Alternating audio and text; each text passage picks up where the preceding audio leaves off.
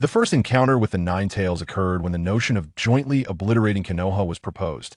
You were guided through the world of Naruto to become Naruto himself, confronting the overwhelming animosity of the villagers. The life choice system presented you with two options. 1. To earn the recognition of all through your own endeavors and become the revered Hokage of Konoha. 2. To embrace the path of a rogue ninja and bring about the destruction of Konoha. You decisively opted for the latter, gaining mastery over chakra. Thus, you found yourself in the ceiling space, where the Nine Tails awaited. Ah, Kurama, it has indeed been a long time, you remarked, evoking a sense of nostalgia in the beast that had not been called by its true name for centuries. How do you know my name, little brat? Kurama retorted, momentarily taken aback. With a grin, you replied, I am Ashura. This is impossible. How would you possibly know that name? Kurama's tone was laced with intense fury. An old man, adorned with 2 horns and a white robe, with 3 circular eyes, informed me. He claimed I am the reincarnation of Ashura. This revelation. Kurama fell silent, incredulous. Are you truly certain you are Ashura's reincarnation? You shrugged nonchalantly. I know not of reincarnations. I have no interest in such matters. I am simply myself. Kurama's expression grew complex. So, you seek to utilize my chakra? Naruto's smile radiated even brighter. That seems about right. However, it must be dull for you to remain confined in this ceiling space. Kurama's eyes glimmered with intrigue. What do you intend to do? Would you join me in annihilating Konoha? Naruto extended an invitation to Kurama. Very well, I shall indulge you. Speak. How may I assist you? Simply entrust your power to me. That moment. A red line of chakra quietly emerged, connecting you and Kurama in the dim, damp expanse of the ceiling space. Hiruzen Sarutobi, upon learning of your chakra refinement, increased the frequency of his visits. You seized this opportunity to learn various jutsu, including the shadow clone technique and the Rasengan. Despite your nearly year-long disappearance from the villagers' animosity towards you remained undiminished, escalating even further under Sarutobi's misguided orders. Ignoring the disdainful glares and hostility surrounding you, you walked homeward when suddenly, a commotion erupted nearby. Hey, you bumped into us. Do you realize that? Henry heard a cacophony of voices and turned to see a familiar figure, his expression shifting to surprise that a group of tall boys surrounded a little girl clad in a pale pink yukata. I'm sorry, I didn't mean to. She quickly apologized, fear evident on her face. You found the scene somewhat amusing. The second Dinkaman of the Uchiha clan in Konoha. How could even a young lady of your clan be bullied by ordinary villagers? To your astonishment, over a year had passed, and this was still the state of affairs. Your voice cut through the air behind the group, startling them. Hinata, who had been curled up on the ground, peeked out with wide eyes. Suddenly, a look of surprise emerged. You and Chu Tian have long been acquainted. You are that monster. You wretched being. Were you not already executed by the 3rd Hokage?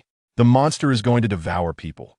The 4 individuals could not help but exclaim as they gazed at the figure slowly approaching. You are no longer the frail form of the past. The immense chakra within you, along with a year and a half of sumptuous feasts, has significantly enhanced your physical prowess, your robust muscles, and the intimidating presence towering above your peers. Left the 4 feeling cold and immobile. Naruto and Hinata, brimming with joy, stood up. Ever since you aided him a year ago, he had yearned for an opportunity to apologize to you in person. Yet fate had not granted them another meeting. You disregarded the 4 inherently malevolent Konoha children and approached Hinata, disappointment etched across your face. Hinata displayed a somewhat aggrieved expression. For in you, he suddenly perceived the shadow of his father. Monsters devour monsters. Let's flee. Witnessing that the monstrous fox paid them no heed, the 4 immediately scattered in terror. It would not be difficult to deal with them. Naruto's voice was somewhat stern, resembling that of father. The Hokage had once said, power should not be wielded carelessly to harm others. It would be regrettable if they were injured. Hinata lowered his head, stammering and speaking in a voice softer than a mosquito's buzz. Possessing strength, yet choosing not to use it, preferring to suffer than to inflict harm upon others. You quietly observed Hinata, who dared not speak, your disappointment growing ever more palpable. You had once hoped to forge a meaningful friendship. Your tone was filled with regret. Upon hearing this, Hinata instinctively lifted his small head, gazing up at your lips that resembled falling snowflakes, his eyes brimming with anxiety. He could not fathom why. despite the fact that you had saved him last time, chasing away those who bullied him, and guiding him home by the hand. Naruto was indeed a gentle soul. Why did you not wish to be friends with him? Why, Naruto? Hinata felt a pressing urgency, struggling to articulate his thoughts. His pure eyes, now clouded, glistened with tears, like a crystal-clear spring in a snowy landscape, drawing forth sympathy. Your expression remained unchanged. You wished for Hinata to undergo a transformation. If he were to remain like a mere vase, he would only serve as a burden in your life. After all, in Konoha, Hinata was one of the few who bore you no malice. Even the perpetually kind Sarutobi Hiruzen occasionally exuded an air of hostility. Thus you sought to guide Hinata, to prevent him from being brainwashed by the will of fire. Those who linger too long in darkness yearn for a glimmer of light. In this reunion, what you sensed from Hinata was merely joy and excitement. The girl's emotions were so pure and unblemished, untainted by the world. However, if she remained this feeble, getting too close would only lead to mutual harm. Did you observe the expressions of those ruffians? You suddenly turned your gaze around and a crowd inexplicably began to gather, each individual cloaked in a profoundly distasteful malice. Among them, several strands of hostility dispersed throughout the throng, potent and perhaps a mere trick of the upper echelons of the pastoral community. Why did Hinata also take notice of the suddenly assembled villagers? Each person regarded Naruto with an expression that seemed to ask, "Why do you not perish?" This inflicted greater anguish upon Hinata, for in their eyes, they could not even perceive his existence. Their gaze fixated not on her, but intently upon the crowd that surrounded him. In that throng, he spotted the earlier group of children, whispering amongst themselves, standing beside their parents, their heads bowed in malicious mirth, as if they occupied a vantage point akin to that of a victim. Hinata too beheld this scene. Why was it that Naruto, who had provided him aid, was cast as the villain? The din from the gathering erupted. Is that guy going to harm someone again? I knew it, that fellow's sudden arrival in the village would surely spell trouble. Indeed, this monster ought to be expelled. Hey, it's the third Hokage's orders. The palpable malice grew increasingly dense, yet he maintained an air of calm, his inner state undisturbed. Suddenly, a soft, melodic voice pierced through the clamor, effortlessly overshadowing the cacophony of hostility. The previously venomous murmurs ceased abruptly. Surprised, he turned to Hinata, who had flushed crimson, her hands gripping the hem of the healer's robe tightly. Though her body trembled with fear, she summoned all her strength to exclaim, "Naruto-kun is not a bad person. It was Naruto-kun who saved me. Naruto-kun is a good person." For the first time, Hinata bravely uttered her own voice. She could not bear to witness the disappointment in Naruto's eyes. She stood opposed to the villagers, yet the ignorant and foolish populace remained blind to the truth. Surely, they would think this young girl was threatened by that wicked fox. How vile, indeed, that the malevolent fox would dare to intimidate the villagers. How dare you threaten the villagers? Why hasn't the security department shown up yet? Get him out! Get him out! In an instant, the crowd was furious, and Hinata suddenly realized that her explanation seemed to have the opposite effect. She felt even more flustered and wanted to continue shouting, but suddenly found a small hand on her head. That's enough. Hinata suddenly met a pair of gentle, water-like blue eyes, like the sky. Hinata, you should leave here. It might get a little dangerous. He had already seen several villagers picking up stones. No, Hinata's eyes were filled with tears. She wanted to stand by Naruto's side. Young lady. At that moment, a Hyuga ninja appeared in front of Hinata, and his arrival deflated the anger of the villagers. They were just civilians, not to be provoked by ninjas. The Hyuga ninja stood directly between Naruto and Hinata, watching Naruto warily, and said to him with disgust, "Keep away from the young lady, monster." His voice seemed to be choked by something, and looking into those eyes glowing with a red light like needles, he was too scared to speak. "No, it's not like this." Hinata cried out in an attempt to explain, but was suddenly embraced by the Hyuga ninja, who ran away desperately. He could guarantee that he had never run this fast, even when facing the shuriken from the Cloud Village. That was truly a monster. The Hyuga ninja was the first to discover this matter. He thought it was just a rumor. The departure of the Hyuga ninja reignited the villagers' previously extinguished anger, making it even more explosive. "Get out of our village." Whoosh! The sound of something slicing through the air suddenly rang out, and a stone struck his head directly, instantly causing blood to gush and staining half of his face red. When Hinata saw this scene, all she could see was red in front of her. It was as if she saw the incredibly gentle, small Naruto being devoured by a group of monsters in that blood-colored world. It's all because of me.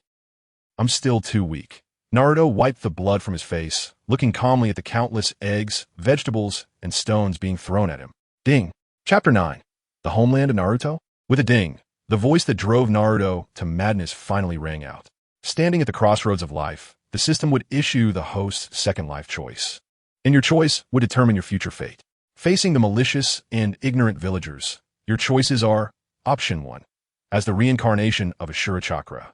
You deeply love everything about the village. You kneel before them now, admit your mistakes, pray for their forgiveness, and hope to gain their recognition. Reward would release. Option 2. As a naturally evil nine-tailed fox, you will do whatever you want, letting these foolish people know what they have truly provoked, instilling even more fear in the villagers of Konoha. Reward, Sharingan. Please make your choice carefully. The system's voice stopped, and Naruto's growing hatred and malice froze in place. He stood there dazed, head bowed, not allowing anyone to see the shock in his eyes. Indeed, the system's output is extraordinary. Although the first option is somewhat disgusting, it does fit the character of the reincarnation of Ashura Chakra. Whether it was the original Naruto, Uzumaki, or the former Hashirama Senju, they would do such a thing. No wonder it grants would release. Hashirama, for the peace of the ninja world, I bow to everyone. Madara, for the peace of the ninja world, everyone bow to me. However, this is about pacifying chaos, establishing Konoha, and distributing the nine-tailed beasts. To be honest, Naruto was somewhat tempted. Although there are differences in would release, he is not like Yamato.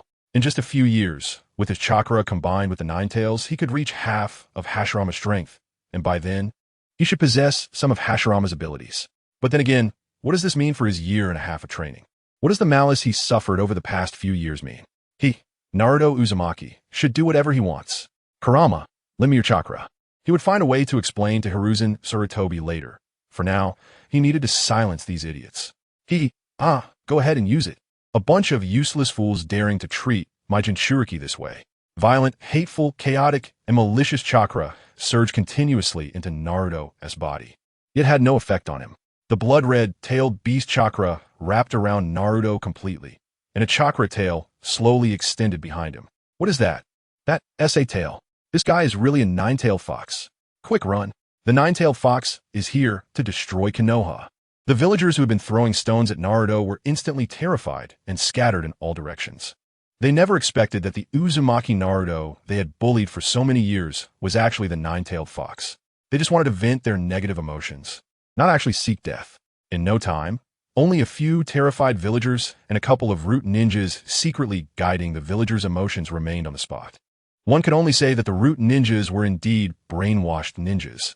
Even when facing this form of Naruto Uzumaki, they only broke out in a cold sweat and immediately assumed a combat stance. At this moment, Naruto was already in a state of losing consciousness.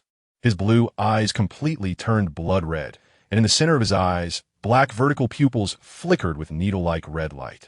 Naruto pressed his body down, with his limbs on the ground. Also adopting an attacking posture, the massive and malicious chakra erupted, instantly making several root ninjas feel a sense of crisis. They were just brainwashed, but the instinct of living beings still existed. This was a true monster. Bang! You all step back. At that moment, a burst of white mist exploded in the scene, and two old men in combat uniforms, along with a group of ninjas in Anbu uniforms, appeared in front of everyone. Shimura Danzo had a grave expression, and his single eye was shrouded in shadow. He just wanted the jinchuriki to reveal their malice towards the village so that he could lock them up, but he didn't expect the jinchuriki to really lose control. This was in the center of Konoha. He felt a heavier weight on his back. This test was proposed by him, and if something went wrong, he would be further away from the Hokage position. He decided to take the initiative. Hiruzen, it seems that the jinchuriki really should be cultivated as a weapon of war. Shut up, Danzo. Hiruzen Sarutobi coldly glared at his old friend. The root's methods had crossed the line. After this incident, I will personally deal with your root. Hiruzen Sarutobi was too lazy to waste words with Shimura Danzo. Danzo's eyes widened in disbelief as he looked at his old friend of several decades. Clearly, it was something agreed upon by the four of them, yet this guy was trying to shift all the blame onto him. He had to calm Naruto down first. Fortunately, it was just one tail. Hiruzen Sarutobi felt somewhat relieved. One tail, he could still handle it. He then placed his right thumb to his mouth, suddenly biting it open, quickly forming hand seals, and then slammed his hands on the ground, summoning Monkey King after a puff of white smoke. A monkey dressed in a tiger-striped sweater and a ninja uniform, wearing a Konoha headband, appeared in front of him. Hiruzen, who are you fighting this time? The monkey immediately spoke human language, and upon seeing Naruto on all fours, shrouded in the nine-tailed cloak with a chakra tail swaying behind him, it was instantly rendered speechless. Monkey King, Vajra Rod. Hiruzen Sarutobi wasted no time. The Monkey King transformed directly into a black rod in his hand. Naruto, calm down. Hiruzen Sarutobi jumped high, holding the rod with both hands, and aimed to smash it down at Naruto. This old man is really fast. Naruto cursed inwardly. He didn't want to fight Hiruzen Sarutobi right now. After all, he had to show an uncontrollable appearance.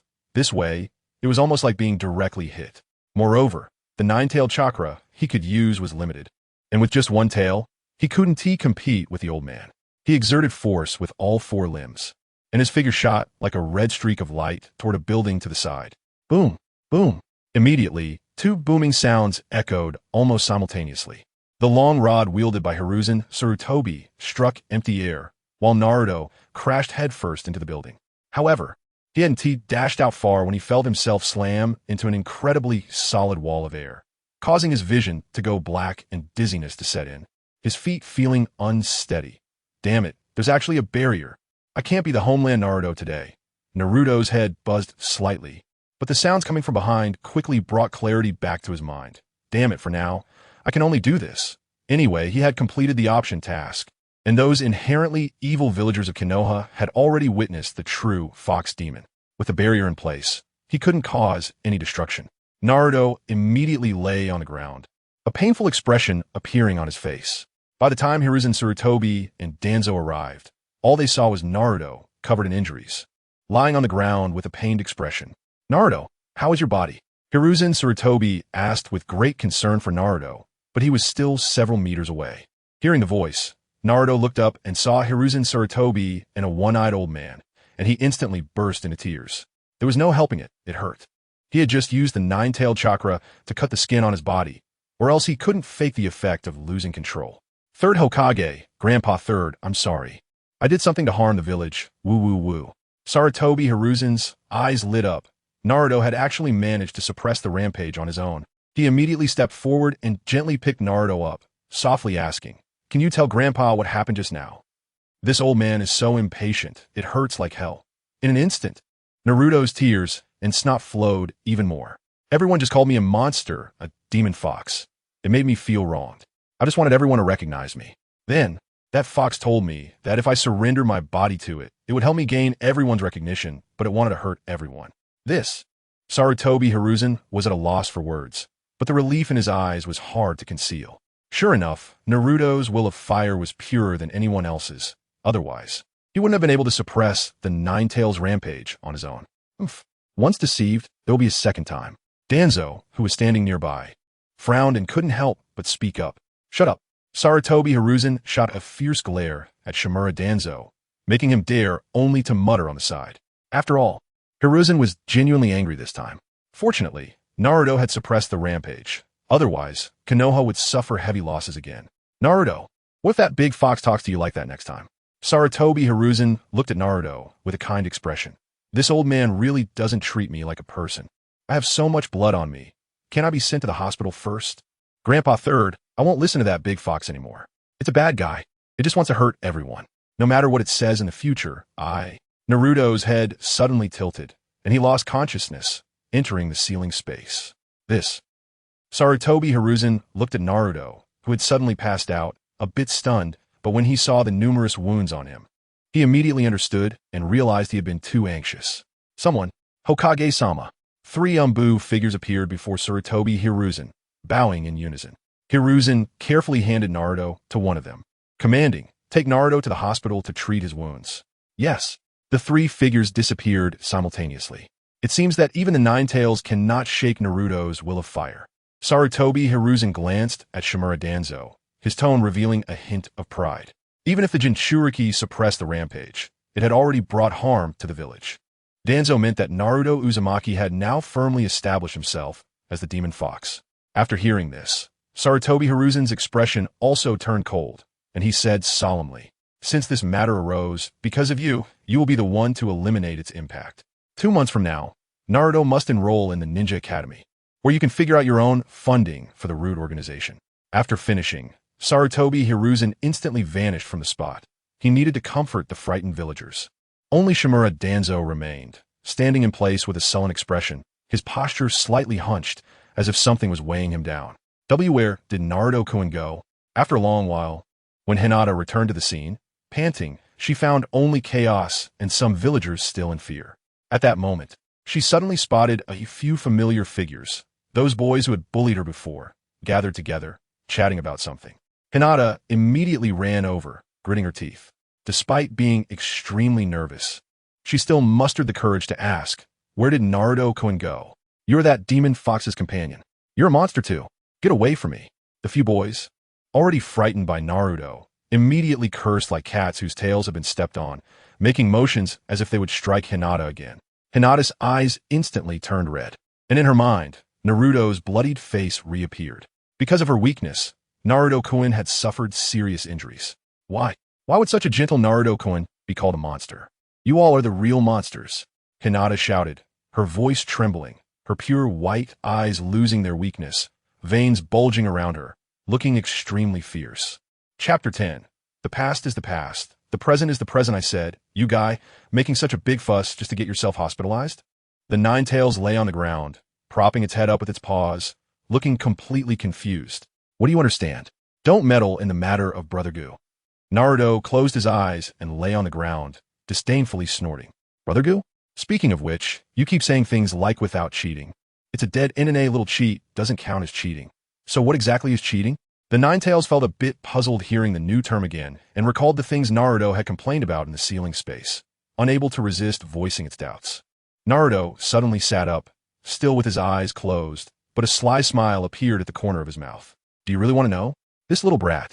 The Nine-Tails looked at the mischievous expression on the little yellow-haired boy's face, unsure of what kind of bad idea he was plotting again. Say it if you want. The Nine-Tails turned its head away arrogantly. Since that's the case, let me show you. You better pay attention. As he spoke, Naruto slowly opened his eyes.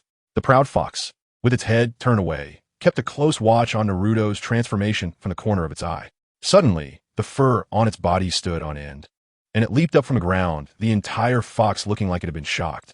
Is this an illusion? When did this happen? The Nine-Tails instinctively thought it had fallen victim to a jinjutsu and immediately took a defensive stance, its two eyes fixed intently on Naruto's eyes. When Naruto opened his eyes, the originally sky-blue irises turned blood red, and in those blood-red eyes, 3 tomo were spinning continuously, eventually connecting into a single line, transforming into the appearance of a fox's vertical pupil. This situation greatly exceeded Naruto's expectations. The system had originally only given him a pair of 1 tomo Sharingan, which he needed to upgrade himself. What he didn't expect was that when he obtained this pair of Sharingan, the experiences from the past 5 years began to flash back in his mind.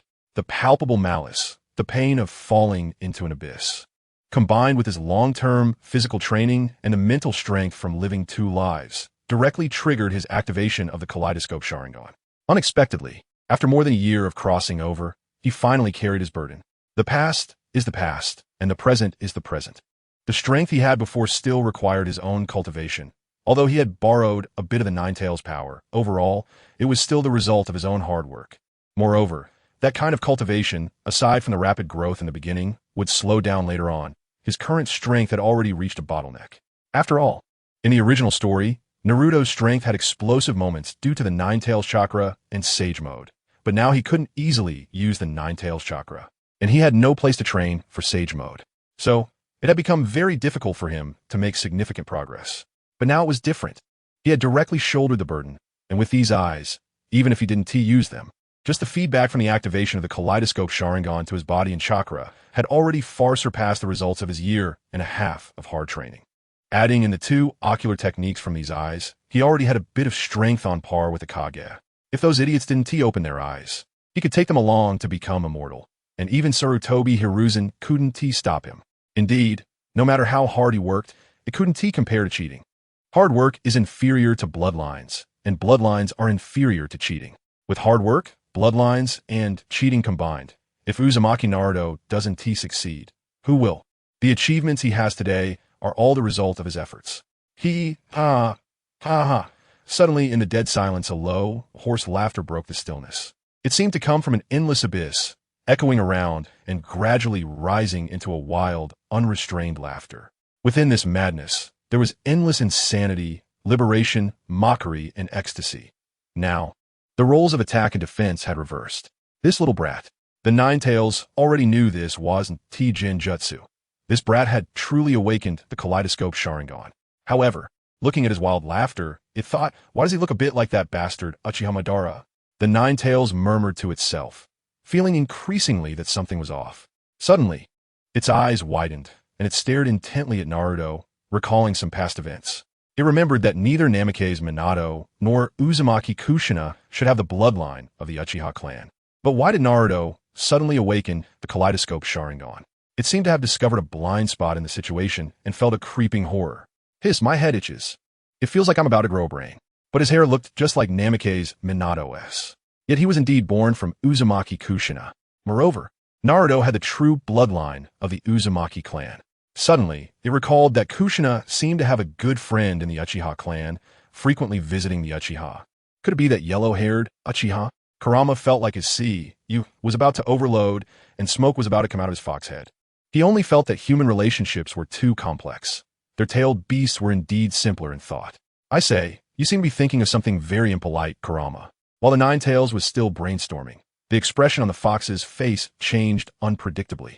Naruto swore he had never seen a fox display so many anthropomorphic expressions. Ahem, the Ninetales immediately cleared its throat a few times, feeling a bit embarrassed, scratching its head with its paw. After all, even if it was a fox, thinking about who Naruto's parents might have strayed with in front of him was still a bit awkward. By the way, what is up with your kaleidoscope Sharingan? I've never seen you with Sharingan before. Naruto smiled and confidently said, the past is the past. The present is the present. This is called cheating. Awakening the kaleidoscope Sharingan cheating? The Ninetales was a bit bewildered. However, Naruto's equation was quite accurate. After all, awakening the kaleidoscope was indeed cheating. Generally, a ninja would spend their entire life training, but probably no one could achieve the improvement from awakening a pair of kaleidoscope Sharingan like him. Enough of that. Naruto suddenly leaped up, standing directly from the ground, looking provocatively at the Ninetales. Kurama, let us practice together. Chapter 11. Naruto's Kaleidoscope. Ha ha ha. Little brat, do you think awakening the kaleidoscope Sharingan allows you to provoke me? The Ninetales' gaze suddenly sharpened, like two sharp swords, staring directly at Naruto. Naruto showed no fear, a mysterious smile appearing on his face as he said, Kaibai, you were controlled by the kaleidoscope Sharingan twice. You little brat. The Ninetales' mouth twitched slightly, not in a smile, but as a sign of suppressed anger, like the calm before a storm, foreshadowing an impending eruption. Get in here. I will tear you apart with my own hands. Ha ha ha. Kaibai, let me see the strength of the strongest tailed beast. The rain had stopped and the sky had cleared. Naruto Uzumaki felt ready and charged directly into the cage holding the Ninetales. It was mainly because this was a ceiling space. Even if he died, he wouldn't really die. Roar. The Ninetales let out a disdainful roar, swinging its gigantic fox paw at Naruto at an incredibly fast speed. Facing the simple swipe, Naruto merely sidestepped, causing the Ninetales' attack to miss and splash water everywhere. In that instant of dodging, Naruto clapped his hands. Shadow Clone Jutsu. Instantly, dozens of chakra clones appeared around him, dispersing into several directions and surrounding the Ninetales in a semicircular formation. Wind release. Vacuum sphere. All clones clapped their hands simultaneously, taking a deep breath as massive chakra gathered in their mouths, then simultaneously unleashed the wind release. Vacuum sphere, firing at the Ninetales like a machine gun, providing heavy fire coverage. The Ninetales shook its nine tails behind it, shielding itself. Boom, boom, boom. All vacuum spheres hit the Ninetales, instantly creating a large cloud of smoke. After gaining the boost from the kaleidoscope Sharingan, Naruto's vacuum spheres were already far more powerful than Sarutobi Hiruzen's, leaving several wounds on the Ninetales' tails. Not bad, little brat. Wind release. Rasengan. The Ninetales spread its tails apart, revealing its crimson vertical pupils. And just as it was about to taunt, It saw dozens of yellow-haired clones rushing towards it with Razengans. What the hell? No martialifics. The Nine-Tails' heart trembled. Being hit by dozens of wind-release Razengans was no joke. It controlled its nine tails again, using 5 to protect itself, while 4 swept towards the charging Naruto clones. Standing at a distance, Naruto crossed his arms, a slight smirk on his face, then his left eye's vertical pupil suddenly widened. Kaleidoscope Sharingan technique. Reversal of fate. In an instant, 9 torii gates descended from the sky, pinning the nine tails to the ground. What is this? Divine Gota? The familiar scene caused the Nine-Tails' heart to stop momentarily. It thought Senju Hashirama had resurrected, momentarily forgetting to resist. But while the Nine-Tails was in a daze, Naruto was not. Dozens of clones had already rushed in front of the Nine-Tails, attacking it in a suicidal manner. Bang, bang, bang, bang. The sounds of dozens of Razengans exploding and shadow clones dispersing echoed simultaneously. This time, the smoke from the clones' explosions completely enveloped the Nine-Tails' massive body, obscuring its form. But Naruto's Sharingan saw everything clearly. Although the Nine-Tails looked somewhat disheveled, the fighting spirit in its eyes was even more fervent. Roar! The Nine-Tails broke free from the 9 torii gates, dispersing the surrounding smoke. It had only momentarily lost focus due to psychological trauma, quickly regaining its composure. Though the appearance resembled Hashirama's Divine Gate, it was just a copy. You made me a bit angry, little brat. The Nine-Tails was frustrated that it, the strongest tailed beast, was scared by a counterfeit. All 9 tails spread wide, charging towards Naruto's main body. Naruto remained standing in place, slightly out of breath, a bit surprised at the energy expenditure, as he had not yet gathered chakra at 5.5 years old. But facing the Nine-Tails' fierce tail attack, Naruto's face showed little panic as he clapped his hands again. 9 massive wooden hands suddenly appeared in the ceiling space, directly blocking the Nine-Tails' attack. Is this what release? The Nine-Tails immediately retracted its tails, its expression uncertain. The 9 wooden hands also vanished, and Naruto pointed to his left eye, saying, "It's not what release. It's the ability of my kaleidoscope Sharingan called Reversal of Fate." Quite a nice ocular technique. Naruto was very satisfied with the ability of his left eye. Whether in his past life or this life, it was a power he found quite gratifying. Reversal of Fate. This technique was similar to but far superior to the abilities of the Kurama clan. It could directly turn the imaginary into reality, using illusions to affect reality, making things and illusions become real, allowing imagined objects to appear from thin air. It was an extraordinary ability, as long as his chakra was sufficiently vast, his mental power ample, and his body strong enough, he could materialize anything. Like this. Would release. True Thousand Hands. Naruto clapped his hands again, and suddenly a large number of trees grew in the ceiling space. These trees spiraled upwards at a visible speed, quickly condensing into a half-human form sitting cross-legged. Finally, under the Nine-Tails' astonished expression, it transformed into a giant Buddha figure that filled the ceiling space, its hands together. However, there were not thousands of hands behind it, only 9, matching the Nine-Tails' 9 tails. After all, he couldn't really imagine how Hashirama's 1,000 hands would be used in battle. Having a few less was fine. Naruto stood on top of the Buddha's head, a look of pride on his face, loudly declaring, "Kai-bai, isn't my ocular technique impressive?" The Nine-Tails stared blankly at the giant Buddha, memories of the past beginning to assault it again, the humiliation of being grabbed by Hashirama resurfacing in its heart. Damn, little brat, don't underestimate the tailed beasts. The Nine-Tails roared in anger. It couldn't do anything when Hashirama grabbed it, nor when Uchiha Madara controlled it. But now even a little brat dared to stand on its head.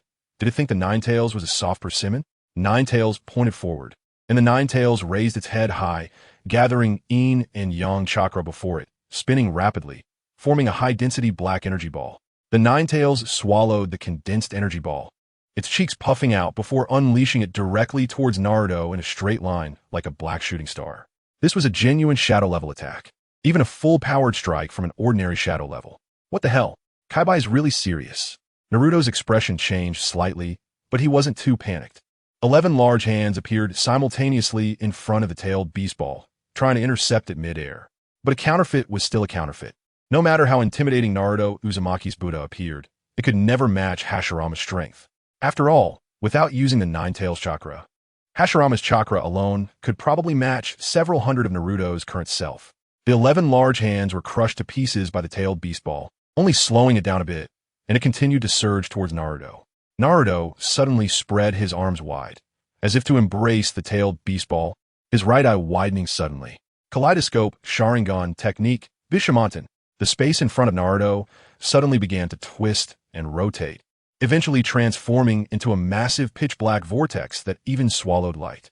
When a tailed beast ball reached Naruto, it astonishingly came to a halt in front of the gigantic black vortex, and then was gradually consumed by it. What? The Nine Tails widened its eyes again. But before it could react, a second-tailed beast ball began to form. The Manjiki Sharingan is indeed a troublesome ability. I wonder how many tailed beast balls you can absorb. Watching the Nine Tails gather the second-tailed beast ball again, Naruto chose not to use the black vortex this time, but instead utilized the shadow clone technique. Then, he also began to form a Rasengan.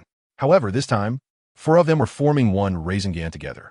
Naruto's main body quickly retreated because the Rasengan being formed by the 4 clones was a bit too large. He did not use wind release chakra, as the amount of chakra obtained from the previous tailed beast ball was already substantial. If too much wind release chakra was added, it probably wouldn't be able to be formed. The Rasengan was quickly completed, and the 3 remaining clones exhausted their chakra and disappeared, leaving only 1 clone holding the Rasengan, which was a bit larger than a person, standing on top of the giant Buddha. Kurama, have you ever heard of a Rasengan that falls from the sky? Supersized Rasengan. The clone leaped down while holding the gigantic Rasengan, descending from the sky directly towards the Nine Tails. Naruto.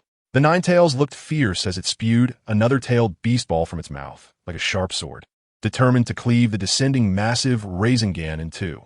When the 2 collided fiercely in mid-air, the entire ceiling space seemed to tremble from the clash of energy. The tailed beast ball, a sphere containing the ultimate compression of tailed beast chakra, was met with Naruto's supersized Rasengan, which was also a ninjutsu utilizing the ultimate compression of the Nine Tails' first tailed beast ball chakra.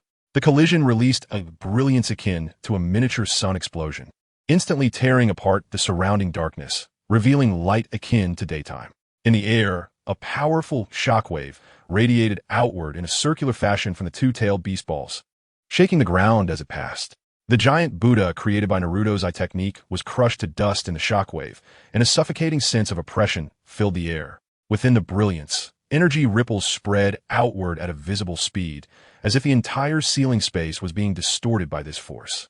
At the boundary of light and dark, 2 different types of chakra collided violently, producing dazzling colors, red and blue intermingling like the realms of yin and yang, eroding each other. Ultimately, when both energies were exhausted, the light gradually faded. The Nine Tails remained crouched in place, shielding itself with its tail, while Naruto stood at the entrance of the cage, layers of crumbling stone walls protecting him from the impact. The surroundings showed no change, for this was the ceiling space. As long as the seal remained intact, nothing would be destroyed. Is this your eye technique? With Naruto's current chakra level, it was impossible to create such a powerful Rasengan. Even the 4th Hokage couldn't block a tailed beast ball with a Rasengan. Damn it, how can the strongest tailed beast not take down a little brat? Naruto adjusted his clothes, which had been ruffled by the shockwave, and smiled as he pointed to his right eye. The eye technique in his right eye, Vishka. Vishka possesses the ability to devour everything. When Naruto uses this eye technique, he can absorb other substances through consumption.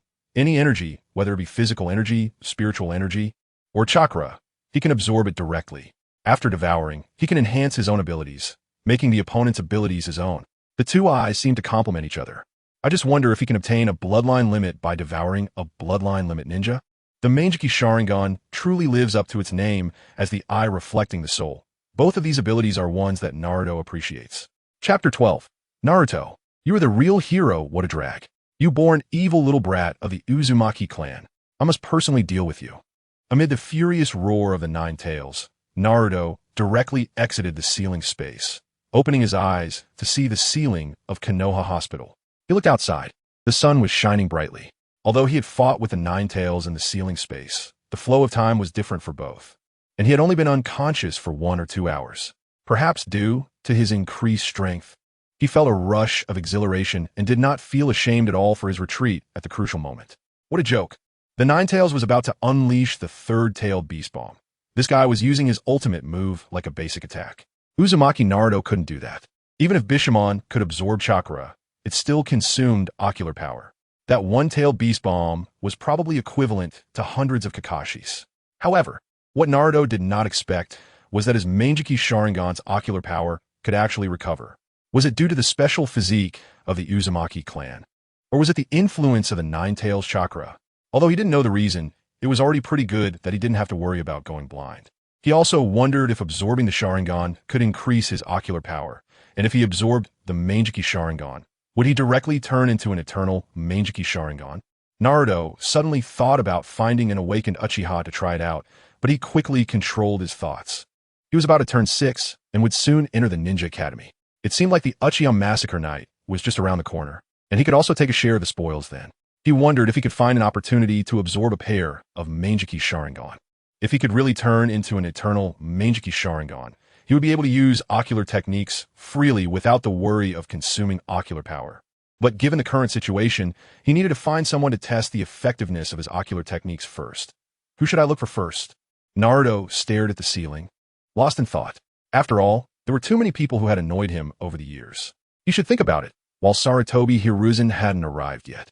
As soon as he came out of the ceiling space, he sensed through the Nine-Tails' malicious intent that 2 malicious auras around him had suddenly disappeared.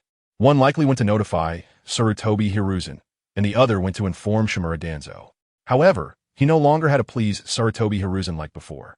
He had previously endured because he was too weak, but now he already had the Manjiki Sharingan and possessed a certain degree of table-flipping ability. If he continued like before, wouldn't his Manjiki Sharingan be wasted? While Naruto was still contemplating, it was like a college student deciding what to have for lunch. If he chose one, he would regret not choosing the other. If he chose the other, he would feel the first was better, full of entanglement. Knock, knock, knock. At that moment, a sudden knock on the door interrupted him.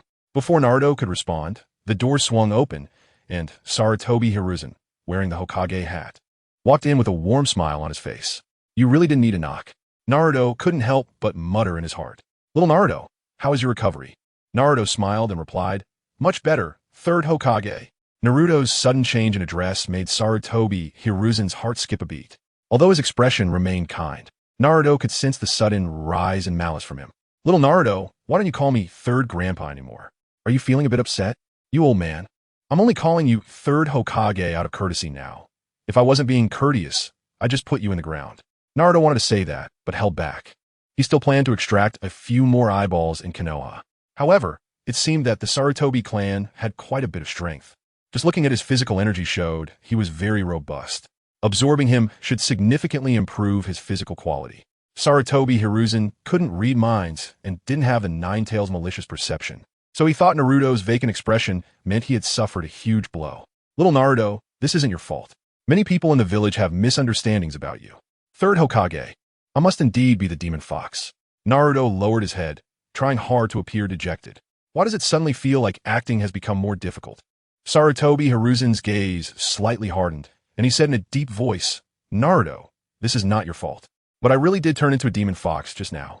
Sarutobi Hiruzen fell silent, thinking for a moment before letting out a long sigh. His voice was somewhat hoarse as he said, Naruto, let me tell you a story. A story? Naruto raised his head curiously, thinking about what kind of method this old man was going to use to persuade him. Sarutobi Hiruzen suddenly showed a nostalgic expression, filled with a mix of sorrow and longing. This story starts with the fourth Hokage. The fourth Hokage was a very sunny and gentle child. Although he was shy by nature, he could be serious and cautious when dealing with enemies. I had great hopes for him back when he was in the Ninja Academy. In the end, 5 years ago during the Nine-Tails chaos, the fourth Hokage sealed the Nine-Tails at the cost of his life to save the village and was hailed as the hero who protected Konoha. Sarutobi Hiruzen rambled on, praising how excellent Namake's Minato was as a ninja, how great a Hokage he was, and how he was a hero who safeguarded the entire village. Naruto couldn't help but reflect on all his experiences over the years. Namake's Minato, what exactly did you protect? Your wife died, you died, your son became a street rat, and all your inheritance was taken away, leaving nothing behind. The villagers of Konoha never thought that Naruto was the demon fox and bullied him. They never truly believed he was the demon fox. They just needed an outlet for their emotions.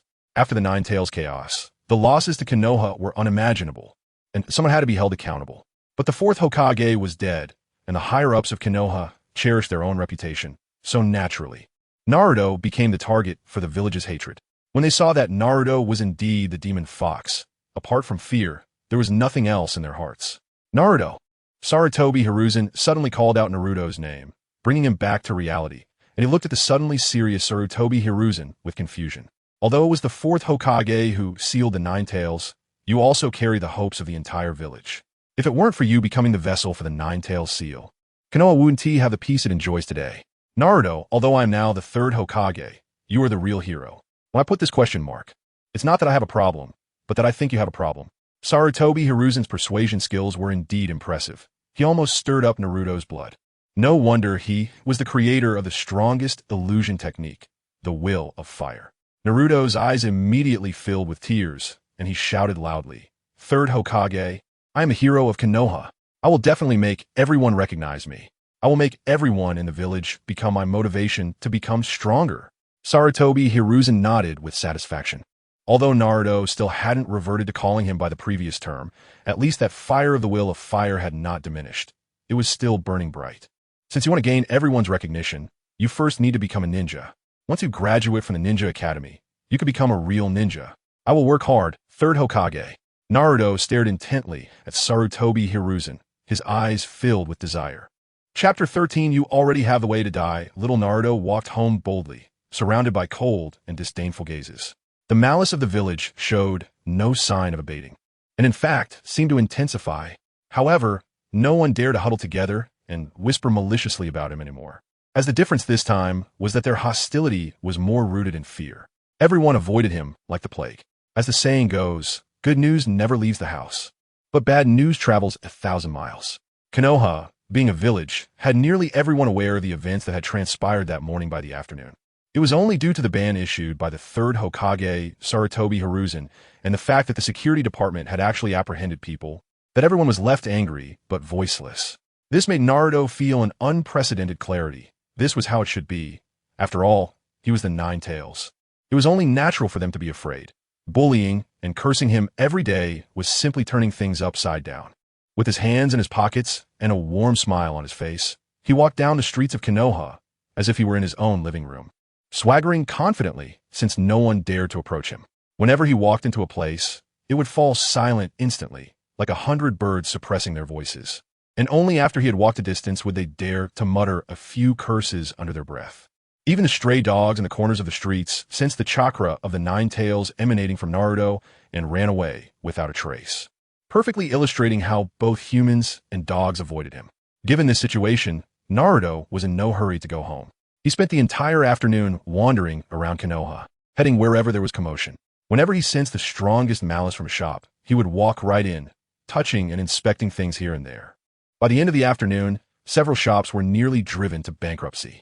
However, a few were quite tough and directly shouted curses at him, with all sorts of venomous insults pouring out. Naruto would then look on with a face full of regret as he watched the other person being taken away by the security department for tea. The feeling of them being unable to do anything but curse him while knowing they would end up in jail only made Naruto feel even more at ease. You little brat, do you really enjoy such a boring game? Finally, the Nine Tails, who had been lying in the ceiling space, couldn't hold back anymore. Naruto was a bit surprised and responded in his mind. Kurama, are you not angry anymore? Naruto's words caused the Nine Tails to feel a wave of frustration, snorting coldly. Even if I were angry, could you come in here and let me beat you up? Haha. I'll come find you for a fight once I improve my strength next time, Naruto said nonchalantly. The Nine Tails didn't want to engage in this topic with Naruto. After more than a year of living together, he had long realized that this little yellow-haired brat had no understanding of face. Turning disdainful, he said, "Is this your way of getting back at Konoha? Well, there's nothing I can do. I can't just do bad things in broad daylight." Naruto thought helplessly, and then a wicked idea crossed his mind. But we'll have to wait until nightfall, right? The Nine Tails fell silent. It suddenly realized that the already dim ceiling space had become even more profound, with the ceiling door and the bars stained with dark patterns. It understood why its chakra hadn't caused this brat to lose control. A drop of dirty water falling into an ink tank would only cause a ripple. What other effect could it have? After obtaining those eyes, Naruto's malice had already shed its shackles. Dusk is the junction between day and night, also known as the time of demons. After wandering for a whole day, although Naruto still felt energetic. The scent of food wafting from the buildings on either side of the street made him feel a bit hungry. In a corner of the commercial street, Naruto looked at the shop in front of him, hesitating over whether to go in or not. At the entrance, a striking red and white sign displayed the words Ichiraku Ramen in bold letters, with the steam from the ramen wafting through the gaps in the curtains, enticing passersby. After a moment of hesitation, Naruto pulled apart the curtains and walked inside. The shop had only a long counter for diners, and, at that moment, two people were already seated on either side of the counter, while a man and a woman were busy on the other side of the bar. Ayam, who had been working with her father for years, immediately noticed the new customer and stopped her work, revealing a friendly smile. "Welcome. May I ask?" Naruto. Ayam was initially taken aback, but her expression quickly turned to one of joy. "Naruto, you little brat, where have you been all year? We were so worried about you." Her expression then became serious as she looked at Naruto, her eyes reflecting a sisterly concern for her younger brother. "Oh, it really is Naruto. You've been gone for over a year. My ramen shop has added quite a few new items." The handmade ramen uncle turned around upon hearing the voice and greeted him with a smile. I've been training outside all year and just got back today. I want to try all of your new items, uncle," Naruto said with a smile, scratching his head, showing one of his rare sincere smiles in front of others. Sure enough, even after today's events, Uncle Tucci and Ayam had no malice toward him. This was one of the few safe havens he had in Konoha. However, the sudden surge of malice he felt upon entering the shop still made him a bit uncomfortable. He frowned and chose to sit next to another person, only to find that this person also bore no ill will. Curious, Naruto looked over to see a man with distinctive silver hair, a forehead protector obscuring his eyes, a mask covering half his face, and a small book that seemed to have no cover. Kakashi Hitaki. Naruto was surprised to run into him here, but didn't think much of it, casually sitting next to him. Kakashi only glanced at Naruto when he entered, his deadpan eyes barely flickering before returning to their usual dullness. Speaking of which, Naruto had grown quite a bit this year. He used to be shorter than this counter. Haha, Ayam laughed as she prepared a bowl and chopsticks for Naruto. Really? Naruto stood up to compare and found he was indeed half a head taller than the counter now. But this was normal over the past year. He had been eating all sorts of game, which were high in protein and nutrition, and, coupled with chakra assistance, he had indeed grown quite a bit. Maybe it's because of my training, Naruto smiled and explained, then pretended to show off, saying, I've learned ninjutsu now. Ninjutsu? Wow, Naruto, you're amazing. Ayam's eyes sparkled with admiration. She and her father had been running the ramen shop in Konoha for over a decade, so she obviously knew how impressive it was to learn ninjutsu at 6 years old. By the way, didn't Lord Kakashi also learn ninjutsu at 6? Ayam suddenly started chatting with Kakashi, perhaps because she sensed no hostility from him towards Naruto and wanted to introduce the two, thinking that geniuses would have plenty of common topics to discuss. Kakashi tightened his grip on the book subconsciously, hesitated for a moment, and then nodded slightly. Naruto made an exaggerated, goofy face and exclaimed, Hey, this one-eyed uncle is just as strong as me? One-eyed uncle. Kakashi's dead fish eyes couldn't help but roll up a little, but he offered no response. The teacher child really has a completely different personality from a teacher. The atmosphere suddenly became a bit silent, and SHBU, who had opened the topic, felt a bit awkward and changed the subject. Naruto has finished his training. Is it because he is going to enroll in the Ninja Academy? Naruto happily nodded, unaffected by Kakashi's indifference. SHBU's eyes showed relief. Since it's to go to school, he must be able to make more friends. Definitely. Bang. A loud noise suddenly interrupted Naruto's unfinished words, and SHBU was startled, realizing that a nearby customer had finished his ramen, stood up, and slammed his chopsticks on the table. SHBU hurriedly approached with a polite expression and asked, Sir, is the ramen not to your taste? The man snorted coldly, glanced sideways at Naruto's position, silently muttering a curse, and then looked at SHBU with disgust, shouting with a voice loud enough to be heard several blocks away. The noodles here are simply the worst I've ever eaten. Opening here is just a waste of Konoha's land. You should just close down quickly. After saying that, he hurriedly left without looking back. SHBU was stunned for a moment, quickly realizing that the person was deliberately looking for trouble. Her originally gentle face grew cold, her brows slightly furrowed, and her cheeks flushed with a faint red due to her agitation. Looking at the clean, empty bowl on the table, she gritted her teeth. Her hands pressed against the bar. Leaning forward, she angrily shouted at the departing figure, You jerk if the ramen is bad. How come you ate it so cleanly? If you have the guts, come back and say what was bad. The man, however, quickened his pace and soon disappeared into the crowd. Seeing this, SHBU fell helpless and could only clean up the empty bowl on the table, only to discover another problem. This bastard actually dared to eat without paying. SHBU was even angrier. She had never seen someone so arrogant while dining and dashing. This guy has a death wish. Naruto lowered his head, a fierce glint appearing in his eyes, already memorizing the scent of the person. I'll be at your doorstep soon. Sister SHBU, I'm sorry. Upon hearing this, SHBU's expression softened considerably, but she still looked somewhat dissatisfied as she said to Naruto, Naruto, this has nothing to do with you. The guy not only ate the ramen without paying, but was also so rude. At that moment, Naruto suddenly felt a hand patting his head. He turned around and realized that Kakashi had finished his noodles and was turning to leave.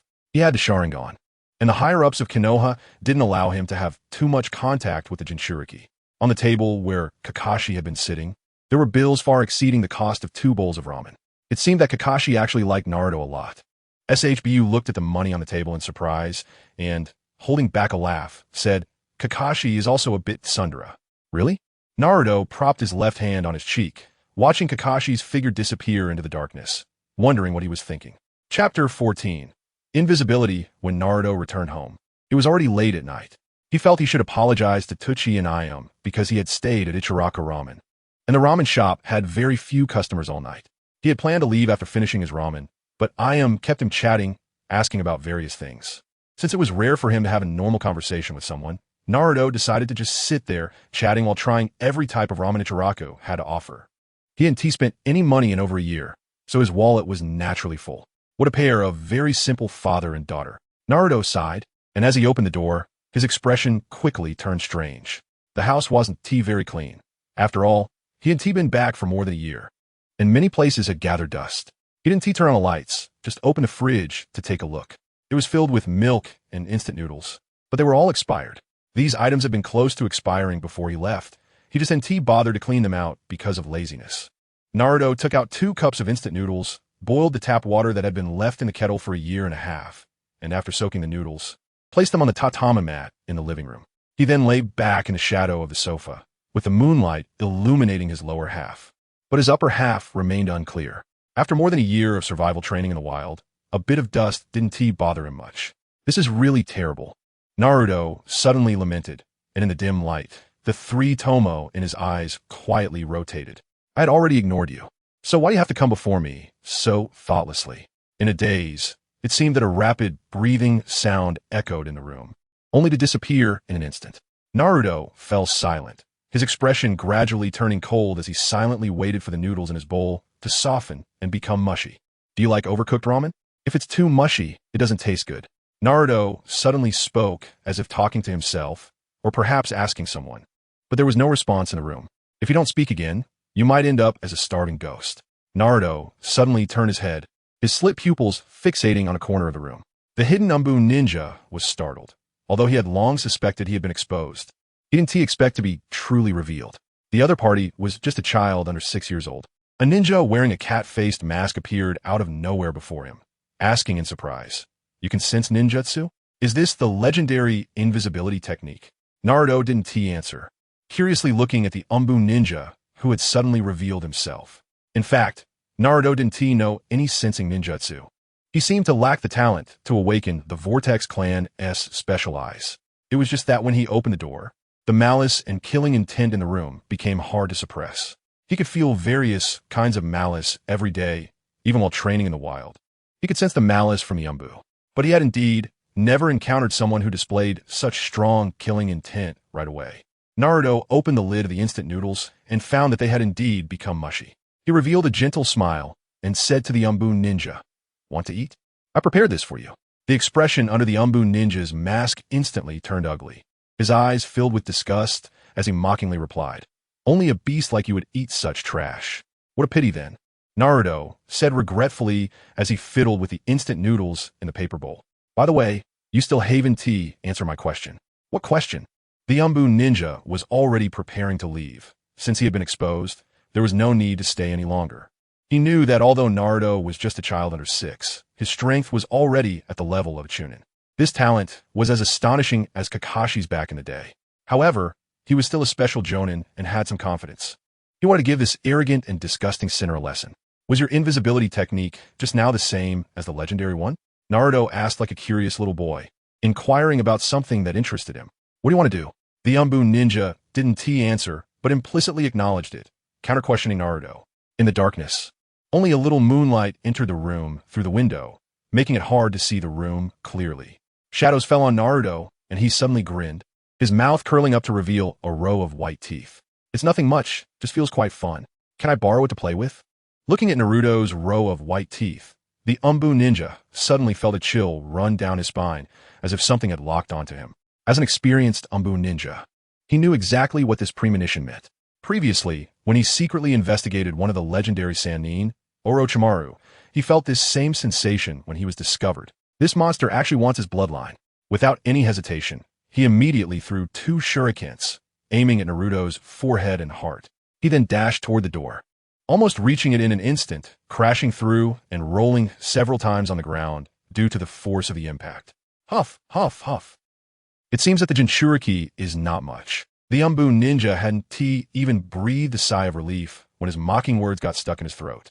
He suddenly saw the jinchuriki sitting on the sofa, backlit by the moonlight, with shurikens embedded in his forehead and heart, grinning at him. That is strange. That spot was just in the shadows. How could it suddenly be backlit? It's an illusion. The Anbu ninja immediately understood what had happened and quickly made a hand sign to dispel the illusion. But he only felt a disturbance in his chakra for a moment, and then nothing happened. What a disappointment. I thought I could play for a bit longer. The Anbu ninja couldn't see Naruto's expression, but he could tell from his voice that the other was quite disappointed. Uzumaki Naruto, do you want to betray the village? Don't forget, it was the village that raised you, an orphan. Are you really going to be ungrateful? The Anbu ninja suddenly said, his tone fierce, as he drew a short blade from his back, remaining fully focused. Why is the Jinchuriki's illusion technique so strong?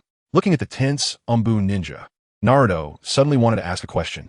Before today, I should not have done anything to wrong the village, right? What? As an Anbu ninja, you should know I'm the Jinchuriki, and I'm also the child of the 4th Hokage. Why do you harbor such strong resentment toward me? Naruto was somewhat confused. If the other hadn't been lurking in the corner with killing intent, he wouldn't have bothered to engage. The Anbu ninja bit his lip, his right hand gripping the short blade tightly, his voice hoarse as he said, "My parents died on the night of the 9 tails." Naruto frowned, confused. So what does that have to do with me? I'm just a Jinchuriki. The Anbu ninja's voice turned venomous. If you had never been born, the 9 tails incident would never have happened. Your parents were not heroes of Konoha. They're the true sinners of Konoha. The Anbu ninja's expression became extremely ferocious. People like you shouldn't have been born in this world. How arrogant, when you're so weak. Naruto was astonished, his expression turning to one of shock. He really had never thought of it from this angle. If Kushina Uzumaki wasn't pregnant, then this incident wouldn't have happened. However, this kind of thinking was indeed quite self-centered. Go die. As Naruto was still pondering the logic behind this, a short blade, glinting coldly in the moonlight, suddenly pierced towards his heart. The Anbu ninja, seizing the opportunity.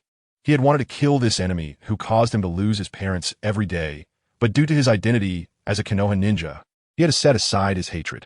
Now, he could finally take revenge for his parents. Even if he were punished by the 3rd Hokage, he would have no regrets, only hoping that the wind would not be implicated.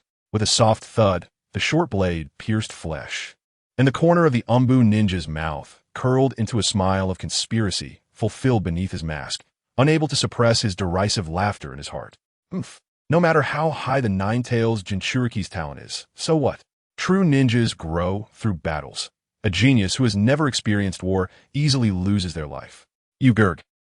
The Anbu ninja intended to mock, but suddenly a viscous liquid began to surge from his mouth, rendering him speechless.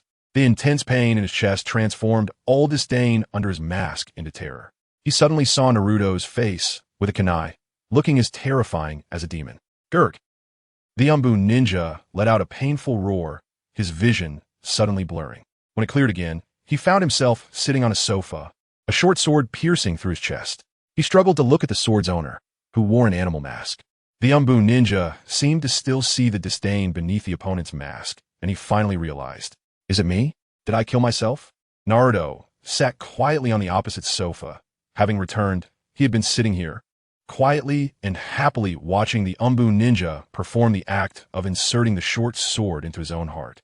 Looking at the body on the sofa that still twitched slightly, perhaps due to having dealt with wild game for too long, he felt no discomfort. After all, it's hard for a person to feel sympathy for food. Naruto approached and removed the opponent's mask, discovering a young, determined face beneath, probably in his 20s, not the wind of the moonlight. How ugly. He glanced at the mask in his hand, hesitated for a moment, and then placed it in his pocket. The vertical pupil of his right eye trembled slightly, and a vortex appeared in Naruto's hand, absorbing the Anbu ninja and the splattered blood on the sofa completely. Naruto felt his chakra seem to increase slightly, and a strange energy suddenly emerged within him. Following the natural guidance of his body, he formed a seal with his hand. His body began to gradually disappear from the spot. Chapter 15. Uchiha Shisui in the middle of the night. Although there is no curfew in the world of Hokage, there is essentially no nightlife either. It is already past midnight, and the city has long shed the bustle of the day, replaced by the tranquility of the night. On the streets, only a few sparse lights remain, like scattered stars in the night sky, illuminating the empty road. Naruto strolls alone on the deserted streets. The moonlight gentle like water, a soft breeze brushing against him. Though it carries the chill of night, it brings Naruto an inexplicable sense of comfort. However, what truly brings him comfort is not the peaceful night, but his current serene state of mind. He is now in sage mode. He uses shadow clones to impersonate himself sleeping in his bedroom, and no one has noticed that his real body has used body flicker technique to leave. In normal circumstances, as long as someone uses a sensing-type ninjutsu, they could easily discover his location. After all, body flicker only renders one's body invisible but cannot stop chakra from leaking out. However, Naruto can do it. He can completely control the chakra within his body and seal it off entirely, releasing not a trace of chakra. Unless one can directly see chakra with a special bloodline ability, it's very difficult for ordinary sensing ninjas to detect him. This inspiration came from his experience in Hunter x Hunter, where he used this method to conceal his presence while hunting in the woods.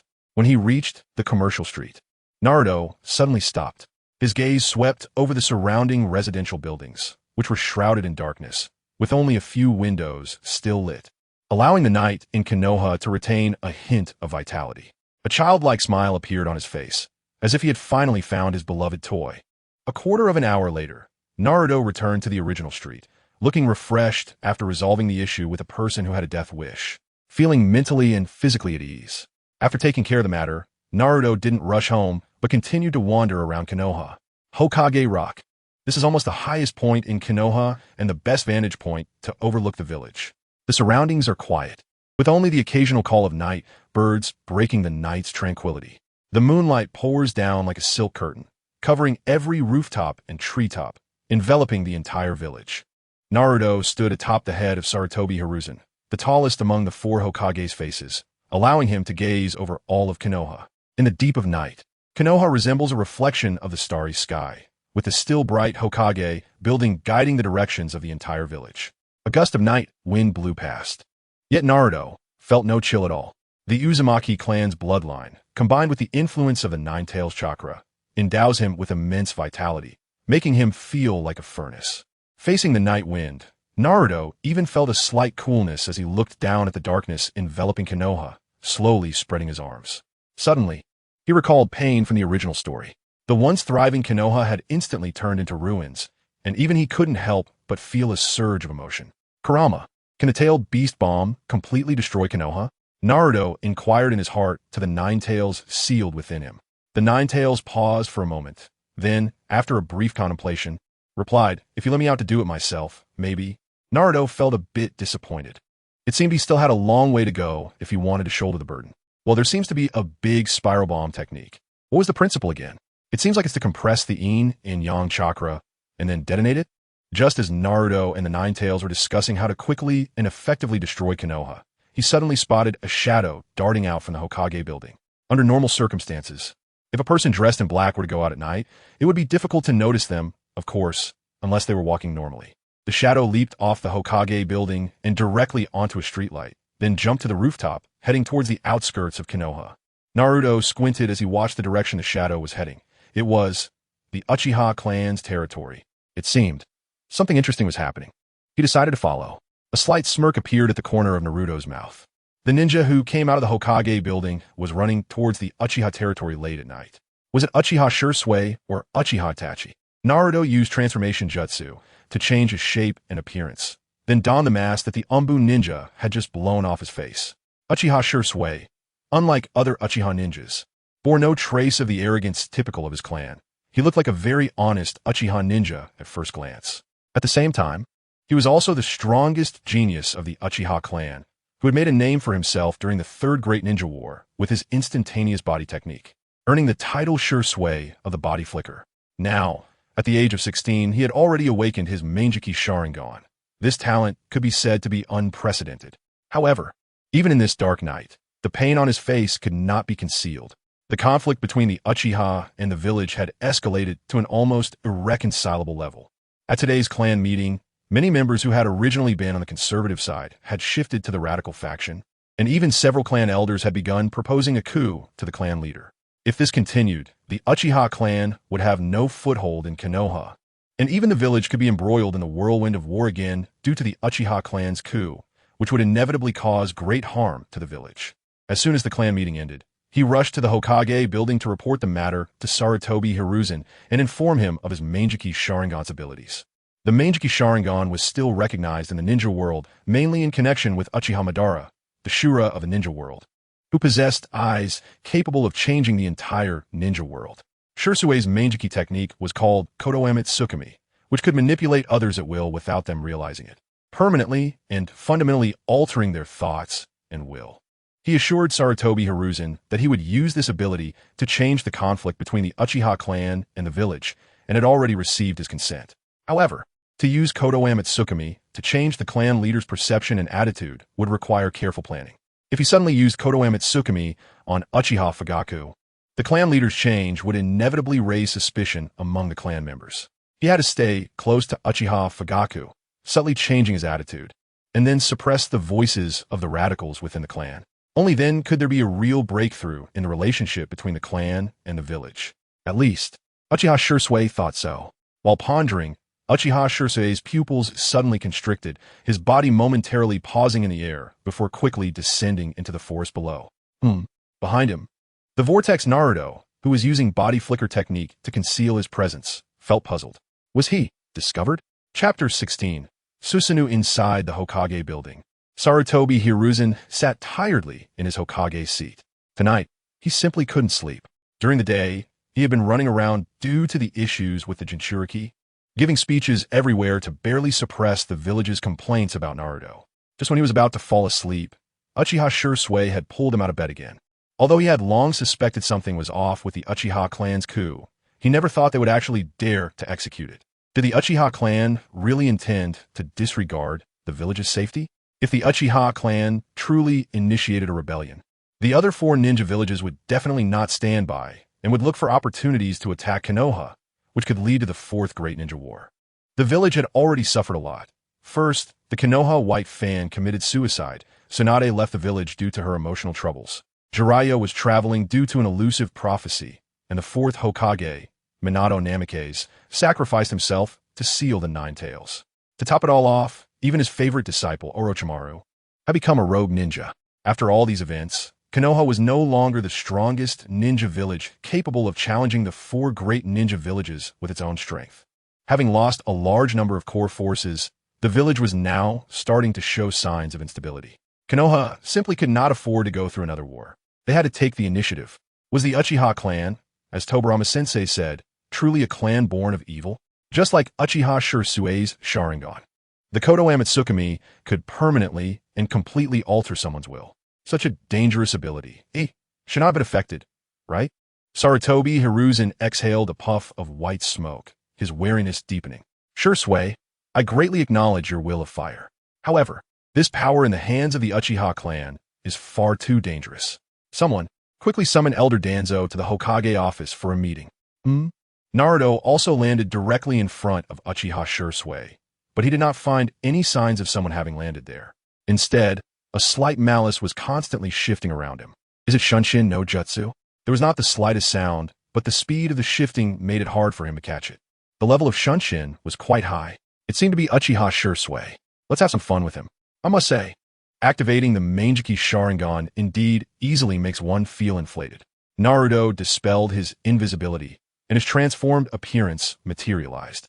With a tall and robust, yet extremely agile physique, he wore a long robe made of white linen, with a hood at the back that concealed half of his masked face. He also wore a leather belt and shin guards, with various small tools and weapons hanging from his gear, along with specially made leather gloves and boots, making him look out of place in the ninja world.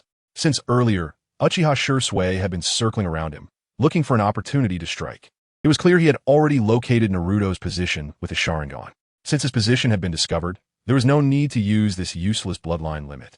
Moreover, he had prepared the multi-transformation technique. Ordinary transformation techniques might be easily seen through, but the transformation he executed using the Manjiki Sharingan was not so simple. At least Uchiha Shisui, who also possessed the Manjiki Sharingan, did not see through it. Likewise, as Naruto appeared out of nowhere, Uchiha Shisui, who had been constantly utilizing Shunshin, paused for a moment, revealing that he was somewhat surprised. Immediately after, a barrage of shuriken and kunai came flying from various extremely tricky angles. It was the Uchiha clan's kunai throwers, using the collisions of shuriken and kunai in the air to change directions and block all escape routes for the enemy, leaving them with nowhere to evade. Naruto had nowhere to hide, but there was no need to evade. The shuriken and kunai thrown from all angles appeared to him as if they were standing still. This was the strong insight brought by the Manjiki Sharingan, combined with the amplification it provided him, as he shot out his sleeve sword.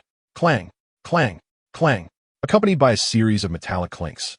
A multitude of sparks flashed in the pitch-black, silent forest as Naruto deflected all the shuriken and kunai with his sleeve sword. However, Naruto did not stop there. His body quickly turned around, raising his hands in front of him to cross the two sleeve swords, blocking the downward slash from Uchiha Shisui lurking in the shadows. In the darkness, two pairs of three-tomo Sharingan reflected each other's figures. One pair was filled with surprise, anger, and confusion, while the other was merely calm. Their clash was brief. Having failed to land a hit, Uchiha Shisui immediately retreated and stopped several meters away. He stared intently at the tall figure before him, his eyes burning with rage as if they could incinerate Naruto. Why are you doing this? Uchiha Shisui gritted his teeth, his expression filled with immense pain. Do you realize your actions will put your family and the village in direct opposition? What have you done to the cat? Uchiha Shisui recognized the mask on Naruto's face, and the three-tomo led him to mistakenly believe that Naruto was part of the Uchiha clan. Huh, are you talking about the owner of this mask? Naruto suddenly let out a harsh laugh from his throat, his voice hoarse and fragmented, like rough sandpaper scraping together. Uchiha Shisui couldn't find a matching face within the Uchiha clan based on the voice. Your bloodline is quite interesting. I'll borrow it for a while. But it seems that's all it will be. Uchiha Shisui's eyes widened at these words, the three-tomo spinning rapidly into a straight line, his voice laced with barely concealed anger. You bastard! How dare you steal a bloodline from a fellow village ninja? Oh, is that what makes you so angry? I'll capture you here, and then take you to Lord Third to confess. Uchiha Shisui's three-tomo transformed into the shape of a single-edged kunai as he spoke. Is that so? It seems you lean more towards Konoha than your own family. Naruto retracted his sleeve sword while drawing a long knife from his waist. You think my stealing the village's bloodline is unforgivable. Have you seen the face hidden beneath Danzo, Shimura's bandages? What are you trying to say? Uchiha Shisui's face turned cold, seemingly responding, but in reality, he was searching for Naruto's flaws. However, he found that Naruto was full of flaws, leaving him confused and hesitant to act recklessly. You really don't know, do you? Hidden beneath those bandages is a Sharingan.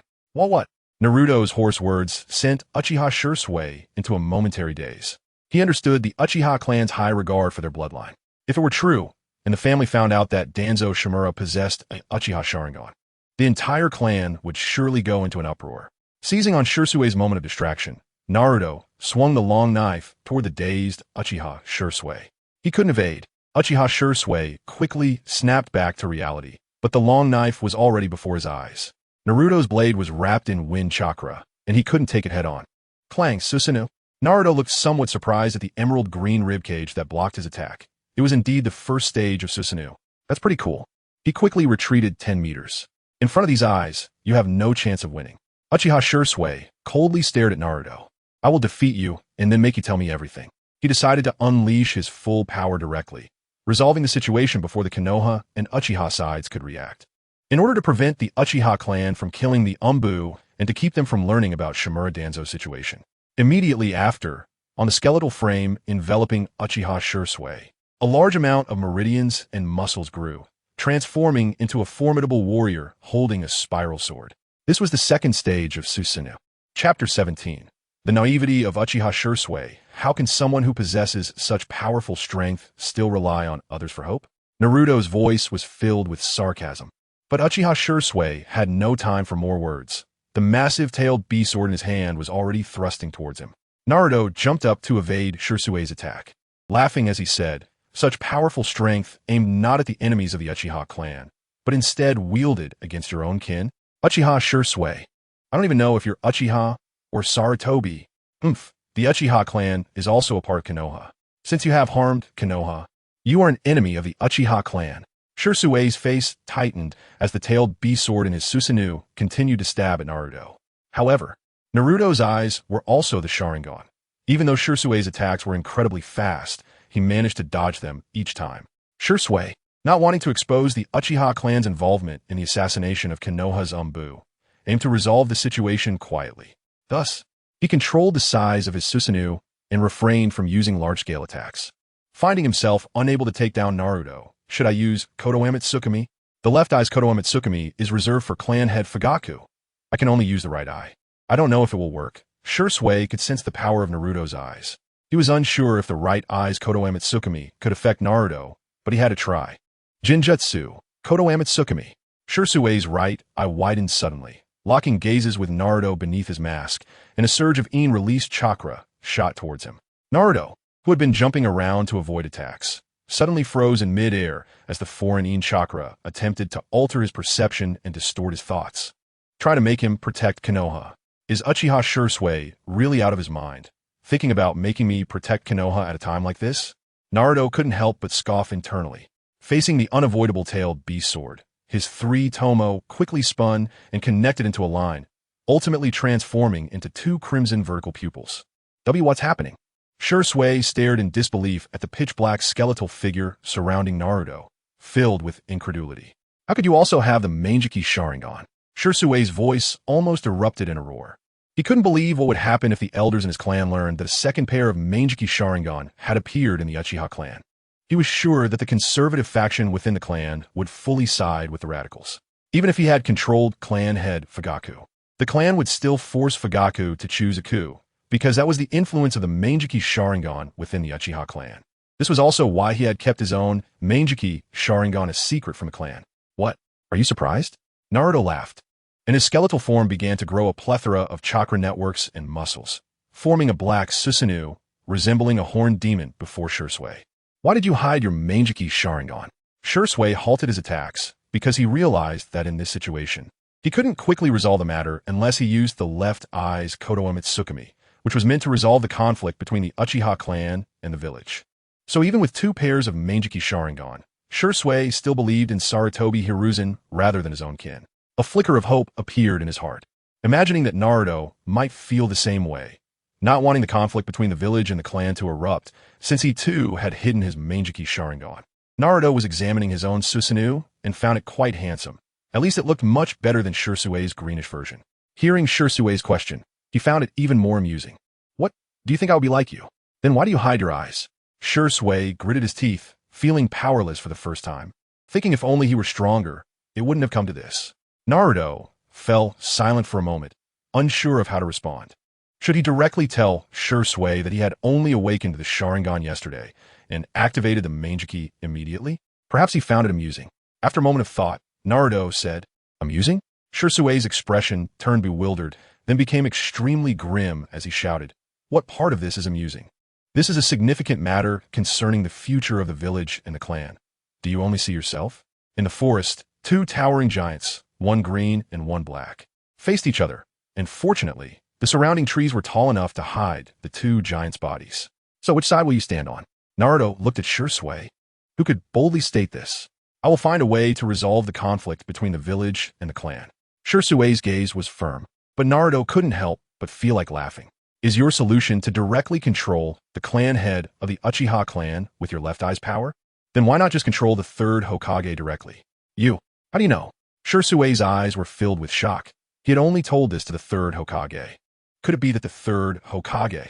No, that was impossible. He had just left the Hokage building. How could it spread so quickly? He suddenly looked at Naruto's eyes. Of course, it's definitely the ability of your Manjiki. Is this your Manjiki's ability?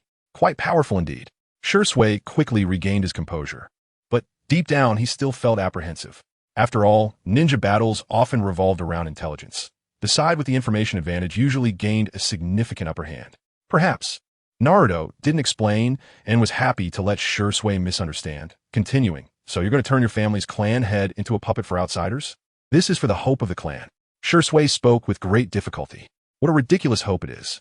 Naruto suddenly felt a sense of melancholy. Shisui was only 15 years old. In his previous life, he would have just graduated from middle school. It could be said that the illiterate were too pitiful. But an illiterate with power was far too terrifying.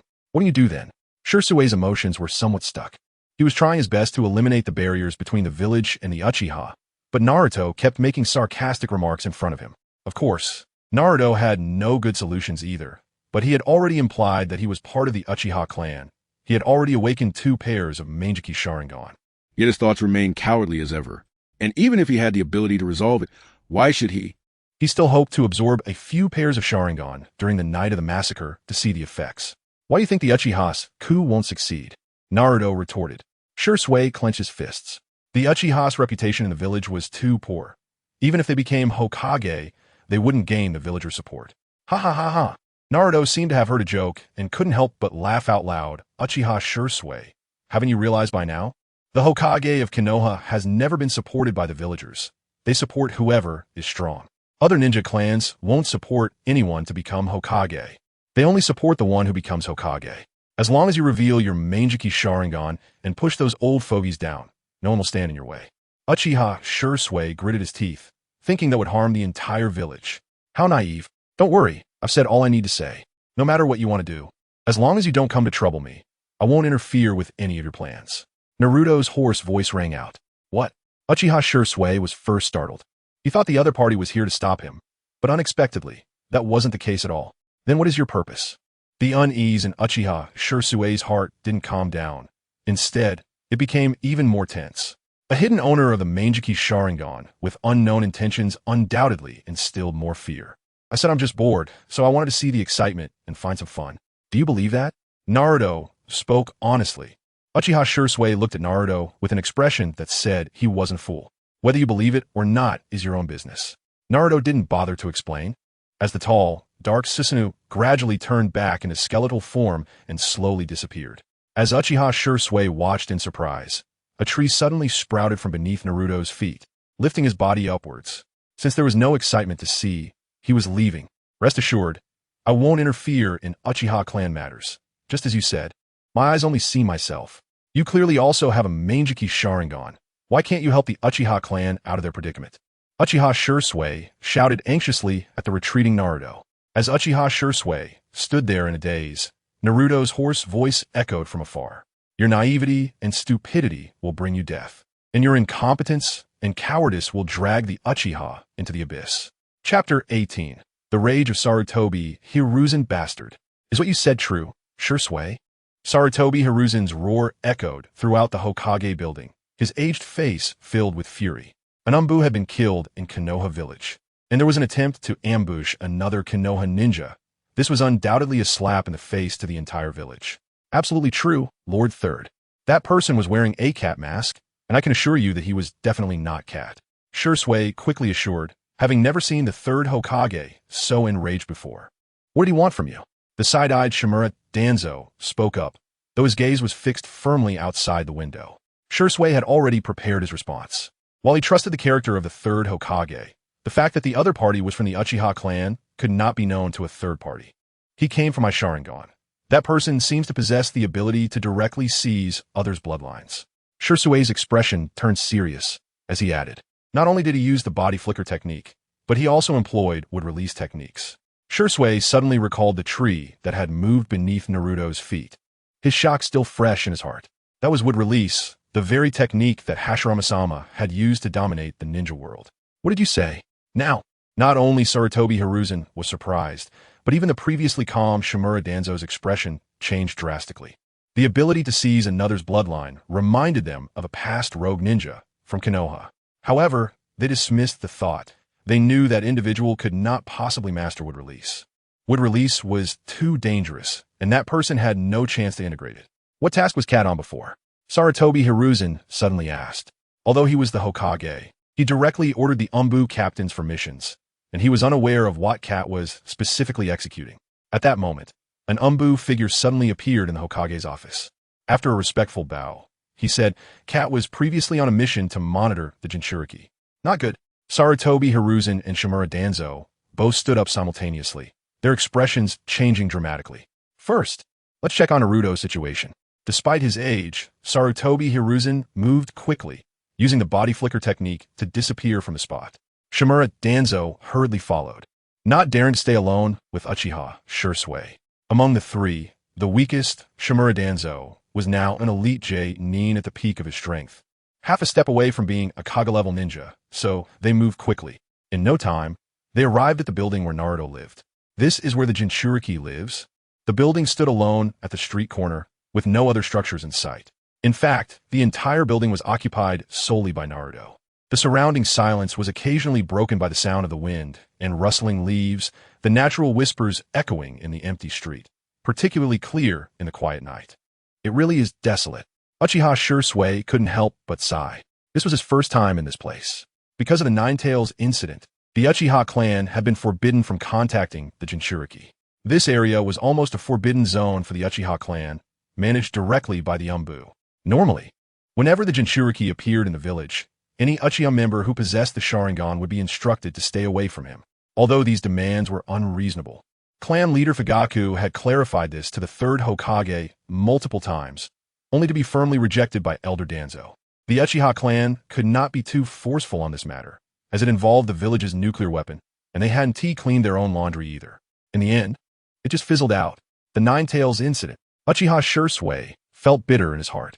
After a moment of reflection, his eyes suddenly widened. The person who controlled the Nine-Tails could not be from the Uchiha clan. He knew clearly that clan leader Fugaku had examined all Uchiha members who had awakened their Sharingan. Even Kakashi's eyes had been checked. At that time, no one had the ability to control the Nine-Tails. But within Konoha, there was someone who possessed the Sharingan but had never been discovered. Shimura Danzo. Uchiha Shisui's gaze deepened. He could not confront a village advisor merely on the word of a mysterious Uchiha, but he could investigate the truth with his own abilities. Uchiha Shisui suddenly felt a headache coming on. Even without thinking, he felt overwhelmed. The conflict between the village and the Uchiha was already tense. And now, there was a mysterious Uchiha emerging, along with advisor Danzo possibly being the culprit behind the Nine-Tails incident. One issue after another was chasing after him. He had never felt such a pressing sense of urgency regarding time and place. It even made him feel a strong sense of guilt for wanting to clear his mind. Lord Hokage. The three did not hide their presence, and the Anbu, who were secretly monitoring, immediately noticed the arrival of the Hokage, quickly revealing themselves and bowing. Sarutobi Hiruzen merely nodded at them and immediately used sensory ninjutsu to check on Naruto's situation at home. When he found Naruto lying on the bed sound asleep, he finally let out a sigh of relief. Where was Cat executing his mission? Sarutobi Hiruzen inquired. The task of protecting the jinchuriki was shared by two Anbu teams. Logically, if one person encountered a problem, the team members executing the mission together should have been the first to notice. It seemed that Cat had been resolved without the other Anbu being aware. This seems quite tricky. Cat. The several Anbu were somewhat astonished, exchanging glances. The leader spoke. He was directly monitoring the jinchuriki in his room due to his ability to use body flicker technique. The voice of the person speaking sounded somewhat hollow, clearly lacking confidence. Uchiha Shisui did not catch any problems, but Sarutobi Hiruzen and Shimura Danzo immediately noticed. Did I not say to maintain a good distance while protecting the jinchuriki? Sarutobi Hiruzen's gaze turned icy and coupled with his lingering anger. The pressure emanating from him made several Anbu break into a cold sweat. Gulp. The leading Anbu swallowed hard, bracing against the pressure as he said, Cat lost his entire family in the Nine-Tails incident, and only one younger brother survived, so he wanted to take this opportunity. Bastard. Sarutobi Hiruzen immediately cursed. Those villagers were unaware. Do you as Anbu not know? Naruto is the jinchuriki, an important part of the village. And you dare to do such a thing. Several Anbu quickly knelt on one knee, hastily saying, "Please forgive us, Lord Hokage." Although Cat may harbor animosity towards the jinchuriki due to losing his family, I can guarantee he would never do anything to harm the jinchuriki. Please give Cat another chance. Sarutobi Hiruzen's expression remained cold. His gaze inadvertently glanced at the indifferent Shimura Danzo beside him. He was certain that Danzo had secretly incited Cat. Otherwise, as an Anbu, he would not disregard his orders. This was also one of Danzo's common tactics, to manipulate his roots. He has no chance left. Sarutobi Hiruzen spoke with a grim expression, already thinking about how to deal with Danzo's roots. Lord Hokage, Cat. The Anbu ninjas hesitated, wanting to say something. Cat is already dead. There's only his chakra in Naruto's room. Sarutobi Hiruzen ignored the stunned Anbu ninjas and continued to issue orders. Notify all the dark ninjas to strengthen the village's security and protect Naruto. Then inform the clan leaders of all the ninja clans and all the high-ranking ninjas in the village to gather for a meeting at the Hokage building. Sarutobi Hiruzen returned to the Hokage building with a grim expression. A single order was enough to keep all the higher-ups in Konoha working through the night with him. Chapter 19.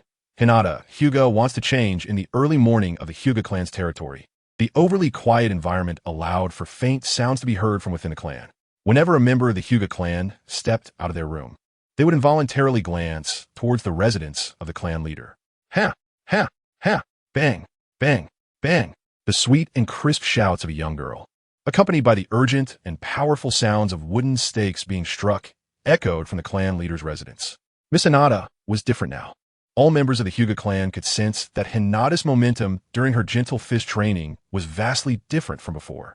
It had less of the past weakness and more of a relentless fierceness, resembling the clan's eldest daughter. Moreover, many members of the Hyuga clan had already learned that Miss Hinata had awakened her Byakugan.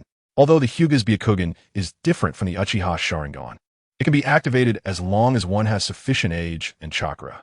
However, awakening it at under 6 years old was enough to prove Miss Hinata's talent. But very few knew what had happened yesterday that caused such a change in Miss Hinata's character, and what led her to awaken her Byakugan. They only knew that a guardian from the branch family had been punished by the clan leader using the caged bird method after a long time. Inside the clan leader's residence, the spacious courtyard was filled with splintered wood chips. The wooden stakes that once stood upright were now askew, covered in numerous palm prints, and the originally flat and tidy lawn had been trampled into a series of footprints by Hinata. Little Hinata, now dressed in a loose black training outfit, had a serious expression on her small face, her hands wrapped in chakra, striking the wooden stakes in front of her. Her gentle fist contained a hint of pent-up frustration, and it was this feeling of agitation that added a fierceness to her strikes. Hinata's training was also a small outlet for her emotions. Even though a day had passed, and she had received news that Naruto-kun was safe, the image of Naruto-kun's bloodied face still haunted her mind. This wasn't an emotion born out of romantic feelings. Hinata was just over 5 years old and didn't even have a concept of the opposite sex in her heart. She felt an admiration for Naruto, which led her to detest her own weakness. Just like Naruto-kun said, she clearly had the ability to solve those problems on her own. Yet her weakness made her hesitant to use her power, thinking that as long as she could bear it alone, it would be fine. As a result, Naruto-kun, who had come to help her, was harmed instead. She didn't want to hurt others, even if they were bad people. She was too afraid to use her own strength. But it was precisely this weakness that emboldened the bad guys and caused those who wanted to help her to suffer harm. If she had been a little braver at that moment and had driven away those bad guys herself, Naruto-kun wouldn't have been hurt because of her weakness. She wanted to change herself and then tell Naruto-kun that she was different now and wanted to become true friends with him. Hinata, take a break. A gentle voice called out. Under the eaves stood a beautiful woman holding a 1-year-old girl. She had a pair of cute almond-shaped eyes like Hinata's, revealing the same warmth and innocence. Her features resembled Hinata's, combined with a gentle demeanor reminiscent of Yuhi Kurenai, but her skin appeared somewhat sickly pale. It was Hinata, Hyuga's mother, Hyuga Keiko. However, Keiko's beautifully embroidered brows were slightly furrowed, worry etched on her face as she watched her daughter practice her gentle fist. The little Hyuga Hanabi in her arms babbled at Hinata, seemingly puzzled as to why her sister wasn't playing with her this morning. Hearing her mother, Hinata paused her movements and smiled at her mother and sister. "It's okay, Mom. I'll practice for a while longer." After saying that, she resumed her relentless training against the wooden stake. This Keiko looked at her daughter with affection and couldn't help but feel some resentment towards a certain blonde boy. But seeing her daughter's incredibly serious expression, Keiko could only shake her head helplessly. "Then I'll have Natsu prepare breakfast. Does little Hinata have any requests?" Hinata's movements hesitated for a moment, her face showing some hesitation. Then it started to flush red, as if she wanted to say something but felt too shy to do so. Keiko looked at her daughter with some anticipation. "Mom, can you have Natsu prepare 2 extra breakfasts?" Although she had made up her mind to change, Hinata still shyly lowered her head. Keiko smiled. "I understand. Little Hinata, I'll have Natsu prepare 3 extra breakfasts." Three portions is too much." Hinata's eyes went wide, feeling as if she was being seen as a big eater. Although she could indeed eat that much, it was still too embarrassing for her. Hinata wanted to explain to her mother, but she found that Keiko had already disappeared to arrange breakfast. In the end, Hinata had no choice but to continue her gentle fist training. When Hyuga Hisashi returned from outside, he appeared somewhat fatigued. Being abruptly awakened in the middle of the night by the Anbu of the third Hokage and attending a meeting that lasted all night was more exhausting than fighting against enemies. He had to maintain his composure and be cautious with his words and actions, ensuring he didn't say anything that could affect his standing. After all, the heads of all the major families in the village had attended, and even many commoner jonin were present. The scale of this meeting was nearly comparable to that of the last Kyubi incident. Upon learning the reason for the meeting, Hyuga Hisashi's expression darkened. The ability to seize another's bloodline was a matter that might not concern commoner ninjas, but for bloodline clans like theirs, it was something they had to take seriously. Fortunately, the target this time was Uchiha Shisui. One must know that the name Shisui of the body flicker technique was not earned without reason. It was a title he had earned on the battlefield. Long ago on the battlefield, Uchiha Shisui already possessed the strength of an elite jonin, and now, after so many years, his overall strength was likely comparable to that of an average Kage-level ninja. Yet even so, Uchiha Shisui still couldn't defeat the opponent. With that thought, Hyuga Hisashi's expression became even more grave. Although the Hyuga's Byakugan was not as powerful as the Sharingan, its allure was still significant. The bloodline of Konoha was actually targeted by such a terrifying figure. Indeed, after the Third Great Ninja War, the village had begun to decline. Hyuga Hisashi felt immense sorrow in his heart, but he maintained a dignified demeanor. After all, he was the clan leader of the Hyuga clan. He couldn't lose face. Bang, bang, bang. Before Hyuga Hisashi even stepped into his own residence, he could already hear the sounds of wooden stakes being struck from afar. His eyes widened slightly, and his pace quickened. Upon entering the courtyard of his home, he immediately spotted little Hinata's small figure, continuously striking the wooden stake. Her movements were no longer the softness of before. They now contained a bit more ferocity. The Hyuga family's gentle fist is not solely about softness. While it may not be as powerful as a strong fist, its precision and sharpness are not inferior. Attacks must be swift and ruthless to seize opportunities in battle and channel chakra into the enemy's chakra points. In the past, Hinata's gentle fist was always hesitant, lacking in decisiveness and sharpness. She even refrained from targeting weaknesses during practice. How could such a soulless, gentle fist lead the Hyuga clan? Looking at Hinata, who had made a change, Hayashi Hyuga's eyes showed a hint of relief, but he quickly thought of the reason for Hinata's change in character. When he heard the news yesterday that his daughter had sent someone to the hospital, he initially thought it was a false rumor. Later, when he found out it was because of a blonde-haired boy, his face turned pale. Just like now, Hayashi walked into the courtyard with a serious expression, and Hinata, who was still training inside, immediately noticed. She quickly stopped her movements and looked at his gloomy face, lowering her head. Facing the father she had been afraid of since childhood, the courage she had finally mustered returned to her previous timid state. She spoke in a soft voice. "Father, welcome home." Hayashi couldn't help but twitch the corner of his mouth, feeling a pent-up frustration that he couldn't release. Let's go eat first. Chapter 20. Hinata Hyuga and Niji Hyuga in the dining room of the clan leader's residence. The Hyuga family of 4 was enjoying breakfast together at the dining table. Hinata's mother, Keiko Hyuga, was taking care of Hanabi while looking at her eldest daughter with surprise, as if seeing her for the first time. Even Hinata's father, Hayashi Hyuga, who was sitting upright and eating his breakfast seriously, had a look of astonishment, his chopsticks paused in midair. Hinata had already eaten 3 portions of breakfast and was now finishing the last portion, leaving them all wondering how her flat stomach could hold so much food without any change. The expressions in Hayashi's and Keiko's eyes revealed a sense of guilt. Their daughter could eat so much, and they had never noticed it over the years. "Father, I'm done," Hinata said shyly as she put down her porcelain bowl. Her hesitant voice brought Hayashi back to his senses.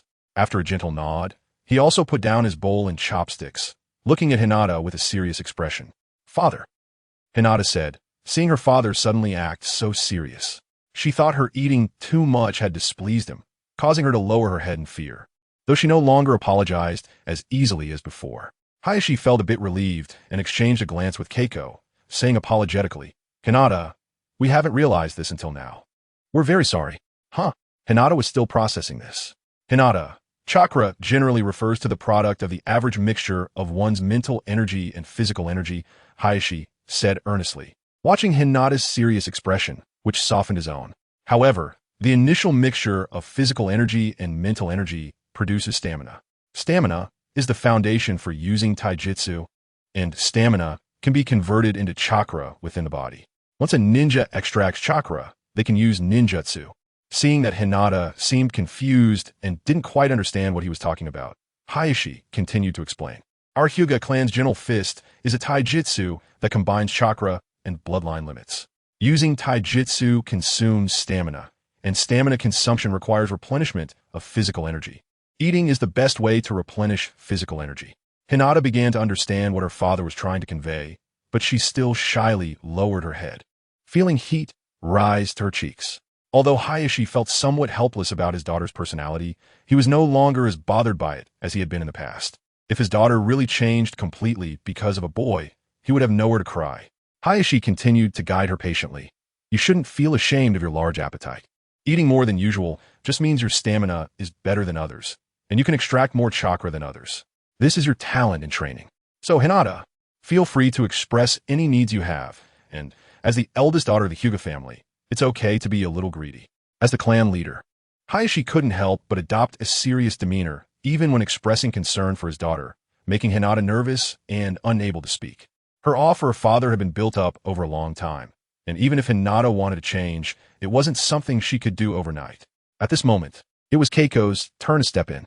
She placed the comforted Hanabi in Hayashi's arms and leaned closer to the hesitant Hinata, whispering gently, "Hinata, is today as breakfast still not enough?" She had noticed that even after eating 3 portions, Hinata looked no different than usual. Hinata hesitated for a moment before shyly nodding her head. If eating more could make her stronger, then if she didn't admit out of shyness, she would still be no different than before. Keiko smiled gently and asked, "So how much do you think is enough? If you really want to get stronger, you should first fill your stomach. You can't get stronger on an empty stomach." Hinata touched her small belly, felt it for a moment, and, after some thought, she softly replied, 3 more portions would be enough." Keiko's eyes widened slightly, and her eyes turned a bit red. Seeing her eldest daughter so understanding, she didn't know what to say. It must be very difficult to go hungry every day. She couldn't help but glare fiercely at Hayashi, who looked just as shocked. Usually, he had a serious expression at home, which made their daughter too afraid to even mention she was hungry. After he turned his head away, Keiko retracted her gaze, feeling guilty as well. "I'm sorry, little Hinata. I never noticed. It's okay, Mom. I won't let it happen again." After breakfast, Hayashi strengthened the protection around Hinata and her mother, then left with several jonin. Sarutobi Hizashi required the Hyuga clan to constantly use their Byakugan to scout the village's situation, reporting any suspicious people or events to the Hokage. Hayashi did not inform his family about this matter. He only told the mother and daughter to stay indoors for a while. The village higher-ups also hoped this matter would not leak out. The assassination of the Anbu and the theft of the bloodline limit were also related to the village's reputation. In the Hyuga clan's territory, on the training ground, dust was flying as 2 small figures were fiercely clashing. Hinata and Niji were exchanging punches and kicks, their movements sharp. Hinata had a determined look on her face as she used all her strength to fend off Niji's attacks with her gentle fist. However, Niji's talent in the gentle fist was evident, and despite being young, his techniques, footwork, rhythm, and use of Byakugan far surpassed that of his peers. He could see the flow of Hinata's chakra network through the Byakugan and precisely strike with his gentle fist, hitting all the vital points. In contrast, Hinata's performance seemed somewhat insufficient, at least in this current spar. If one looked closely, they would notice red spots scattered on her arms. Marks left by Niji's gentle fist strikes, despite Hinata's vow to make a change. The differences in training over the years and the age gap made it unlikely for her to catch up to the Hyuga clan's #1 genius, Niji Hyuga, in such a short time. However, Niji was quite surprised. He had always been Hinata's sparring partner, so he was well aware of her gentle fist characteristics. If he had to describe it in 2 words, it would be indecisive and hesitant. Her techniques were rigid and routine, appearing as if she was merely mimicking preset movements, full of flaws, lacking soul. It looked impressive, but was merely superficial. But today, Hinata was different. Niji could clearly sense that her movements had become sharper and more agile, and she was no longer just defending. Now, during her defenses, she would also seize opportunities to counterattack. Niji couldn't understand why Hinata had suddenly changed like this.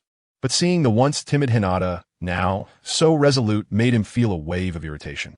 Clearly lacking any talent, she was destined to stand above him merely by birth. While no matter how talented he was, he would never escape his fate. Lady Hinata, give up. You can't possibly compete with me now. The force in Niji's hands instinctively increased a few notches, pushing Hinata back with a blow. His gaze was cold, and his tone was somewhat impatient as he spoke. Considering Hinata's status as the eldest daughter of the main branch, he had already held back, hoping she would quickly end the boring battle. Despite being from the main family, she was weak, and yet such a person required countless branch family members to risk their lives to protect her. Looking at Hinata, who was gasping for breath in front of him, Niji felt even angrier but also helpless. Hinata trembled as she stood up again, assuming the starting stance of the gentle fist. Niji, brother, I hope you can use your full strength. Upon hearing this, Niji clenched his fists tightly, his brow furrowed. He didn't understand what was wrong with Hinata today. He looked at Keiko, who was holding Hanabi nearby. She also had a worried expression on her face, frowning. Mom, this is my own battle. Hinata looked at Keiko seriously, not waiting for her to speak, and continued. I want to know how big the gap is between me and Niji, brother. Only then can I have a real goal, so I won't feel so powerless anymore.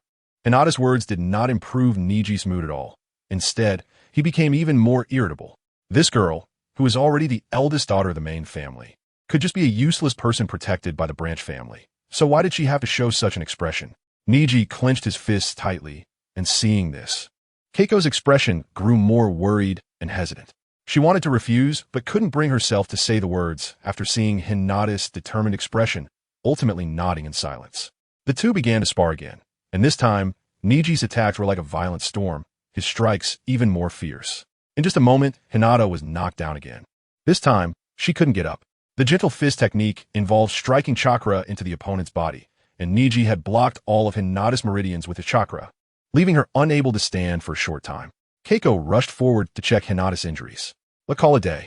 I will take my leave now.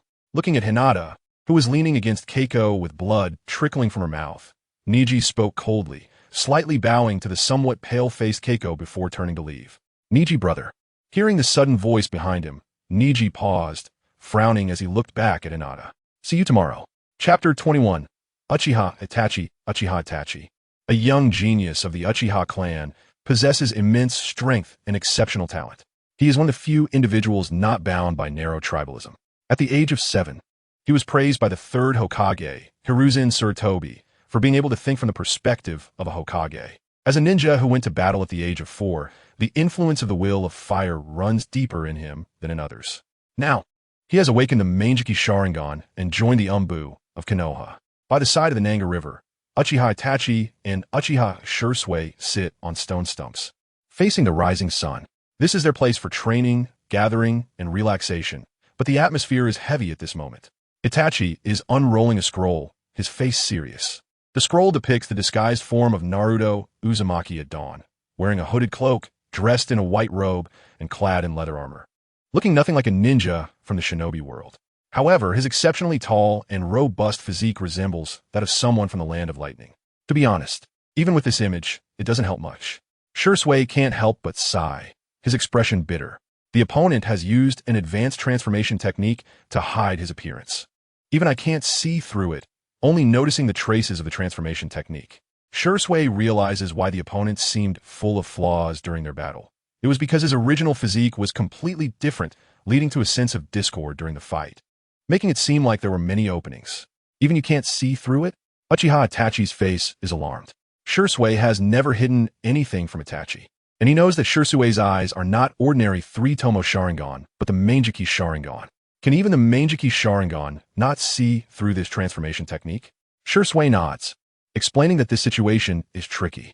If the opponent is hiding in the dark, waiting for an opportunity to seize other bloodlines, it could lead to irreparable consequences for the village. Itachi's expression darkens as he lowers his head, gripping the scroll tightly. He will not allow anyone to harm his beloved village. Suddenly, he seems to think of something, looking up at Shisui, gritting his teeth, and asks Shisui, is there nothing your eyes can do? Shisui understands the implication in Itachi's words. He had told Itachi about his Manjiki abilities long ago. His left eye's Kodoha Mitsukami is considered the strongest jinjutsu, but he is also unsure if this ability would work against someone else with a Manjiki. Even if it does, he is hesitant to try, as it would complicate the conflict between the village and the Uchiha. Itachi, I have already confessed my techniques to the third Hokage, and I will use these eyes to solve the problems of the Uchiha clan. Shisui's face is filled with complexity, his heart in great pain, yet he cannot find a way out. Sometimes, suffering is not solely due to a lack of ability. It can also stem from one's own foolishness, blinded by the will of fire. Shisui's blind trust prevents him from seeing the true nature of Hiruzen Sarutobi hiding behind that will, while he cannot let go of the family that raised him, leaving him stuck in the middle, bearing the pain alone. It can only be said that his will of fire is not as pure as Itachi's. Itachi would not hesitate between the village and the Uchiha. In his eyes, aside from Shisui and Sasuke, the Uchiha are a group of arrogant, foolish, and inherently evil people. Thus, he can boldly slaughter all the elderly, weak, and women of the Uchiha in the name of the village. Shisui, what do you mean? Itachi's expression shows surprise. Shisui grits his teeth, knowing his actions might hurt Itachi, but he sees no other way to stop the Uchiha coup. He looks at Itachi apologetically and says, I'm sorry. Itachi, yesterday, I proposed to the third Hokage that I would use Kodoha Mitsukami on clan leader Fugaku to prevent the Uchiha coup. After saying this, Shisui involuntarily lowers his head. Feeling shameful, to say in front of Itachi that he would turn his father into a puppet makes him want to curse himself. Besides this, he still cannot reveal the truth. He is the only one who knows about the mysterious person being from the Uchiha clan. The relationship between the village and the Uchiha cannot worsen any further. After a long silence, Itachi speaks up. To Shisui's surprise, Itachi does not seem to blame him. Instead, he appears somewhat relieved. Shisui, it's all right. If this can resolve the Uchiha coup and maintain peace in the village, it would be a good thing for the village. I believe father would be happy about it too. Shisui looks at his friend in a daze, suddenly realizing it feels like the first day he met him. His expression astonished. Compared to the Uchiha, Itachi seems to care more about the village. Itachi, the sun is high nearing noon. Naruto has just woken up, looking at the familiar yet strange ceiling, his eyes blurry and his head foggy. There's no helping it. Staying up late leads to this. He'd been overly excited yesterday, staying up late and even trying out Susanoo, which caused him to oversleep. Gurgle. As the world before Naruto shift from 360p to 1080p, his stomach suddenly lets out a loud growl. I'm so hungry. Naruto yawns long and takes several expired instant noodle cups from the fridge. Although they are expired, they're still edible. Of course, he knows he can't drink expired milk. Kyubi, do you think I can beat that Uchiha in a fair fight? Naruto asks the Ninetales in the ceiling space while brushing his teeth. The Ninetales yawns as well, responding without thinking, I don't know. You two were too restrained yesterday. It wasn't interesting at all. Naruto chuckles, not surprised. Although he had lightly opened up in battle yesterday, it still wasn't enough for a satisfying fight.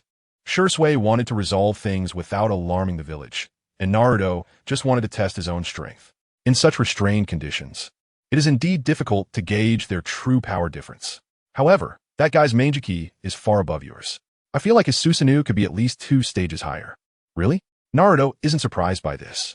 He remembers that in the original story, the opponent could activate Susanoo with one eye, so his ocular power must be considerable. Naive, foolish, indecisive people are the most miserable. What do you mean? The Ninetales asks, confused. I mean that Uchiha.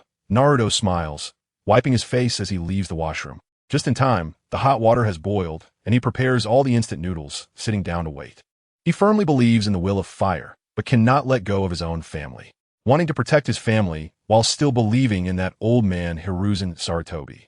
He must know that everyone is hostile toward the Uchiha, If he could be conciliatory toward them, how could he have maintained his position as Hokage for decades?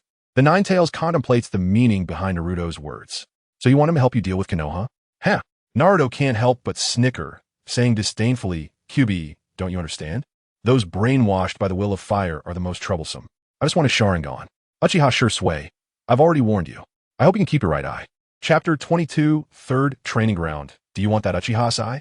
Your current strength isn't quite enough. The Nine Tails dampened Naruto's enthusiasm, but it was indeed the truth. Kurama, you've been sealed for so many years, and you still don't understand the battles between ninjas. Naruto said with some exasperation, this big fox really doesn't have much sense. What? The Nine Tails looked puzzled. The battles between ninjas are all about information warfare, Naruto explained. In ninja battles, intelligence plays a crucial role. Didn't you see how Uchiha Madara, even after becoming Sage of Six Paths, could still have his heart plucked out? I currently have all the intelligence on Uchiha Shisui, but he doesn't even know about my Manjiki Sharingan techniques, so in this round, the advantage is mine. Where the heck did you learn so much information? The Nine Tails expression was one of confusion. Clearly, this guy was just burying his head in training, so how did he know so much about the ninja world? It doesn't matter, Kurama. Besides, Uchiha Shisui won't need me to take action. The old folks in Konoha will handle it themselves, and I'll just pick up the pieces later. Pick up the pieces? You mean someone in Konoha will take action against that Uchiha? The Nine Tails expression was quite vivid. After all, that was a Manjiki Sharingan. Would Konoha's upper-ups be that foolish? That guy's technique is called Kodoame Tsukumi, which can manipulate others unconsciously and permanently alter their thoughts and will. Naruto said, fiddling with his chopsticks boredly, those old geezers aren't foolish, they're just afraid. No matter how firm Uchiha Shisui's will of fire is. As long as he possesses this unreasonable ability, Konoha's upper echelons will never be able to trust him. One's fate is safest when it's in one's own hands. Is that why you said that? The Nine Tails suddenly recalled something Naruto had said when he left. Naivety and foolishness would lead that Uchiha to die at the hands of Konoha's upper-ups, and the Uchiha clan, having lost their Manjiki Sharingan, will be thoroughly dealt with by Konoha as higher-ups. Naruto grinned. So we could just pick up the pieces then. Who knows? We might even let Konoha's Anbu lose a few more. The Nine Tails fell silent, and Naruto quickly finished off the few bowls of instant noodles on the table. After lounging on the sofa for a while, the long-awaited relaxation made Naruto, who had been under high-intensity training, feel uncomfortable all over. Sure enough, it's better to go exercise a bit. He jumped off the sofa with a flip. He rummaged through his room for a few breathable, loose clothes, not caring whether they were dirty or not. With Kurama's chakra, even bugs wouldn't dare come near him. Soon, Naruto, dressed in a white t-shirt and black shorts, was ready to head out. Just as he opened the door, a wrinkled, gaunt old face appeared before him. Prepared. Naruto instinctively thought of this word and greeted with a grin. Good morning, Third Hokage. Sarutobi Hiruzen's originally smiling face suddenly froze as he glanced at the sun overhead. Good morning? Why is little Naruto waking up so late today? Naruto still smiled cheerfully. I was planning to take a day off today, but I feel like my youth can't have regrets, so I'm going to train. The corner of Sarutobi Hiruzen's eye twitched, and he almost couldn't maintain his smile because Naruto's appearance was too reminiscent of a certain Nin from Konoha, especially those shiny teeth glinting in the sunlight. Little Naruto, the village has been a bit unstable lately. How about taking a break until the Ninja Academy starts? Sarutobi Hiruzen said earnestly. Although that mysterious person seems to be targeting bloodlines, they might also target the jinchuriki. Naruto's little face showed curiosity. Is something happening in the village? Sarutobi Hiruzen nodded and said worriedly, there has been a bad person in the village recently, and Grandpa is afraid little Naruto might get taken away, huh? Naruto then realized that the unstable factor was actually him. In that case, Uchiha Shisui didn't mention his Uchiha clan identity, which makes sense. If he did, Uchiha would probably have no chance if they were targeting their own clan's bloodline. Uchiha Shisui wants to deal with him alone. It's okay, Third Hokage, my strength isn't weak now. If any bad guy dares to come at me, I'll just knock them down. Saying this, Naruto flexed his fist. But Sarutobi Hiruzen could only smile bitterly. How could Naruto, who was at most a CH Nin level and couldn't even handle Uchiha Shisui's enemies, possibly deal with them? Sarutobi Hiruzen wanted to refuse, but didn't want to provoke Naruto's displeasure, so he finally came up with a compromise. In that case, Naruto can train at the village's training ground. Training ground? Naruto had never heard of it. Sarutobi Hiruzen smiled, and gestured to a nearby Anbu ninja, saying, "The training ground in the village is specifically for ninjas to practice ninjutsu, taijutsu, and ninja knowledge. There are a total of 44 in Konoha. If little Naruto is there, he can train in whatever he wants. Do you want to go?" After hearing Sarutobi Hiruzen's introduction, Naruto's eyes lit up. There was such a good place in little Konoha. "I want to go." The Anbu ninja that Sarutobi Hiruzen had signaled earlier returned and respectfully said, "Third Hokage. The third training ground is currently vacant." Sarutobi Hiruzen nodded and said, "In that case, you take Naruto there." "Yes." When Naruto arrived, he discovered that the third training ground was actually the place where Team 7 would later compete for the bells. The surroundings were vibrant and full of life, with a gently flowing river cutting through the entire forest. "You'll be training here from now on." After saying this, the Anbu ninja disappeared without waiting for Naruto to respond. Naruto didn't mind and instead looked towards the riverbank. There was a silver-haired figure. "Hey, one-eyed uncle." Chapter 23. Whirlwind Elbow Strike Konoha, third training ground.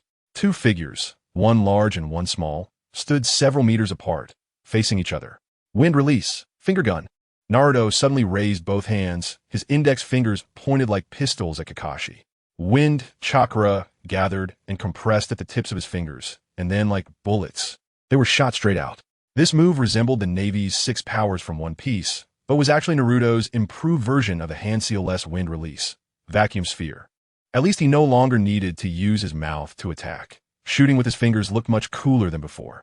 Naruto began with a barrage of several vacuum spheres aimed directly at Kakashi, while simultaneously clapping his hands together to create several shadow clones, who started forming spheres. Hand seal-less ninjutsu had a significant advantage in battles, as not needing seals meant you could release ninjutsu faster than your opponent, seizing the initiative in combat, launching attacks first, and putting the opponent in your rhythm. Seeing Naruto release wind release ninjutsu without hand signs, Kakashi's visible eye narrowed slightly. He had already lost the initiative, and needing to use defensive ninjutsu meant he was a step behind, which would lead to further delays. Fortunately, his hand seal speed was among the fastest in the entire ninja world, allowing him to release ninjutsu almost instantaneously. Earth release, earth flow wall. A wall of earth carved with a dog's head immediately rose from the ground, blocking all the vacuum spheres before they could hit Kakashi, kicking up a large cloud of dust. But it wasn't over yet, old one-eyed man. Wind release, Rasengan. In just a moment, Naruto was already standing atop the earth flow wall, preparing to jump down while forming a Rasengan. Kakashi's movements showed no signs of hesitation. After releasing the earth flow wall, he quickly retreated. Boom! The Rasengan in Naruto's hand struck the ground, causing a massive crater from the violently compressed chakra. Seeing this, Kakashi's eye twitched, and while retreating, he formed hand seals once again. Fire release, great fireball technique. Kakashi placed his right hand in front of his mouth and unleashed a fireball towards the unprepared Naruto. Bang! Facing such a close-range fireball, Naruto had no time to dodge and was engulfed in a cloud of smoke. Kakashi, however, was not surprised. He quickly crouched and pushed off with one foot, darting to the side. Boom! 4 of Naruto's shadow clones burst from the ground simultaneously, each forming a Rasengan and targeting the spot where Kakashi had landed. Finding the area empty, the 4 clones halted their movements, holding their Rasengans, and looked up into the sky. Kakashi quickly formed hand seals again, leaning back slightly to take a deep breath, and suddenly released several gas attacks. Wind release, vacuum sphere. A barrage of wind chakra bullets directly obliterated the 4 clones. However, Kakashi did not let his guard down. With no sight of Naruto, he knew he must have used a substitution technique to hide. Swish, Kakashi landed on the surface of the river. Here, he wouldn't have to worry about Naruto springing up from the ground to ambush him. Wind release, great breakthrough. A violent wind suddenly came from behind Kakashi, forcing him to squint his eyes and struggle to hold his head up against the increasing wind pressure, which threatened to topple him over. Kakashi struggled to form seals. Water release, water formation wall. A massive wall of water rose from the river beneath his feet, blocking Naruto's wind attack. Behind the water wall, Kakashi used the direction of the wind to locate Naruto's position. He formed hand seals, teleporting directly behind Naruto, who was in the midst of performing the great breakthrough. As Naruto blew wind, his eyes widened in shock. Out of the corner of his eye, a large fist was headed straight for his cheek. Bang! Another clone? Kakashi watched as Naruto exploded into smoke once again, unable to suppress the twitching of his lips. Did this guy have so much chakra to spare for a clone? Whoosh. Kakashi quickly sidestepped as Naruto's chakra-infused punch landed where he had just been, sending sand and debris flying and leaving a large crater. Kakashi used the force of the impact to retreat rapidly, while Naruto burst out of the smoke, leaping high into the air, charging at Kakashi. Naruto adjusted his posture in mid-air, bending his right elbow and preparing to use it as a striking point. Is he planning to use taijutsu? Kakashi speculated, planting his feet firmly and readying himself for a taijutsu match with Naruto. Naruto soared to the highest point, wrapping chakra around his elbow and using all his strength to bring it down rapidly. Old one-eyed man, take my whirlwind elbow strike. As he saw the chakra-wrapped elbow approaching, Kakashi's gaze suddenly sharpened, and he quickly formed seals, pressing his hands to the ground. Earth release. Earth flow wall. Another wall of earth rose to meet Naruto's elbow strike. However, to Kakashi's shock, Naruto smashed right through the rising wall, charging toward him with unstoppable force. Kakashi instinctively raised his hands to cross and block.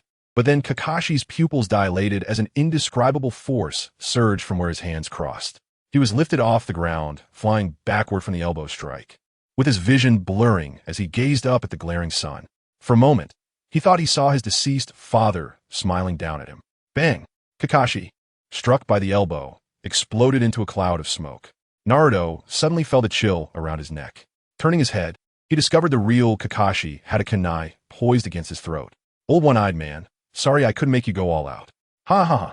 Facing the kunai, Naruto initially spoke with a serious face, but couldn't help but burst into laughter. Kakashi's deadpan expression returned as he withdrew the kunai. Your hand seal-less ninjutsu is really troublesome. Because Naruto's hand seal-less ninjutsu had seized the initiative, Kakashi was forced to use ninjutsu for defense, falling into Naruto's rhythm of attack and being pressured throughout. Fortunately, his teleportation and hand seal speed were fast enough. Otherwise, he would have been embarrassed today. Over the past month, Kakashi had sparred with Naruto several times. From initially overwhelming him, he now found himself struggling more against Naruto, with their abilities nearly equal. Naruto dusted himself off and said with a smile, It's obvious you haven't played in high-level matches enough, old one-eyed man. What serious person still uses hand seals? Kakashi's deadpan eyes were filled with exasperation. Hand seals better guide and control chakra, ensuring successful ninjutsu activation and chakra conservation. Ninjutsu becomes easier to use the more you practice, Naruto said nonchalantly, suddenly revealing a cheeky grin. As for saving that little bit of chakra, what serious person worries about that? You can't waste chakra just because you have a lot of it. What if something unexpected happens? You keep practicing on your own. Wait for Guy to come and let him teach you taijutsu. Kakashi's deadpan expression grew more exasperated. Finally unable to take it anymore, he pulled out a yellow book from his ninja tool pouch and walked over to a tree. Seeing Kakashi like this, Naruto couldn't help but want to tease him. Old one-eyed man, you should really watch fewer of those books. Otherwise, you'll be even more exhausted in the future. Kakashi just rolled his eyes, ignoring Naruto. Watching Kakashi lost in his own world, Naruto could only shake his head in disappointment and start his own training. Chapter 24. Might Guy Kakashi was sent by Sarutobi Hiruzen to guide Naruto's training, while also taking on the task of protecting the jinchuriki. Now, nearly half of the high-level ninjas in the village had gone to investigate the mysterious person who had stolen the bloodline limit, making Kakashi undoubtedly the best candidate to protect the jinchuriki. As for Might Guy, it was due to a chance encounter. One morning, Naruto was standing at the entrance of a bun shop. He quickly grabbed a whole steamer of freshly made buns, not caring whether the owner noticed, and just tossed down some money before leaving. This left the owner, whose face was turning green with envy, in a dilemma, unable to pick up the money, which was not a small amount, even though it had been touched by the nine-tailed fox. Along the way, he could feel the villagers' malice becoming increasingly distorted, but he couldn't hear any whispers. After all, speaking out would not only attract the nine-tailed fox's attention, but might also bring the red-eyed guards down on him. Perhaps it was this feeling of having to suppress their anger that twisted their malice even more, a mix of hatred and fear. Naruto had stopped actively provoking these villagers. At first, he was excited for a couple of days, but after a while, he found it rather dull. Would you find a group of ugly, unresponsive people interesting? Those who could only cower in fear didn't even have the desire to destroy him. Sarutobi Hiruzen had taken away his rare enjoyment. This village is beyond saving. Naruto couldn't help but let out a lament, biting into a bun as he walked towards the third training ground. Hey, young man, Daydreaming while walking can easily lead to injury. A strong voice suddenly rang out in front of him, pulling his scattered thoughts back. Naruto quickly saw a flash of green, and as his gaze focused, he noticed a pair of muscular legs wrapped in green tights. Lowering his gaze further, he saw a face with thick eyebrows and a very strong jawline. The blue beast of Konoha, my guy. This distinctive appearance made him recognize him at once. Young man, why the frown at such a youthful age? My guy flashed a classic smile at Naruto, his shining teeth almost blinding. Naruto was taken aback for a moment and asked in confusion, Greenskin uncle, what are you doing? Me? Guy gave Naruto a thumbs up. I'm burning my youth. Naruto felt embarrassed.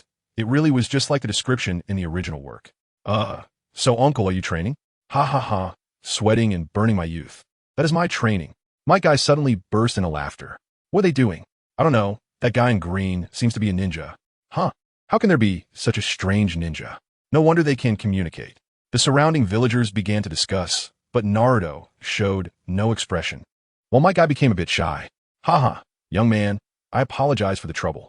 If there is nothing else, I'll continue to burn my youth. As punishment, I'll do 100 laps around the village upside down. My guy really was a bit clueless. Before Naruto could respond, Guy had already dashed past him. Uncle, wait. Seeing my guy about to run off, Naruto hurriedly called out. Is there anything else, young man? My guy stopped, or rather, he stopped his hands and turned around. Despite the time that had passed, Naruto still couldn't adapt to Guy's posture. Since you want to apologize, why not teach me some martial arts? My guy looked at Naruto in surprise, unable to believe his ears. Are you sure you want to learn martial arts from me? Naruto smiled and asked, Uncle, you must be a martial arts master, right? Haha, of course. I'm one of the few taijutsu masters in Konoha. My guy suddenly laughed so hard that tears streamed down his face. I didn't expect a young person in Konoha to be attracted by my burning youth. This is truly the essence of burning youth. My flame can ignite others too. This is so moving. Naruto felt speechless. He had never been this lost for words since crossing into this world. How did the conversation suddenly turn into tears? Uncle, can I learn martial arts from you? Naruto asked again. Ha ha ha, of course. But to learn martial arts, we must first start with physical strength. Let me see how strong you are. My guy wiped away his tears, gave Naruto a thumbs up, and said, Follow me. Let me see your youth. With that, Might Guy dashed forward, and his excitement made him faster. Naruto imitated Might Guy's movements and followed suit, flipping upside down. Huh. After running a distance, Might Guy turned to check if Naruto was following him, only to find Naruto was also upside down behind him. He merely wanted Naruto to run normally beside him, but unexpectedly, Naruto noticed Might Guy's surprised expression and flashed a big, shiny smile. Uncle, I can speed up. Suddenly, Naruto accelerated, his speed increasing significantly, surpassing Might Guy. Tears appeared on Might Guy's face again. This is youth, but I want to give up. And so, the two figures, one big and one small, began to run upside down around Konoha. Even Kakashi, who was secretly following Naruto, looked dumbfounded at the scene. He seemed to see a watermelon-headed figure resembling his teacher Minato. Naturally, Might Guy became Naruto's martial arts teacher.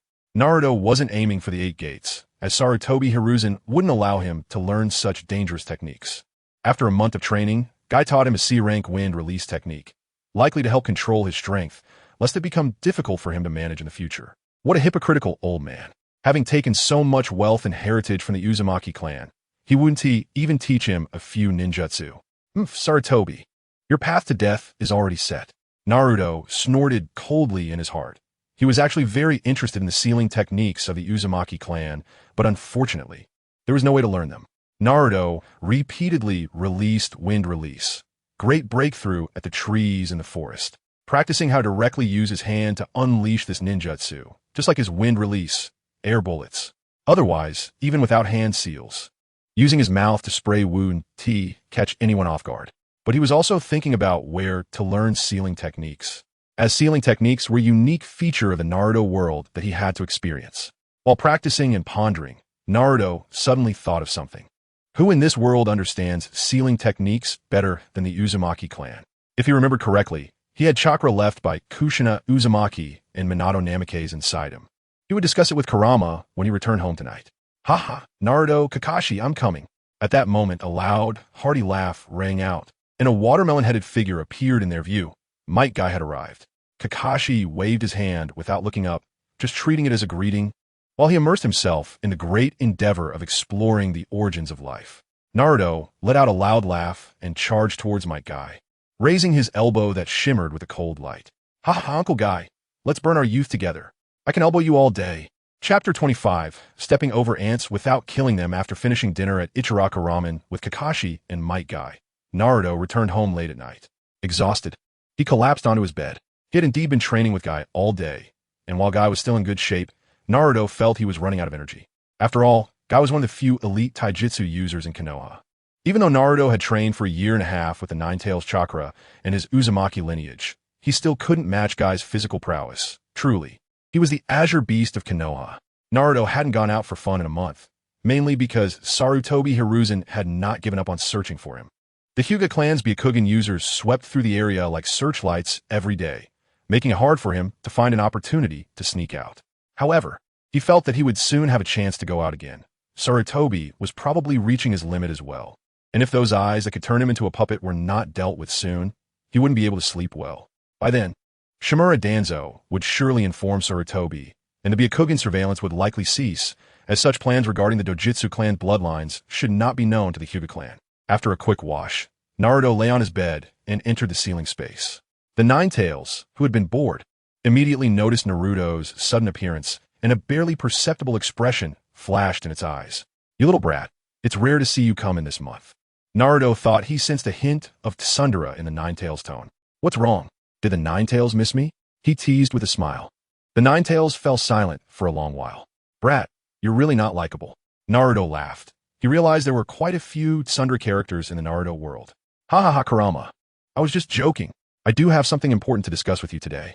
Looking puzzled, the Nine Tails asked, what do you want? Other than giving you some chakra. I can't do anything else. Or are you here to challenge me again after practicing taijutsu? Naruto shook his head and pointed at the seal posted on the door. I want to tear that thing down. The Nine Tails fell silent, its calm gaze gradually rippling as it stared intently at Naruto. If Naruto really opened the seal, once the Nine Tails left, the host would undoubtedly lose their life. To be honest, the Nine Tails didn't know why it felt a bit moved inside. Brat, you're not joking, are you? Naruto still smiled. Don't worry, even if I tear it down, you won't be able to get out. Gah. The Nine Tails' expression froze. This little brat just took back its earlier feeling of being moved. Huh, then what do you want to do? Seeing the Nine Tails looking like it had swallowed a fly, Naruto stiffened his face, trying not to laugh, lest the Nine Tails ignore him afterward. This 8-trigram seal is actually composed of 2 4-symbol seals, and it is these 2 seals that can convert the leaking Nine Tails chakra back into my chakra. I can only remove one of them for now, because the key to the other seal is in the hands of a troublesome person. Then what is the use of tearing down this seal? The Nine Tails inquired. Naruto shook his head. Minato left some of his chakra in me. As long as I tear down this seal, he will appear to prevent you from seducing me. The 4th Hokage. Hatred flashed in the Nine Tails' eyes. So you want to see your father? Not really. I just want the Flying Thunder God and the sealing techniques of the Uzumaki clan. The Nine Tails fell silent, its face darkening, clearly not wanting to see that guy, but suddenly it seemed to think of something. Haha. The Nine Tails, who had been full of anger and hatred, suddenly burst into laughter. I'm quite looking forward to what the 4th Hokage's reaction will be when he sees you now. Ha ha ha. Brat, can you still destroy Konoha now? In the ceiling space, the Nine Tails clearly saw Naruto interacting harmoniously with those 2 Konoha jonin, and he was far less radical towards those ignorant villagers than before. Naruto shook his head. Kurama, stepping over ants without killing them, is a power that is hard to master. Saying this, he slowly raised his right hand. Red and blue chakra surged from his palm, continuously merging and gathering, eventually forming a purple-black chakra sphere resembling a tailed beast bomb. But wasn't he over yet? A large amount of yin-yang attribute chakra continued to gather, not integrating into the chakra sphere but swirling around it, compressing, finally becoming a deep black sphere of chakra at the center with a light purple hue surrounding it, with rings of light orbiting around it. This. When did you learn yin-yang release? The Nine Tails stared wide-eyed, looking incredulously at the chakra sphere in Naruto's hand, feeling the breath of both yin and yang chakra. Its voice became intermittent. Not quite. Naruto smiled. The yin-yang release technique could create forms from nothing and infuse them with life, but he couldn't do that yet. However, just using the change of chakra properties isn't too difficult. The chakra extracted from the Nine Tails is of the yang attribute, and after awakening the Manjiki Sharingan, his chakra can transform into the yin attribute. So now he was just combining the yin and yang chakra attributes using the principles of the Rasengan, along with some of his understanding to create this technique. Using a small-tailed beast bomb as the trigger for the explosion and the surrounding yin-yang chakra as the medium for the explosion, it would ultimately produce unimaginable destructive power. Moreover, the fusion of yin and yang chakra is far more stable than other chakra attributes, and the resulting destructive power is more formidable. Naruto had hardly practiced this. He simply applied the principles of the Rasengan and tailed beast bomb, and succeeded immediately. So, you plan to use this ninjutsu against Konoha? The Nine Tails stared wide-eyed. It noticed that while Naruto's technique might not look as powerful as its tailed beast bomb currently, it felt this technique had not yet reached its limit, and could incorporate even more chakra. If the chakra was sufficient, it might even surpass the tailed beast bomb. Who knows? Naruto shrugged with a smile. Konoha is too weak now. No matter how much it grows, the result will be the same. Bang! Naruto clenched his palm. The chakra sphere was directly crushed and reabsorbed back into his body. Alright, we should prepare for the main event. Naruto looked at the Nine Tails. When Minato comes out, I'll need you to waste some chakra to help stabilize his state. The Nine Tails looked incredulous. You wanted to help that guy, the fourth Hokage? Brat, don't go too far. Roar. The Nine Tails directly roared at Naruto, one claw extending out, stopping right in front of Naruto. This little brat actually wanted it to help that enemy, who sealed it.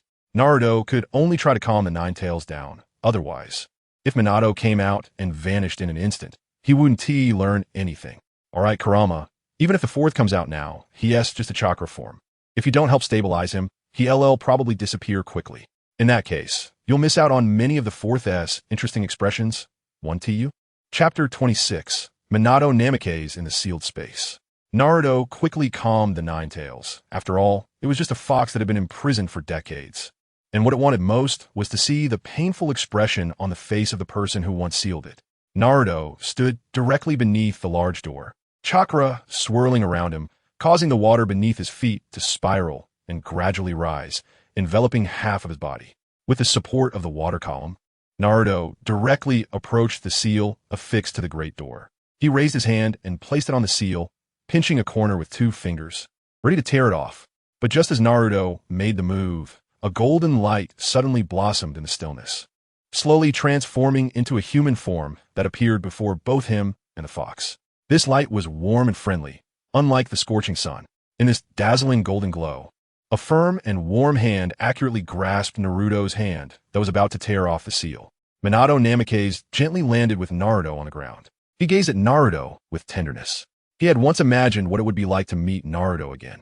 However, now that they met again, he found that Naruto was still a child, but looking at Naruto's strong physique, handsome face, golden hair, and blue eyes, he presumed that as the son of the fourth Hokage and a hero's descendant, Naruto must have grown up with the support of the villagers and lived a happy life. Naruto, you've grown up, Minato said with a satisfied expression. But Naruto silently took a step back. Minato's expression became somewhat awkward, and he smiled as he said, Naruto, perhaps the third Hokage didn't tell you about my identity. I am actually. No need for small talk, fourth Hokage. Naruto directly interrupted Minato. I didn't unseal it just to listen to your nonsense. Minato was once again frozen in place, his expression on the verge of speaking, but hesitating, feeling somewhat at a loss. While he could handle relationships among comrades well, he didn't know how to face his seemingly rebellious child. After all, when Naruto was born, he was just a tiny baby, and now he had already grown into a big kid. Could it be that his identity had made him rebellious in the village? But he also felt guilty for making Naruto an orphan since childhood, making it hard to say anything. Fortunately, Naruto not only looked good, but also seemed to be doing well physically, suggesting that he was indeed not lacking in food and clothing in the village. Naruto, you should not easily trust the Nine Tails temptations. If you want to practice with the tailed beast chakra, Jiraiya-sensei must be present, Minato explained to Naruto with a gentle smile. Haha, fourth Hokage, this is certainly not my temptation. The Nine Tails' mocking laughter suddenly rang out from behind before Naruto could speak. Nine Tails, you're the one causing trouble. Minato turned to see the Nine Tails with a mocking expression and a gaze filled with anger. Haha, fourth Hokage, you have no right to blame me for this. Without me, this little brat would have probably died at the hands of Konoha long ago. The Nine Tails' words were not entirely unfounded. Without the powerful recovery ability granted by the Nine Tails chakra, Given Naruto's experiences as a child, even if he didn't die, he would likely have suffered many hidden injuries. Impossible. Minato instinctively refuted the Ninetales claim and immediately turned to Naruto, hoping to learn the truth from him. Minato, who grew up under the will of fire, loved his village deeply and had devoted everything to Konoha after becoming Hokage. He could not believe the Ninetales' words. This is really troublesome, Naruto frowned, his expression remaining unchanged and still calm. Fourth Hokage, I no longer care about this village. The purpose of unsealing this time is simply to harness more of the Ninetales chakra, as well as your flying thunder god technique and the sealing techniques belonging to the Uzumaki clan. Harness more of the Ninetales chakra? Minato suddenly grasped the crux of the issue, and a slight smile of relief appeared on his otherwise unpleasant face. Naruto, can you already harness the Ninetales chakra? He asked, surprised. Using the Ninetales chakra, you must know that even Kushina took a long time to achieve this. How could you, at your age, already obtain chakra from the Ninetales? Fourth Hokage, you're too arrogant. Naruto shot Minato a cold glance, and then, while Minato was still in shock and unable to stop him, he tore off the seal on the great door and stepped inside, standing beside the Ninetales. It's not about mastering the Ninetales. It's that I and the Ninetales are companions. Minato stared blankly at this scene, feeling that his worldview was about to shatter. Why? Why can Naruto stand beside the Ninetales so naturally? The Ninetales' expression was quite ferocious, constantly baring its teeth at him, its eyes filled with mockery and hatred. It certainly didn't seem like a being that could understand Naruto. Yet Naruto didn't appear to be under its influence. It was only then that Minato calmed down and began to think.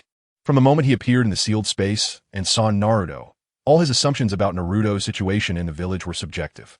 The treatment of jinchuriki in the village could be seen from Kushina, but could even the identity of the fourth Hokage's son, the hero's descendant, not change this treatment? Naruto, I can teach you the flying thunder god technique and sealing techniques, but this is just a wisp of chakra. I fear I won't be able to teach you everything. Minato's expression showed some self-reproach and shame. He couldn't even fulfill his son's first, and possibly only, request. That's not a problem, Kurama. Naruto looked at the Ninetales. This is what we agreed upon. The Ninetales, possessing ample yang chakra, could greatly enhance the quality and stability of Minato's wisp of chakra. As long as it was supplemented in time, there would be no need to worry about it disappearing. TCH, you little brat. The Ninetales showed an extremely disdainful expression, but still divided a wisp of chakra to cross the seal and enter Minato's body. What is this? Minato was amazed as he felt the change in chakra within him. It had stabilized directly, and the quality of the chakra had improved, eliminating the feeling of it disappearing at any moment. This was the power of the Ninetales chakra. He then looked at Naruto with an expectant gaze and said, Naruto, can you tell me about your experiences over the years? Chapter 27. Collapsed. Naruto was silent, lowering his head to think for a while, before finally looking at Minato, who had a somewhat expectant yet fearful gaze. I wasn't particularly interested in complaining about things. After all, the past was the past, and now they could only dare to be angry without saying it. Upon hearing this, Minato's expression dimmed slightly. However, Naruto's tone suddenly shifted as he said, if you really want to know, why not let you see for yourself? With that, Naruto ignored Minato's renewed look of anticipation and turned to the Kyuubi, who was also looking down at him, and raised his fist high. Kyuubi, if I remember correctly, this is called the Sage Mode, right? The Kyuubi's eyes widened in shock, filled with hesitation. Kid, you didn't mention this beforehand, and it's not that easy to gain my approval. Ha ha, I don't need your approval. The lifespan of humans is quite short, and there won't be another jinchuriki. In a few decades, you'll regain your freedom. Why not just consider this as passing the time? Naruto said with a smile. The Kyuubi fell silent, looking at Naruto's smiling face, feeling a sense of discomfort. This sunny expression shouldn't be on this guy's face. That fake smile suited someone like the fourth Hokage. However, this kid Naruto was somewhat to its liking. At least this year was much more interesting than the past few decades. After all, they were allies, and surely there would be many interesting things to see in the coming decades. The Kyuubi also smirked, extending its massive claw and pressing it against Naruto's fist. Well, let's just consider this as passing the time. Boom! A powerful surge of chakra erupted from Naruto, with golden chakra swirling like a tsunami, forming a massive vortex. Naruto's body was enveloped by this force, his eyes turning into slits, and intricate golden patterns moved across his skin like living things, outlining mysterious designs. With half of the seal already released, It was enough for Naruto to enter this tale beast chakra mode. Minato's eyes were filled with shock. Even Kushina couldn't use tailed beast chakra to this extent.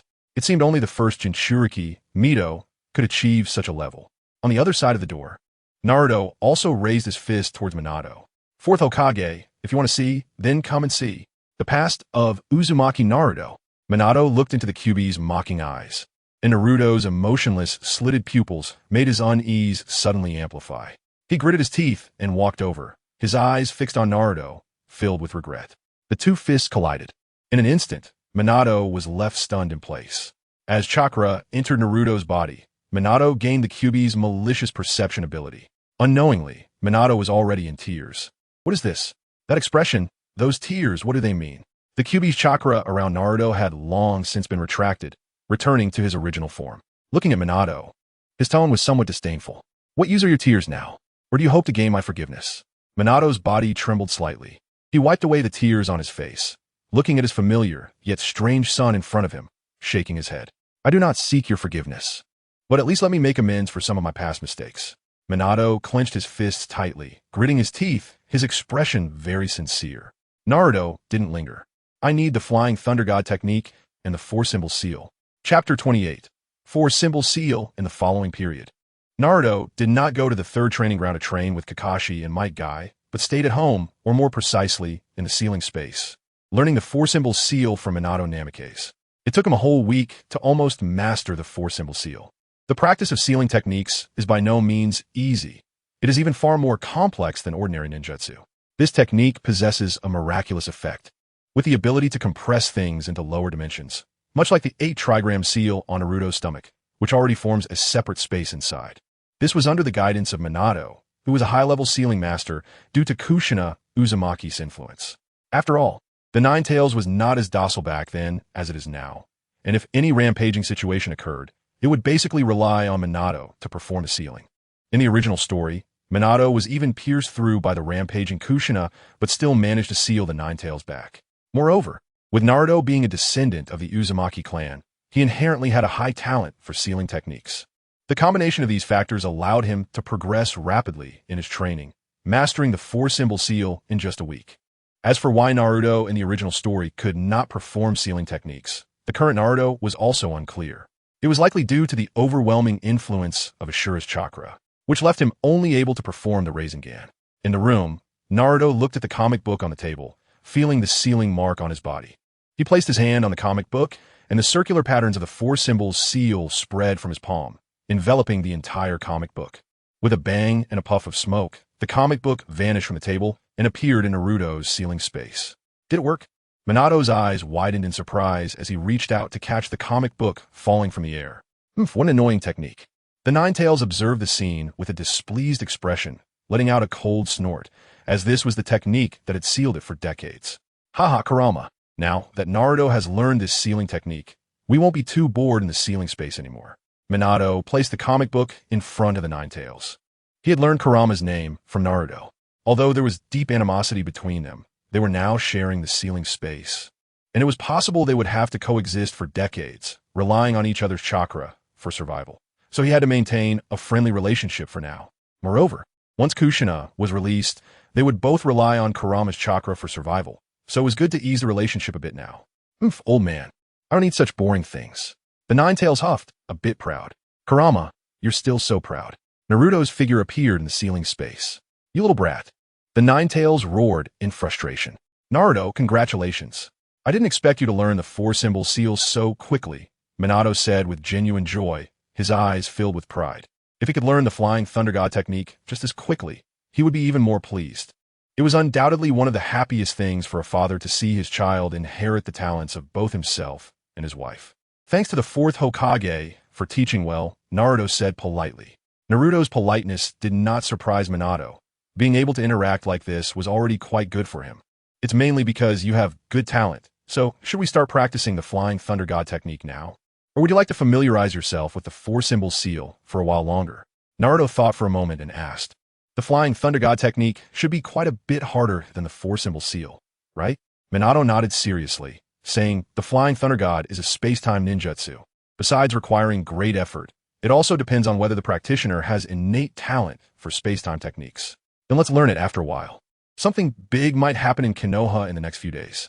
Naruto glanced at the Nine Tails, who was secretly eyeing the comic book, thinking that in a while he could let Kushina out as well. He still needed to learn the adamantine sealing from her. Something big. What could happen in Konoha? Minato's expression was somewhat complicated. Although he didn't have a good impression of the current Konoha, he was once the Hokage, so hearing this news inevitably stirred mixed feelings. Naruto revealed a mysterious smile. Fourth Hokage. Soon you will see the hypocritical side of Konoha's higher-ups. It has been over a month, and Sarutobi Hiruzen has not found the intruders in the village. He is likely starting to suspect Uchiha Shisui, as the only eyewitness to the intruders is Shisui, and it is well known that the Uchiha are not trusted in Konoha. By the time the Hyuga clan closes their Byakugan, he can begin to lay out his plans, setting up a trap near the Uchiha clan's territory. He would eventually find an opportunity. A pair of Manjiki Sharingan is worth it. Was it really my mistake? Naruto looked at Minato, who was starting to doubt himself again, and he fell silent. He felt indifferent towards Minato, having neither hatred nor the inclination to regard him as a father. This was unavoidable, as he was not truly his father. The current relationship was quite good. As Naruto was lost in thought, his expression changed slightly, and he disappeared from the ceiling space.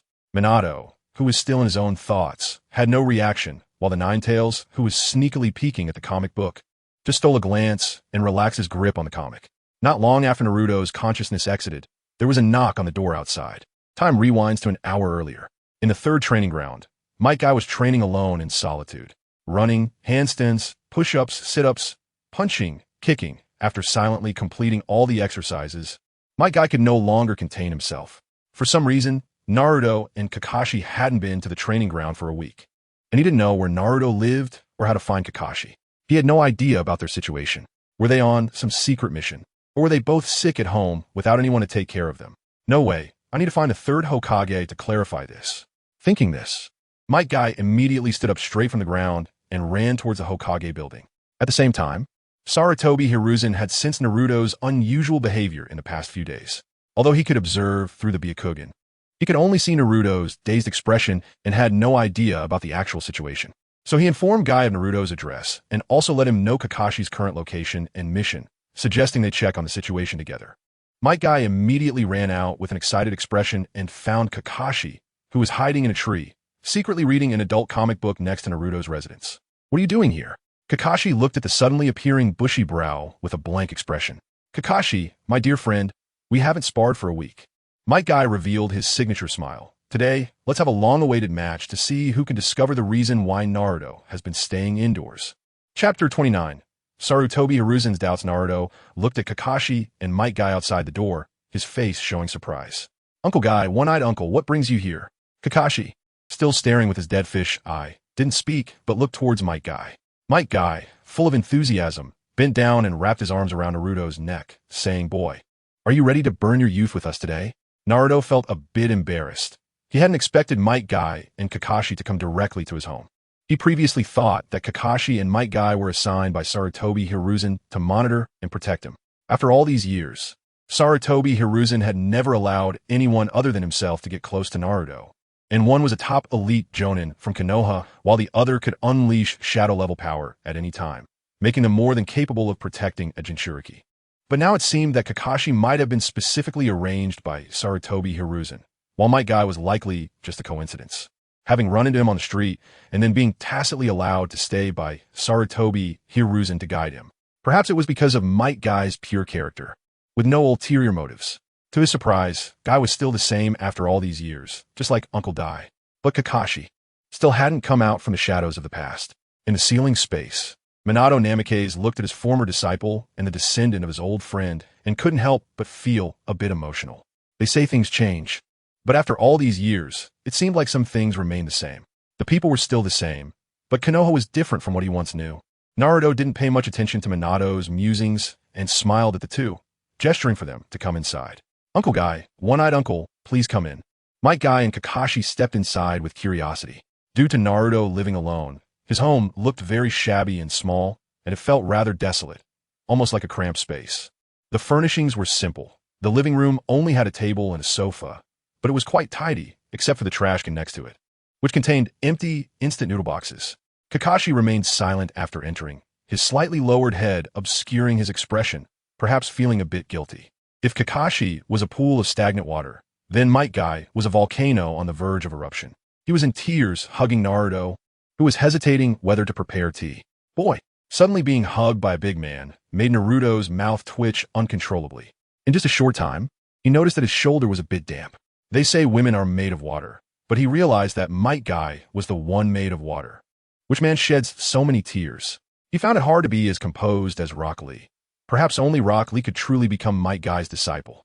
Struggling out of Might Guy's embrace, Naruto said awkwardly, "Uncle Guy, you and One-Eyed Uncle sit down first. I'll explain everything to you later." Naruto poured each of them a cup of plain water. It was all he had, as he didn't have tea at home and never expected guests, apart from instant noodles. Just plain water. Naruto briefly explained to the two why he hadn't been going to the practice grounds lately. Naturally, he couldn't tell them directly, but said he was developing a powerful jutsu at home. The reason he wasn't practicing at the training ground was that he wanted to keep this jutsu as his trump card and would challenge them once he completed it. Confident of winning, Kakashi revealed his dead fisheye again, thinking that Naruto, being young and somewhat stubborn, was trying to find a way to defeat them. But winning was definitely impossible. Although it seemed challenging during their sparring matches, it was also because he often didn't take it seriously. No matter how they fought, he should be able to win. Might Guy was different. He looked at Naruto seriously and made a declaration that he would not fail, vowing to double his training before their next duel. Aside from his best friend Kakashi, he would not lose to anyone. Thus, the two left Naruto's home with differing feelings. Developing a new jutsu? Truly worthy of being Minato's child. Sarutobi Hiruzen couldn't help but feel emotional upon receiving Kakashi's report. Naruto had brought him so many surprises. It was almost frightening. Not only had his proficiency with existing jutsu improved rapidly, but he could even perform many simple jutsu without hand signs. And now he had begun developing his own jutsu. He was surpassing the master. However, ever since the incident with Danzo, Naruto's character had shown some issues. Perhaps it was time to bring Jiraiya back. While Sarutobi Hiruzen was deep in thought, a figure suddenly pushed the door open without knocking or greeting, directly saying, "Hiruzen, is there still no intel on that mysterious person?" The visitor was Shimura Danzo. Sarutobi Hiruzen's expression didn't change at Danzo's rudeness. He had grown accustomed to it over the decades. He shook his head, speaking with disappointment. Hayashi's side reported that the Byakugan found no suspicious activity, and the Inazuka clan and Yamanaka clan haven't discovered anything either. Hearing this news, Danzo's expression darkened, and he angrily said, "Then it seems everything is part of the evil Uchiha's conspiracy." Sarutobi Hiruzen furrowed his brow. "Danzo, don't speak carelessly." Danzo stared intently at Sarutobi Hiruzen. "This is the Uchiha clan's scheme. Otherwise, an outsider tried to seize a bloodline limit wouldn't have gone so long without any anomalies." "Danzo, I trust Shisui," Sarutobi Hiruzen said firmly. "Hiruzen, have you forgotten the words of our teacher?" Danzo's gaze was resolute. Any Uchiha who awakens the Manjiki Sharingan has a twisted and extreme personality. The current Uchiha Shisui is probably no longer the one who cared for the village. That invader is just a smokescreen released by the Uchiha, aimed at drawing our attention and allowing Uchiha Shisui to use his ocular techniques to control you, then take the opportunity to launch a coup against the village. For this, they have already killed a member of Konoha's Anbu. That's impossible. Sarutobi Hiruzen instinctively refuted Danzo's idea, his expression turning grim. He continued, "I believe in Shisui's will of fire, and I believe the Uchiha would never do anything to harm the village. Hiruzen, are you really going to put the village in danger because of your personal opinions?" Danzo looked at his old friend with disappointment. The once great ninja had become so weak. "Enough, Danzo. I am a Hokage, and I will make the decisions regarding this matter." Sarutobi Hiruzen unleashed his ultimate move, directly targeting Danzo, dealing 100,000 points of true damage. "Hiruzen, you will regret this." Bang! Danzo left after throwing down his harsh words, slamming the door behind him. Sarutobi Hiruzen sat in his chair, smoking alone, his small frame appearing somewhat desolate. He had long suspected this matter. After all, it had been over a month with no sign of movement in the village. More critically, on that night, aside from Uchiha Shisui, there were no other witnesses, especially at such a crucial time. Although Shisui informed him about the Uchiha's plan for a coup and his Manjiki Sharingan abilities. Sometimes the real lie is mixed in with one falsehood after 9 truths. He had to be wary of that Manjiki's power. Shisui. Sarutobi Hiruzen lowered his head and muttered to himself, his expression growing more bitter, while his gaze became increasingly dark.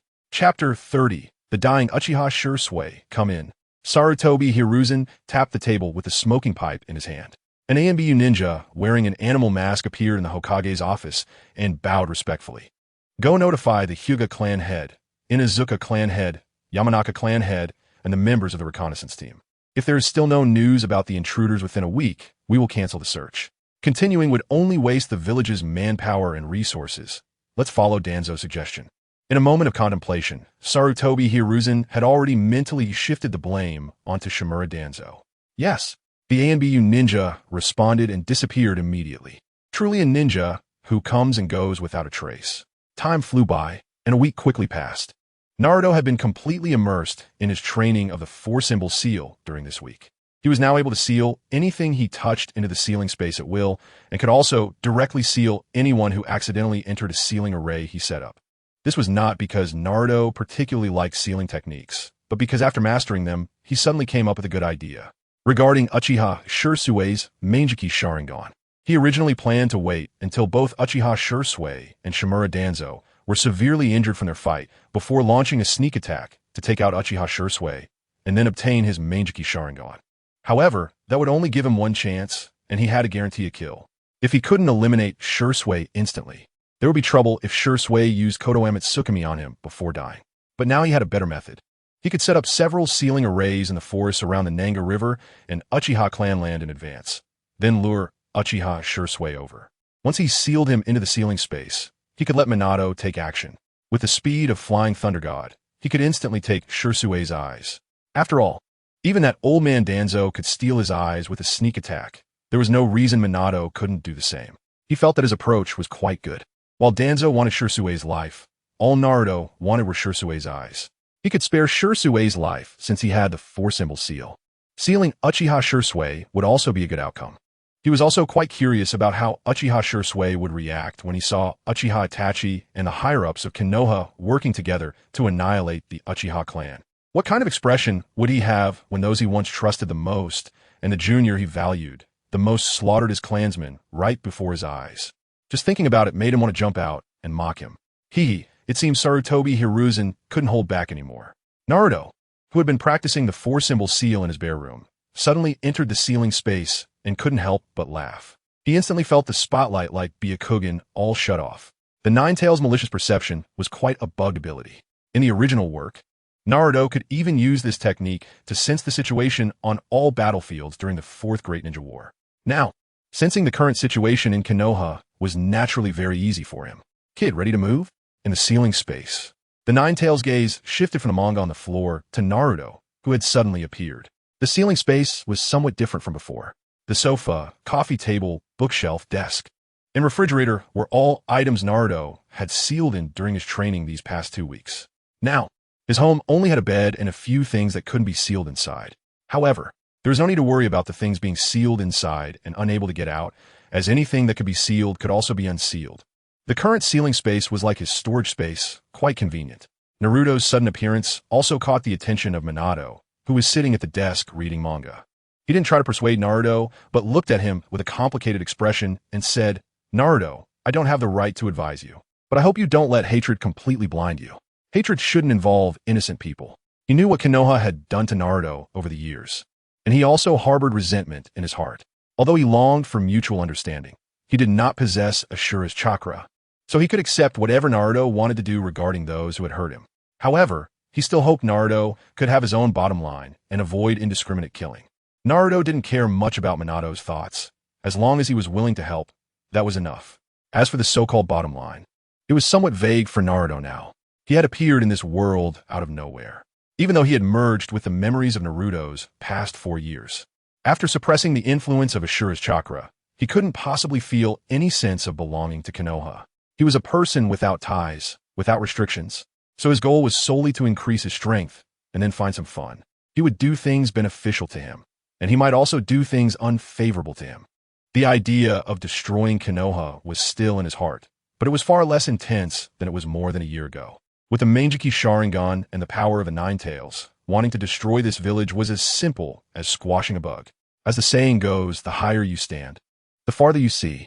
With the increase in strength, his mindset had also changed somewhat. Sometimes he would think that the entire ninja world was quite distorted. Why could the nobility of the 5 great nations, weak as insects, control most of the world's resources, while the 5 great ninja villages, obviously possessing the strongest armed forces, had to fight tooth and nail over a small amount of resources? Possessing a perspective far beyond this world, he suddenly felt a bit tired of the unchanging ninja world. Don't worry, 4th Hokage, what I do will only bring benefits to Uchiha Shisui and the Uchiha clan, not harm.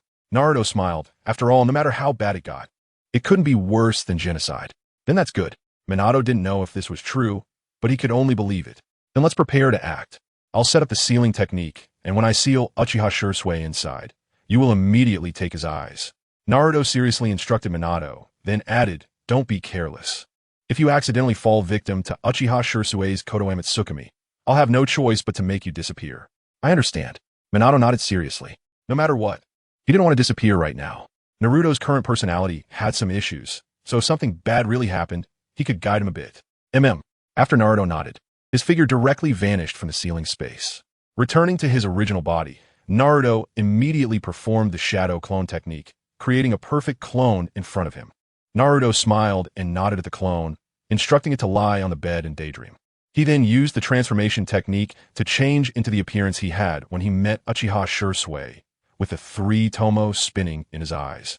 Wearing the modified 3-eyed cat mask, Vortex Naruto, making a grand entrance, his figure gradually disappeared, and Minato was left stunned in the ceiling space.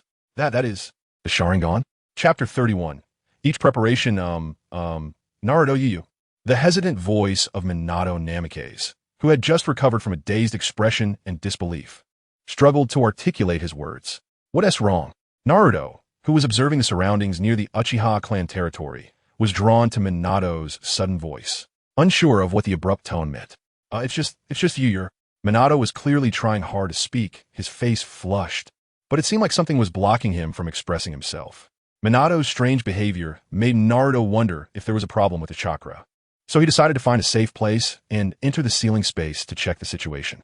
Ha ha ha ha ha. You're killing me. The Nine Tails, who had been watching Minato while pretending to read a comic, finally couldn't hold back his laughter. Minato's expression was more entertaining than the comic itself. Kyubi, what happened to the 4th? Upon hearing the Nine Tails' laughter, Naruto realized that the Nine Tails was aware of the situation and asked. The Nine Tails grinned mischievously and said, this guy's doubting whether he's been cheated on after seeing your eyes. Ha ha ha ha ha. Minato's face turned even redder, unable to speak.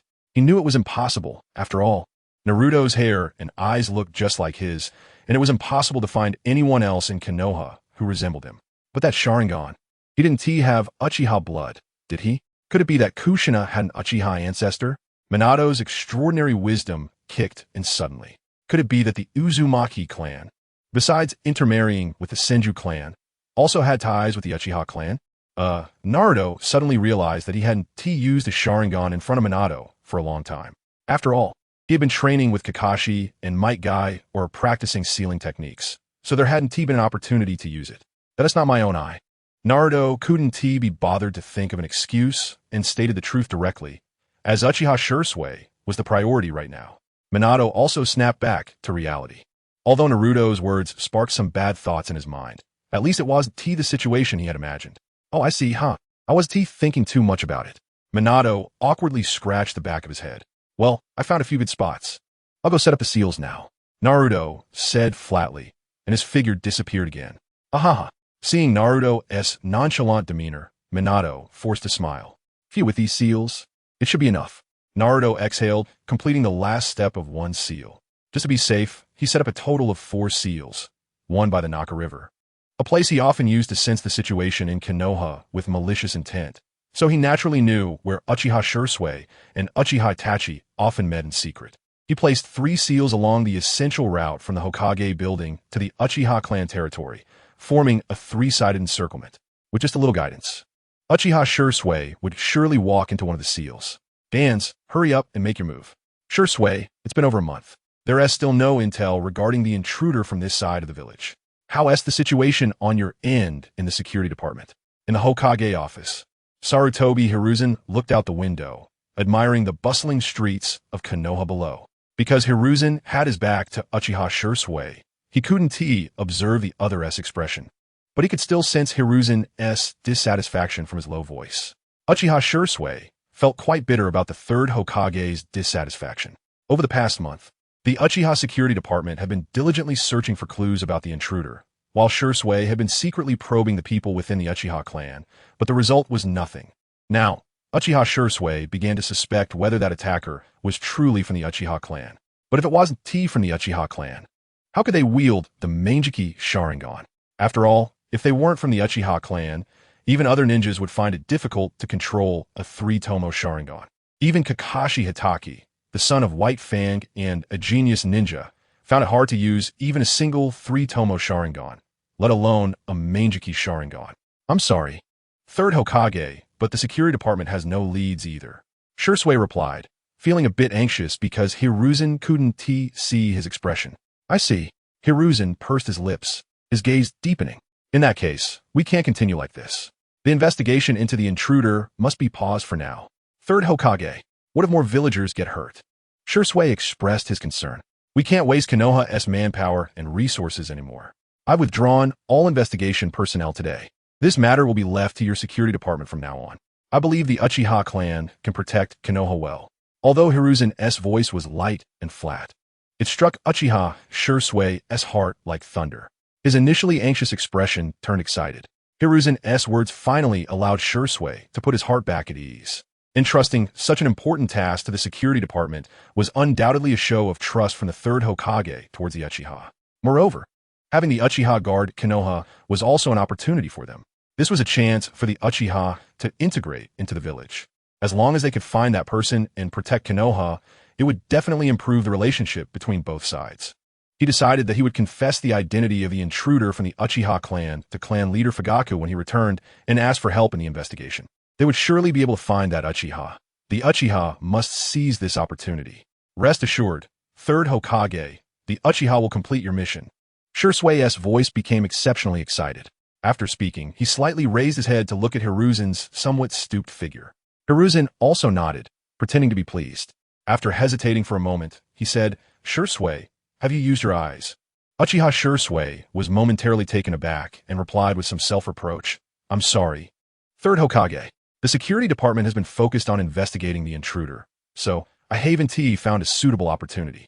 Shisui's answer made Hiruzen's gaze slightly sharpen. Using the intruder to divert attention? Or, as he thought about it, Hiruzen suddenly felt a chill run down his spine. He shouldn't have been controlled, right? Hiruzen mentally went over his teacher Tobarama's words several times and reflected on the inherently evil nature of the Uchiha, confirming that he hadn't been affected before he spoke again. It's fine, Shisui. I have always believed in your will of fire and the Uchiha clan's love for Konoha. Whatever you need to do it boldly. After this incident is over, I will promote the Uchiha clan's achievements to the entire Konoha in the name of the third Hokage to ease the relationship between Konoha and the Uchiha. Thank you very much, third Hokage. The excitement in Shisui's eyes was impossible to hide. He was almost ready to kneel and bow down. At this moment, the will of fire in his heart was burning fiercely, and Hiruzen's image had become immensely grand in his eyes. Indeed, the third Hokage had been working hard for the Uchiha to integrate into Konoha. Hiruzen nodded. In that case, you can leave for now. Yes. I will inform Chief Fugaku of this message right away.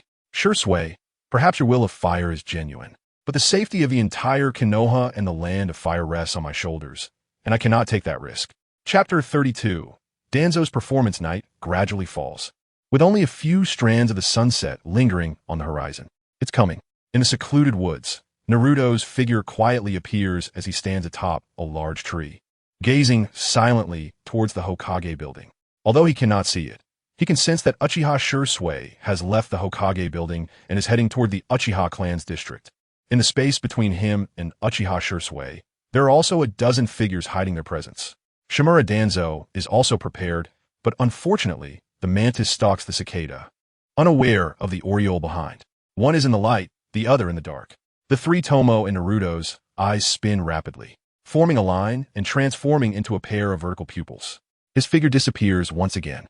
As night fully descends, The remaining sun vanishes, and the cold moon quietly rises. The moonlight is fragmented by the dense tree canopy, leaving only mottled shadows scattered on the ground, like broken silver mirrors. Tonight, the forest is even more tranquil. Russell, Uchiha Shisui moves quickly, appearing somewhat anxious, his clothes brushing against the branches and leaves, producing a soft, rustling sound. Ever since the fourth Hokage's sacrifice, the Uchiha clan has finally found an opportunity to reintegrate into the village. Uchiha Shisui does not want to miss this chance, and neither can the Uchiha clan afford to miss it. He wants to return to the Uchiha clan as soon as possible to inform clan leader Fugaku of this matter, then gather all Uchiha members for a clan meeting to conduct a secret investigation. He knows Fugaku's character, although he has subtly shown a tendency to agree with the coup. His indecisive nature makes Shisui not hold much hope for the coup. As long as he conveys the third Hokage's intentions and his report to Fugaku, he can avoid the coup, and Fugaku will surely support his plan. But the other elders are different. They have an almost fanatical yearning for the Manjiki Sharingan. Once they learn the truth, it will only strengthen their belief in the coup. Therefore, the only ones he can trust are clan leader Fugaku and his friend Uchiha Itachi. Uchiha Shisui is now hopelessly lost. As a delusional idealist, he has always lived in his imagined paradise. He has begun to fantasize about the scene of the Uchiha being accepted by the village, where the villagers of Konoha no longer fear the Uchiha, and the high-ranking officials of Konoha no longer ostracize the Uchiha, with Uchiha Itachi becoming the Hokage of Konoha. Strong emotions naturally cause the three tomo in his eyes to emerge and continuously spin, transforming into the shape of a single-blade shuriken. But fantasies are like bubbles. When the cruelty of reality pops his imagined paradise, what will happen then? Whoosh! A series of wind sounds erupt as several shuriken are shot towards him from various tricky angles, from all directions. There is no space left for him to evade. However, with the inside of the Manjiki, how could he fall victim to mere shuriken? In an instant, Uchiha Shisui has also drawn his shuriken and deflected all the incoming projectiles. But before he can steady himself, 5 ninjas dressed in black cloaks and animal masks have already surrounded him. Various shuriken, kunai, smoke bombs, and explosive tags rain down on him like flowers scattered by a celestial maiden. These guys, Uchiha Shisui's expression changes dramatically. The coldness of their demeanor and the almost emotionless killing intent resemble thoughtless machines, leading Uchiha Shisui to have some suspicions. The dust raised by the numerous explosive tags and smoke bombs engulfs the scene, but Uchiha Shisui, who is already prepared, has long since used the body flicker technique to disappear from a spot. Uchiha Shisui's figure appears on another large tree, looking at the 5 figures ahead with an extremely serious expression.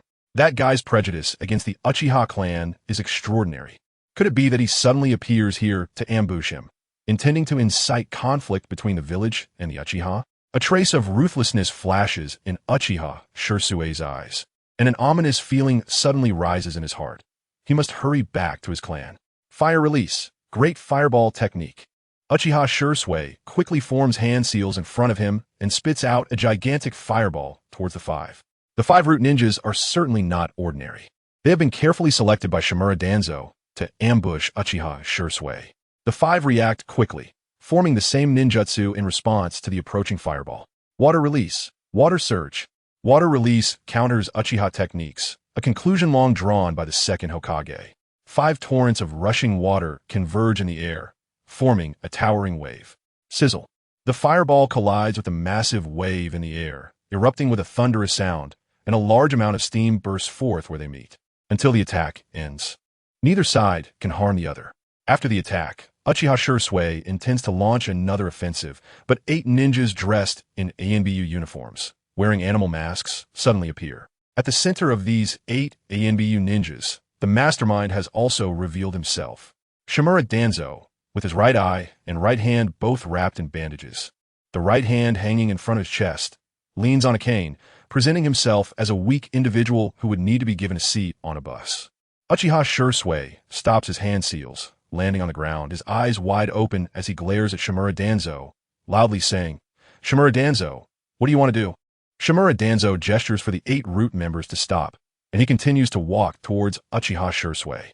After the first 2 waves of ambush failed, he knew the first plan had already failed, and now he must implement his second plan. He initially wanted to spare 1 Sharingan. "Stop! What do you want?" Uchiha Shisui cannot help but shout at Danzo, who is now only 5 steps away from him. Though Danzo appears weak and frail, his strength should not be underestimated. Danzo also stops in his tracks, as the distance is now sufficient. Konoha Mitsukami, such a terrifying ability. Danzo's gaze is profound, seemingly praising the other. But Uchiha Shisui feels a chill. His pupils contract sharply. This information he has only shared with the 3rd Hokage and Uchiha Itachi. How does Danzo know? Shouldn't the 3rd Hokage and the Hokage advisors have already discussed this matter? Uchiha Shisui, do you really think that with just a pair of eyes, you can change the relationship between the village and the Uchiha? Danzo's left eye squints, half of his face hidden in the shadows of the leaves, making it hard to discern the greed lurking in his gaze. The power of the Manjiki Sharingan and the effects of Konoha Mitsukami make him once again see the hope of becoming Hokage. Danzo's words make Uchiha Shisui frown as he replies. The 3rd Hokage has already promised me. Things will definitely change. Danzo snorts. Even with the 3rd Hokage's support, the village's suspicion of the Uchiha will not disappear. I understand, but as long as we give it enough time. But what if there are many others in the village who are as suspicious as I am? Who will never change their minds? Uchiha Shisui, what will you do then? Danzo interrupts Uchiha Shisui's words, his gaze icy as he looks at him. Do you intend to control us with Konoha Mitsukami as well? No, that's not it, Uchiha Shisui wants to explain, but his eyes widen in an instant. Danzo has already tossed aside his cane and lunges towards Uchiha Shisui, his left hand raised like a claw, aimed directly at Uchiha Shisui's right eye. Your Sharingan will be taken by me. Chapter 33. This is the gift of farewell illusion technique. Sharingan. Uchiha Shisui instantly grabbed his left hand and used the illusion of the Sharingan to bind Shimura Danzo in place. Uchiha Shisui then turned to the several root ninjas who were planning to attack again and said in a low tone, "It's just a very simple illusion. It will be broken soon." The appearance of Shimura Danzo extinguished the excitement in Uchiha Shisui's heart like a bucket of cold water. Even with the support of the 3rd Hokage, the village's opinion could not be changed overnight. Just as he was about to turn and leave, he suddenly sensed that Shimura Danzo had broken his illusion. Not good. Uchiha Shisui was alarmed. Bang!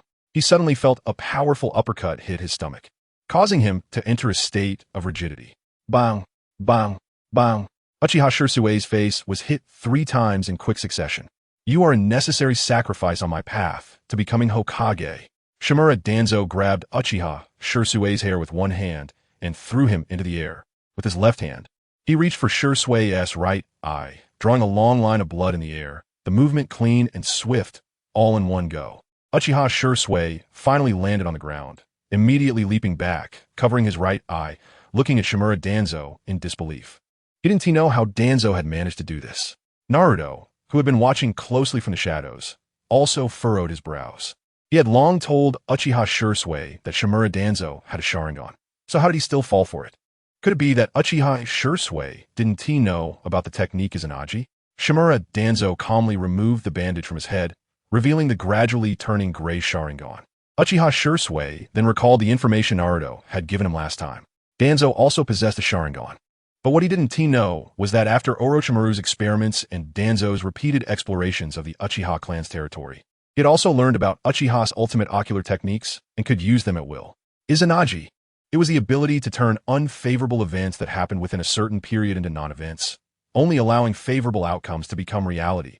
Even death could be altered. The cost was the loss of one 3-tomo Sharingan. Danzo had long been prepared to use this ocular technique. The Sharingan was merely a consumable for him. When he broke free from Uchiha Shisui's illusion, he simultaneously launched a surprise attack on the unprepared Shisui. A successful strike. This will become a substitute for my eye. So, give me the other one as well. Shimura Danzo's shadowy gaze fell upon Uchiha Shisui, his eyes no longer hiding any greed. Damn it!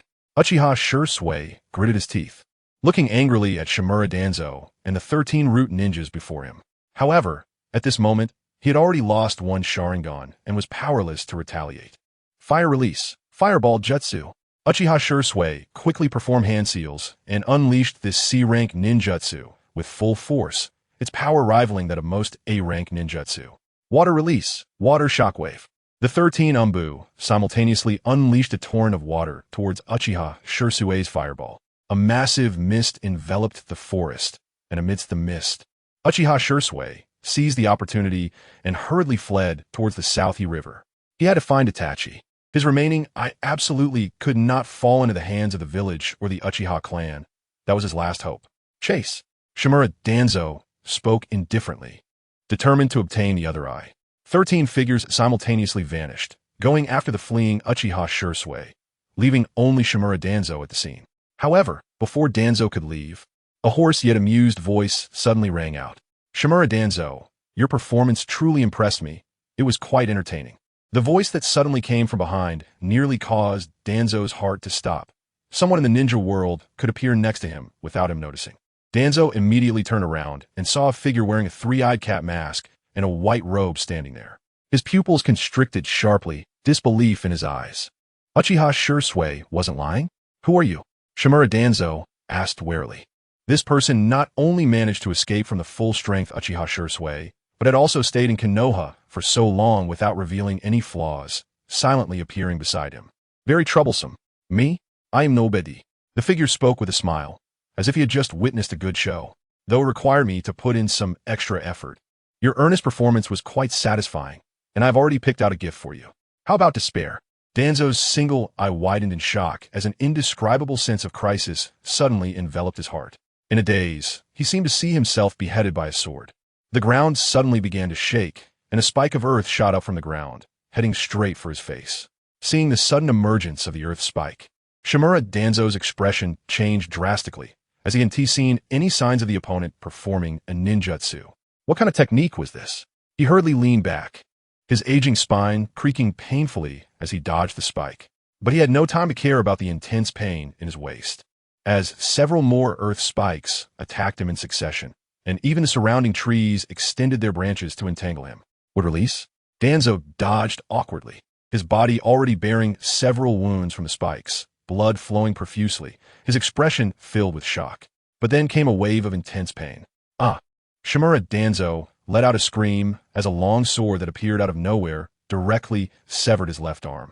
The tremendous force sent his arm spinning in the air, the severed end tracing several circular lines of blood before finally landing at Naruto's feet, his palm slowly opening to reveal a kaleidoscope Sharingan. My Sharingan! Shimura Danzo gritted his teeth, enduring the pain as he fixed his gaze on the eye on his severed arm. That was his hope of becoming Hokage. How ugly! Shimura Danzo! Naruto bent down to pick up Uchiha Shisui's eye and directly absorbed it using the ocular technique of his right eye. An immensely powerful ocular power surged into his eye, making it feel as if it was beginning to heat up under this overwhelming force, as if undergoing some kind of evolution. He sensed the ocular technique within the eye, which could gradually influence others' perceptions invisibly, but due to insufficient energy. His own eye did not undergo the final evolution. Is another eye still needed? Naruto wondered. You despicable little man, where did you take my eye? Give it back to me. Shimura Danzo lay on the ground. The pain of his severed arm and the fear of Naruto's unknown abilities made him too afraid to move, only able to emit impotent roars. Looking at Shimura Danzo, who resembled a defeated dog, Naruto felt that this good show should come to an end. He was running out of time to obtain the other eye. He had a premonition that his kaleidoscope Sharingan would advance further because of this. Elder Danzo, this is the gift of farewell. Chapter 34. Pharmacist Nanoyu. Pharmacist Nanu, once a wandering shrine maiden, was one of the top spies en route and also a leading medical ninja in Konoha. If the original plot were to continue, she would soon die at the hands of Kabuto Yakushi. After completing a mission for Danzo Shimura, Nanoyu chose to leave Root and became the director of a private orphanage. However, leaving Root was not as simple as it seemed, especially after Nanoyu had developed vulnerabilities. After her departure, Danzo threatened the orphanage, stating that if she did not continue to serve Root, funding would be cut, and the children would be used for human experiments. To protect the orphanage, Nanoyu had no choice but to return to the shadows and serve Root once more. Today's mission involved her acting as a medical ninja to transplant the eyes of Uchiha Shisui after Danzo acquired them. Sighing as she watched Shisui flee not far away, Nanoyu felt a pang of pain in her heart. To protect a group of children, she had to harm another child. Even though Shisui was now powerful enough that even their group of over 10 could not easily subdue him, he still appeared to her as a child, so naive. Despite possessing great power, his innocent mindset made him merely a pawn in the hands of Konoha's higher-ups, used to deal with the Uchiha before revealing his eyes. Once those eyes were exposed, Shisui himself would lose his value as a pawn. Those eyes would become their new tool. As a member of Konoha's root, Nanoyu had long executed the organization's disgusting missions and witnessed various human experiments, yet she had not been completely brainwashed by Danzo. Instead, she had seen through the true nature of Konoha's leadership. The so-called will of fire had long since become twisted. It was merely a despicable means for these remnants to extract nutrients from the new leaves. Yet, she felt powerless, having lost her past beliefs and will. The orphanage still needed funding, and Kabuto was still in Danzo's hands. Nanoyu and several other root ninjas launched another attack, throwing shuriken and kunai at Shisui. In a hurry, Shisui used body flicker technique to dodge, but when he reappeared on the ground not far away, he had to lean against a tree, bending over and gasping for breath. Having lost one Sharingan and fleeing while continuously using body flicker technique, he was already somewhat exhausted. A good opportunity. The leading root ninja stopped not far from Shisui. You have no chance left, Uchiha Shisui. The surrounding root ninjas pulled out kunai wrapped with explosive tags. Aim for his lower body, don't harm his eyes. Without giving Shisui a chance to speak, several root ninjas threw their kunai at him. I still have things I must do. Images of villagers living in harmony with the Uchiha flashed before Shisui's eyes. His previously vacant gaze suddenly widened, and the three tomo began to spin in his eyes as a single-edged shuriken appeared among them. Boom! A tremendous explosion echoed through the forest, thick smoke enveloping everything around. The 13 root members quickly retreated to the edge of the smoke to avoid being ambushed due to lack of visibility. Suddenly, a gust of wind surged, sweeping outwards from the center of the smoke in all directions. The 13 root ninjas quickly raised their hands to shield themselves, tried to avoid being swept away or ambushed by Shisui. Susanoo 100. From the yellow-brown smoke, countless green chakra arrows shot out. Get down. Many root ninjas were struck and sent flying by the chakra arrows, with only a few managing to dodge the rain of arrows. What is this? The remaining root ninjas stared blankly at the scene before them. As the smoke cleared, a massive green figure appeared before them, adorned with a red tomo in its center. Those who did not understand the Manjiki Sharingan could not comprehend what this entity was. Beneath the green giant, Shisui gasped for breath, blood tears streaming from the corners of his eyes. His body swayed, and finally he bent down, resting his hands on his knees. After exhausting himself, the green giant dissipated. A great opportunity. Several root ninjas who had avoided the attack looked at Shisui's weakened state and took out kunai wrapped with explosive tags once more. However, at that moment, boom, a deafening roar shattered the air, as if to rupture everyone's eardrums, startling the few who turned to look. The sun was rising.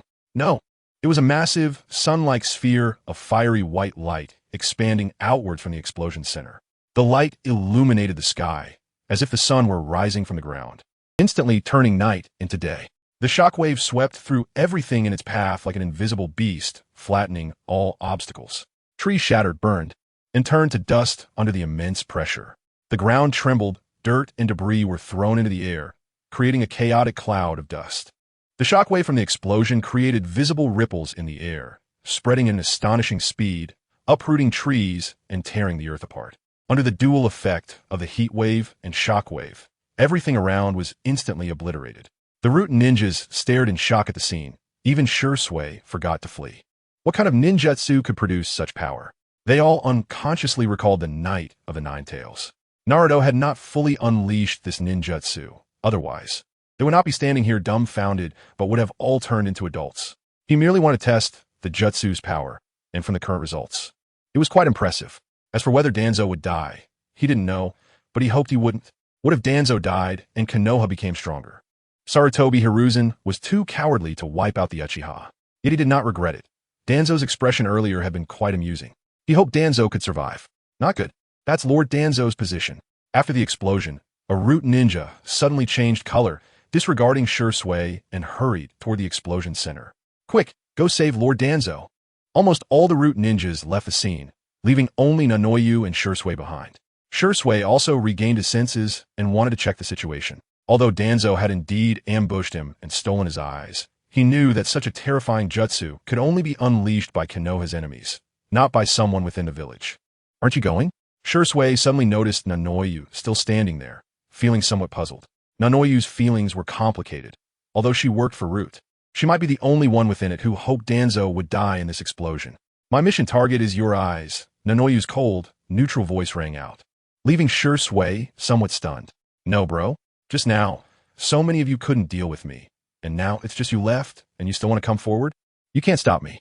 Uchiha Shisui suddenly sighed. Although the root ninjas obeyed Shimura Danzo, the root was actually part of the Anbu and was an important force of the village. If it weren't for that, he really didn't want to make a move against the other party. Fire style, great fireball jutsu. A huge fireball flew towards Yakushi Nanoyu, but to the surprise of both, the fireball suddenly vanished into thin air during its attack. What happened? This thought appeared simultaneously in both of their minds. Soon after, beneath their feet, dark ink-like patterns spread and flowed across the ground, wrapping around the two like wriggling snakes. Then, Uchiha Shisui and Yakushi Nanoyu disappeared at the same time. Please urge for updates. Please comment. I will be very grateful. Chapter 35, Toanzo. Damn masked man Shinomiya Toanzo was indeed not dead, but his current condition was far from good. When several root ninjas felt the center of the explosion, they found Toanzo at the center of an enormous pit, with only one arm remaining, covered in blood, and his breath was extremely weak. On that pale arm exposed to the outside, one of the three Sharingan slowly closed its eye. Lord Toanzo, how are you? Several root ninjas hurriedly surrounded Toanzo, with one stepping forward to help him treat his wounds, while the others scanned the surroundings with wary expressions, preparing for any potential surprise attacks. None of them questioned Toanzo's unusual, even grotesquely twisted right arm, nor did they feel any fear from the terrifying traces of the explosion around them. They were root ninjas with absolute loyalty to Toanzo. Even if it meant going to their deaths, they would not hesitate. Cough, cough, cough, cough, cough. Toanzo coughed violently for a while, and one of the root ninjas quickly took out a water bottle and handed it to his lips. He tilted his head back slightly to drink a sip, still haunted by the lingering fear. When he saw the black sphere in the hands of that cat-faced masked man, he could swear he had never felt so close to death before. The crisis of death had directly stimulated the last bit of potential in his aging body, allowing him to grasp his final lifeline. He exerted all his strength to break free from the bandages wrapping around his right hand, and after several failed attempts to form signs with one hand, just before the explosion erupted, he finally used Izanagi to evade the opponent's attack.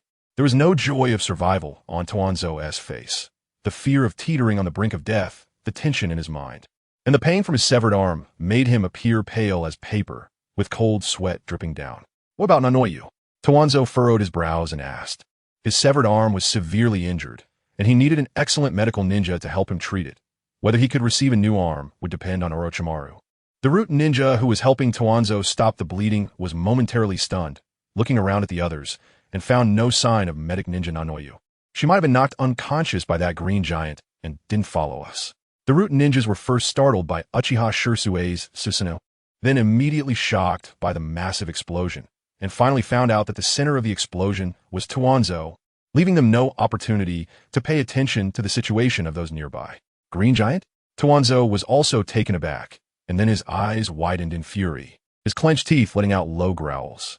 Toanzo recalled what that green giant was. The second Hokage, Senju Tobarama, had once told them that the true power of the Manjiki Sharingan, besides its strange ocular techniques, was the ability to materialize giants. The third power, Susanoo, that was the ability mastered by Uchiha Madara, and it was also the ability that Uchiha Madara and the first Hokage, Senju Hashirama, used to establish Konoha together. And just like that, it slipped through his fingers. Tsukuyami, my Tsukuyami, my Manjiki Sharingan. After letting out a series of pained wails, Toanzo's head tilted, and he fainted. Lord Toanzo! Lord Toanzo! Lord Toanzo! This scene frightened the several root ninjas, who hurriedly called out Toanzo's name. After a careful check, they discovered that Toanzo had merely fainted due to excessive emotional agitation. The position of Hokage was something Toanzo had yearned for decades, a dream he could never attain. But due to a moment of hesitation in his youth, he could no longer touch his dream, even by a fraction. He had always been on the path of pursuing his dream. Even when the storms raged and every step was arduous, he continued resolutely. He established root for this purpose, helping Sarutobi Hiruzen bear various burdens, and he had even assassinated Hokage, only to receive failure, resulting in never being able to lift his head in front of Sarutobi Hiruzen again. Now, he was just one step away from his dream. As long as he obtained Tsukuyami, gained the Manjiki Sharingan, and became Hokage of Konoha, it would be within his reach. In his view, as long as he had those eyes, unifying the ninja world might not be impossible. Ultimately, it was all in vain. Damn masked man, what is it? A scout-type root ninja suddenly noticed a large number of ninjas rushing over from two directions. Without thinking, one side was the Hokage and numerous clan ninjas coming from the Hokage building, and the other was Uchiha clan ninjas rushing over from the Uchiha clan grounds. He quickly informed the others, the Hokage is coming. The expressions of the group turned serious as they looked at Tuanzo's arm and hurriedly rewrapped it with bandages. They then discussed among themselves, exchanged a few words, and finally decided to remain silent until Tuanzo woke up, especially since with the tongue seal, they could not disclose any unfavorable information about Tuanzo. Sarutobi Hiruzen, accompanied by clan ninjas, and Uchiha Fugaku, leading Uchiha clan ninjas, arrived at the scene simultaneously. Looking at the massive pit with a radius of 100 meters, both sides were astonished. This did not seem like something ninjutsu could produce. After exchanging glances for a moment, Uchiha Fugaku slowly lowered his head, leading the Uchiha ninjas to stand behind Sarutobi Hiruzen. Although Uchiha Fugaku chose to bow his head in concession, Sarutobi Hiruzen's eyes beneath the Hokage hat were already filled with frost. Uchiha Fugaku's mood was equally poor. The anger of the clan towards the Hokage faction had been intensifying, and many clansmen often heard the Sarutobi clan loudly discussing Uchiha in the streets. Yet, Sarutobi Hiruzen remained like a smiling tiger, indifferent, even suppressing the Uchiha clan, which had made the voices of the radicals grow louder. If he had chosen to stand behind Sarutobi Hiruzen at that moment, it might have affected his reputation within the clan. Sarutobi Hiruzen quickly suppressed his emotions and turned his gaze to the unconscious Tuanzo lying on the ground. Tuanzo looked quite miserable now. His clothes had turned into rags, and although his body was wrapped in bandages, blood continued to seep from the wound, making him look like a blood-soaked figure. Especially when looking at the neatly severed arm, a sense of sadness suddenly rose in Sarutobi Hiruzen's heart. His right arm had already been disabled in the war, and now his left arm was cut off. His old friend. From now on, let's have Tuanzo bear fewer burdens. What exactly happened here? Sarutobi Hiruzen frowned as he looked at the several root ninjas. This massive pit could be a tourist attraction, and the power of the Manjiki Sharingan was indeed terrifying. To be honest, he felt a bit regretful. One of the root ninjas stepped forward and said, Hokage-sama, Lord Tuanzo is the one involved in this battle. I think we should quickly treat Lord Tuanzo first. Only then did Sarutobi Hiruzen notice that none of the root ninjas present had any injuries, while Tuanzo was in such a critical state, feeling a wave of astonishment in his heart. Tuanzo actually fought Uchiha Shisui personally? Sarutobi Hiruzen felt that this was unlike his old friend's character. But with so many people present, he could only nod and say, you all take the consultant Danzo for treatment first. The rest follow me to the Hokage building for a meeting. Yes. No one raised any objections to this. A village consultant was seriously injured, and such a terrifying explosion had occurred within the Hidden Leaf Village, which was no small matter. Fortunately, it happened in the Leaf Forest. If it had occurred in a commercial area, they couldn't even bear to think about it. Sarutobi Hiruzen casually glanced over everyone from the Uchiha clan who had come, but did not find the figure of Uchiha Shisui, which caused some bad thoughts to arise in his mind. Chapter 36. In the sealed space in the dimly lit sealed space, Uchiha Shisui, who had been targeted by Sarutobi Hiruzen, was currently kneeling on the ground in an oar's position, covering his empty eye sockets. Not far from him was Yakushi Nanoyu, with her long golden wavy hair and glasses, looking incredulous. Just moments ago, when Uchiha Shisui was sealed in, the sudden change in scenery made her instinctively alert, but her fatigued body depleted chakra, and the nearly exhausted ocular power couldn't keep up with her awareness. She only felt a flash before a golden light suddenly appeared before her eyes. Then, the last remaining eye also vanished, and then she was in an oar's position. Is this enough? Minato Namikaze looked bitterly at the bloodied and still warm eyes in his hands. He was not a saint. His title of Yellow Flash was earned on the battlefield, where the other 4 ninja villages had issued orders to prioritize abandoning missions when encountering the Yellow Flash. This shows that Minato Namikaze was indeed a decisive person. Just like when he took Uchiha Shisui's eyes, he did so without hesitation, even more straightforward than Danzo. However, this act of taking the bloodline of a friend and clan member left a slight sense of guilt in his sunny personality. While Minato was reflecting, A ninja dressed in Anbu attire suddenly appeared amidst a fluctuation of chakra, causing him to be taken aback. This wasn't part of the plan? Fourth Hokage. Just as Minato hesitated whether to take the other person's eyes as well, a trembling female voice suddenly rang out. He looked at the ninja and noticed that the mask on her face was unfamiliar, indicating she was a new addition. Who are you? Although he didn't know how Naruto would handle her, out of politeness, Minato still inquired about her identity. Yakushi Nanoyu hesitated for a moment before removing her mask, as hiding her identity before the fourth Hokage was meaningless. It's been a long time, Lord Fourth. I'm Yakushi Nanoyu. She felt a bit emotional, surprised that the fourth Hokage was still alive. It's you.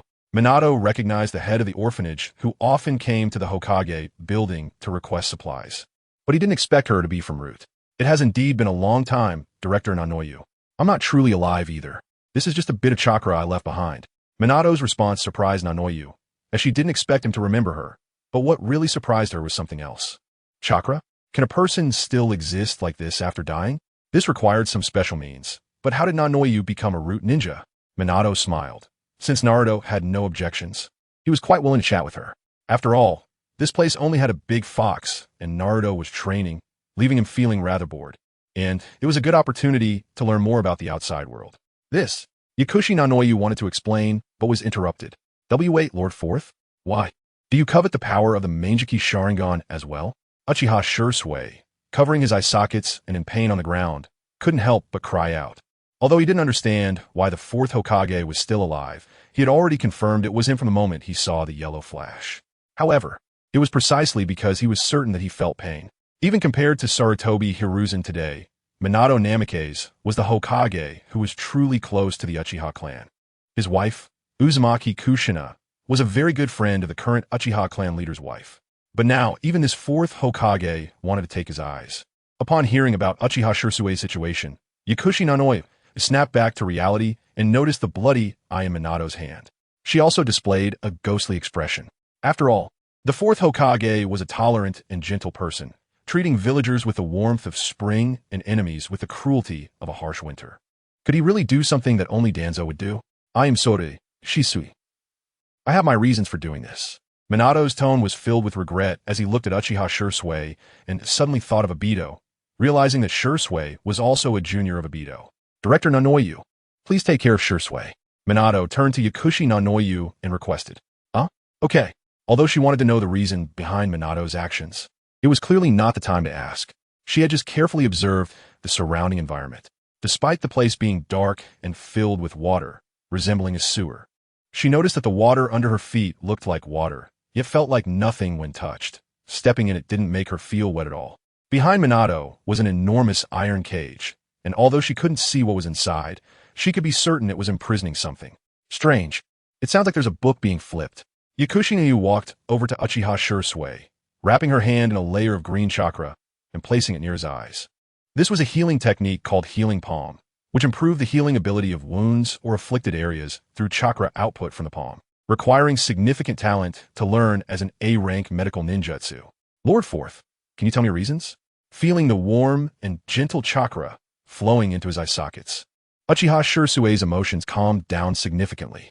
He wanted to know the reason behind the fourth Hokage taking his eyes. Minato remained silent for a moment before shaking his head and saying, I'm sorry, I can't tell you. However, someone will explain to you later. After hearing this response, Uchiha Shisui fell silent. This answer clearly didn't satisfy him, but he had no way out. He couldn't even say if he could win without his eyes. Now that he had lost them, silence was his only option. For a moment, the sealed space fell into an eerie silence. At this moment, the sound of flipping pages seemed to grow more pronounced. Minato sensed that the atmosphere had become somewhat awkward. It wouldn't do to continue like this. And he didn't know when Naruto would come in, so he decided to find a topic. Director Nanoyu, I still don't know your reason for joining Root. As far as I know, Root is not a good place. Yakushi Nanoyu, who was treating Uchiha Shisui, also showed a wry smile. I was originally a ninja of Root. Chapter 37. Nine Tails. Despite the seal of silence imposed by the tongue curse, the pharmacist Nani Yao still briefly recounted her experiences over the years. For a moment, the atmosphere in the room became more somber. Ultimately, it was Uchiha Shisui who broke the silence. Although Yao had just hunted him down, he felt a twinge of sympathy for her, having just learned of her struggles while she treated his wounds. Ishimura Danzo not afraid of being punished by the third Hokage for doing this? Shisui said through gritted teeth, filled with anger towards Danzo, especially since he had just lost an eye to him. However, his thoughts were clearly naive, as he believed that Sarutobi Hiruzen could wash out the mess. After pondering for a moment, and having lost his previous goodwill towards Sarutobi Hiruzen after seeing Naruto's memories, Namake's Minato said, Shisui, Danzo is just an advisor. His rude organization is merely a part of the Anbu. Lord Fourth, what do you mean? Shisui clearly did not grasp Minato's implication, as his trust in Sarutobi Hiruzen was unwavering. Yao looked at Minato with a complex expression, realizing that he was quite dissatisfied with the third Hokage. Minato, seeing Shisui's demeanor, felt speechless. Hadn't he just been played by that Sarutobi guy? Shisui, Danzo is just an advisor. He doesn't have much power. Whatever he does cannot escape the Hokage's eyes. The Hokage is aware of all his actions, meaning many of Danzo's deeds are conducted with Hiruzen's tacit approval. The existence of Root is merely to complete certain tasks that the Anbu cannot, just like how Danzo suddenly attacked you and took your eye. This is impossible. Shisui instinctively rebutted Minato's words, continuing, I clearly propose using my eyes to resolve the conflict between my clan and Konoha. The third Hokage has already agreed to my plan. He also wants to change all this. Perhaps the third Hokage has his own difficulties, and maybe it's that Danzo who's causing trouble. Looking at Shisui's somewhat deranged appearance, both Minato and Yao were at a loss for words. What a foolish guy. A cold chuckle suddenly rang out, and a pair of blood-red, torch-like vertical pupils lit up on the other side of the door. Yao looked over and found that the previously dark space had suddenly brightened, revealing a massive fire-red fox in her line of sight. And 9 tails! Yao exclaimed in shock, only to quickly cover her mouth, her eyes filled with disbelief and overwhelming anxiety. The suddenly appearing fire-red fox, with its enormous size, vibrant fur, fierce expression, and the 9 tails trailing behind it, unmistakably signaled its identity as the 9 tails. Although she was not in the village during the 9 tails incident, she had heard plenty of rumors, and the devastation of Konoha after the attack was vivid in her memory. However, the 9 tails before her did not seem to exhibit any hostility or intent to destroy. It lay there with a look of disdain and contempt. Wearing glasses, Yao suddenly noticed what seemed to be a book under the 9 tails' feet, realizing that the sound of flipping pages had come from it. The tailed beast can read? Hey, you woman, what do your eyes mean? The 9 tails suddenly glared fiercely at the astonished Yao, causing her to lower her head in fear. Sorry, that was the 9 tails, the strongest among the tailed beasts. Even the 4th Hokage could only seal it at the cost of his life, so being looked at with such a fierce gaze was indeed somewhat terrifying. However, she quickly realized something was amiss. The strange space, the 4th Hokage, and the 9 tails, could it be that this was the sealing space for the 9 tails? Were they sealed together with the 9 tails? Was this the host for the 9 tails? As an excellent intelligence officer, she quickly deduced their current situation based on a few simple clues, but her heart was still filled with uncertainty. If she remembered correctly, the current host of the 9 tails was only about 6 years old. Could he really accomplish this? Kurama, don't scare her. Minato spoke up, as Naruto had specifically sealed the 9 tails away for a reason, so it was better for the 9 tails to tone it down a bit. 4th, don't call me that in front of outsiders.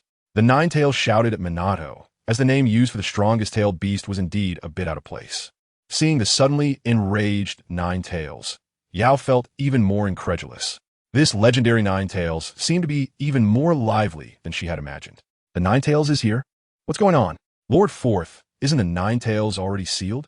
Uchiha Shisui, overwhelmed by a flood of information, almost short-circuited again upon logging back in. Foolish little Uchiha. You're still being kept in the dark by that old Sarutobi.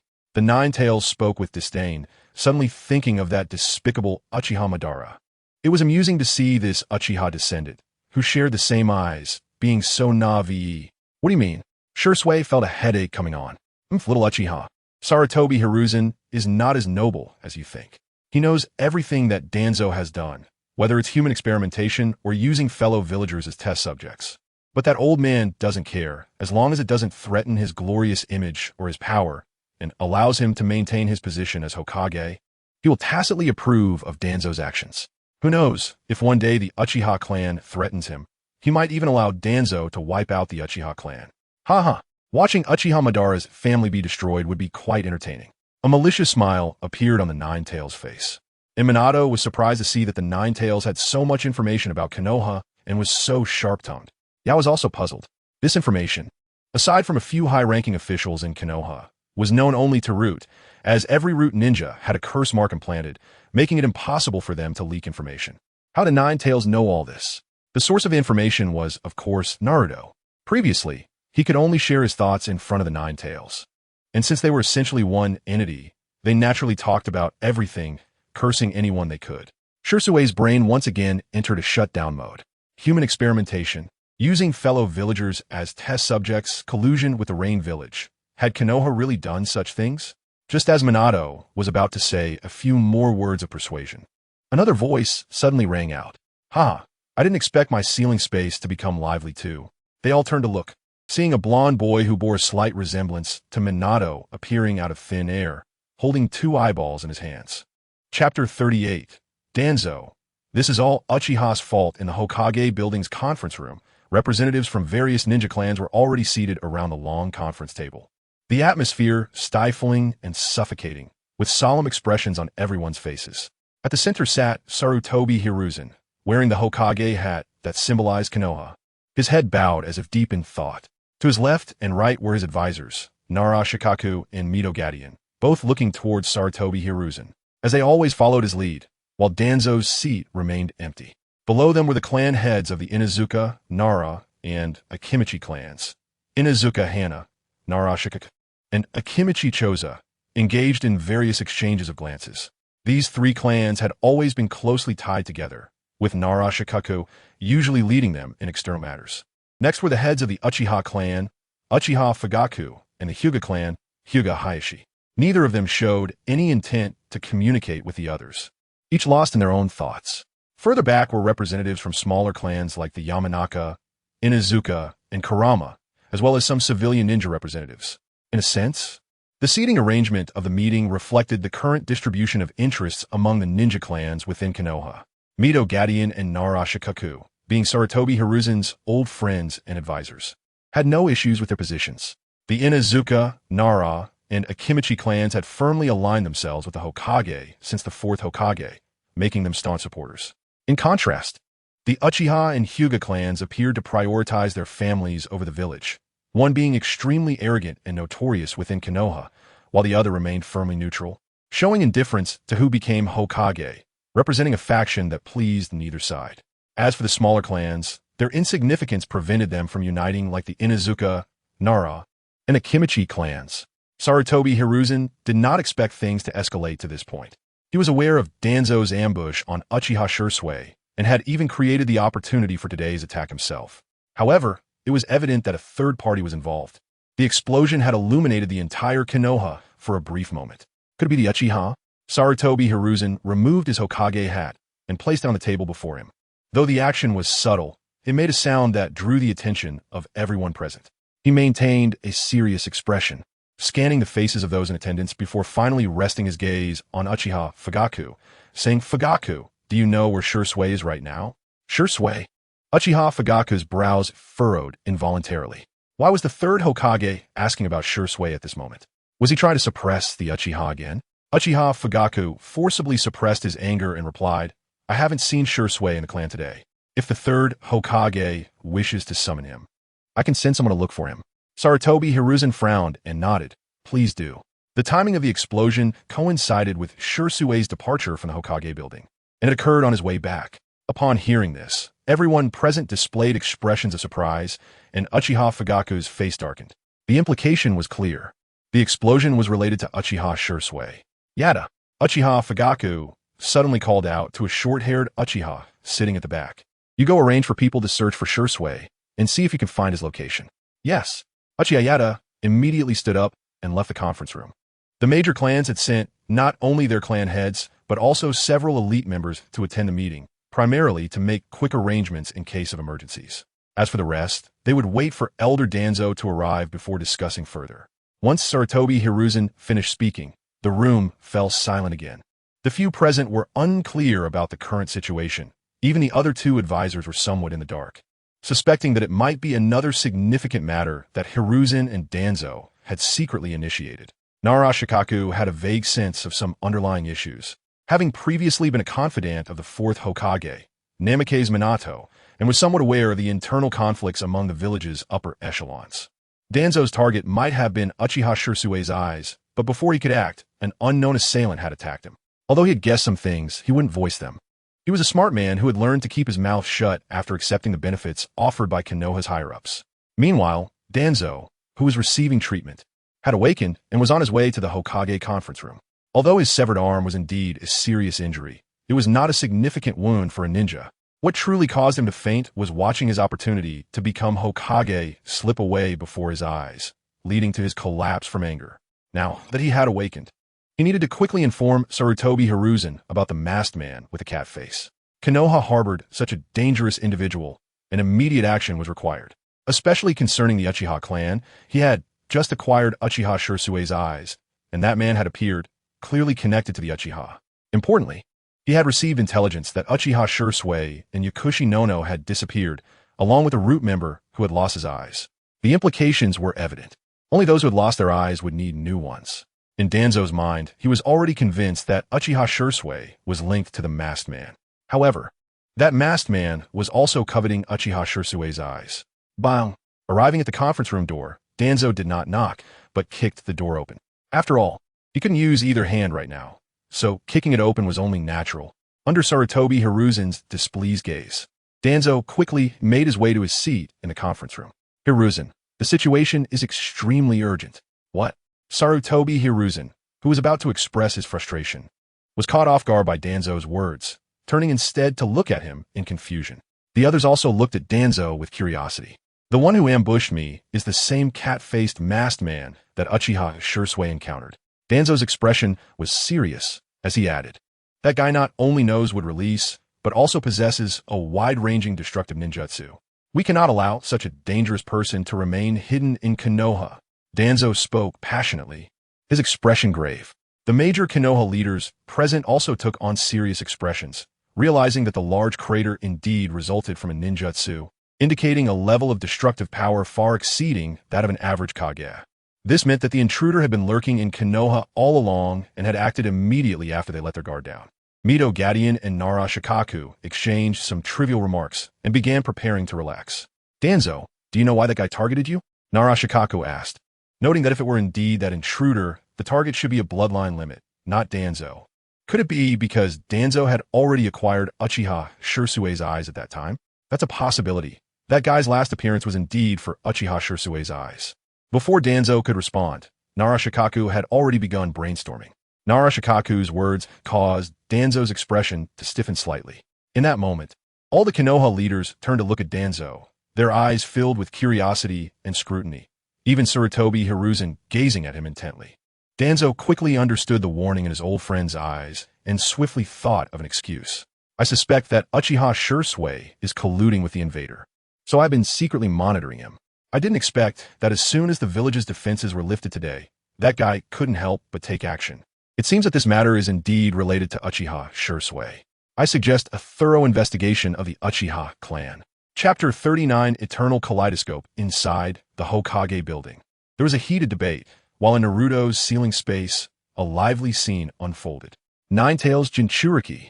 The moment Yakushi no Nayu saw Naruto appear, even though she had anticipated it, her heart still sank. The main reason was that Naruto was simply too young, despite being taller than children his age. She was well aware that he probably had some time before turning 6. Uchiha Shirsue, with his 2 dark holes for eyes, felt somewhat numb.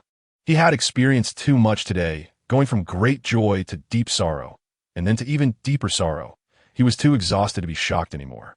Ignoring the surprise of the two, Naruto handed the 2 eyeballs he was holding to Yakushi no Nayu and pointed at the still kneeling Uchiha Shirsue. Miss no Nayu, please help him with the eye transplant. These 2 eyeballs were taken from a comatose root ninja. Initially, he sealed no Nayu in with the intention of transplanting her eyes into Shirsue, but he didn't expect that the random root ninja he sealed would actually be her.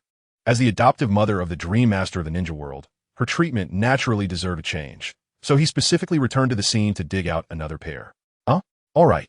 Yakushi no Nayu hurriedly took the eyes from Naruto and began the eye transplant surgery for Uchiha Shirsue. Don't ask why they could perform an eye transplant in a ceiling space where there was nothing. It is well known that in the Naruto world, eyes can be hot swapped. The so-called eye transplant is merely removing the old eyes and inserting new ones, followed by fine-tuning with medical ninjutsu. High-end ingredients often require the simplest cooking methods. At this moment, Namake's Minato also walked over to Naruto and handed him the eye that belonged to Uchiha Shisui. Thank you. Naruto took the eye from Minato's hand. He could still feel its warmth and the deep longing for his eye within it. He had a premonition that once he absorbed this eye, his Manjiki Sharingan would evolve once again. Although his Manjiki Sharingan could restore its vision, that didn't mean his eyes were the eternal Manjiki Sharingan. It was similar to Uchiha Obito's situation, but Obito used Senju Hashirama cells to counter the side effects of the Manjiki Sharingan, while he relied on his Uzumaki lineage. It should be noted that Nagato could even supply the Rinnegan, so a mere pair of Manjiki was simple. 3 Tomo appeared in Naruto's eyes, rotating and transforming into a pair of vertical pupils, as a whirlpool appeared in his hand, devouring the eye he held. Vishaman, a rather domineering and powerful ability, could transform any chaotic, mixed, or repulsive energy into the most suitable power for him. Even though Uchiha Shirsue's eyes were not from his direct bloodline, they could still fill the gaps in his Manjiki Sharingan through Vishaman. Namake's Minato watched this scene with curiosity, not interrupting. As the Sharingan transformed into a stream of released chakra flowing into the eye, Naruto felt the previous fiery sensation from the eye again. But this time, it was even more intense. It was as if a great fire was roasting his eyes, or something was breaking out and being reborn from where his original eyes had been. He could sense that his eyes were undergoing a metamorphosis, nurturing new power. The speed was not slow. Naruto covered his eyes, and in just a few minutes, he felt that the ocular power of Uchiha Shirsue's eyes had been completely absorbed. The vertical pupils in his eyes began to slowly rotate, and the patterns inside started to change slightly. As the vertical pupils rotated, circles of dark rings began to split out. When the final shape solidified, his eyes didn't change much. They remained a pair of bloody vertical pupils. But now there were 2 black rings surrounding them. It had a hint of the circle eye vibe. It seemed that the condition for evolving into the Rinnegan was the combination of Ashura and Indra's powers. He himself was the reincarnation of Ashura. If he could find an opportunity to absorb some of Uchiha Sasuke's power, wouldn't he be able to synthesize the Rinnegan? After obtaining the eternal Manjiki Sharingan, Naruto felt that his vision became much clearer. He could clearly perceive every subtle movement of the people present, even predicting some fragments of the future. Moreover, his ocular power would no longer be limited by the traditional Manjiki Sharingan. Now, he was already able to use the complete Susanoo. This feeling was amazing. Naruto, how do you feel? Minato, who had been paying attention to Naruto, noticed the change in his eyes and asked with concern. Naruto shook his head, his smile radiant. I feel better than ever. This pair of eyes feels just like that bastard Uchiha Madara. The Nine-Tails squinted its eyes, staring at Naruto's eyes, and spoke. Ha ha ha ha ha, Kurama. Next time we meet Uchiha Madara, I'll help you beat him up. The newly empowered Naruto felt invincible, and the Sharingan indeed could lead one to become overconfident. Huh, that guy Uchiha Madara is long dead. The Nine-Tails sneered, suddenly realizing that even if it couldn't defeat Senju Hashirama and Uchiha Madara, it wasn't bad to outlast both of them. Unfortunately, it didn't know where those 2 were buried. It felt a bit restless. Chapter 40. The Fate of Yakushi Nanoyohe. Arrogant little brat. The Nine-Tails scoffed coldly and then returned to looking at his manga. Really is the 4th Hokage, the jinchuriki, in the Nine-Tails? When Uchiha Shisui put on his eyes and saw the light again, his face showed an undeniable surprise. Why is this happening? Uchiha Shisui did not understand the reason behind the 4th Hokage and the jinchuriki acting against him. This appearance might be unfamiliar to you, but what if it's like this? Naruto tilted his mouth slightly, revealing a wicked smile, then transformed into a hooded figure wearing a cat mask. Uchiha Shisui, you should be familiar with this look, right? It's you. Uchiha Shisui's expression changed drastically, and he instinctively placed his hands in front of him, ready to form hand signs. Snap! Namake's Minato suddenly appeared next to him, grabbing one of his hands. 4th Hokage? Uchiha Shisui finally came to his senses. The jinchuriki is the child of the 4th Hokage. Naruto dispelled the transformation technique and said to the somewhat dazed Uchiha Shisui, Do you regret it? What do you mean? Uchiha Shisui didn't understand Naruto's intention. Do you regret placing your hope in Sarutobi Hiruzen? Uchiha Shisui's expression froze, and he bit his teeth in silence for a moment. Perhaps Lord Third is unaware, or perhaps he has his own difficulties. Is that so? It seems you will only truly awaken when you see the Uchiha clan's destruction with your own eyes. The third Hokage wouldn't he do that? He promised me. Seeing Shisui's self-deceiving and distraught appearance, Naruto no longer wanted to bother with him. Without the Sharingan, Uchiha Shisui's threat was minimal when he witnessed the night of the massacre. That would be his last chance. Naruto then turned to Yakushi Nanoyu and said, "So what is your choice?" Yakushi Nanoyu hesitated because she thought of the children in the orphanage. "If I refuse, what will happen to me? Do you think you deserve my trust?" "I understand." Yakushi Nanoyu wore a self-deprecating smile on her face. Whether it was her or the fate of the orphanage, it had never been in her hands. This isn't a bad ending, Miss Nanoyu. To become a qualified leader, Naruto felt he needed to be more understanding of his subordinates. Yes, after seeing Yakushi Nanoyu, Naruto suddenly wanted to establish a force. Blindly pursuing power would only lead to becoming a shell of power. After gaining enough strength, he wanted to find something to do. Reforming the ninja world isn't difficult. It just requires defeating everyone and then rebuilding order. Besides, there are many unresolved issues within the Hokage, like the mother and daughter of Kurenai Yuhi, Zabuza and Haku, Yakushi Nanoyu and Yakushi Kabuto, etc. These people all have their merits, and he could find opportunities to bring them under his banner. Perhaps. Yakushi Nanoyu's response seemed somewhat weak. Working in the route, she still had some free time to take care of the orphanage, but now it seemed that freedom would be gone in the future. Naruto noticed Nanoyu's thoughts and did not respond, then continued to ask, "Do you remember Yakushi Kabuto?" Kabuto? Hearing this name from the jinchuriki surprised her a bit. The jinchuriki had mastered quite a bit of information about the villages, so it seemed that the other party had probably been secretly operating in Konoha for a while. Oh my, how old is he? Yakushi Nanoyu naturally couldn't know that Naruto learned about these matters through the original work. She nodded to Naruto, indicating that she understood. "How long has it been since you last saw him?" Yakushi Nanoyu was a bit puzzled. She didn't understand what Naruto meant and replied, "Danzo sent me a photo of Kabuto every once in a while." "Is that so? But photos can be easily faked. For example, slowly changing the person in the photo into another similar person." Naruto's words left Yakushi Nanoyu stunned for a moment, but she quickly reacted, and an ominous premonition suddenly rose in her heart, causing her face to turn pale. "What do you mean?"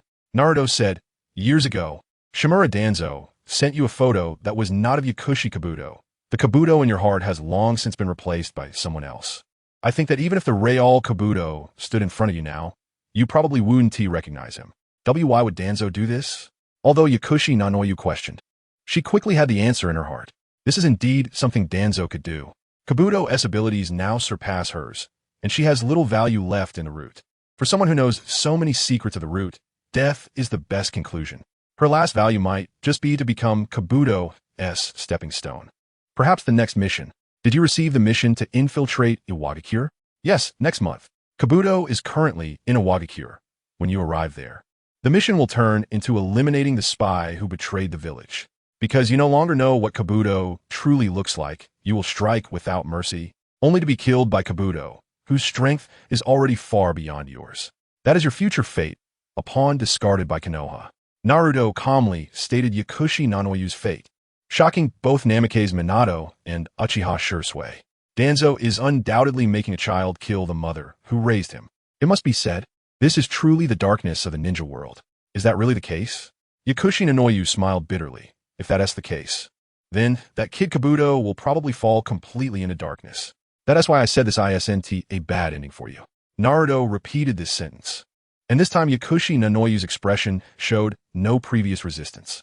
Although Naruto had not presented solid evidence, such matters do not require much proof. Working for Danzo is like walking on a tightrope. That guy can even turn against his own clan, let alone a pair of orphan mother and son. She hadn't seen Kabuto in years. It would be all too easy for Danzo to pull strings from behind the scenes. Naruto-kun, what about Kabuto? Knowing this information made Yakushi Nanoyu involuntarily start to worry. You don't need to worry about this. Kabuto is far more capable than you think, and you will meet again in the future. After all, Kabuto is a character who spans from the wind of change all the way to the end, and he is also one of the initiators of the Fourth Great Ninja War. It can be said that without Kabuto's Edo Tensei, a large number of high-end combatants would be missing, making the Fourth Great Ninja War much less difficult. Is that so? If that is the case, then I could be a little more at ease. Yakushi Nanoyu originally wanted to ask about the situation of the orphanage, but after thinking it over, she decided against it. She understood that while Naruto's strength is formidable, it would still be quite difficult to care for a group of orphans. One must say, the Nine-Tails' malicious perception is indeed a very broken ability. Although Yakushi Nanoyu wore a satisfied expression, the other party had seen through all her emotions. Don't worry, I will pay attention to the orphanage. As for the funding, I can't do anything about that, but at least safety won't be a problem. After saying this, Naruto felt that Yakushi Nanoyu's worries had eased a little. Thank you, Naruto-kun. Please take care of me in the future. Yao Sure Yinayu finally showed a smile that had a hint of sincerity on her face. Well, then I look forward to working together. Naruto, what do you plan to do next? There was a look of satisfaction in both Feng Shui Men's eyes. Naruto's willingness to help save Yao Sure Yinayu indicated that he also had sunshine in his heart. I will practice diligently and then wait quietly. Soon, the windmill will start turning. Chapter 41. The Anger of Uchiha Within the Uchiha Clan's Territory. After finishing a meeting at the Hokage building and feeling extremely frustrated, Uchiha Fugaku immediately convened an emergency clan meeting upon returning home. Clan leader, we can't find Shisui anywhere in the village. Something might have happened to him. This definitely has to do with Shimura Danzo. It's not just Danzo. The higher-ups in Konoha must be involved as well, otherwise they wouldn't allow him to slander the Uchiha clan like this. Clan leader, we can't wait any longer. If something happens to Shisui, next it could be all of us Uchiha. Those who could voice their opinions at the clan meeting were not ordinary members. Most had already awakened their Sharingan and were elite Uchihas. Their unified opinion was something even Uchiha Fugaku, the clan leader, had to take seriously. Moreover, today's events had indeed touched the Uchiha's sore spot. With Shisui missing and Danzo attacked, Danzo claimed there were external enemies invading Konoha. Yet he pointed fingers at the Uchiha, alleging that some of them were colluding with the enemy and plotting rebellion, demanding a thorough investigation of the Uchiha clan's territory. If it were just Danzo causing trouble, it would be one thing, but the fact that Sarutobi Hiruzen and other high-ranking officials of Konoha tacitly supported Danzo's claims was alarming. They were sending Anbu to investigate the Uchiha territory tomorrow. This was no longer just marginalizing the Uchiha. It was a direct slap in the face. Typically, the main duty of the security department was to maintain the internal order and stability of Konoha, to establish rules within the village, and to strengthen and uphold the order and security of the Hidden Leaf Village while apprehending individuals with criminal tendencies. Now, they were suspecting their own of colluding with the enemy? This was absurd. This time, it wasn't just the radicals. Even many conservatives couldn't tolerate it. Clan leader, are we really going to let those guys into our territory? They are humiliating us Uchiha. As emotions ran high, the Sharingan in many members' eyes flared with a cold, killing intent. Under the gaze of those red eyes, Uchiha Fugaku felt a weight on his heart. His usually serious expression had darkened with anger and irritation. He was also furious about today's events. The higher-ups in Konoha had completely treated the Uchiha as outsiders. Yet he instinctively felt an icy chill, as if he had fallen into an ice cave. When Danzo accused the Uchiha of rebellion, his gaze was so certain, as if he had already confirmed it to be true. Sarutobi Hiruzen, too, showed no signs of surprise. Thinking back to the clan meeting over a month ago, Fugaku understood. Someone had leaked clan information. Someone had secretly informed the Konoha higher-ups about the radicals' plans for a coup, giving Hiruzen the opportunity to suppress the Uchiha again. Fugaku instinctively thought of Uchiha Shisui. Shisui had always been a representative of the conservatives, a backbone for them, and had been close to Hiruzen. His attitude toward the coup at the clan meeting had been very firm, and it was precisely because of Shisui's presence that the conservatives opposed the decision for a coup, believing there was still a possibility for reconciliation between the Uchiha and the village. Once he had thought the same, but now, Fugaku looked at the once conservative clan members, who now wore fierce, murderous expressions. Shisui's disappearance at this moment was too impactful for the Uchiha. At the same time, he glanced at his eldest son, Uchiha Itachi, the only current member of the Uchiha clan who had joined the Konoha Anbu, and also one of the suspects of betrayal. Although Itachi's face was similarly grim, Fugaku did not see any anger in his son. Itachi, what are you really thinking? Even with the clan suffering such humiliation, you still don't feel angry? Uchiha Fugaku suddenly felt a sense of exhaustion.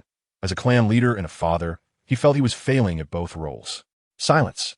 Fugaku stopped the clan members' clamor. If this continued, they wouldn't come up with anything useful all night. The situation with Shisui was still unclear. They couldn't act rashly before investigating the truth. As soon as Fugaku's words were spoken, all the Uchiha clan members present turned to look at him. Their expressions varied. Some were disappointed, some were frustrated, some were angry. He could see all their expressions, but what could he do? As a Uchiha, he was also extremely angry about the treatment his clan was receiving. But as a clan leader, he had to remain rational. Now that the Uchiha had already been suspected by the Konoha higher-ups, they couldn't act rashly, or else the higher-ups would definitely find an opportunity to strike against the Uchiha clan. To stage a coup, they needed sufficient strength. Without sure sway, the chances of success were slim. Uchiha Fugaku looked at Uchiha Itachi and asked, Itachi, you are currently active in the Anbu. Have you heard any news about sure sway? Feeling the gathered gazes, Uchiha Itachi shook his head. Have you heard any news from the Konoha higher-ups regarding the Uchiha? This time, Uchiha Itachi hesitated for a moment, recalling the recent orders given by the third Hokage to closely monitor the movements within the Uchiha clan and report the contents of each clan meeting to the higher-ups in Konoha. Although he was worried about sure sway and suspected that Danzo might be secretly targeting him, knowing that the higher-ups were aware of Shursue's Manjikyu Sharingan, he remembered Shursue's warnings and the will of fire of Konoha. He couldn't act against the village just because of his clan. No. Uchiha Fugaku fell silent, looking at his son, in whom he had high hopes, with a complex expression. He had wanted Itachi to join the Anbu to provide intelligence about the Konoha higher-ups to the clan, but now it seemed the outcome had reversed. Itachi, do you still care about the clan? All present were elite members of the Uchiha clan. Even a momentary hesitation from Uchiha Itachi did not escape their notice, and several clan members glared angrily at him. Uchiha Itachi remained silent. If sure sway couldn't persuade these arrogant individuals, how could he? Fighting would resolve nothing. A coup by the Uchiha clan would only weaken Konoha further and increase hatred. Uchiha Itachi, what exactly? Enough. Several Uchiha clan members wanted to say something more, but Fugaku shouted angrily, his Sharingan spinning, a powerful aura erupting from him. The pressure emanating from his Sharingan instantly suppressed the other clan members present. His Sharingan was far more powerful than the three Tomo. This was the aura of the fierce-eyed Fugaku. The Uchiha were different from the Hyuga. As a clan that revered strength and sought power, one could not ascend to the position of clan leader merely based on bloodline. Every Uchiha clan leader had to possess the strength to overpower their own kin and had to have a prominent reputation. Uchiha Fugaku was just that. Everyone fell silent, only glaring at Uchiha Itachi. Itachi's brow furrowed. He paid no mind to the clan members' opinions of him, instead pondering another matter. The pressure he had just felt from his father was very similar to Shursue's. Chapter 42, The Powerlessness of Uchiha Chief. Are we really just going to let those guys from the Anbu run rampant in our clan's territory? Uchiha Hakadai spoke up, being one of the more senior members of the Uchiha clan. Uchiha Fugaku glanced at the crowd, taking in their anger and disappointment, and helplessly said, Now is not the time for a coup. There is a sense of desolation in Uchiha Fugaku's eyes, but deep within his pupils, there was also a hint of resignation. Implementing a coup is not as simple as inviting someone to dinner. It requires bloodshed and sacrifice, and it is not an easy task, especially when it concerns the Uchiha. They had to face not just a few high-ranking officials from Konoha, but also the interest groups they represented. Throughout the three great ninja wars, the Uchiha clan had always been the main force for Konoha, suffering heavy losses and a depletion of talent, and they had yet to recover. In contrast, the Konoha higher-ups, after years of management, had already seen a revival. Just dealing with the Sarutobi clan was already difficult for the Uchiha, and the situation was made worse by the presence of the families of Tika and Mido. The Inazuka, Aburame, and Yamanaka clans had always aligned with the Hokage faction, while the Oil Women clan had also benefited from the higher-ups in Konoha. Furthermore, the Uchiha clan's usual arrogance and behavior made it hard for other ninja clans in the village to support them. Therefore, the chance of a coup by the Uchiha clan was slim from the very beginning. Moreover, with the loss of sure sway, they lacked a powerful fighting force, further diminishing their chances. Damn it, Uchiha Hakadai gritted his teeth and clenched his fists. They understood that even if they decided on a coup, they needed a good opportunity. Now that Danzo had been attacked, sure sway was missing, and with the Anbu member who died a month ago, the village had completely entered a state of lockdown. There was no hope left for a coup. Hakadai, when the Anbu members come tomorrow, make sure to have a few clan members follow them closely, and calm the villagers to prevent any disturbances. At the same time, keep a close watch on them to avoid any underhanded tactics, Fugaku instructed. We need to continue searching for Shisui's whereabouts, and let's not discuss the coup for now. At the same time, inside the Hokage building, the meeting had ended, and everyone had returned to their respective places, leaving only two people in the office. Night Aim, why did you call me here? Shimura Danzo's face was unpleasant, and his tone was dissatisfied. In his haste to report to Sarutobi Hiruzen, he had only lightly bandaged his wounds, and now the left arm that had been severed was starting to bleed again due to his earlier emotions. At this moment, Shimura Danzo was filled with negative energy. Sarutobi Hiruzen ignored Danzo's displeasure and asked sharply, "Where are Shisui's eyes?" Whether Uchiha Shisui was dead or alive was not important to Sarutobi Hiruzen, but Shisui's eyes were crucial. More importantly, the Manjiki Sharingan and Konoha Mitsukami must not fall into Danzo's hands, as he was someone who had genuinely attempted to assassinate a Hokage. The eyes? Danzo was momentarily taken aback, instinctively furrowing his brows before his expression turned grotesque with rage as he shouted, "That damn masked bastard. He stole my eyes." Now, it was Sarutobi Hiruzen's turn to frown in surprise, asking incredulously, "Were you telling the truth during the meeting?" Danzo's fierce face became incredulous, followed by deeper anger, showcasing his talent for changing expressions. "Do you think I would joke about something like this?" Cough cough. Seeing Shimura Danzo seething with anger, Sarutobi Hiruzen felt a bit awkward, thinking he might have hidden something to suppress the Uchiha. But if that's the case, after that masked man attacked you and left, how did Uchiha Shisui disappear? I'm not sure, but it's highly likely that Uchiha Shisui is not dead. Danzo still had a sour expression on his face. Not dead? Do you have intel on Shisui? Danzo shook his head. One of the root members had their eyes gouged out while in a coma. It's likely they were taken to replace Uchiha Shisui's eyes. That masked man seems to have taken a liking to Shisui's eyes, but did not want his life. He took the eyes, but let Shisui live. What could his purpose be? Sarutobi Hiruzen furrowed his brows, feeling a headache coming on. It seemed to be someone familiar with Shisui and aware of his eyes. Shisui had mentioned that apart from himself, only Uchiha Itachi knew about the Manjiki Sharingan. However, Itachi had a close relationship with Shisui and possessed the temperament and mindset of a Hokage, so he had no reason to act against Shisui. Who could it be? Wait. Sarutobi Hiruzen suddenly thought of someone, took a deep breath, and asked solemnly, "Danzo, is that masked man the same one who caused the Nine-Tails incident?" The memory of that night was vivid for him, as his wife had also died that night. The masked man who created the Nine-Tails incident possessed a strange space-time ninjutsu, allowing him to infiltrate Konoha unnoticed and take people away with ease. Moreover, the most crucial point was that he also had Sharingan. For someone who understood the Manjiki Sharingan, this was a fatal temptation. Danzo was initially stunned, then compared the two in his mind. It should not be the same person. Their styles are too different. The guy who called himself Uchiha Madara back then, while trying hard to exude an air of indifference and dominance, gave off the impression of wanting to hide behind that mask, like a rat too cowardly to show its true face. But that cat-faced masked man is completely different. His tone is that of someone looking down on ants, as if everything he does is just a farce in his eyes. That calm indifference and disdain for everything make him more like a Shura of the ninja world. If that masked man was the one behind the Nine-Tails incident, then Minato wouldn't have been able to successfully seal the Nine-Tails. Sarutobi Hiruzen's frown deepened, and the worries in his heart lingered. Sigh, what a troublesome time. Chapter 43. The Strongest Illusion Konoha, September of the 54th year. It has been half a month since the explosion in the Konoha forest.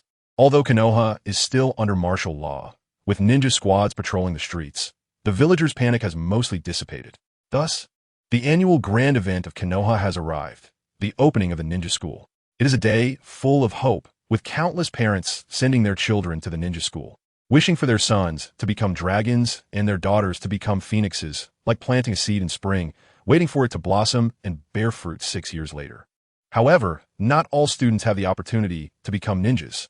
Similarly, even if many students do become ninjas, it is likely that only on the day of their sacrifice will they hold the title of CH Nin. After all, this is a world that prioritizes bloodlines. At Naruto's residence, in his bedroom, Naruto yawned deeply, waking up from his daze. He pulled open the curtains and glanced outside, noticing that the sun was shining brightly. In his blurry vision, he seemed to see a white-haired figure flash past in the trees. In the blink of an eye, it was at his window. "Hey, one-eyed uncle. Long time no see." Naruto greeted Kakashi with a smile. Kakashi, with his signature dead fish eye, dully replied, Today is the day of enrollment at the ninja school. You're already late. Ah, I was too tired yesterday, so I slept in a bit. Naruto's face showed no signs of embarrassment. His routine had been quite chaotic lately. He had been studying Flying Thunder God with Minato in the ceiling space, sleeping whenever he felt tired. And sometimes he couldn't even tell what time it was. It must be said that Flying Thunder God is indeed much harder than ceiling techniques. 2 weeks was not enough for him to master it completely. Kakashi remained silent, the two of them staring at each other for a moment, before Kakashi took out a small yellow notebook from his ninja tool pouch and handed it to Naruto. "What is this?" Naruto curiously took it, discovering that the cover depicted a man and a woman chasing each other with arms wide open, with the red title at the top reading Intimate Paradise. Naruto's mouth twitched as he handed it back, saying, "I'm not looking at this stuff." Kakashi revealed a knowing look. He had seen Naruto use transformation technique to sneak into the adult section of the bookstore, targeting this very book. At first, he worried that this would make Naruto too precocious, considering the book contained many inappropriate elements for children. But upon reflection, aside from a few inappropriate plots, this book was quite a great work. It was probably the pressure from the village that made Naruto interested in this aspect. Instead of blocking Naruto's curiosity, which might lead him down a wrong path, it would be better to guide him appropriately. At least Intimate Paradise could still be considered a legitimate read, without anything too outrageous. If you want to read it later, I can buy it for you. Don't use transformation technique. A lot of things are still too early for you. Hurry to school. After saying this, Kakashi left the book on the windowsill and disappeared again. Naruto looked at the book, feeling a surge of frustration. Damn you, Ninetales. He took the book inside and directly stored it in the ceiling space, throwing it at the Ninetales' head. Yes, this book was specifically requested by the Ninetales, probably because it saw Kakashi reading it everywhere and became interested, unexpectedly getting caught up in it. Sometimes he really couldn't understand the thought process of the tailed beasts. Haha, I didn't expect it to be the latest volume. That white-haired guy, isn't bad for you, the Ninetales chuckled, using its chakra to catch the book that was thrown from the air, placing it on the ground, and beginning to read it with great interest. The other three also couldn't help but twitch their mouths at the Ninetales' antics. Is the Ninetales serious? Naruto, the ninja school is quite good. You might make a lot of good friends there. Minato also graduated from the ninja school, and it was there that he met Kushina, so he had a good impression of the school. Yeah, I'll wash up and head over. Naruto replied perfunctorily. He didn't mind going to the ninja school since his training was all done in the ceiling space. He could train anywhere. Once he got the Flying Thunder God technique down, it would probably be close to the time of the Uchiha massacre. Naruto quickly finished getting ready and dressed neatly. He wore a white hoodie with a hood, with a black pattern on the sleeves up to the shoulders, paired with loose knee-length pants and black ninja shoes, revealing 2 rows of small toes. This outfit was picked out by Minato, who said he wore something similar when he was young, wanting Naruto to wear it too, like a parent-child outfit. Naruto had no objections. He was quite indifferent about clothes and would wear anything, even the orange outfit from the original series. Looking at himself in the mirror, Naruto felt quite handsome, mainly because he no longer had the sense of inferiority he had at this age in the original series. Naruto's appearance was not bad. He had a face shape resembling Kushina and Minato's golden hair and sky-like eyes, looking quite cute, coupled with the confidence he now exuded from within. He looked pretty good overall. Just like the 4th Hokage back then, Yakushi Nanayu spoke up. In the ceiling space, they could also see the scene outside. Minato, who was filled with pride and joy watching his son, was momentarily distracted and curiously asked, "Did you know me before, Director Nonayu?" He didn't remember meeting her as a child. By the time they first met, Yakushi Nonayu was already the director of the orphanage. Yakushi Nonayu shook her head and smiled, saying, "4th Hokage, I am a root ninja." Minato then understood and continued to observe his son, thinking that if Kushina were here, she would probably be very happy. He wondered when Naruto would completely break the seal. As the fire continues to burn in Konoha, it will keep illuminating this village and help new leaves sprout. In this village, you young ones are the hope for the future, and we, the older generation, must trust and protect you, allowing you to grow up healthy. Our sacrifices are not meaningless. They will always guard you and become the pillars of the village's future. When Naruto arrived at the ninja school, Sarutobi Hiruzen's speech was already coming to an end. As his speech concluded, the young faces in the audience displayed fervent expressions, some shouting loudly, some crying, and others passionately sharing their dreams of shedding the last drop of blood for Konoha. The strongest illusion, how terrifying it is. Watching the children and parents in chaotic excitement, Naruto couldn't help but mutter to himself, then directly headed towards the classroom. He knew he was assigned to a class that, like in the original series, was indeed a key class, with not only the excellent young generations from various ninja clans, but also outstanding commoners. Just then, a voice called out to him. Naruto, you're late. Chapter 44. Sarutobi Hiruzen's speech. Yumino Irika looked at the blonde boy in front of him with a complex expression. Although Hokage-sama had informed him about Naruto in advance, he couldn't help but think of his parents who had sacrificed themselves during the Nine Tails incident, and feelings of hatred surged within him. He constantly reminded himself that the Naruto before him was just a child who had done nothing wrong. The true cause of all that chaos was the Nine Tails within him. Irika took a deep breath and said sternly, Naruto, today is the first day of school, and you need to tell me why you are late. Feeling the sudden rise and fall of malice from Irika, Naruto's expression was also strange. He already knew who this man with a horizontal scar on his nose was. Yumino Irika, a fairly decent teacher. Naruto replied politely. I was practicing ninjutsu yesterday and went to bed too late, so I overslept. Irika frowned, then remembered that Hokage-sama had told him yesterday that although Naruto was only about 6 years old, he trained very hard, and his current strength was already greater than that of an average chunin. His talent was even more terrifying than that of Kakashi, who became a chunin at 8. Irika couldn't help but sigh, feeling that Hokage-sama had really given him a difficult task.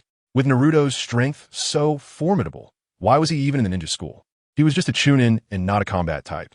What if he ended up getting beaten by Naruto while trying to discipline him? At this moment, several children had already noticed their situation. Uncle, can I go to the classroom first? Seeing Irika frowning and sighing, Naruto didn't want to stand there and be the center of attention anymore. Irika came back to his senses and asked, why are you in such a hurry to go to the classroom?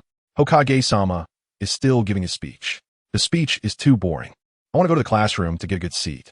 He wanted to find a spot suitable for sleeping. As for Sarutobi Hiruzen's speech, it was just a repetitive talk about the will of fire, which was really not interesting at all. Naruto's bluntness left Irika momentarily stunned, and his expression became even more serious. Naruto, Hokage-sama's education on the will of fire is very profound and meaningful for you. Naruto had already turned around, waving his hand at Irika, saying, it's okay, uncle, I'm very familiar with the Hokage. I understand those principles. Naruto's figure quickly disappeared from the square, leaving Irika alone, feeling disheveled in the wind. That guy really has no manners. Is he the one? Yes, that's him. My parents told me not to get close to him. That's right. Getting close to him will definitely get you eaten. A multitude of whispers erupted from the crowd. Most of the children who witnessed this scene began to gossip, but there were few who stood out. Shikamaru, is that Uzumaki Naruto? A chubby little boy with 2 spiral patterns on his face asked the lethargic boy beside him, who had a pineapple hairstyle. Yeah, my parents told us to take care of him at school, but he seems hard to get along with. Shikamaru couldn't help but yawn and then turned to look at the glamorous 3rd Hokage on the podium, thinking it was troublesome and wondering how long the speech would last. I'll treat him to chips later. Akiduki Choji thought of the chips in his backpack, looking a bit reluctant, when his gaze fell on Yamanaka Ino. The golden ponytail swayed gently in the wind, her mouth slightly open, her face flushed, and her eyes sparkling. Ino was mesmerized. Ino, are you okay? Choji asked with concern, patting his friend's shoulder. Ino quickly came back to her senses, wiped her mouth, and said a bit shyly, I didn't expect that besides Sasuke, there would be another handsome guy, and he looks a bit bad. Choji scratched his head with a silly smile. While Shikamaru still looked lethargic, unable to help but think, girls are really troublesome. There were also 2 others who showed a different attitude towards Naruto. One was a small girl with black hair and white eyes, looking at Naruto's departing figure with a happy expression. The class division had been announced long ago, and she was in the same class as Naruto. She wanted to become a true friend with him. The other was a cool boy with black hair and black eyes, sporting a messy fringe. Sasuke looked seriously in the direction Naruto had disappeared, his eyes burning with fierce fighting spirit. This blonde kid was very strong, and more importantly, his brother Itachi Uchiha thought this blonde kid was strong too. As an Anbu, Itachi naturally learned about Naruto's situation from his colleagues. At only 6 years old, he possessed the strength of a chunin and was likely the most talented student of his cohort. Ahem. On the podium, Sarutobi Hiruzen cleared his throat and amplified his voice with chakra, drawing the attention of many students back to himself.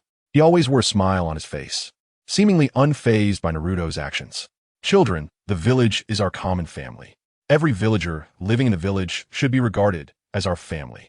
We should not harbor hostility or exclude anyone. If a family member goes astray, what we should do is guide them, not harm them. Chapter 45. Brat. By the time Sarutobi Hiruzen finished his speech, Naruto had been lying in the classroom for over half an hour. He sat in the last row by the window, with bright sunlight spilling over his golden hair, adding a touch of youthful vitality to him. Sarutobi's speech was loud enough that even sitting in the classroom, he could clearly hear his voice, undoubtedly amplified by some unusual means. Sometimes, Naruto couldn't understand why the will of fire could brainwash people into such a fervent state. A few superficial words that barely qualified as motivational platitudes could make people so eager. Even those involved in pyramid schemes know to offer some benefits to their subordinates first. Yet this will of fire could convince 7 or 8-year-olds to willingly go to battle, with no objections from their parents. Truly a form of illusion. Or perhaps it was because the ninja world lacked compulsory education, making the less knowledgeable more susceptible to the will of fire. Naruto was zoning out his seat. During this time, he had been focused on practicing the flying thunder god technique, and even his daily routine had become chaotic. School life could serve as a rare relaxation period, but it was interrupted by a noisy voice. That guy, hiding in the classroom, is not only disgusting, but also very uncouth. Hey Higashi, keep it down.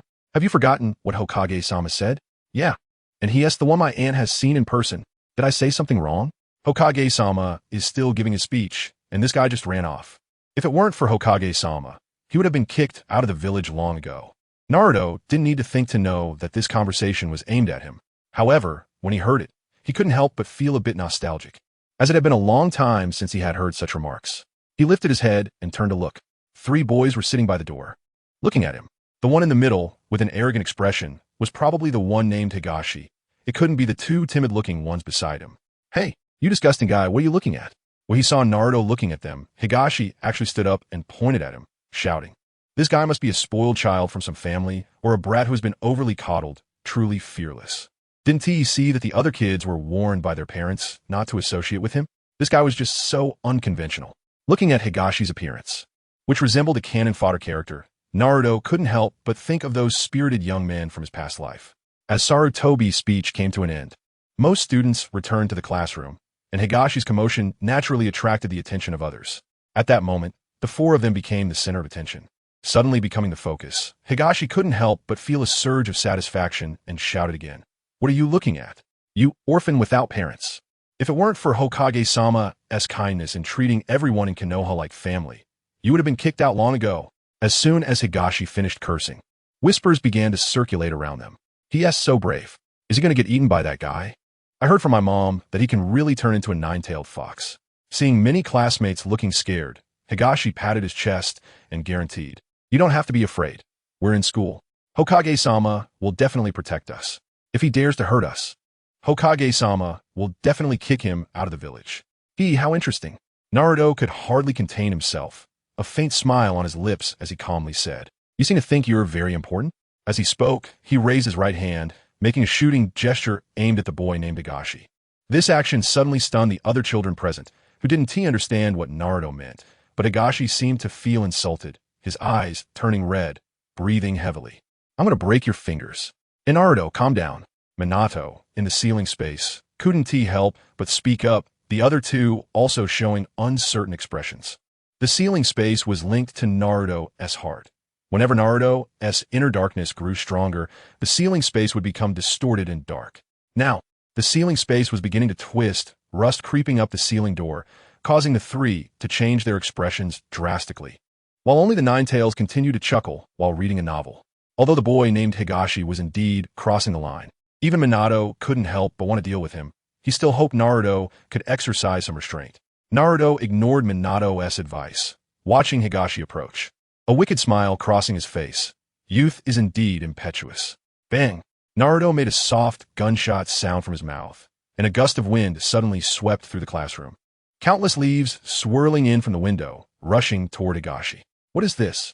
Higashi instinctively raised his arms to shield his eyes from the wind and sand. After a while, when the wind finally stopped, he lowered his arms to reveal an expression twisted with rage. You! Before he could even speak, his words got stuck in his throat. His eyes widened in horror at the scene before him. Countless red foxes emerged from the shadows behind Naruto, pouncing at him and starting to gnaw at him. His body, eyes, and even his internal organs were suffering from the pain of being eaten. Fortunately, as a child, his willpower wasn't strong enough, and the illusion soon overwhelmed him, causing him to faint from the intense pain. Though he was a child, Naruto disliked this type of child the most, and because of this, before class even started, he was called to the office for a chat. As Naruto followed the solemn-faced Iruka out of the classroom, no one dared to secretly discuss him anymore. Higashi, who had been so aggressive just moments ago, suddenly collapsed to the ground, screaming and rolling, finally rolling his eyes back, foaming at the mouth, and twitching, leaving the group of 6-year-olds with psychological trauma. Chapter 46. Damn Danzo, Sarutobi Hiruzen, felt exhausted and uncomfortable. There had been too many events in the past 2 months. It was strange, despite it only being 2 months. It felt like several years had passed. First, Naruto suddenly went berserk, then the Anbu were killed, followed by the Uchiha coup, and now there was a terrifying masked man to deal with. He felt this tired since the Nine Tails incident. He truly felt old. What made him sigh deeply now was the Nine Tails jinchuriki sitting across from him, Uzumaki Naruto. Naruto, you promised your grandfather that you wouldn't use ninjutsu on the villagers.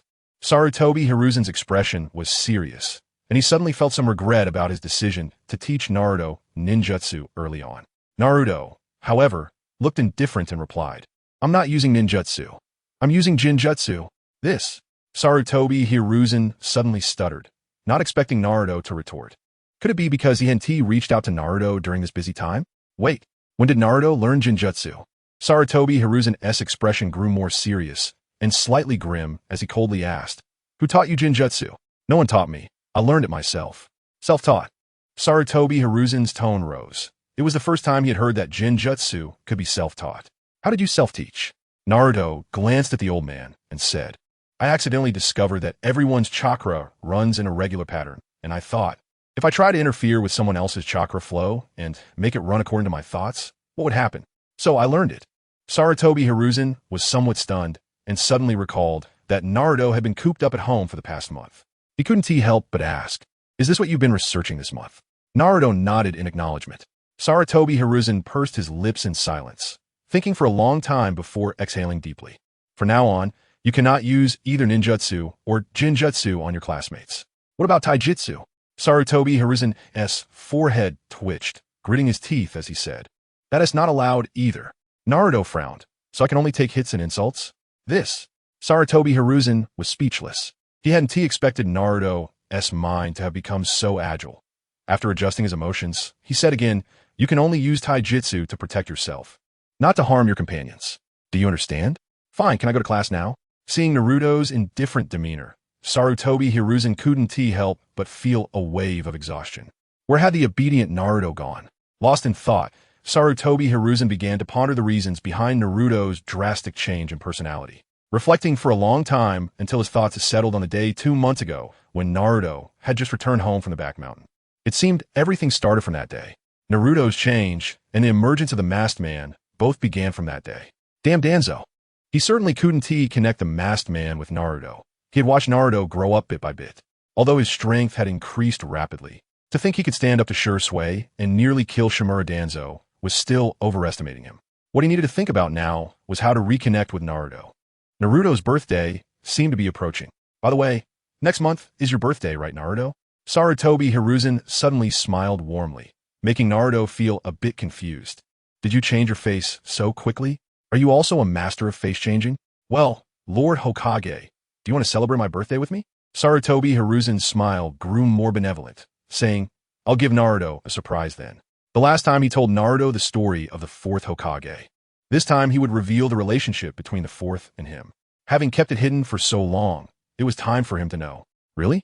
Then I'll start looking forward to Lord Hokage's surprise. Naruto smiled back. When Naruto walked into the classroom, it fell silent, as if he had suddenly crossed from a bustling market to a cold morgue, though the bodies still breathed faintly. Even Iruka hadn't expected this. He thought Naruto would at least take a few days off from school, or even switch classes, but he was still in their class. Iruka suddenly felt that his teaching career would be bleak. Despite the dead silence, Naruto wasn't one to care about the atmosphere. He walked straight to the podium and stood next to Iruka. Hey, everyone, I'm Uzumaki Naruto, and I think you all know me by now.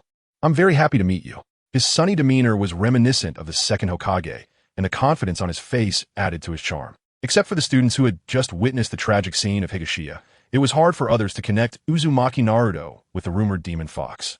Some kids who were more focused on appearances had even started to develop a vague fondness for him. Regardless of gender, most people tend to have a liking for attractive and sunny things. With a smile on his face, Naruto squinted his eyes, scanning the students below, and recognized several familiar faces, such as the trio of Inoshikicho sitting together, the boy who brought his little dog to class, a girl with pink hair, and the shy little Hyuga girl who bravely looked up and smiled at him despite her timid expression. Hinata had indeed changed a bit. While still observing, Naruto suddenly felt a scorching gaze. He followed the line of sight and was startled. Was that Sasuke? But why did Sasuke look at him so strangely? Could it be that Indra's chakra had triggered his brotherly instincts? That didn't fit his character at all. Ahem, Naruto, if you're done introducing yourself, please go find a seat. Irika's cough pulled Naruto back to reality. Okay, Naruto walked directly to his previous seat.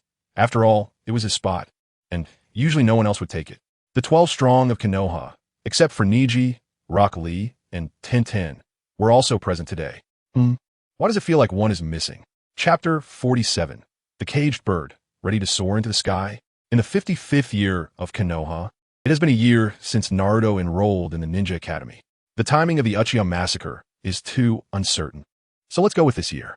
At the third training ground, bang, bang, bang, bang. The sound of flesh colliding echoed continuously as two figures intertwined with each other through repeated exchanges of fists and palms. Facing Naruto's defense, Hinata had already struck 16 palms in succession. Despite gasping for breath, she gritted her teeth and continued to strike, her movements still smooth and flowing, showing no signs of distortion. Watching the ongoing spar between Naruto and Hinata, Sasuke sat nearby with a cold expression, secretly sneering, his eyes full of dissatisfaction. Why does that guy always play around with that girl for so long? Sasuke, last time Hinata won against you. If you're bored, we can practice. Hinata Niji, sitting next to Sasuke, found his displeasure amusing, feeling that Sasuke had a strange sentiment towards Naruto. Over the past year, Niji had changed significantly. In the past, he often felt animosity and even hatred towards Hinata, who clearly had no talent but was elevated above all branch families due to her status as a member of the main family. It was frustrating to have to protect someone who couldn't even use gentle fist properly with his own life. However, after witnessing Hinata's determination, her efforts, and her rapid progress, he suddenly found it difficult to harbor resentment towards her. Although he still had a strong grudge against the main family, his hostility towards Hinata had lessened. But the main reason was still Naruto. Niji, do you believe in fate? Naruto, noticing the genius of the Hyuga branch family he had encountered by chance, expressed some interest. Do you have something to say? Niji looked at the blonde kid, who was half a head taller than him, and was very wary. The child of the Hokage may not necessarily become the Hokage, but the child of a scapegoat will definitely become a scapegoat. Birds that have been caged for too long forget how to fly. Are you like that too, Niji? You bastard. Are you looking for death? Niji's temples began to throb, and the ugly image of a caged bird was something he hated the most. However, Naruto ignored Niji and looked around the street. Look at the piece that was bought at the cost of your father's life. Isn't it beautiful? Bastard. Niji immediately attacked, aiming a chakra-infused strike at Naruto's shoulder. However, before his palm could touch Naruto, he was struck in the face by Naruto's fist at a faster speed, sending him flying and rolling several times on the ground before coming to a stop. After stopping, he held his swollen right cheek and stared blankly at Naruto. He had never been hit like that before. Do those who believe in fate also yearn for a sudden favor from destiny? If the caged bird wants to fly again, come find me. Although Naruto said this at the time, Niji still hadn't seen any opportunity to regain his freedom. He had only trained here with a few others, and his strength had indeed improved faster than practicing alone. It's pointless to train with you. Only Naruto is my opponent. As Niji reminisced about the past, he heard Sasuke's cold voice and couldn't help but twitch his mouth. This guy had never beaten him even once. So where did he get such confidence? Sasuke wasn't one to shy away from losing. He just felt particularly frustrated every time he practiced with Niji. The gentle fist of the Hyuga clan was truly annoying. Even a slight touch from the opponent during close combat would leave him uncomfortable for a while. After creating some distance, he could only use a fireball jutsu, which he had never hit anyone with. So he thought it was much more comfortable to practice with Naruto. Then just wait slowly. Niji sneered and fell silent, observing the movements of Naruto and Hinata. Their brief exchange was clearly heard by Naruto, who, while practicing with Hinata, found it easy to multitask. He noticed that Sasuke seemed to have gone a bit astray. But this might also be related to the fact that Naruto had been boosting his favorability over the past year. From the beginning, Sasuke had a very strong fighting spirit towards him. Even he didn't know what was happening, and then he confusedly beat up Sasuke for a while. Ever since then, Naruto had been living a life of eating, training, and beating up Sasuke. Then, somehow, Sasuke's affection for him seemed to be increasing. But this wasn't a bad thing for Naruto. During this time, he had secretly absorbed a lot of Sasuke's chakra. He just didn't know why. But although Sasuke's Sharingan seemed to have strengthened a little, it was only a little, and there were no other changes. Naruto thought it was just that Sasuke was still too weak, and the purity of Indra in his chakra was too low. He would try again when Sasuke activated his Sharingan. If that didn't work, he would directly reveal his identity, stab Sasuke in the stomach, and start chanting, "Sasuke, admiration is the farthest distance from understanding." Then he would defect on the spot. He wondered if Sasuke would directly activate his Manjiki and shout on the ground, "It doesn't matter who the opponent is. If my arm breaks, I'll kick him to death with my feet. If my legs break, I'll bite him to death with my teeth. If my neck is broken, I'll stare him to death with my eyes. If I have no eyes, I'll curse him to death. Even if I am torn apart, I will do this." I must bring Naruto back. Huh, why does that sound a bit funny? Just as Naruto was holding back a laugh, he suddenly felt the strength in Hinata's palm diminish. Looking again, he found that Hinata was already exhausted, each breath heavy, sweat streaming down her cheeks like a small stream. And her movements were becoming slow, as if she was moving through mud. Watching her strike again, Naruto took a step back, not meeting it head-on, and when Hinata stumbled, he stepped forward to catch her. Naruto-kun! Hinata, suddenly embraced by Naruto, instinctively exclaimed, her small face instantly turning red as she tried to steady herself. But Naruto directly lifted Hinata up and walked towards the two watching them. "All right, Hinata, you're too tired now. Let me take you to rest. And Naruto-kun, I can walk by myself." Although her personality had changed a lot, being suddenly held by the person she liked still made her very shy. Naruto didn't answer, only injecting her with the purified chakra of the Nine Tails. Meanwhile, Sasuke, watching Naruto approach, was already standing up with a face full of surprise, looking eager to try. To this, Naruto could only take the opportunity to beat up Sasuke again. Under the setting sun, the clouds painted the sky like flames, and the four of them walked home, their shadows stretching long. Among the four, Sasuke was the first to leave. The Uchiha clan's territory did not welcome any outsiders. And ever since it was thoroughly searched by the Anbu a year ago, the Uchiha had become even more paranoid. After declaring a certain victory, Sasuke directly ran off. After a while, they reached the Hyuga residence. "Naruto-kun, I'm going back first." Hinata reluctantly said goodbye to Naruto before walking towards the figure waiting for her at the gate. With a small head popping out from behind the door, looking at Hinata with surprise, while showing a grin towards Naruto, which made him feel somewhat amused. "I should be going too." Niji smiled and walked towards the door of the Hyuga house, feeling a twinge of regret in his heart. He still had no answers. "Wait, Niji." Naruto's voice suddenly rang out. When Niji turned around, he found himself in a black and white world. This was Naruto's genjutsu, and Niji instantly realized it. "Are the birds in the cage ready to fly again?" Niji widened his eyes, and as a gentle breeze passed by, he instinctively closed them. When he opened them again, Naruto had already vanished, and the genjutsu was lifted. "Niji, are you coming for dinner tonight?" Hinata Hanabi's figure appeared at the door once more. Niji Hyuga pursed his lips, hesitated for a moment, and then walked towards Hinata Hanabi. Next time he might not come back. Chapter 48. Caged Bird in the Hyuga clan leader's mansion. The atmosphere at dinner today was different from usual. It was less serious and more lively. "Niji, come eat more of this. It's good for your health. And this one, it's good for your eyesight. This one too, it's beneficial for recovering from injuries. Lady, that's enough. You child, you should call me aunt." At the dining table, Keiko was very happy, continuously serving Niji food, even neglecting her own two daughters. Keiko and Niji's mother were sisters, but because Keiko held the status of Hinata's fiancée, she had not been marked with the caged bird seal, which created a sad barrier between them.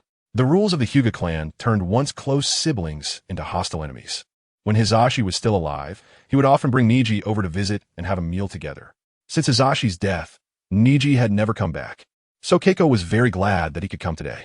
Hinata and Hanabi had no objections to this. Hinata was actually relieved, as at least a few people wouldn't focus too much on her eating habits.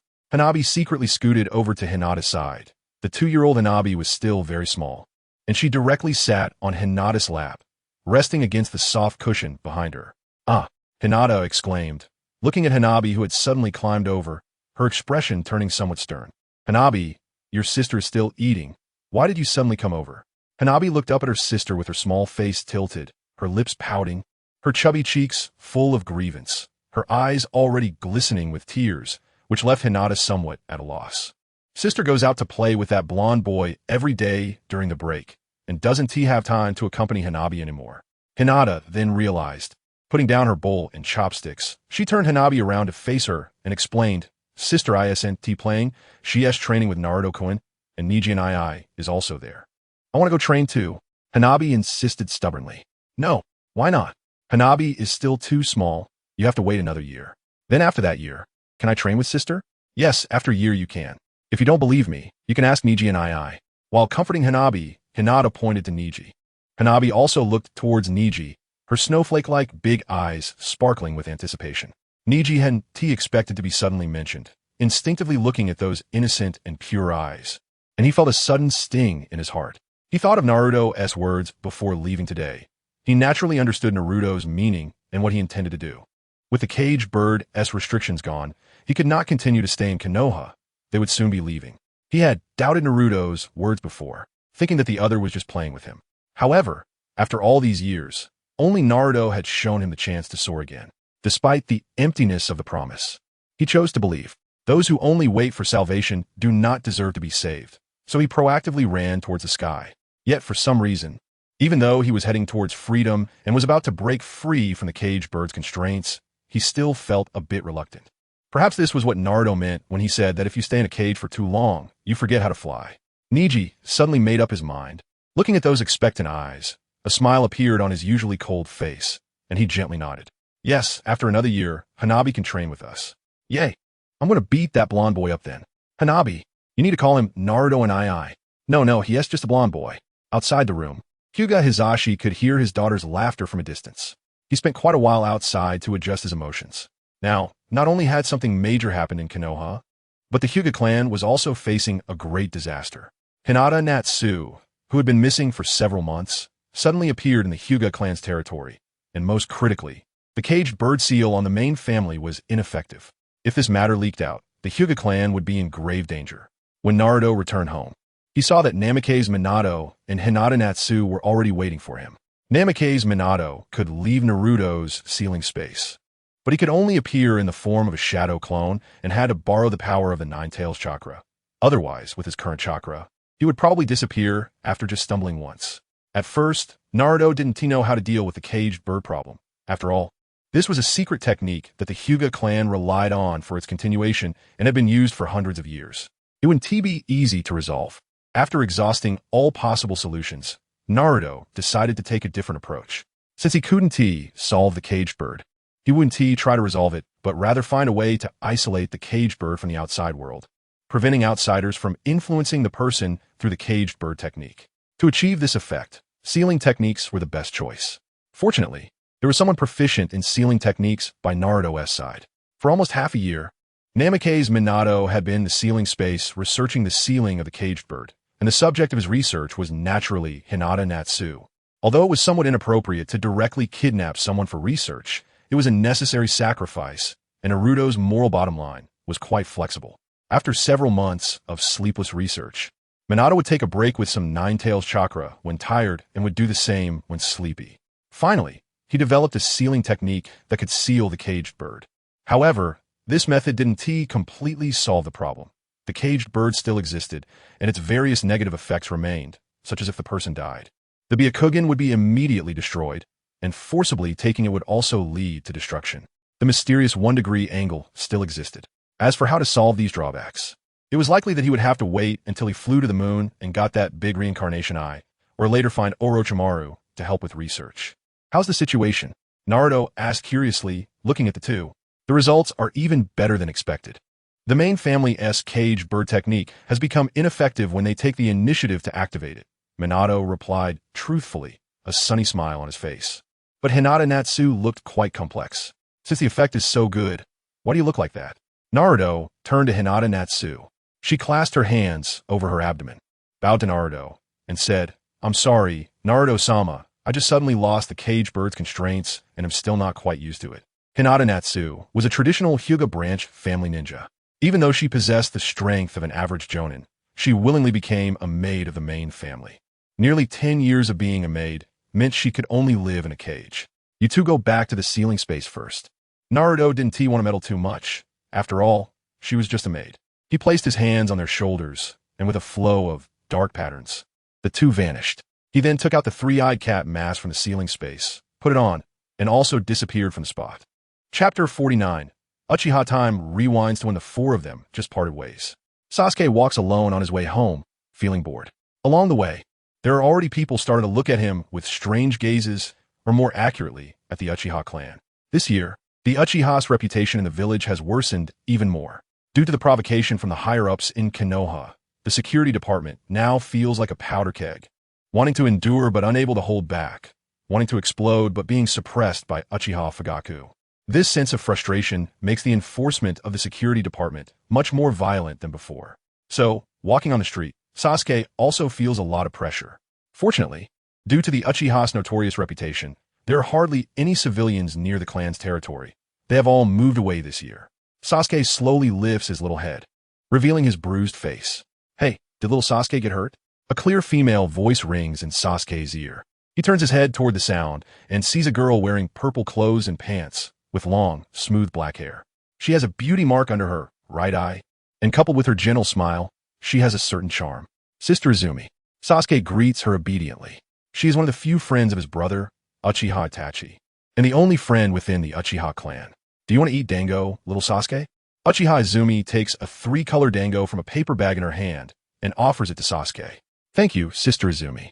As Sasuke accepts the dango, a sly expression appears on Uchiha Izumi's face. Since little Sasuke took the dango from his sister, you have to tell me how you got hurt. Because the Uchiha situation in Konoha is getting worse, she fears that Sasuke has been bullied by kids his age outside.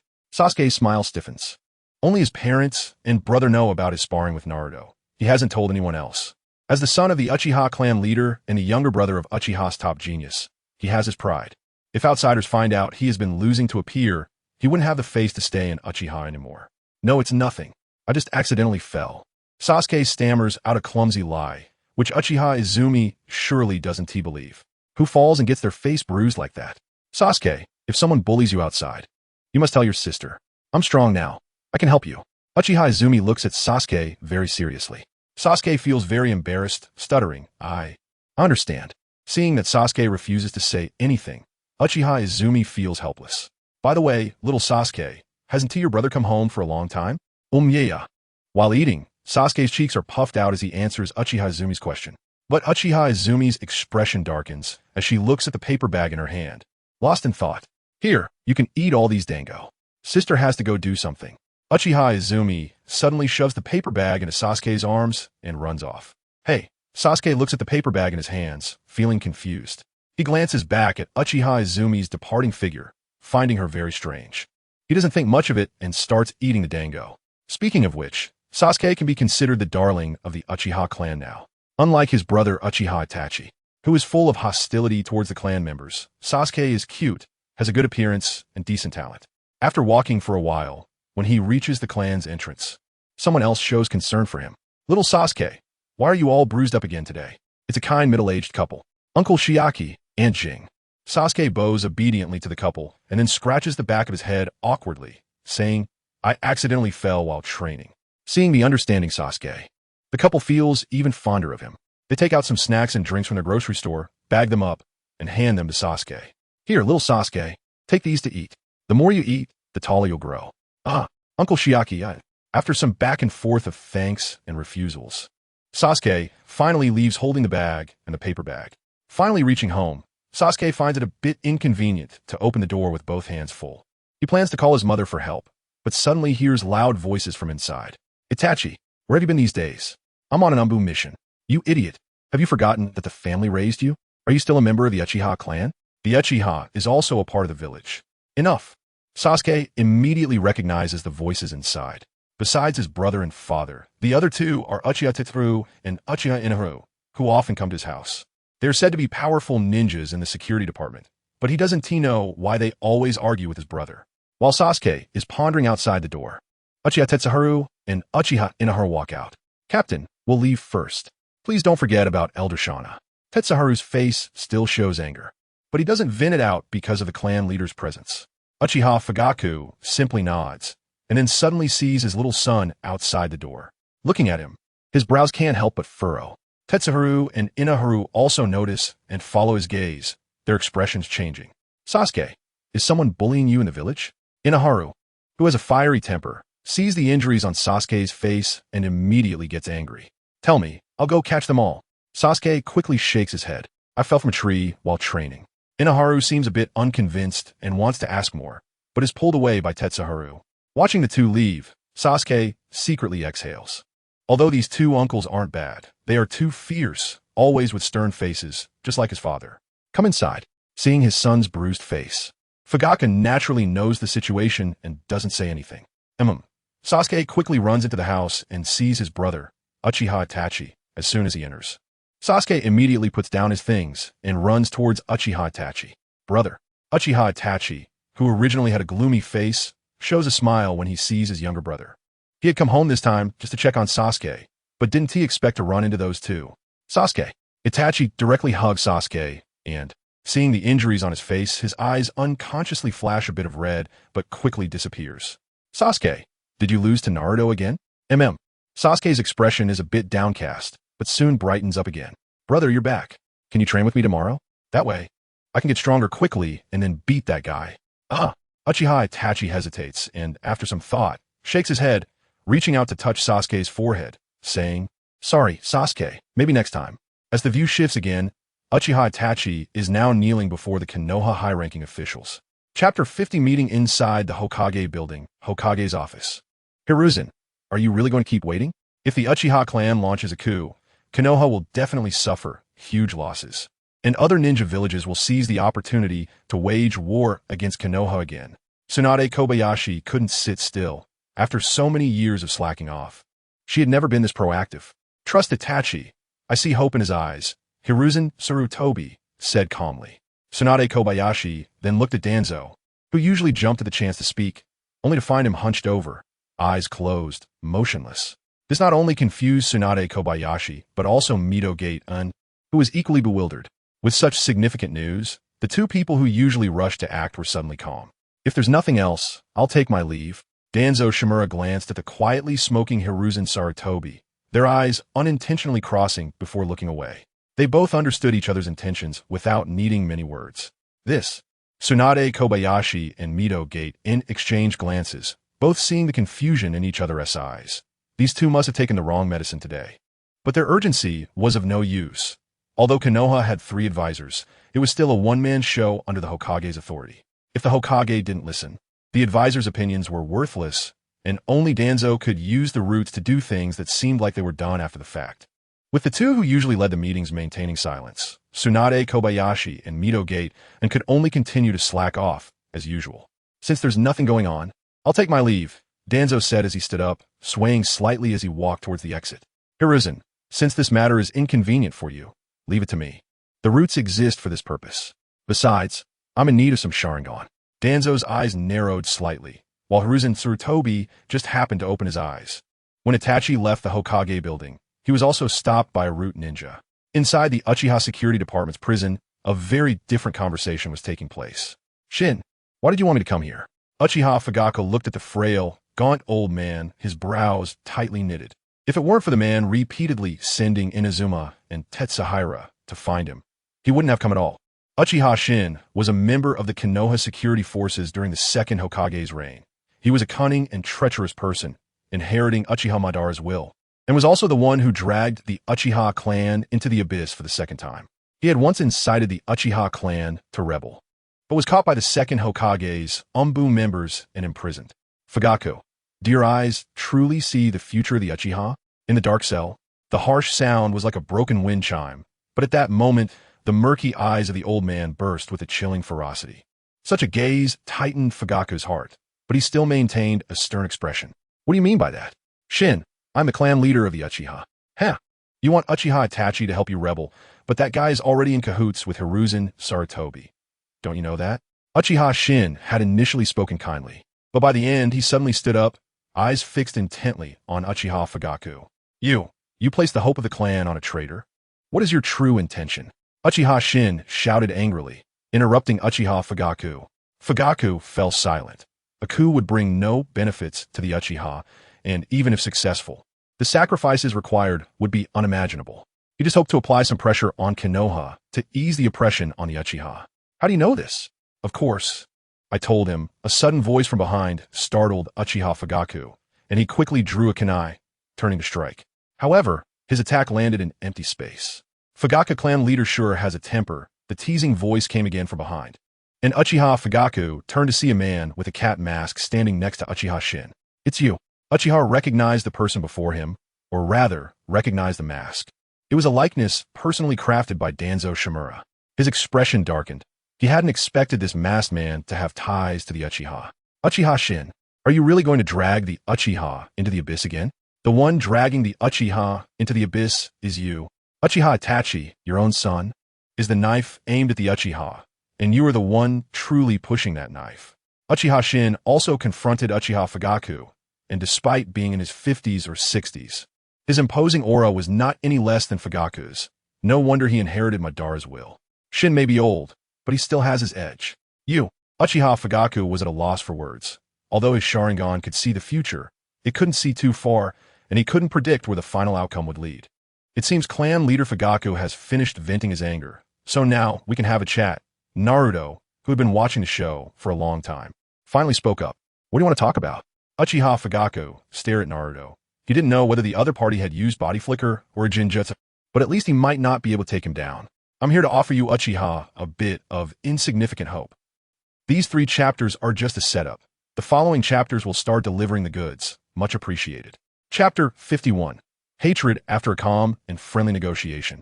Uchiha Fugaku ultimately agreed to hand over all the ninjutsu scrolls of the Uchiha clan and all the wealth they could carry in exchange for Naruto's help. On the day of the Uchiha clan's massacre, Naruto could save 20 Uchiha children. Of course, Uchiha Fugaku would not agree to such a nearly robbery-like condition.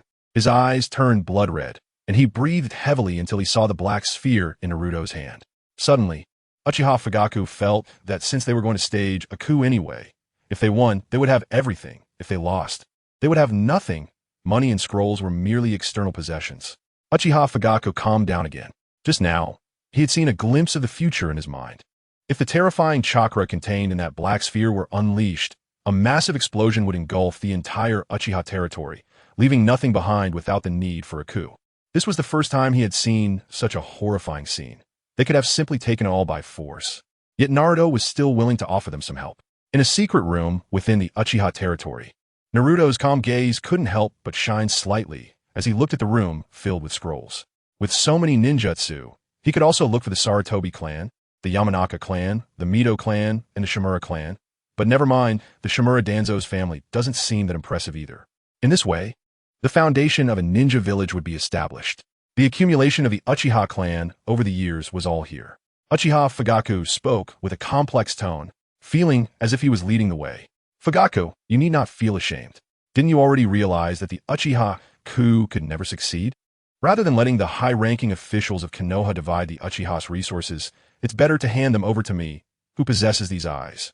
Naruto comforted the frustrated Uchiha Fugaku, and suddenly, the eyes beneath his mask began to change, 3 tomo appearing one by one.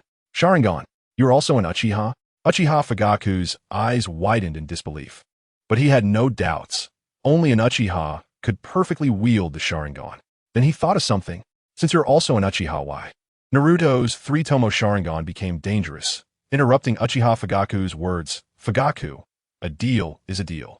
These things, in exchange for the continuation of the Uchiha flame, are very fair. Uchiha Fugaku clenched his fists tightly, his whole body starting to tremble slightly. Is there really no hope for the Uchiha? Naruto cast a faint glance at Uchiha Fugaku and walked straight towards the pile of scrolls, the ink-like characters moving along with his hands.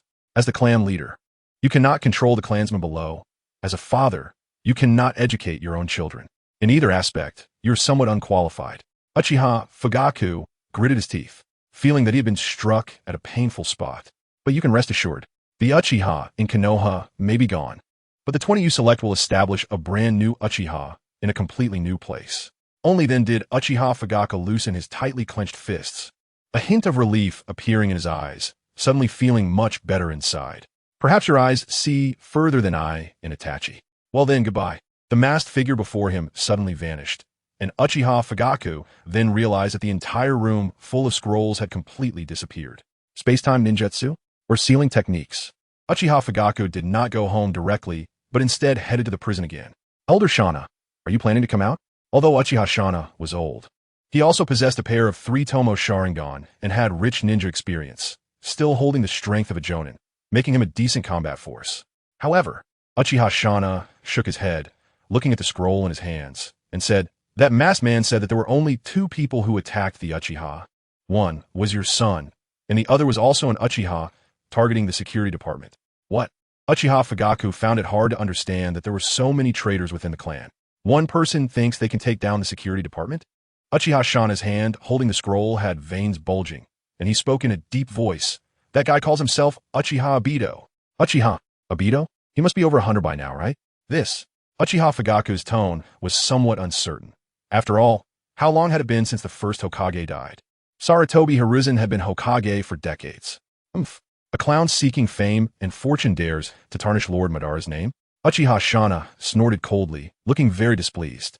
Though these eyes cannot see the Uchiha's future, they can still help the Uchiha eliminate some nuisances. Chapter 52, Transcription Seal Naruto. What ninjutsu are you researching this time? Maybe I can help you. Seeing Naruto sitting in the middle of a large pile of scrolls, holding one and starting to read it, Minato couldn't help but feel curious. He always wanted to get closer to Naruto. It's a technique similar to sealing jutsu, but you probably can't help much. Naruto casually replied, not minding Minato's approach much anymore. After nearly a year, he had gotten used to it, and Minato had helped him a lot. Now, he wouldn't oppose what Naruto wanted to do, at most. He would offer some early advice, and if that didn't work, he would leave it be. Oh, really? Minato became even more curious and leaned over to look together. He considered himself quite talented in sealing jutsu. Otherwise, he wouldn't have been able to seal the caged bird. That's the transcription seal, a technique exclusive to the Uchiha clan. A dojutsu unique to the Sharingan. After being closed off in the sealing space for a long time, Uchiha Shisui finally spoke up. Both of them were a bit surprised. Shisui had been observing the Uchiha situation through Naruto's perspective for the past year. Under the pain, he had become increasingly withdrawn, as if he hadn't spoken in a month or two, and they were almost forgetting there was such a person. As for Yakushi no Nayu, she had already been released by Naruto in advance to help him with some matters. Naruto had placed a flying thunder god mark on her, protecting her while also preventing her from making any irrational moves. If you want to learn this, I can help you. This way, you can save a lot of time. Uchiha Shisui walked up to the two, looking at Naruto with a complex expression. Although Naruto had kept him locked up here, without Naruto, he probably wouldn't have survived after that kind of blow. You're being overly kind. Naruto looked at Uchiha Shisui with interest and asked, what do you want? Uchiha Shisui gritted his teeth and said, I hope you can help the Uchiha clan a bit more. Naruto fell silent for a moment, and just when Shisui couldn't wait any longer, he spoke up, I can't save that many people. The Uchiha civilians are of no use to me. Uchiha Shisui's expression turned bitter, but Naruto's next words gave him hope. However, I can give you a chance. When the time comes, you can save people. How many people you can bring to the Flying Thunder God Formation's location is how many people you can save. Really? Shisui's eyes lit up again. Naruto then took out a scroll and said, this scroll contains a pair of 3-tomo Sharingan. You can replace yours with it. A pair of ordinary 3-tomo Sharingan poses no threat to Naruto now. Thank you. For several consecutive days, Naruto studied the transcription seal, even canceling training sessions with Sasuke, Hinata, and Niji. This made Sasuke and Hinata feel quite disappointed, while Niji guessed that Naruto was preparing for something. The practice of the transcription seal wasn't difficult. The important thing was that Naruto had other matters to attend to. At night, everything was silent, and the bright moon hung high. Naruto stood on a rooftop, silently closing his eyes and waiting. The night breeze brushed against his clothes, bringing a slight chill. It was a nice night. The surroundings were peaceful, and people were immersed in sweet dreams. When the last light in the neatly arranged buildings ahead turned off, Naruto slowly opened his eyes.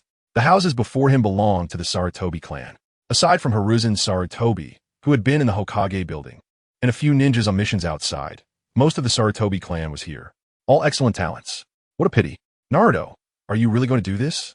Minato, who was a bit nagging today, mainly because what Naruto was about to do was indeed harmful to others. Fourth Hokage.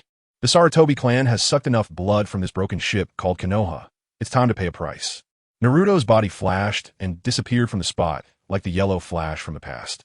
The Sarutobi clan's territory had a barrier. Outsiders trying to enter would inevitably be sensed. But with Naruto's flying thunder god combined with the reverse reanimation technique, it was practically a godly skill. He could mark the flying thunder god from afar. As long as he was within the Sharingan's perception range, it was equivalent to teleportation. Naruto flickered around the Sarutobi clan's territory and quickly found the mansion where the main assets of the Sarutobi clan were stored. He stood on the rooftop, observing, and found that there were indeed only 3 Sarutobi Jounin guarding it. Hiruzen Sarutobi really is at ease, sending only so few people to guard it. That's because your abilities are quite special. If it were someone else, just the sensing barrier outside would be quite troublesome. Any unfamiliar chakra passing through that barrier would be sensed, not to mention there is also a defensive barrier here, seeing that he couldn't persuade Naruto any longer. Minato didn't plan to try again. Is that so? Then the Sarutobi clan is quite impressive. Setting up a barrier in such a large area must not be easy. They probably used the resources of the barrier squad. Listening to Naruto's sarcastic inner thoughts, Minato felt a bit speechless. Forget it, it's time to get to work. Naruto jumped directly down from the rooftop, the sound immediately attracting the attention of the 3 Sarutobi Jounin. Who is there? Good evening, everyone. The moonlight is beautiful tonight. Stepping out of the shadows, Naruto greeted the 3 with a smile, but the 3 Jounin's faces changed instantly upon seeing Naruto's appearance. It's the masked man. Sound alarm. All 3 ninjas reached for their ninja tool bags, wanting to take out flares to light up the area. How boring.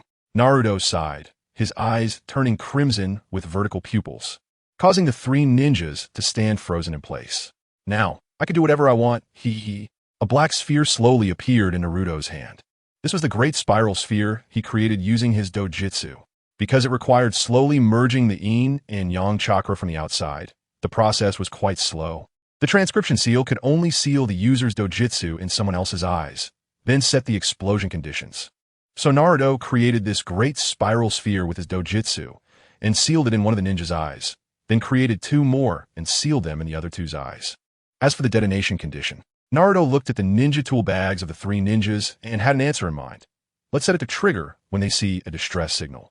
He was now eagerly looking forward to seeing Hiruzen's Sarutobi react to the Uchiha's distress signal and the scene of the Sarutobi clan exploding.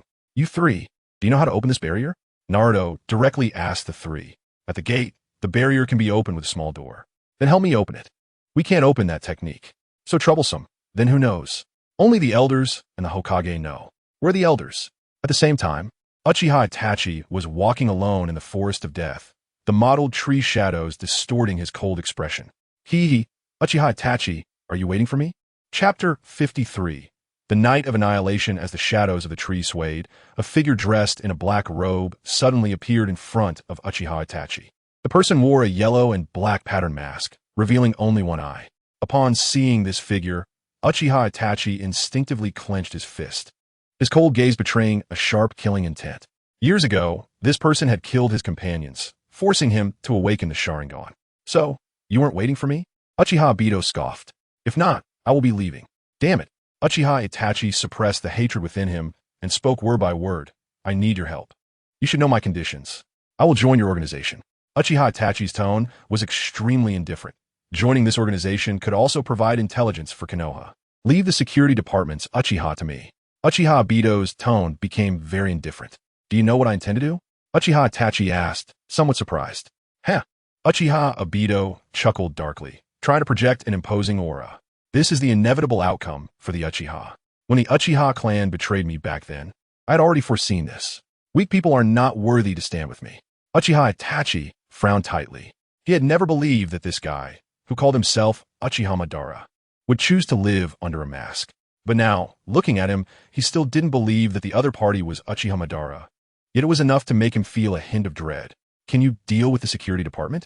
Uchiha Itachi still had some doubts. It's just a mere security department. Uchiha Obito replied blandly, but in his heart, he was extremely arrogant. With the power of Kamui, he could achieve absolute surprise kills against unaware ninjas, something he could do aside from the original Minato Namikaze. Then, 3 days later, after the Uchiha clan meeting ends, we will act. At that time, you will deal with the Uchiha of the security department.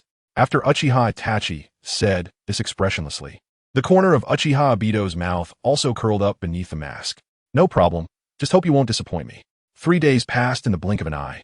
But in this atmosphere, each day felt like a year. Itachi, the clan meeting is about to start. Where are you going? Uchiha Fugaku looked seriously at his son, who was about to leave again. Even though he could already see the future, he couldn't help but want to advise him. Their essay mission from the Anbu. Uchiha Itachi's expression showed no sign of wavering, cold and indifferent. Itachi, what do you really think about the family? Uchiha Fugaku was still making his final struggle. Uchiha Itachi only left him with a back view, a shadow of gloom enveloping his eyes. Itachi, how far can your eyes see? Fugaku, why hasn't Sasuke returned so late? His wife's voice suddenly sounded from behind him, bringing him back to reality. He probably lost track of time while training. At the root base of Konoha, Uchiha Itachi stood before Shimura Danzo. He lowered his head, his face covered by the shadow of his hair, seemingly making some kind of determination. Today, the Anbu that had been monitoring the Uchiha clan's territory had completely withdrawn from their original posts and retreated to a very peripheral area. Although they could not see what was happening inside the clan's territory, they could easily notice if anyone entered or exited, as if setting up a stage. Uchiha Itachi, it seems you're not ready yet? Shimura Danzo, hunched over, looked at the sunset sinking behind the mountains outside the window, also waiting. Uchiha Itachi took a deep breath and spoke with an unprecedented firmness in his tone. Don't worry, after tonight, the Uchiha clan will no longer exist. Tonight, he would massacre all the Uchiha villagers together with Uchiha Madara, then bear the blame for the Uchiha massacre and the hatred of the Uchiha, defecting from Konoha. Konoha would be left without the Uchiha clan, only leaving behind Uchiha Sasuke, who bore the grudge of genocide. This is for the best. Shimura Danzo looked down at the list in his hand, feeling a hint of excitement. It recorded all the specific information of the Uchiha ninjas. After tonight, the unfulfilled wish of Tobirama-sensei would be completed by him, Shimura Danzo. Uchiha Itachi also raised his head, looking at Shimura Danzo with cold eyes. I hope you won't forget our agreement. Rest assured, after tonight, he will be the only Uchiha in Konoha. You don't have to worry about him. I hope so. Father, what do we need to do? In the Hokage office, 2 Anbu figures knelt on one knee in front of Sarutobi Hiruzen. These 2 were Sarutobi Hiruzen's eldest son, Sarutobi Shino, and his son's wife, who was also the deputy head of Konoha's Anbu, the parents of Konohamaru. You don't need to interfere too much, just patrol outside. If someone comes out, send them to the route. Danzo had already reported all the intelligence for tonight in detail. He didn't need to go to the front lines. What he needed to do was merely act as insurance. If Uchiha Itachi did not eliminate all the Uchiha, Danzo's route would take action first, with his Anbu serving as the final insurance. If everything went smoothly, he would just need to appear last and fight Uchiha Itachi to confirm his status as a rogue ninja. Yes, father. The 2 replied in unison and then got up to leave the Hokage office, leaving Sarutobi Hiruzen silently smoking his old pipe, feeling an inexplicable sense of foreboding. Because tonight, he too would become a lonely person. On Hokage Rock, Naruto sat cross-legged, watching the black figure desperately running toward the Uchiha clan's territory. Looking at the full moon that had emerged, Naruto slowly stood up, spreading his arms as if to embrace the entire Konoha. Let me stir up this storm. Tonight, Konoha would lose more than just one Uchiha. As night fell, the bright moon had risen in the night sky. The Uchiha clan meeting had ended, and all the clansmen had left the South Shrine, leaving only Uchiha Fugaku standing there for a while. He glanced at the secret chamber behind him before slowly leaving. Inside the Uchiha clan territory, a black figure bathed in moonlight squatted on a tall utility pole, the lines on his face resembling 2 tears. Those scarlet 3-tomo Sharingan silently observed everything about the Uchiha. Forgive me. First, I want to apologize to everyone. I initially planned to conclude this plot before chapter 55, but now we'll take a few more chapters, probably 6 or 7 more. However, to avoid affecting everyone's reading experience, I will release everything tomorrow. Thank you all for your support. Chapter 54. The Annihilation in Progress. What a good show. Uchiha Obito appeared in front of Uchiha Itachi, who was crouched in position. He crossed his arms and quietly watched Uchiha Itachi's actions. In just a short while, Uchiha Itachi's face and body were already splattered with blood. The droplets of blood hanging on his face slid down his cheeks, making his crimson Sharingan appear even more sinister. Knock, knock, knock. Uchiha Itachi, covered in blood, walked out of a courtyard and knocked on the door of the neighboring house. Has Koyuki returned? A surprised voice came from the other side of the door. The door was quickly opened, revealing a kind smile on an elderly face.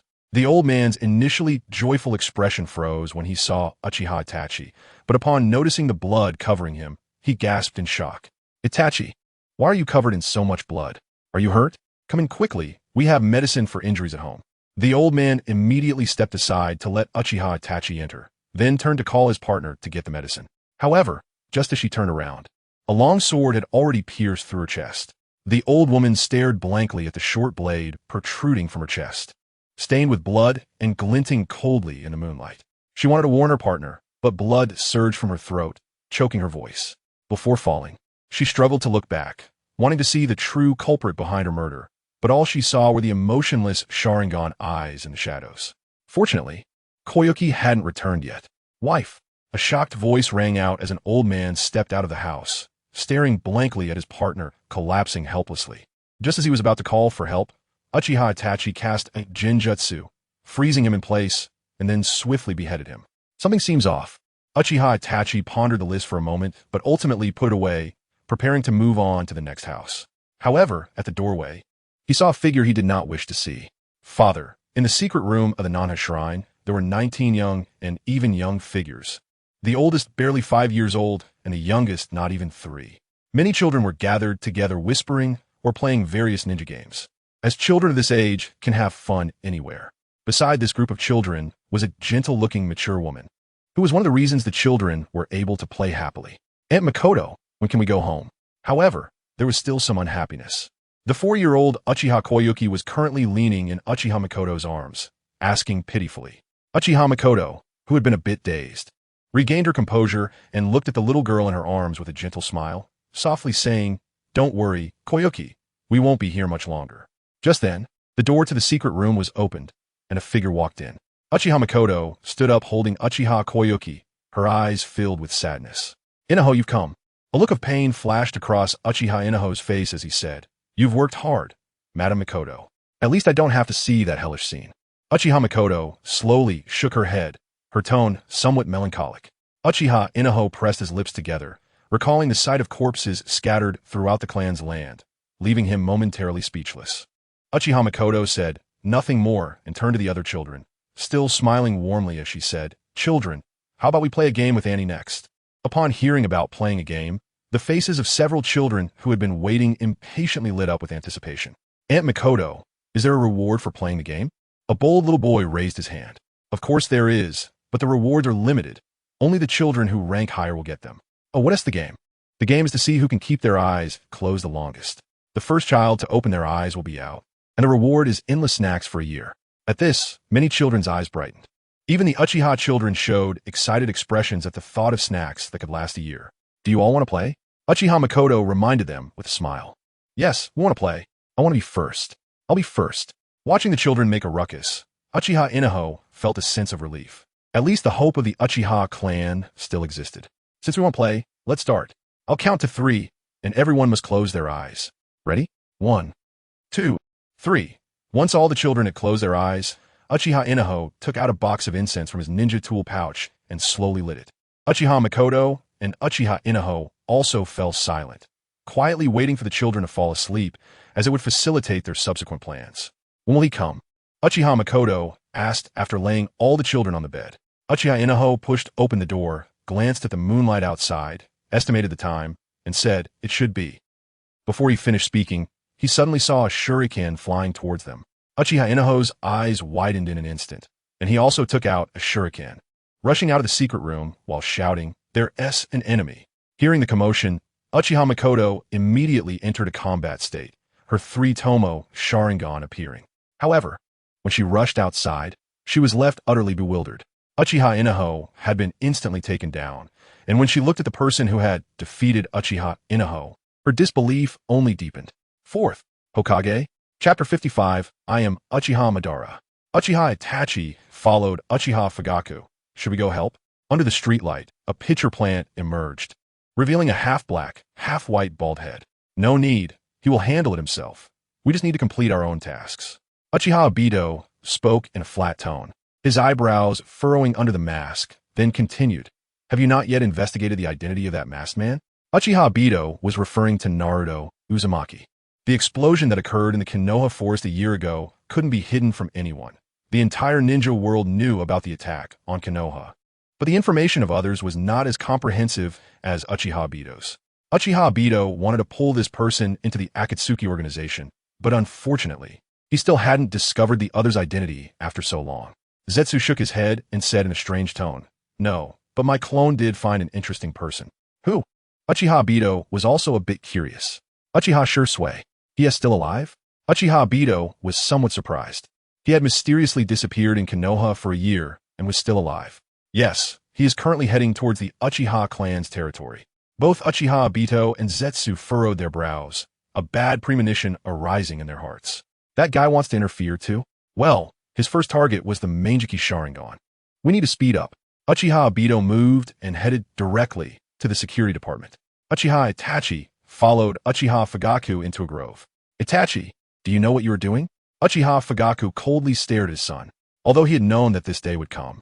Seeing it with his own eyes still brought a wave of deep sorrow. Uchiha Itachi's expression, however, showed no change, still maintaining his usual indifference. He had already made up his mind. Even in front of his biological father, he was ready to swing the sword in his hand. Father, do you know what the Uchiha are doing? So you plan to kill all the Uchiha clan members? Uchiha Fugaku shouted hoarsely. Have you forgotten that you are also an Uchiha? Uchiha Itachi's expression showed no ripple, and he said flatly, I haven't forgotten, so after tonight, I will also leave Konoha. When the Uchiha decided to stage a coup, their destruction became inevitable. Father, the Uchiha's destruction was pushed forward by your own hands. But I can't let you drag Konoha into the abyss any longer. What did you say? Uchiha Fugaku was infuriated by Uchiha Itachi's words. For so many years, he had been mediating between Konoha and the Uchiha, and this ungrateful son turned out to be such a beast. Father, this may be the last time I call you that. You are too strong. You must stay here. After the battle, I will tell you the future I see with my eyes. Uchiha Itachi's eyes had transformed into the Manjiki pattern, red skeletons appearing around him. Meanwhile, at a distance from their conversation, several masked ninjas had already set up a barrier in the shadows, preventing the villagers in the Uchiha territory from being disturbed. Uchiha Obito rushed to the security department, weaving through the trees. Uchiha Obito suddenly let out a light grunt as several shuriken shot towards him from the shadows of the trees. It was difficult for an ordinary person to deal with such attacks hidden in the shadows. However, all the shuriken pierced through his body and were pinned to the tree behind him. Uchiha Obito stopped and looked towards the direction the shuriken came from, where he only saw a pair of Sharingan with 3 Tomo, very lively eyes. Uchiha Obito sincerely praised, but unfortunately too weak. Uchiha Obito rushed towards Uchiha Izumi, the chains on his wrist clanging crisply. He wanted to retrieve that eye first. Uchiha Izumi was startled by Uchiha Obito's movement. Her attack had clearly hit him, but why did it have no effect? Without any hesitation, she turned to run. However, Uchiha Izumi, who had just graduated from a ninja academy, could not outrun Uchiha Obito, who possessed the Manjiki. Uchiha Obito quickly caught up to Uchiha Izumi, his visible Sharingan exuding a cold, murderous intent under the bright moonlight. Uchiha Izumi suddenly felt a chill throughout her body. Under the Manjiki, all are ants. Uchiha Izumi regretted her sneak attack. The elder had originally sent her to the Nanha shrine to find Inari, but unexpectedly encountered an intruder from the Uchiha clan on the way. So she attempted a sneak attack, not expecting the opponent's abilities to be so strange. This eye is too wasteful for you. The chains in Uchiha Obito's hand flew towards Uchiha Izumi, and she hurriedly drew a shuriken to defend. Clang, clang, clang, clang. Uchiha Izumi struggled to defend, each impact making her hands go numb. Finally, after finding an opportunity, Uchiha Izumi quickly formed hand seals. Her ninjutsu talent was not high, and she was better at taijutsu, knowing only a few ninjutsu. Fire style, great fireball technique. A small fireball flew directly towards Uchiha Obito, but he didn't even dodge. The ninjutsu also passed through his body. What? Uchiha Izumi was shocked, not expecting the ninjutsu to have no effect, but at that moment, the chains had already bound her body. Not good. A huge pulling force came, and Uchiha Izumi's entire body flew towards Uchiha Obito. Uchiha Obito raised his hand, making a motion as if to extract her heart, This force could directly penetrate Uchiha Izumi's body. Fire style. Phoenix fire technique. 3 shuriken, wrapped in flames, flew towards Uchiha Obito. Uchiha Obito was startled, and his body entered a phasing state again. The chains that had been wrapping around Uchiha Izumi also loosened, and her body fell directly from the air. A shadow flashed through the air, catching the falling Uchiha Izumi. Shisui, brother Shisui? Uchiha Izumi, who had narrowly escaped death, was far more shocked to see Uchiha Shisui than relieved. Uchiha Shisui gasped for breath as he set Uchiha Izumi down. He had sprinted all the way from Hokage Rock and was undoubtedly exhausted. Uchiha Shisui, I didn't expect you, who had been missing, to appear again. Although Uchiha Obito's words carried surprise, his tone was extremely flat. Who are you? Uchiha Shisui looked at the masked man before him, feeling a wave of annoyance. Did dangerous people like to wear masks nowadays? I am Uchiha Madara. Chapter 56. How dare you call yourself Uchiha Madara? Uchiha Madara? Upon hearing this name, both Uchiha Shisui and Uchiha Izumi were slightly taken aback. It's such an old name. This guy is just using the name to intimidate others without being serious. Who would believe such an ancient name? Huh. Is this the Uchiha Madara who only hides behind a mask to scare people? You look more like a clown from a circus. I have to say, after spending so much time with Naruto, Uchiha Shisui's eloquence has improved a bit. Uchiha Izumi was also somewhat stunned. The previous Uchiha Shisui wouldn't have spoken like this. Shisui's words made Uchiha Obito's face beneath the mask turn ugly.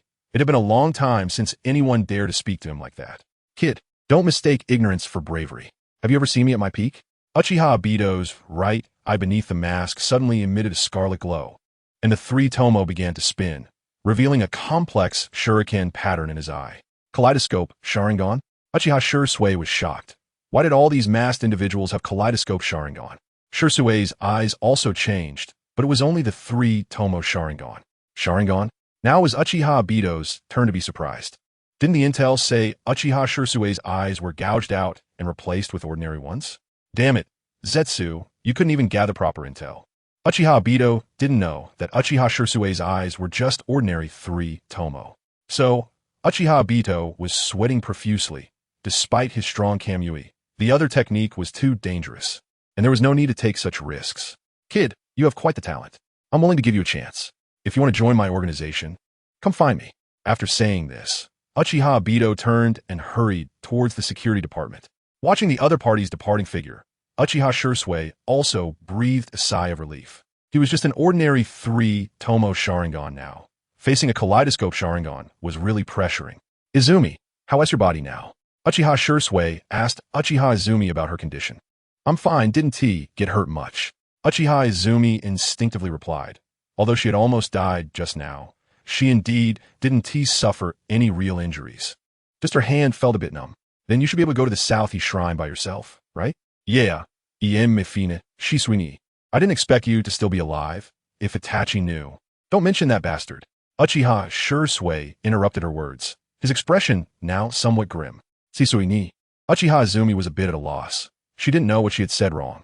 Uchiha Shisui forcibly controlled his emotions and said in a deep voice, Uchiha Itachi has betrayed the Uchiha. He is currently slaughtering Uchiha civilians. I must hurry to save them. How is that possible? Itachi? Uchiha Izumi still didn't want to believe this. I don't have time to explain too much to you now. You go to the South Shrine first. If you encounter Uchiha Itachi, just run away. I'll go ahead. Uchiha Shisui was in a hurry and didn't want to say much to Uchiha Izumi. His figure disappeared. Even without the kaleidoscope, his body flicker technique was still top tier in the ninja world. Left behind was Uchiha Izumi, who staggered in a certain direction. It was not the South Shrine, but rather her and her mother's home. On the other side, Uchiha Obito finally arrived at the security department, only to find that the pressure here was even greater than before. Why is this security department so deserted? Standing at the door of the security department, he found the inside dark and oppressive, which surprised Uchiha Obito a bit. At this time, it shouldn't be so late, normally. The lights in the security department should still be on. Zetsu sensed the situation. Understood.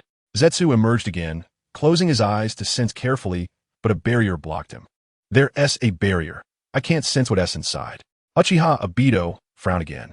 He didn't expect what he thought would be a simple matter to encounter so many troubles. Could it be that someone leaked my information? Should we go in? Zetsu asked Uchiha Obito. Uchiha Obito couldn't help but let out a cold laugh. Speaking arrogantly, of course we go in. So what if they know the information? With Kamui, I am invincible. Zetsu shrank back into the ground. He was just an intelligence officer with no combat ability. As soon as Uchiha Obito stepped into the lobby of the security department, the door behind him suddenly closed. He instantly felt dozens of 3 Tomo Sharingan staring at him, and sparks ignited in the darkness. Uchiha Obito immediately entered a phasing state. Fire style, great fireball technique. Several fire dragons charged towards Uchiha Obito, but when the fire dragons touched him, they passed through his body and exploded on the ground, turning the scene into a sea of flames. Illuminating the entire lobby of the security department, where more than 10 Uchiha with 3 Tomo Sharingan were staring intently at him. What nice firework display. Uchiha Obito couldn't help but praise. Seeing that the ninjutsu had all missed, he was about to, when he saw several Uchiha starting to form hand seals again. Fire style, great fireball technique. The flames surged again, and Uchiha Obito had no choice but to continue maintaining his phasing state. Do you think this kind of tactic will be useful against me? Fortunately, Uchiha Obito was wearing a mask, although he spoke with disdain. Cold sweat had already started to bead on his forehead. He could only maintain his phasing state for a maximum of 5 minutes. After 5 minutes, he would revert to his physical form. Is it you who dares to call yourself Uchiha Madara? A hoarse voice suddenly rang out, and Obito looked toward the sound. In front of the door, there was a chair, and on the chair sat an old man with gray-white hair and a wrinkled face. Uchiha Shaka? Uchiha Obito frowned and said in a deep voice, I am Uchiha Madara. Uchiha Shaka stood up from the chair upon hearing this, glaring at Uchiha Obito with his murky eyes, shouting, You ugly thing! How dare you claim to be Uchiha Madara? Bastard! Team 3, continue to unleash fire style. Yes, fire style, great fireball technique. With Uchiha Shaka's order, several more Uchiha began to form hand seals, and the flames that hadn't yet extinguished roared back to life. Now Uchiha Obito's expression completely changed. This old man really knew his weakness. Chapter 57. Mere gravel. Uchiha Obito's face beneath the mask had become extremely ugly. This was the role of intelligence in ninja battles. He never expected to be forced to this extent by such an old man. Do you think you can do anything to me like this? Uchiha Obito's voice was filled with coldness as he looked at Uchiha Shana in front of him, as if he were looking at a dead man. Mere gravel, not even half as good as Lord Madara. Uchiha Shana's voice, however, was full of mockery. Bastard, ignorant fool, you have no idea how terrifying the Manjiki Sharingan is. Uchiha Obito gritted his teeth and charged directly at Uchiha Shana. Even if he was injured, he wanted to send this old man into the Kamui space and then enjoy watching his disgrace. Then release, fire release. Uchiha Shana shouted loudly, showing no fear at all. His eyes widened as he watched Uchiha Obito approach, pulling out a kunai from his ninja tool pouch and stabbing it towards Uchiha Obito's heart. Uchiha Obito maintained his intangibility, and as they collided, he had already passed through to Uchiha Shana's back, using him as a temporary human shield to block the fire release while he could briefly regain his physical form and catch his breath. At the same time, he slapped his hand on Uchiha Shana's back. Old man, are you ready for your last words? There was a hint of pride in Uchiha Obito's tone. He had mastered the rules of victory. However, facing the flames coming towards him and feeling the solid form behind him, Uchiha Shana's face also revealed a smile of success. The dozens of explosive tags stuck to his body were activated simultaneously, and the blinding light immediately caught Uchiha Obito's attention. This is, after 7 years. Uchiha Obito fell for the same trick again. He thought that without the Flying Thunder God, he could never fall for the same technique again. Boom!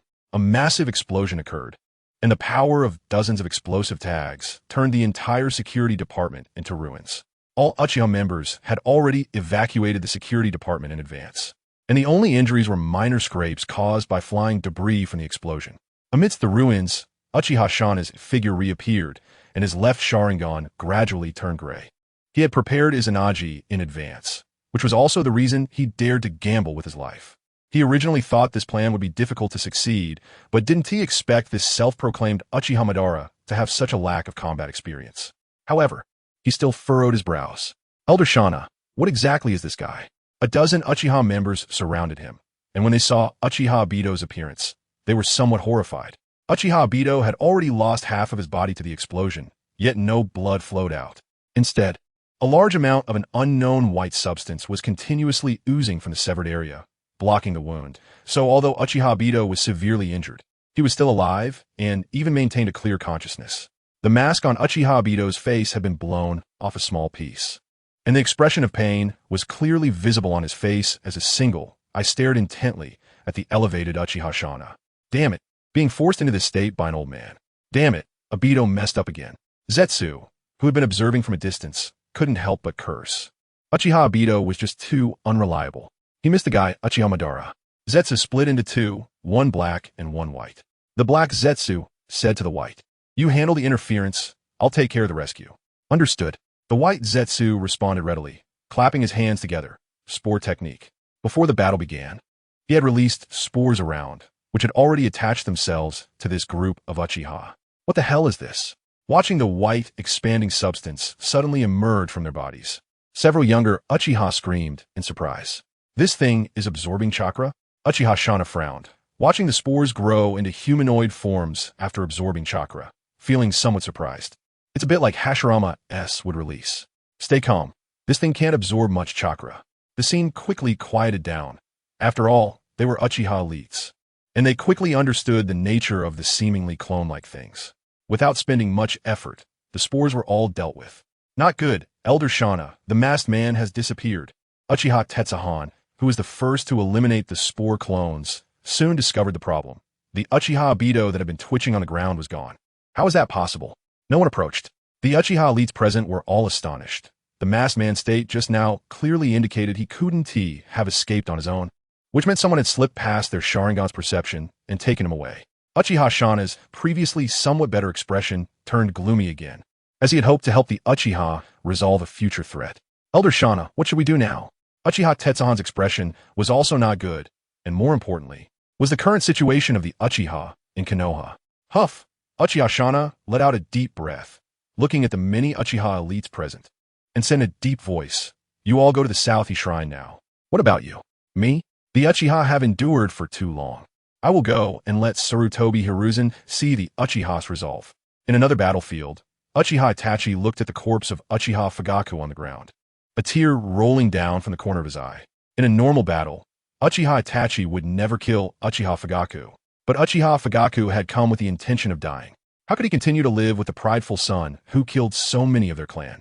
"Itachi, I do not want to fight with my own child. If this is the future you see, then I leave Sasuke to you." Thinking of his father's words just now, a hint of sadness flashed in Uchiha Itachi's always calm eyes. He raised his head to check the time. Sasuke should be arriving soon. Uchiha Itachi picked up his father's corpse and used the body flicker technique to rush back home quickly. He had more important things to do now. The civilians would be handled by the root. However, Uchiha Itachi was a bit disappointed to find that his mother was not at home. Just as Uchiha Itachi had set up the scene, a child's voice came from outside the door. "Dad, Mom, there's so much blood outside. Uncle Sho and Aunt Jean." Chapter 58. Sarutobi Shino. The time goes back to the father-son battle.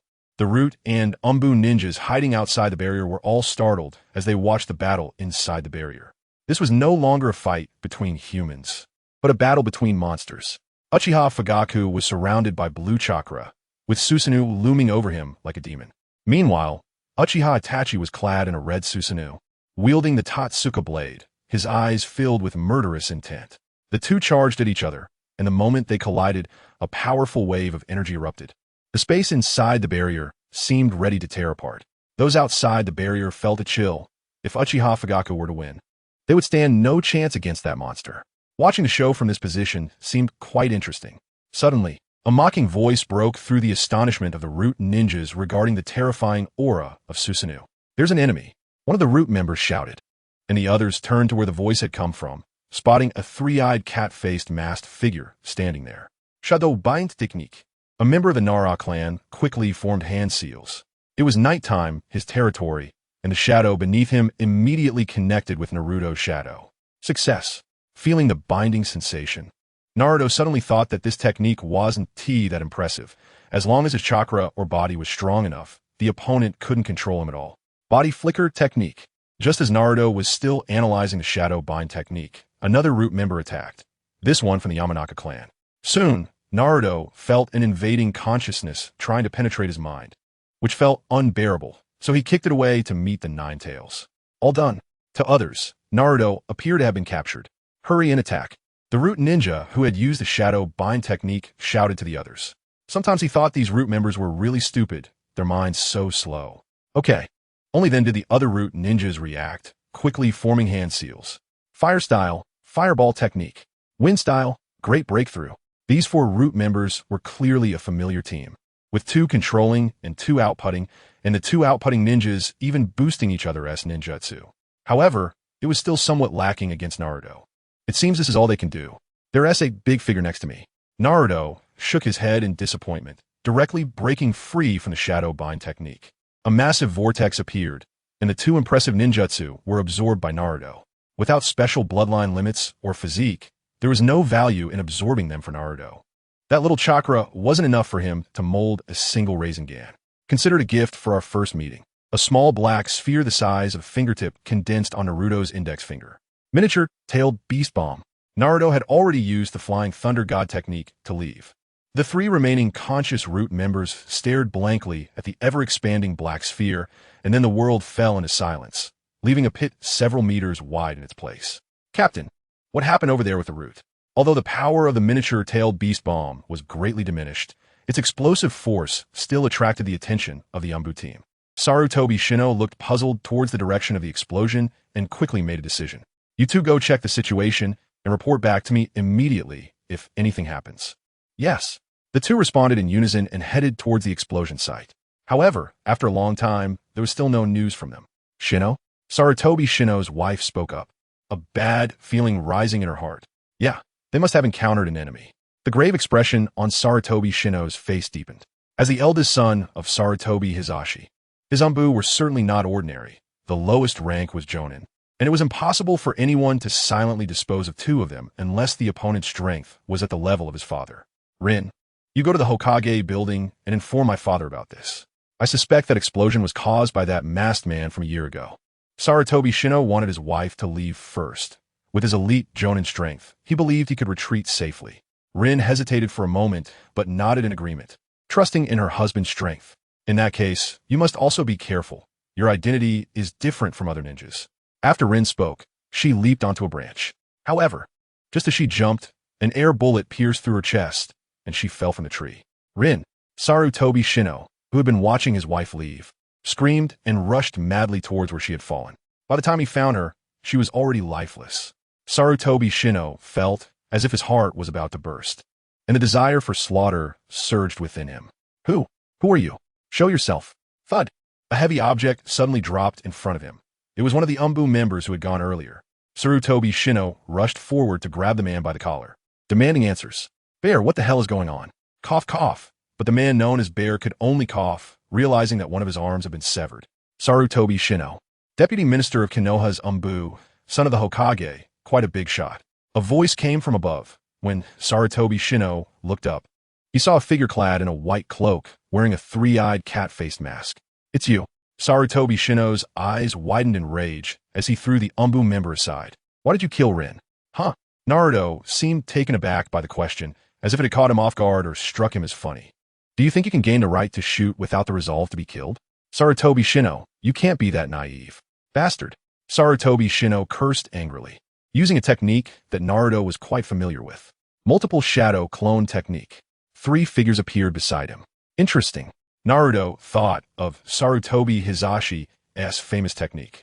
Though it was missing one clone, Sarutobi Shino, the main body and the clones, formed different seals together.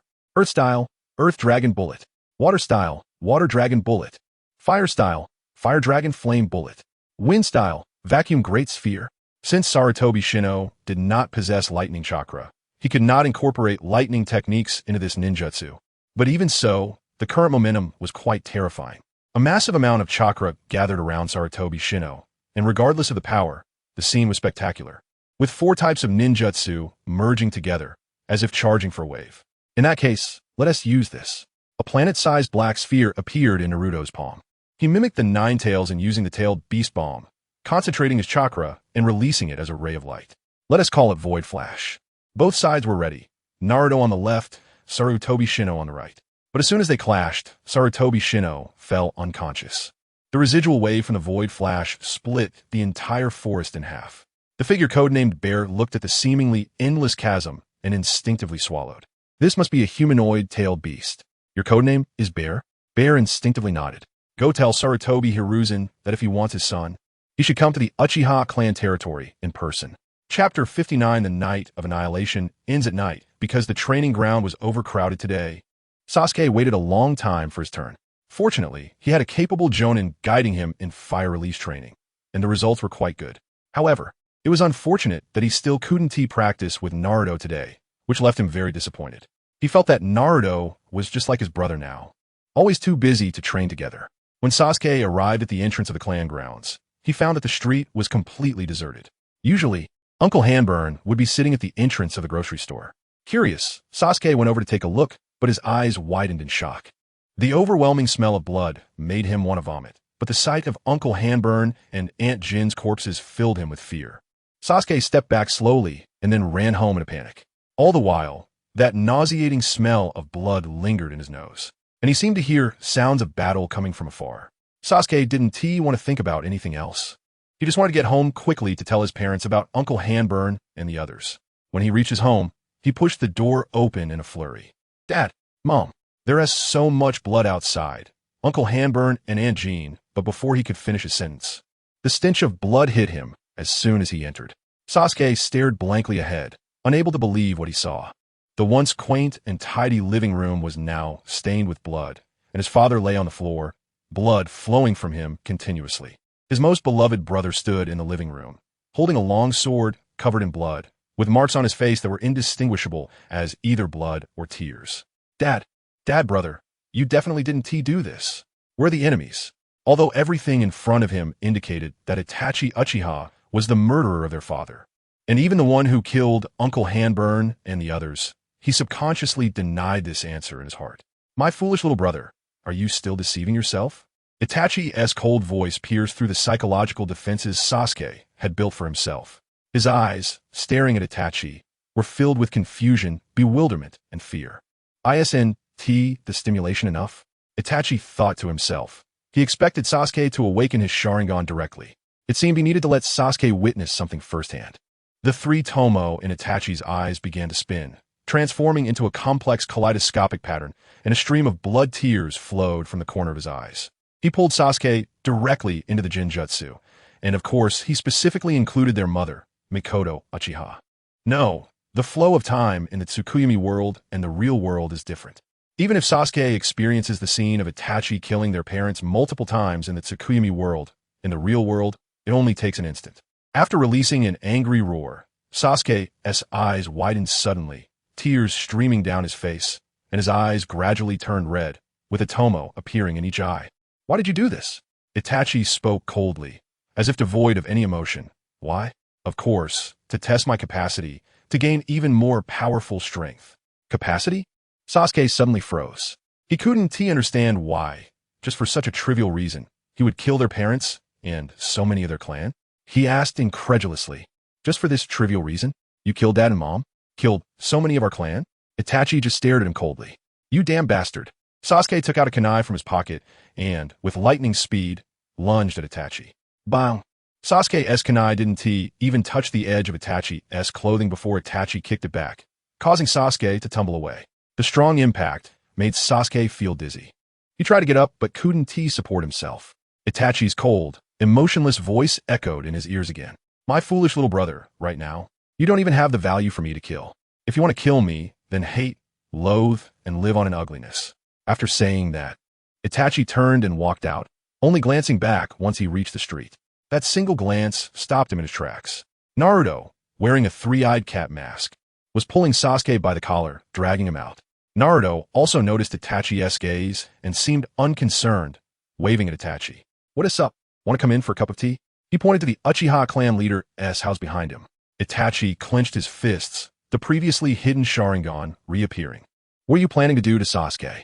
Itachi drew his long sword again and charged at Naruto. He had used the Manjiki Sharingan too many times today, and his vision began to blur. He couldn't use its abilities lightly anymore. You're charging right at me? Naruto was a little surprised, raised his hand, and shot. Itachi's body turned into a mass of crows and scattered. Crow clone? If that's the case, Naruto looked towards Sasuke's position and sure enough, Itachi was already next to him, trying to snatch Sasuke away. But how could Naruto let Itachi succeed so easily?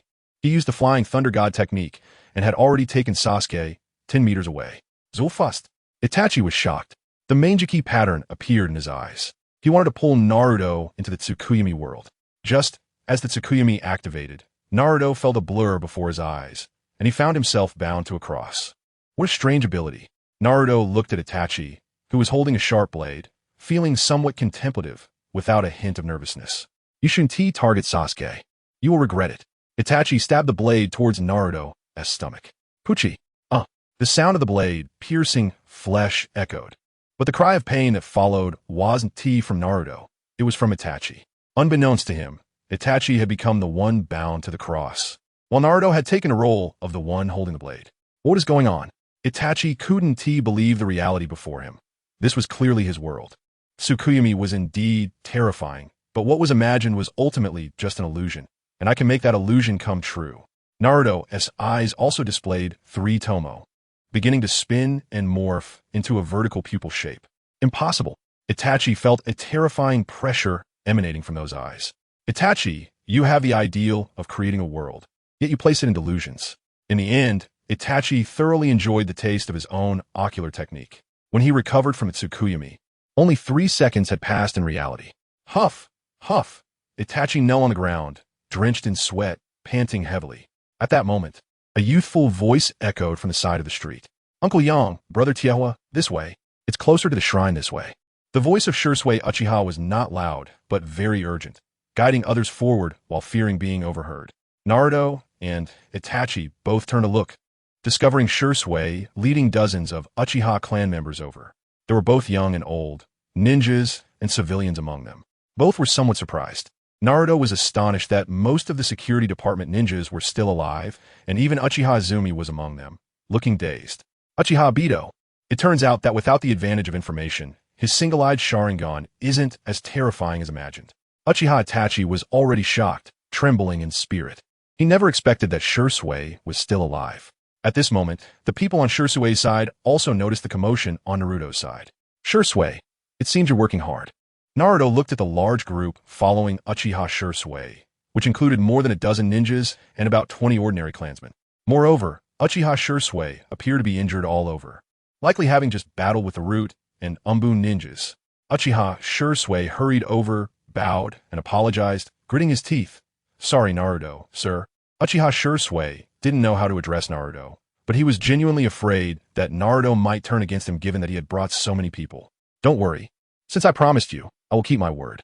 I will save as many as you brought. Thank you very much, sir. Uchiha Shisui then looked at Uchiha Itachi, who was lying on the ground, staring blankly at him, his eyes flashing with complexity but quickly replaced by killing intent.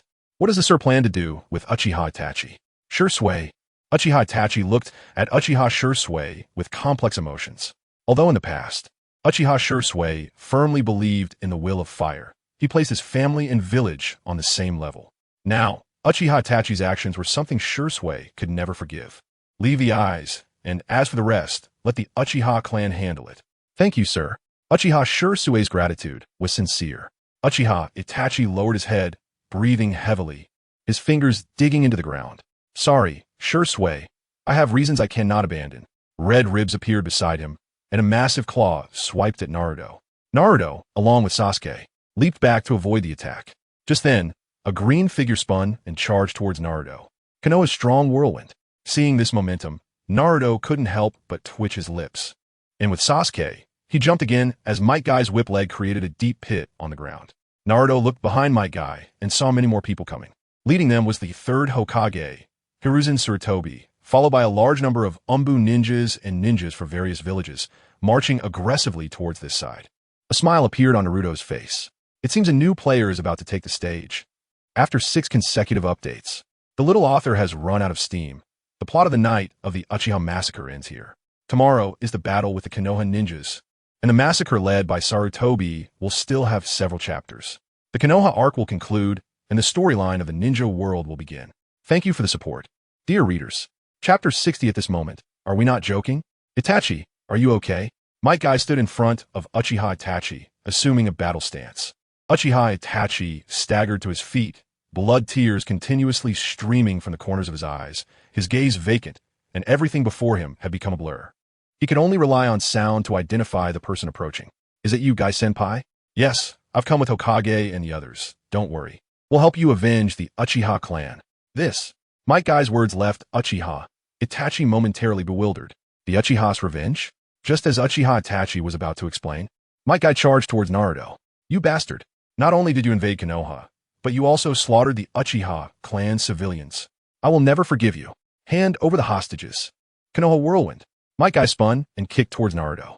Faced with Might Guy, who still hadn't grasped the situation, Naruto felt a bit of a headache. Might Guy was a very simple person. Although Naruto didn't particularly like such people, he didn't dislike them either.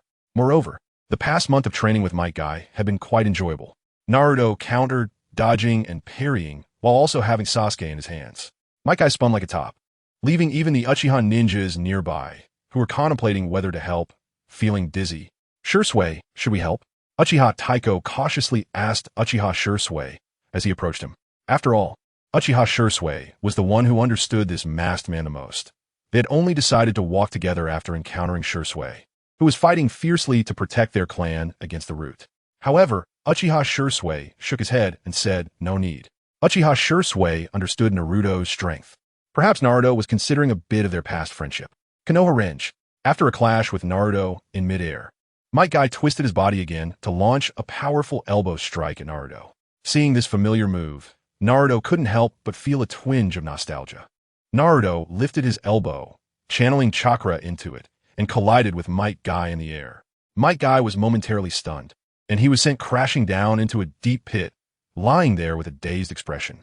Ah, this feeling is so familiar. Although their strength had increased significantly and their builds were completely different, the familiar sensation during their clash was undeniably real. Naruto landed on the ground, tossing Sasuke to Uchiha Shisui, and said to Might Guy, "Looks like you've calmed down." Might Guy stood up from the pit, looking at Naruto with a complex expression, while also noticing Naruto tossing Sasuke to Uchiha Shisui, which left him momentarily stunned. "Shisui, Gai-senpai, long time no see." Uchiha Shisui caught Sasuke and politely greeted Might Guy. "What? What's going on here?" Might Guy first glanced at Uchiha Shisui and the Uchiha members behind him, then looked back at Uchiha Itachi and the approaching Sarutobi Hiruzen. Sarutobi Hiruzen's face was grim, and he didn't want to speak. His expression was not only unpleasing, but his clothes also bore many damages. That old man, Uchiha Shikudo, actually tied himself up with explosive tags to seek mutual destruction. Thankfully, he was stopped in time, or he wouldn't have made it here today. The other ninjas were also hesitant to speak at this moment, as this matter was not honorable. Narashikaku slightly shook his head, thinking, it's one thing for the third Hokage to lose his composure, but to handle things so poorly is unacceptable. Only Might Guy's good friend Kakashi couldn't stand it any longer and spoke up. "Guy, the Hokage's orders are only to capture the intruding masked man." Since Might Guy was neither from a ninja clan nor a member of the Anbu, he had heard nothing about the Uchiha matters. Then the Uchiha. "I killed the members of the Uchiha clan." Uchiha Itachi, who was recovering behind, finally spoke up. Might Guy's face changed drastically as he looked at Uchiha Itachi in disbelief. "Why? Cough, cough, cough." Uchiha Itachi had overused his Manjiki Sharingan today, and after a fit of coughing, he said, "The Uchiha clan attempted to stage a coup. For the peace of Konoha, I had to stop it all." "Uchiha Itachi, you damn beast." The Uchiha clan chose to stage a coup precisely because they were being forced by the village. Uchiha Taiko shouted angrily. "Because you were too arrogant and self-centered, only caring about yourselves and not the village." Uchiha Itachi retorted, "You beast who could even kill your own father. Is there anyone more selfish than you?" Uchiha Taiko was furious, wishing he could directly strangle this backstabbing wolf. "Enough." Sarutobi Hiruzen, who had been silent for a long time, finally spoke up. He looked grimly at Naruto and said in a deep voice, "I never intended to exclude the Uchiha. I genuinely wanted the Uchiha to integrate into the village. The situation has turned out this way completely beyond my expectations." "All right." Before Sarutobi Hiruzen could finish, he was interrupted by Naruto, who dug in his ears and said, "At this point, let's not keep repeating those words. Be careful not to deceive yourself, strongest Hokage." Sarutobi Hiruzen's expression darkened further, but he held back his anger, as the sun was still in the hands of others. He slowly exhaled, as if trying to release all the pent-up frustration, and then said, "Enough people have died today. Continuing to fight would only lead to unnecessary sacrifices. Perhaps we can sit down and have a good talk. We can reconcile." Reconcile? Ha ha ha ha. Naruto laughed out loud, unable to straighten up, and said, "Are you joking at this moment?" The Uchiha behind him also wore expressions that seemed to wish they could devour Sarutobi Hiruzen tonight. The Uchiha clan had nearly been wiped out at the hands of Uchiha Itachi, the Root, and that Uchiha Bito and Sarutobi Hiruzen still wanted to reconcile. "How about this? Hokage-sama, shall we play a game?" Naruto raised a finger and said to Sarutobi Hiruzen, "If after playing this game, you are willing to choose reconciliation, I would personally be very willing to reconcile with you." This. Sarutobi Hiruzen's expression shifted slightly. An ominous premonition suddenly arose in his heart. This masked man's game was definitely problematic. Moreover, Naruto's proposal caused the Uchiha members behind him to show unusual expressions. Only Uchiha Shisui remained calm, knowing Naruto's character was quite malicious. Perhaps it had something to do with the sealing technique from a few days ago. What game? After some contemplation, Sarutobi Hiruzen decided to see what the other party had in mind. If a fight really broke out, it seemed that Uchiha Itachi would have difficulty playing a role, and he hadn't expected the Uchiha to retain so many living forces. Had Uchiha Itachi and the Root begun their actions without any preparation? Don't worry, it's a very interesting game. Naruto chuckled lightly, smacking his right hand on the ground, and a man who resembled Sarutobi Hiruzen appeared. "Shinji!" Sarutobi Hiruzen instinctively exclaimed. This was his most beloved son. But that's not all. Naruto then pulled out 5 cylindrical objects with pull rings, which were 5 different signal flares for calling for help. "Come on, Hokage-sama, make your choice." Chapter 61 game. Come on, Hokage-sama, make your choice. You can only choose one of these 6 items. Naruto threw Sarutobi Shino and the signal flares down in front of him, then opened his arms, waiting for Sarutobi Hiruzen's choice. Sarutobi Hiruzen frowned and pondered for a moment, considering whether he could directly rescue Sarutobi Shino, as this choice seemed problematic at first glance. What did those signal flares represent? Sarutobi Hiruzen felt the need to ask for clarification. Destruction. One signal flare represents one ninja clan. Do you want to give it a try? Naruto's words sent a chill through everyone present. What does that mean? Sarutobi Hiruzen glared at Naruto with a dark expression. Rather than my explanation, why not see for yourself? Naruto picked up one of the signal flares, pulled it open, and shot it into the sky, where a red light shot up into the clouds and then exploded. Immediately, amidst the terrified gazes of everyone, a massive booming sound echoed from afar, as if the entire earth was trembling.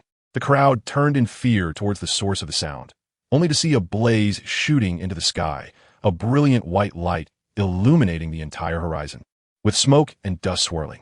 Vaguely, they could see an area being consumed by destructive force. This is what they call destruction?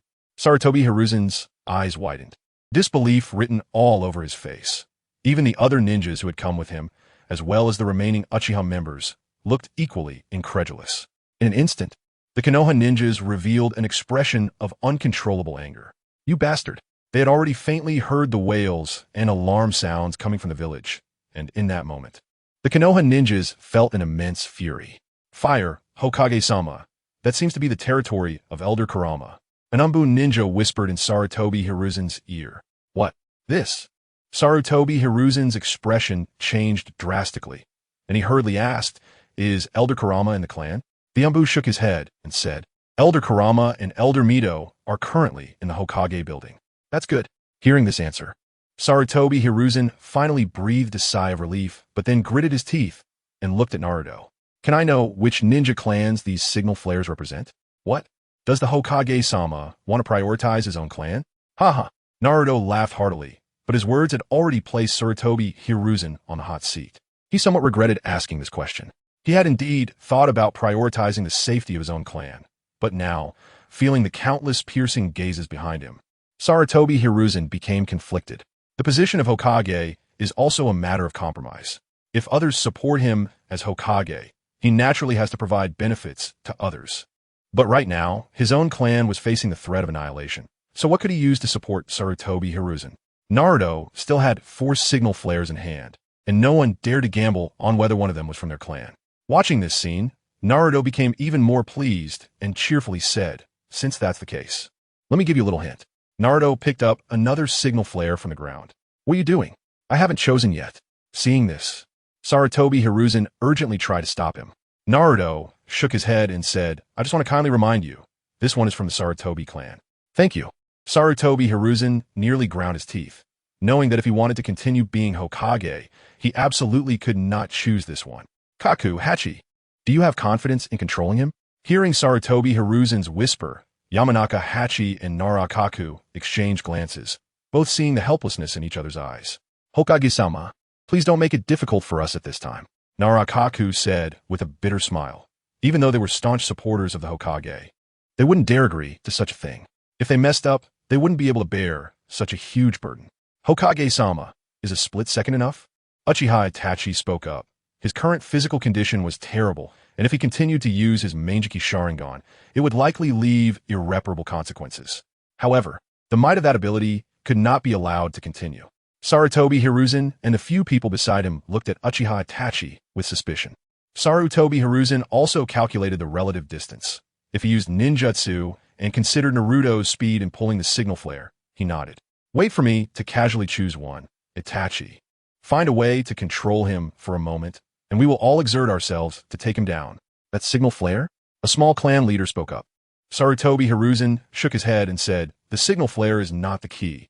There are as many of these things as you want. The key is him. Do you all understand? Sarutobi Hiruzen then looked at the many silent representatives of the ninja clans. Naturally, everyone nodded in unison. Since the Hokage had put his own clan aside, if they dared to hesitate, they would definitely be held accountable afterward. After preparing, Sarutobi Hiruzen took a deep breath and looked at Naruto. Oh, are you ready to choose? Naruto naturally noticed Sarutobi Hiruzen's gaze. Of course. He had heard everything they had discussed earlier. I'm choosing now. Sarutobi Hiruzen almost bit his teeth as he said this. He stepped toward Naruto, and just as he was about to get close, wait, Naruto kicked Sarutobi Shino in front of Sarutobi Hiruzen. What does this mean? He is also part of the choice. If you are unwilling to choose him, then you can take action yourself, so he can have a quick end. After saying this, Naruto threw a kunai over. You bastard! Sarutobi Hiruzen glared angrily at Naruto and shouted, what has Konoha ever done to offend you, that you harbor such hatred for Konoha? Sarutobi Shino is his most proud son. Now the vice minister of the Anbu, if everything goes smoothly, will be the 5th Hokage.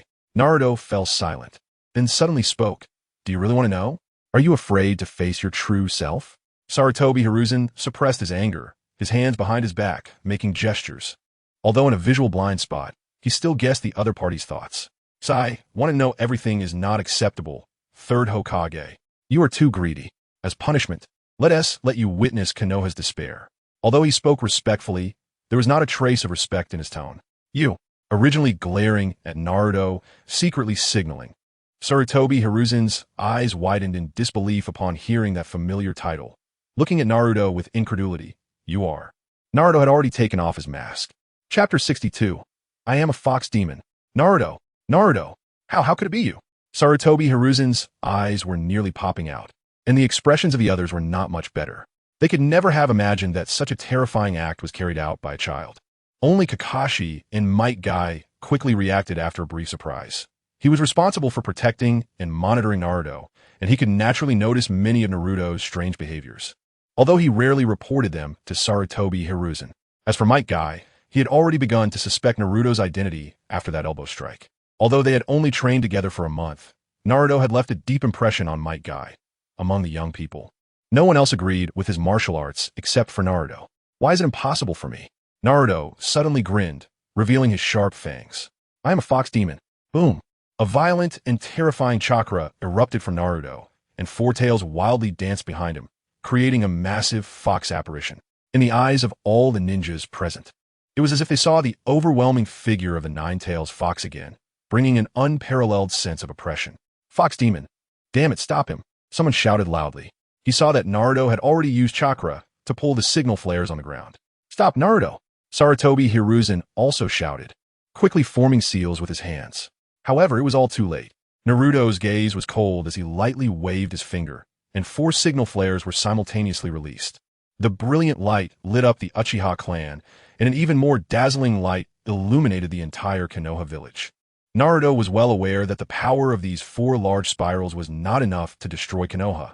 Unlike Uzumaki Naruto had the complete Nine Tails and the Book of the Moon, and he could not create a large spiral strong enough to destroy the entire Konoha. But that's fine. At least there were a few friends he cared about in Konoha, and they were far from the Sarutobi and Mito clans, so they wouldn't be in much danger. However, the suddenly weakened Konoha would inevitably be coveted by the other 4 great ninja villages, and this time the main battlefield would probably be within the Land of Fire. By then, true suffering would descend upon Konoha. Uzumaki Naruto, Sarutobi Hiruzen let out a heart-wrenching roar, regret and anger in his eyes, as if he wanted to tear Naruto apart. I should have locked you up directly, as a tool, without any thoughts. Your inherently evil nature cannot be changed. For Konoha's sake, I must keep you here. 5 elements. Great multiple shockwave technique. Sarutobi Shinjiro had already been thrown behind by Sarutobi Hiruzen, and 5 Sarutobi Hiruzen stood before Naruto. One was brewing fire release, Fire Dragon Flame Bomb. Another was flashing with dazzling lightning release, Thunderclap. One was accumulating a terrifying wind release, Vacuum Great Sphere, and the other 2 were forming seals, revealing the head of the Water and Earth Dragon Bomb. Even the same ninjutsu has different effects in different hands. At this moment, Sarutobi Hiruzen's 5 elements indeed carried a sense of oppression belonging to a ninja hero. It's a bit stronger than your useless son. Naruto raised his hand, palm facing Sarutobi Hiruzen, as black and blue chakra gathered, wrapping around the black sphere with his 4 tails. 2 beams of ninjutsu light shot out simultaneously, colliding in midair and bursting into dazzling brilliance. When the light faded, Sarutobi Hiruzen had awkwardly dodged Naruto's attack, while Naruto remained motionless in place. The gap in chakra was evident. No matter how powerful Sarutobi Hiruzen's 5 elements technique was, Naruto could defend it simply by compressing his chakra. With great strength comes great power. Open the gate of opening. Naruto, I can no longer allow you to harm the village. An enraged voice rang out, and a green figure exuding green chakra suddenly appeared before Naruto, delivering a side kick straight at him. Naruto attempted to sidestep and evade, but he found his body momentarily restrained. A long black shadow connected him to Narashikaku, although it was only for an instant. It was enough to prevent Naruto from dodging in the usual manner. Naruto felt the gale from Might Guy's kick approaching his side, and his figure disappeared from the spot. What? Might Guy was astonished. He had kicked into empty air, causing a house several meters away to collapse. It's the Flying Thunder God.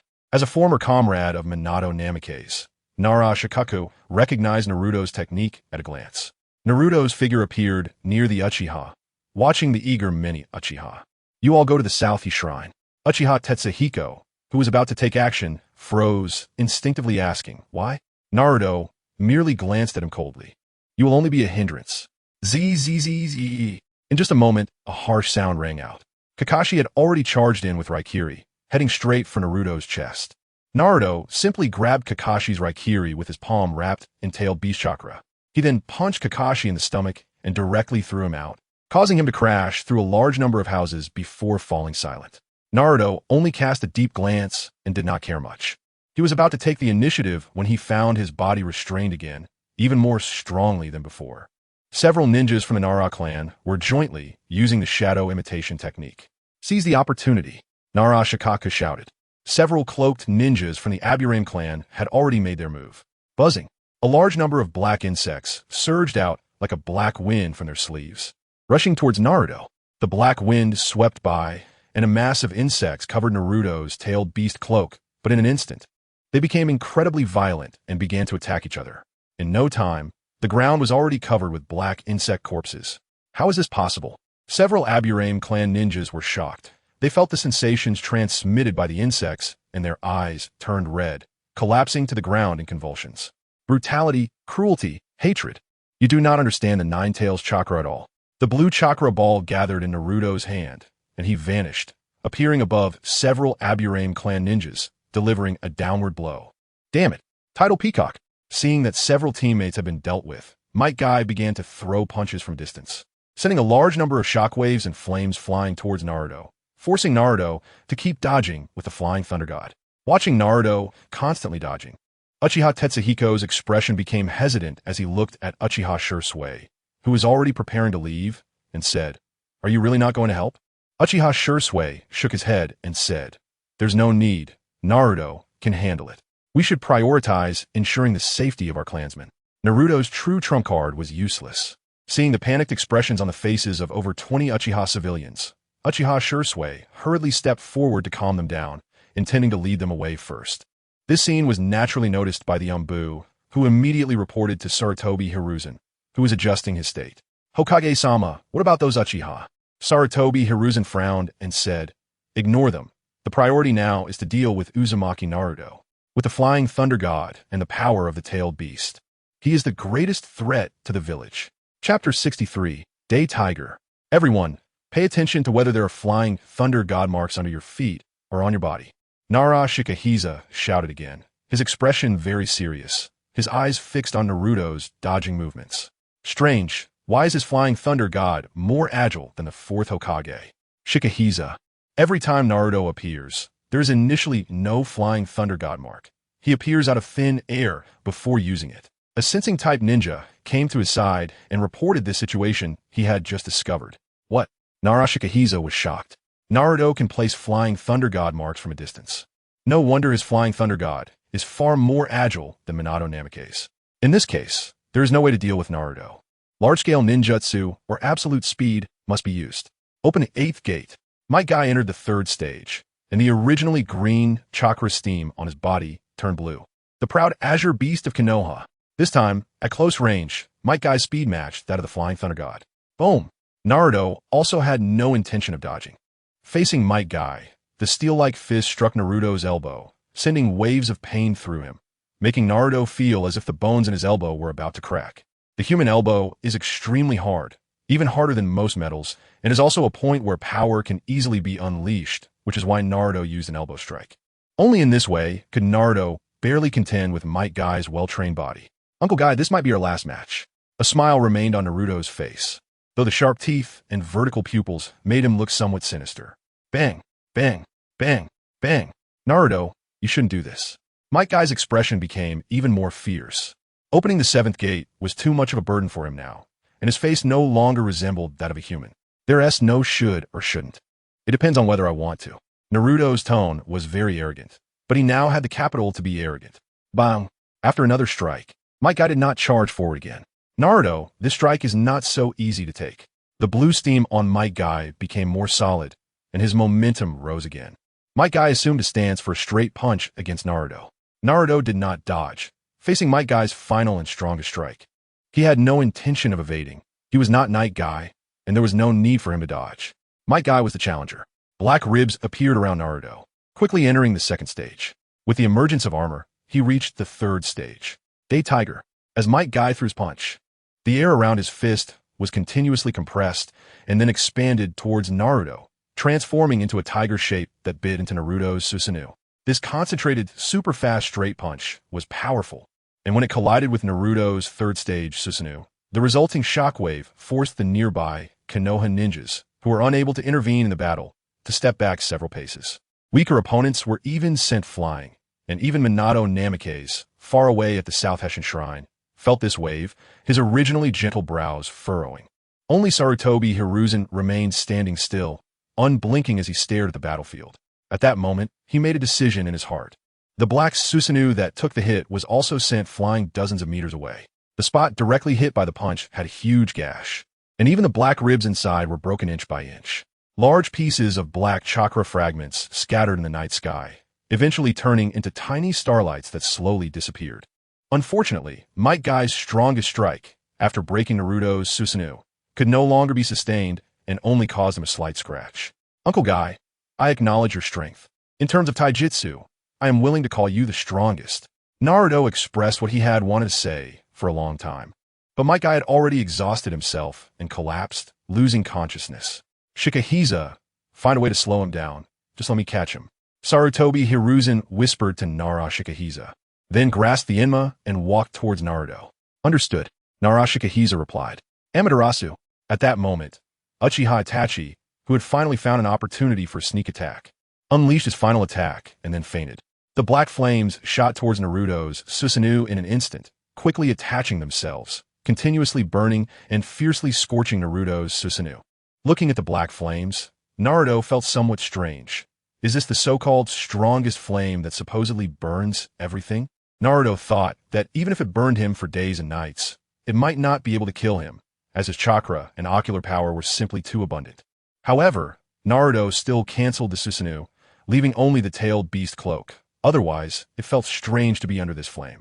As the Susanoo disappeared, Amaterasu lost its combustible material and naturally began to dissipate in the air. Naruto, I didn't expect you to still have the Manjiki Sharingan. Sarutobi Hiruzen said, with a serious expression. Is that Shisui Si? Why should I tell you? A mocking expression appeared on Naruto's face. Indeed. Sarutobi Hiruzen lowered his head, but the Rui Bang in his hand suddenly elongated and thickened, stabbing towards Naruto. Naruto used Flying Thunder God, dodging the strike and directly appearing behind Sarutobi Hiruzen, his hand already forming a Rasengan aimed at Hiruzen's back. The Rui Bang in Sarutobi Hiruzen's hand instantly shrank back, the rear end extending towards Naruto's abdomen. Naruto instinctively dodged, but had already lost the opportunity to sneak attack Sarutobi Hiruzen. Bang! Gah! The Rui Bang in Sarutobi Hiruzen's hand began to spin in front of Naruto, creating a whirlwind that aimed to suck Naruto in. Naruto directly used Flying Thunder God to evade. Sarutobi Hiruzen did not stop his attack. He continued to swing the Rui Bang, launching a series of powerful strikes at Naruto. Naruto sidestepped the horizontal sweep of the Rui Bang. Then his tail behind him lunged towards Sarutobi Hiruzen. Sarutobi Hiruzen jumped back while swinging the Rui Bang again, and Naruto also jumped back to evade. Fire release, great fireball technique. Wind release, great breakthrough. At that moment, the Konoha ninjas who had been watching from the sidelines also began to use ninjutsu, attacking Naruto. Fire and wind combined, forming the shape of a fire tornado. Naruto simply wrapped his body with his four tails, blocking all the ninjutsu attacks. Ninja technique, mind disturbance technique. At this moment, Naruto felt as if something was interfering with his thoughts, trying to make him give up resistance. Naruto snorted coldly, his three tomo spinning in his eyes. And all the ninjas of the Yamashiro clan suffered backlash. Just then, the other Anbu had also completed their hand seals. Jinjutsu, dark walking technique. It is said that this ninjutsu was specifically created to target the Uchiha, capable of creating a completely dark environment that closes off the enemy's vision. This jinjutsu, released simultaneously by a dozen Anbu, would even momentarily blind Naruto's vision, but it had no effect on him. With the malice perception of the Nine Tails, there was no impact. So that's it, it's the Shiki F-in, isn't it? A realization appeared on Naruto's face. No wonder, he always felt Sarutobi Hiruzen was preparing something. Sarutobi Hiruzen, you want to die like a hero? That won't do. Chapter 64. From this moment on, Sarutobi Hiruzen, you want to die like a hero, but that's not possible. Naruto's eyes spun with three tomo, transforming into the shape of a kaleidoscope with vertical pupils, overlapping with the vertical pupils hidden beneath the tailed beast's exterior. A large number of vines erupted from beneath Naruto's feet, swirling and intertwining at an incredible speed to form a complete human shape. This technique can be called Sharingan Wooden Man technique. Naruto stood atop the wooden man's head, arms crossed, looking down at the stunned crowd below. Even Sarutobi Hiruzen stopped his movements. Sarutobi Hiruzen had witnessed the peak of Senju Hashirama's power firsthand, so he was well aware of the strength of wood release. Otherwise, he wouldn't have taken Tenzo from Danzo. However, even Tenzo couldn't possibly use a wooden man technique of this level. For a moment, Sarutobi Hiruzen halted his actions. And at this point, even if he wanted to perish together with Naruto, he couldn't do it. The crowd was still in shock, but Naruto was not. The wooden man raised its fist and smashed it down toward the gathered ninjas. Not good, quickly defend. Cries of alarm erupted, but it was already too late. The wooden man's fist was upon them. Earth release, earth style wall. Suddenly, three earthen walls carved with dog heads rose from the ground, overlapping to block the crowd. Kakashi, who had been slacking off for a while, finally took action. He didn't want to fight Naruto. Naruto had the Flying Thunder God and could leave at any moment. So he had decided to be lazy. But now that the situation was so urgent, he couldn't afford to be lazy anymore. The wooden man's fist smashed through two of the earthen walls, but was stopped by the third. Meanwhile, its other hand reached for the unconscious Itachi, Uchiha, lying nearby. His eyes must be collected. Fire release, fire dragon flame bullet. A raging fire dragon danced, blocking the wooden man's arm in midair. Sarutobi Hiruzen also understood the importance of the kaleidoscope Sharingan. Konoha must seize this power. Naruto had caused too much damage to Konoha, and he seemed to envision Konoha engulfed in flames of war, with Itachi Uchiha, who possessed the kaleidoscope Sharingan, being a crucial force for the village. However, even though Sarutobi Hiruzen blocked the wooden man, he couldn't stop Naruto. Naruto used the flying thunder god to appear next to Itachi Uchiha, and a giant bird appeared beneath Naruto's feet, lifting both him and the unconscious Itachi into the air. What is this? Summoning technique? The group of Anbu ninjas and Sarutobi Hiruzen looked up in shock at Naruto, doubting it was a summoning, but they found no trace of life from that bird. Naruto sensed the situation at the Nanha Shrine and looked down at the many ninjas below, a hint of a smile flashing in his eyes. Everyone, it seems today's game is about to end. It's all the third Hokage's fault. We didn't get to have a good time.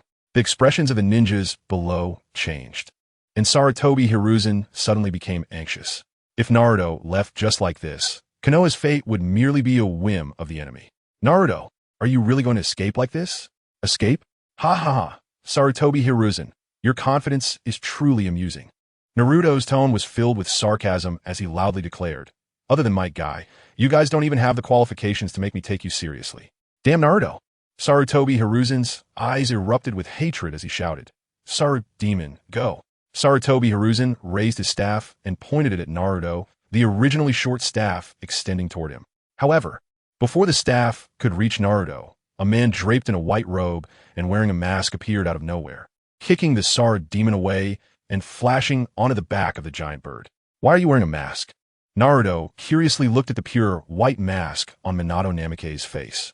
Minato Namikaze simply cast a complex glance at the ninjas below and softly said, I used to be their Hokage. It's better to keep my identity hidden. And there are accomplices. Sarutobi Hiruzen and the many Konoha ninjas narrowed their eyes, feeling a sense of despair. The Uchiha have all evacuated? Naruto softly asked Minato Namikaze. He nodded and said, they have all been evacuated. Are we leaving now? It's time to end this. Naruto withdrew the tailed beast cloak, stepped forward, and looked down. Sarutobi Hiruzen, if you manage to survive, then please bear witness to Konoha's despair. As he spoke, a cold wind blew by, and the giant bird beneath Naruto suddenly soared higher and higher into the sky. Damn! Watching Naruto and the others turn into a black dot, Sarutobi Hiruzen couldn't help but pound the ground in frustration. Naruto's departure meant that from now on, Konoha would live in fear of Naruto, and those elite ninjas who had witnessed Naruto's strength would likely lose their courage to face him in the future. Hokage-sama, Naruto has left. The immediate priority should be to reassure the villagers. Narashikaku came to Sarutobi Hiruzen's side, feeling a wave of helplessness. No matter how clever his strategies, they seemed so powerless in the face of absolute strength. Sarutobi Hiruzen also came back to his senses. After 2 explosions, what would Konoha look like now? He suddenly felt a bit afraid to face it. He was the one who caused everything today. If he had listened to Danzo from the start, would the final result have been different? Why didn't that guy Naruto kill him here? Something is falling. With a cry of alarm, everyone looked up to see the originally tiny black dot growing larger, a planet-like black sphere appearing in their view. Sarutobi Hiruzen's face changed drastically as he shouted, Get over here. Diamond Prison. Sarutobi Hiruzen threw the diamond Rui stick forward, and the stick instantly transformed into dozens of Rui sticks, forming a cubic cage. Kakashi also rushed over carrying Might Guy on his back. If this is the method Naruto used to create that explosion, then there's no way they could escape the blast radius. They could only brace themselves. Let's all use defensive ninjutsu. Earth release, earth style wall. Water release, water formation wall. The great spiraling ring exploded upon landing, unleashing a powerful shockwave that swallowed up the unprepared ninjas, dissipating them into the air. A hemispherical light curtain enveloped the entire Uchiha clan land, and from then on, the world was silent. No one knew the fate of Sarutobi Hiruzen and the others. The higher they flew, the broader their view became. The once densely populated and prosperous Konoha now looked unrecognizable, with several broken walls and 3 massive craters resembling scars etched into the earth. Minato Namikaze had already sensed Konoha's future, and all he could do was let out a soft sigh. Naruto, leaving just like that? You go ahead, reassure the Uchiha. I still have to pick someone up. The Konoha arc has ended, and for the next few days, there will be double updates for a while, as this humble law student has to prepare for exams. Thank you all for your support. Chapter 65. Birds are born to fly chaos, utter chaos. Inside the Hidden Leaf Village, it has become a scene of disorder and despair. A large number of villagers are running wildly in the streets, desperately trying to reach the shelters, while flames rise into the sky and debris from collapsed houses scatters everywhere. Panic is spreading throughout Konoha, with people fleeing in all directions, their cries and screams echoing. Some children are crying out loud from fear, and adults can only hold them tightly, trying to find a safe place to hide. The streets are a mess, with people pushing and shoving against each other. Some have even been knocked to the ground and trampled over. Many shop owners, unwilling to part with their belongings, hurriedly shut their shop doors, trembling inside. Naruto's great spiraling wheel of fate has erupted not only within the territories of the three great ninja clans, but has also devastated the surrounding buildings. And with the aftermath of the explosion, nearly the entire Konoha has plunged into chaos. This is a situation more chaotic than the Nine Tails incident. However, the primary reason for this chaos is the malfunction of the Hokage building. Sarutobi Hiruzen has mobilized nearly all of Konoha's Anbu, along with several clan heads, leaving only Tsunade and Mito Gate to act as advisors inside the Hokage building, along with two small Anbu squads. Both advisors are bewildered by the explosion that has affected almost all of Konoha. They thought they were just coming to manage the situation and handle some urgent matters. But no one told them it was this urgent. They have lived for decades, serving as Konoha advisors, yet they have never encountered such a scene. Especially Tsunade, who nearly fainted upon learning that her own home was destroyed. Before Mito could offer any comfort, she received the news that her own home was also bombed. With no missions being issued from above, those below naturally dared not move, leaving the Hokage building paralyzed. Eventually, Shimura Danzo took over the Hokage building with Root, slightly alleviating the panic among Konoha's villagers. What is the situation at the Hokage's side? In the Hokage's office, Danzo inquired of his subordinates, with Tsunade and Mito sitting beside him, both looking pale and vacant. In front of Danzo stood a man wearing black sunglasses, with a purple mark on the right side of his face. This was the person Danzo was questioning. Yamanaka Ryoma slightly lowered his head, expressionless as he said, Anbu have already gone to assess the situation. We will receive news shortly. Is that so? Danzo lowered his head, unsure whether to feel happy or sad. Hiruzen had taken most of Konoha's elite with him, and their fate was unknown. If they were dead, then there would be no one left in the village to compete with him for the position of Hokage. But if they were truly all dead, could Konoha remain stable after losing so many elite ninjas? What is the Hyuga clan doing now? Hyuga Hayashi is leading his clan members to rescue the injured and evacuate villagers. Hearing this, Danzo furrowed his brow. The Hyuga clan has been acting strangely these past few days, as if something had happened within the family. The faces of several clan members are clouded with worry. Could it be related to this explosion? Let's go help them, Danzo said, standing up. He had already adapted to his one-armed state over the past few days. Danzo, are you going to the scene? A hoarse voice spoke. It was Mito, who had noticed Danzo's movement. Danzo nodded and explained, Hiruzen is not here. Someone has to calm the villagers. Mito watched Danzo's back as he left, shaking his head, thinking that even at this critical moment, Danzo, you're getting anxious again. Niji is also feeling troubled. Although he had heard about the immense destruction caused by the Nine Tails incident, he was too young to understand it back then. Now, however, it seems that even the Nine Tails incident was not as terrifying as today's explosion. With half of Konoha reduced to ruins, he has seen the ruins with his own eyes. If he remembers correctly, that area should have been the home of the third Hokage. Hayashi had intended to take his clan there for rescue, only to find it was a wasted trip. The Sarutobi clan's territory has been reduced to a pit, and probably not even a single ant could survive there. Hayashi ordered the evacuation of civilians and the rescue of the injured. Niji had just delivered an injured mother and daughter to the shelter, who happened to be good friends of the Hokage's grandson. However, judging by the scene, it seems that the Hokage's grandson might only be left with ashes. He still needs to continue helping other injured people. How could such an explosion happen suddenly, especially at this time?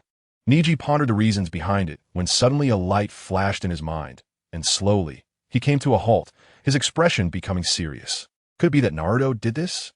Oh, I didn't expect you to find out. The sudden voice startled Niji, and he looked up to see Naruto standing right in front of him.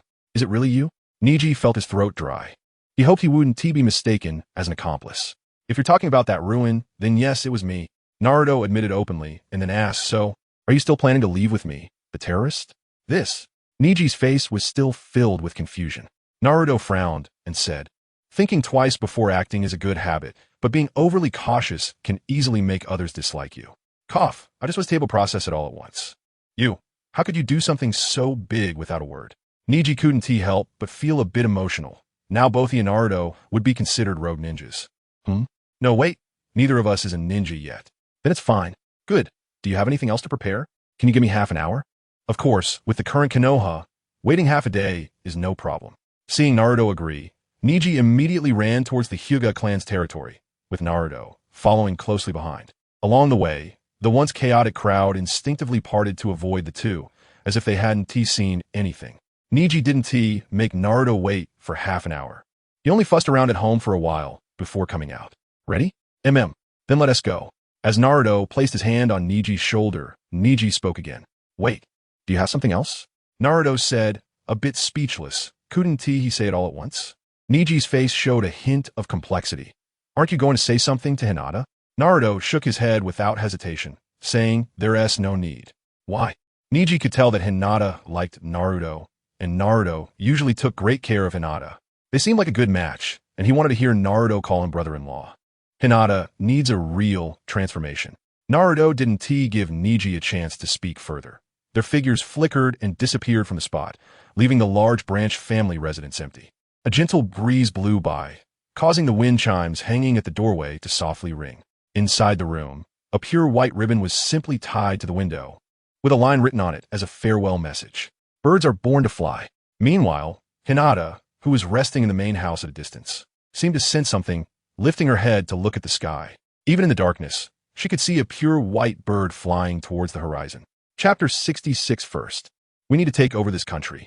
The Land of Waves is an island nation.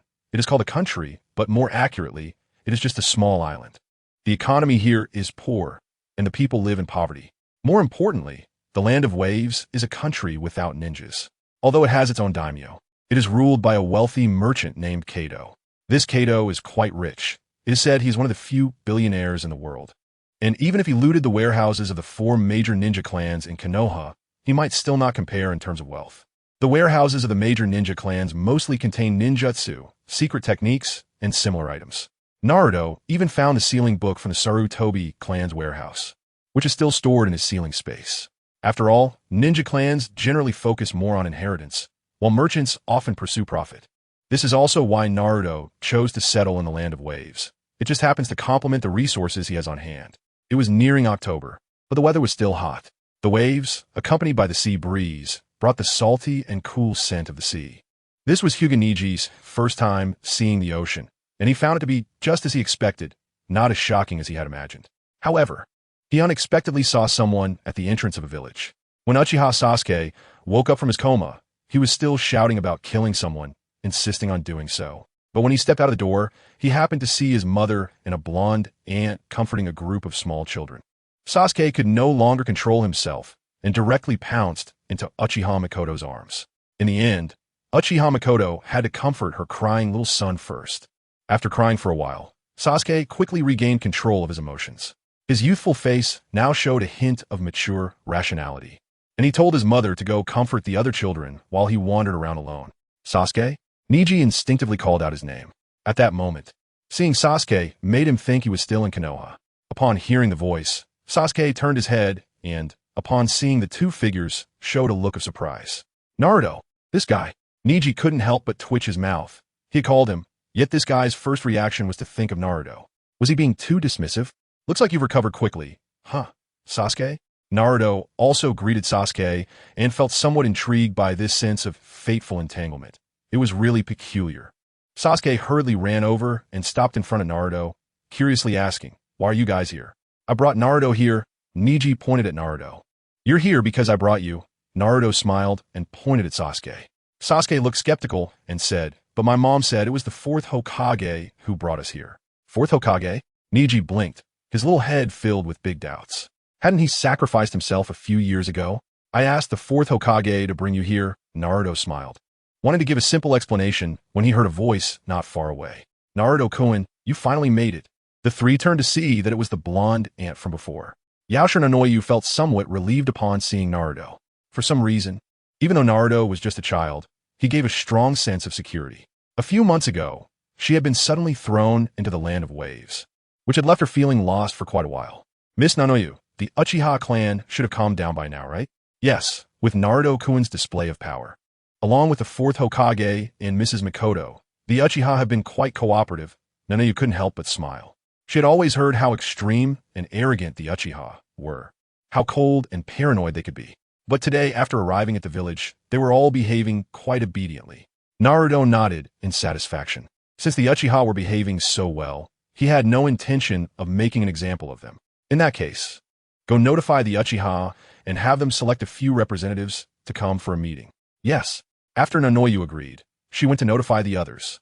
Niji and Sasuke were already staring at each other. Naruto just patted their shoulders, gave them an encouraging look, and then left. Damn it, Naruto is actually this strong. Sasuke couldn't help but grit his teeth, revealing an indomitable spirit in his eyes. I have to train even harder. Niji, on the other hand, remained much calmer than Sasuke. He had personally witnessed the ruins of the Sarutobi clan and knew that Naruto's strength was likely far more terrifying than they could imagine. Niji was still pondering when he suddenly felt a sharp gaze. He turned his head and saw the Sharingan in Sasuke's eyes. Hyuga Niji, I want you to help me train. Inside a simple wooden hut, decorated quite plainly, Naruto sat in the main seat at the center, while other ninjas sat on either side. On the right side were Namikaze Minato and Yao Shinanoyu. On the left side were Uchiha Shisui, Uchiha Mikoto, and Uchiha Naka. The strength is a bit lacking, Naruto thought to himself. Although in terms of high-end combat power, even a few of the 5 great ninja villages might not be their match. Functionally, they were somewhat insufficient. First of all, there was only one medical ninja, Nanoyu. The sensory-type ninjas, Niji and Hinata, were barely usable, and as for those with slightly better brains, it seemed there were none left. It looks like I need to go to other villages to get more people over. Cough, cough. Well then, let's talk about our future plans, Naruto said seriously, and the people on either side straightened up, looking attentive.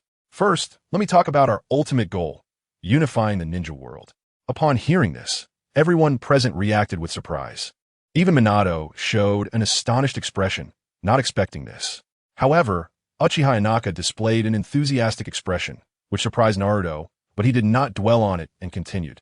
Although with our current strength, there are probably few in the 5 great ninja villages who can match us. It won't be difficult to make them bow down and submit. But what we want is not submission. We want unification, a grand unity. This, Naruto, what level of unification are we talking about? Minato couldn't help but ask. He had no concept of grand unification in his mind, as his thinking was limited. Uniform laws, standardized systems, a single country in the entire ninja world, politically unified, and a high degree of concentration in economy and thought. The ninjas present were all taken aback. This was a situation that had never occurred in the history of the ninja world. According to Naruto's idea, if they wanted the entire ninja world to be a single country, they would inevitably have to take action against the daimyos of the 5 great nations.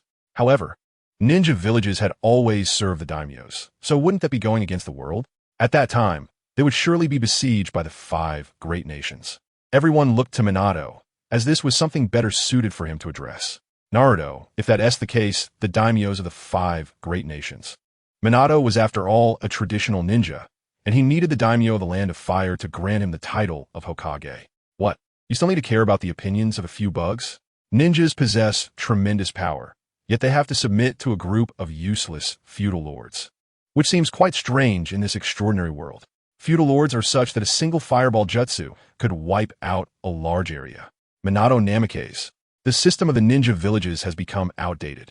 Since the founding of the ninja village system by the first Hokage in just a few decades, the ninja world has already experienced 3 great wars. Ninjas have died in waves, but the interests of the feudal lords have never diminished, which is very unreasonable. Minato Namikaze showed a troubled expression and then said, "What if the 5 great ninja villages attack us?" Naruto looked at Minato Namikaze in confusion and retorted, "Have you forgotten so quickly what happened to Konoha? Alright, so what should we do first?" At this point, Minato Namikaze had no objections, and neither did anyone else. With Naruto's current strength, there probably isn't anyone in the ninja world who could match him now. Although we are not lacking in unified military power, we lack the talent to maintain that unity. First of all, we need to take over this country.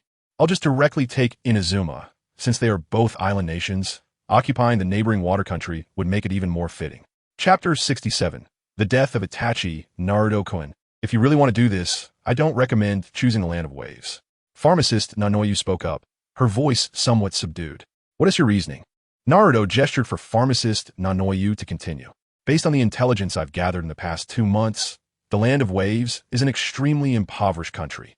Even the daimyo doesn't have money, and most of the population are refugees without a fixed home.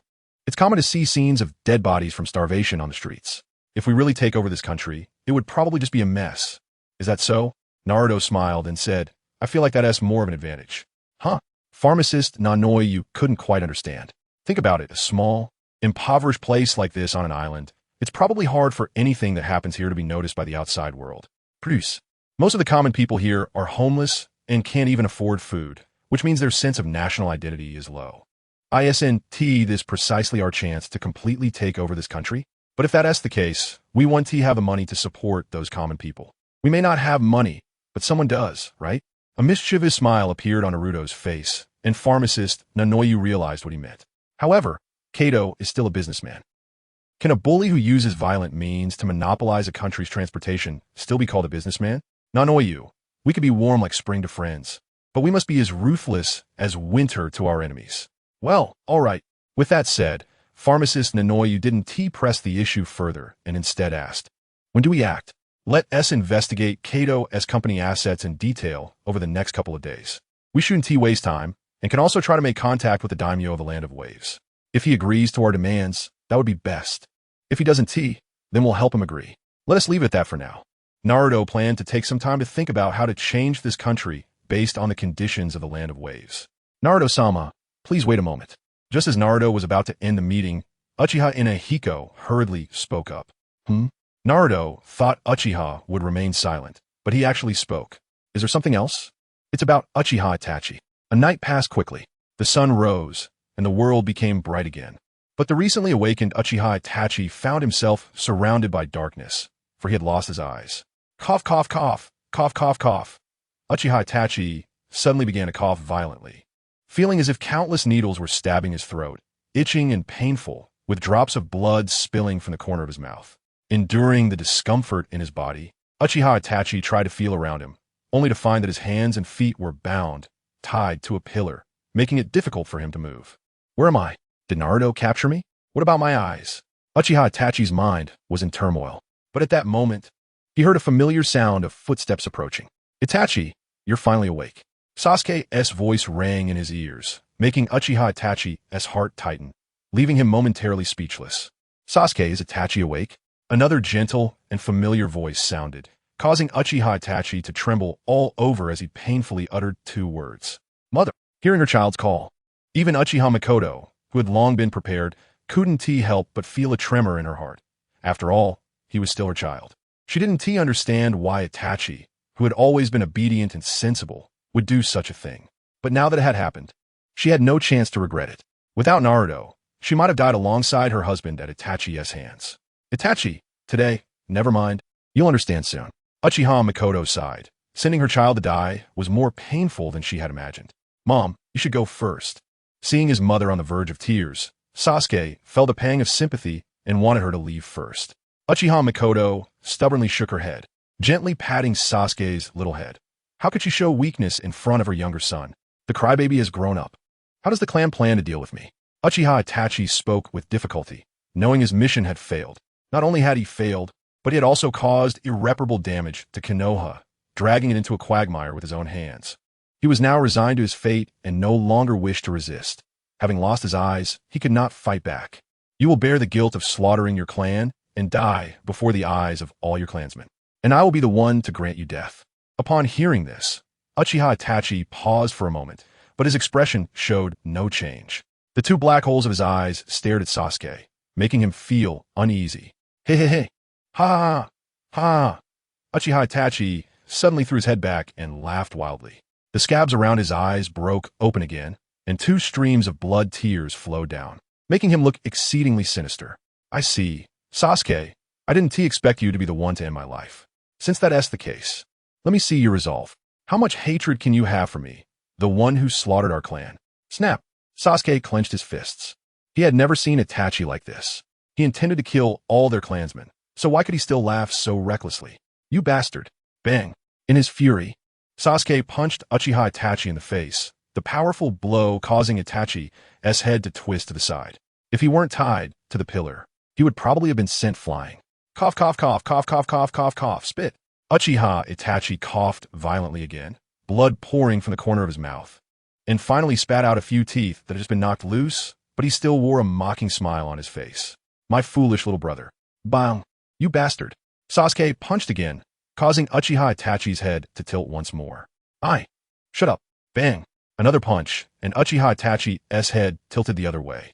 After several exchanges, Uchiha Itachi's face was swollen, and his mouth was shut. He had intended to provoke Sasuke further, hoping to make him activate more Sharingan. But now it seemed he would pass out before he could finish his words. Uchiha Makoto sighed lightly, not saying much more, simply whispering, "Let us go." Sasuke untied the ropes binding Uchiha Itachi to the pillar and dragged him outside.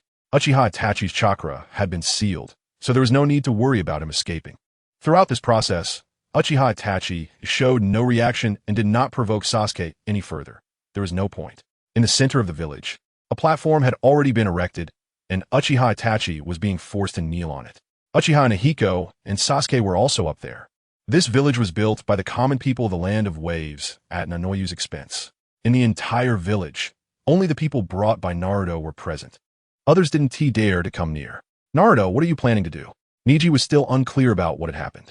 He had asked Sasuke yesterday, but Sasuke was unwilling to say anything, so he still didn't know the specifics. Didn't Hinata tell you? Naruto was a bit puzzled. He remembered they had been communicating together that morning. Why is she telling me this? Niji felt a bit speechless. Alright, so it turns out Itachi Uchiha wanted to secretly wipe out the Uchiha clan for the sake of Konoha, but ultimately failed and was captured, now facing execution. When Naruto spoke, it was lighthearted, but to Niji, it sounded like a thunderclap. Could there really be such a person? Even Niji, he only wanted to kill the members of the Hyuga main house, never thought about exterminating the entire clan. The Uchiha really are as strange as the rumors say. Itachi Uchiha. Just as Naruto and Niji were conversing, Itachi's father, Fugaku Uchiha, spoke up, with Sasuke standing beside him, his expression tense. I'm too lazy to waste my breath with you. Selfish guy. I don't want to say anything, and you're not worthy of listening. However, since you betrayed the Uchiha for Konoha, the 39 Uchiha present here vow that in the future, we will completely destroy Konoha. Your eyes will become the power of destruction. I did not regret my choice, but it's a pity I didn't consider the variable of Naruto Uzumaki. Fugaku Uchiha merely snorted, feeling displeased, but he had already anticipated this. Itachi Uchiha is just a treacherous wolf. He looked at Sasuke beside him, his mood lightened considerably. Although Itachi is a jerk, at least his younger brother is a normal person. Sasuke, is it okay? If not, Sasuke shook his head, already standing in front of Itachi, looking at his brother with a complex gaze filled with mixed emotions, but his actions were exceptionally resolute. Goodbye, Itachi. Chapter 68, Sasuke's 3 Tomo. Izumi's kaleidoscope as Sasuke stood atop the platform. His hands continuously changed movements in front of his chest. Looking at Itachi Uchiha, who was kneeling before him, his vision blurred, and he recalled the time spent with Itachi, the 4 of them together in harmony, only to be filled with blood in an instant. The punishment the Uchiha clan imposed on Itachi was to turn him into ashes bit by bit in the flames of the Great Fireball. Wait! Just as Sasuke was about to perform the final hand seal, a soft voice interrupted him. Sasuke looked up slightly, stifling his tears before turning to the person who spoke. It was Izumi Uchiha.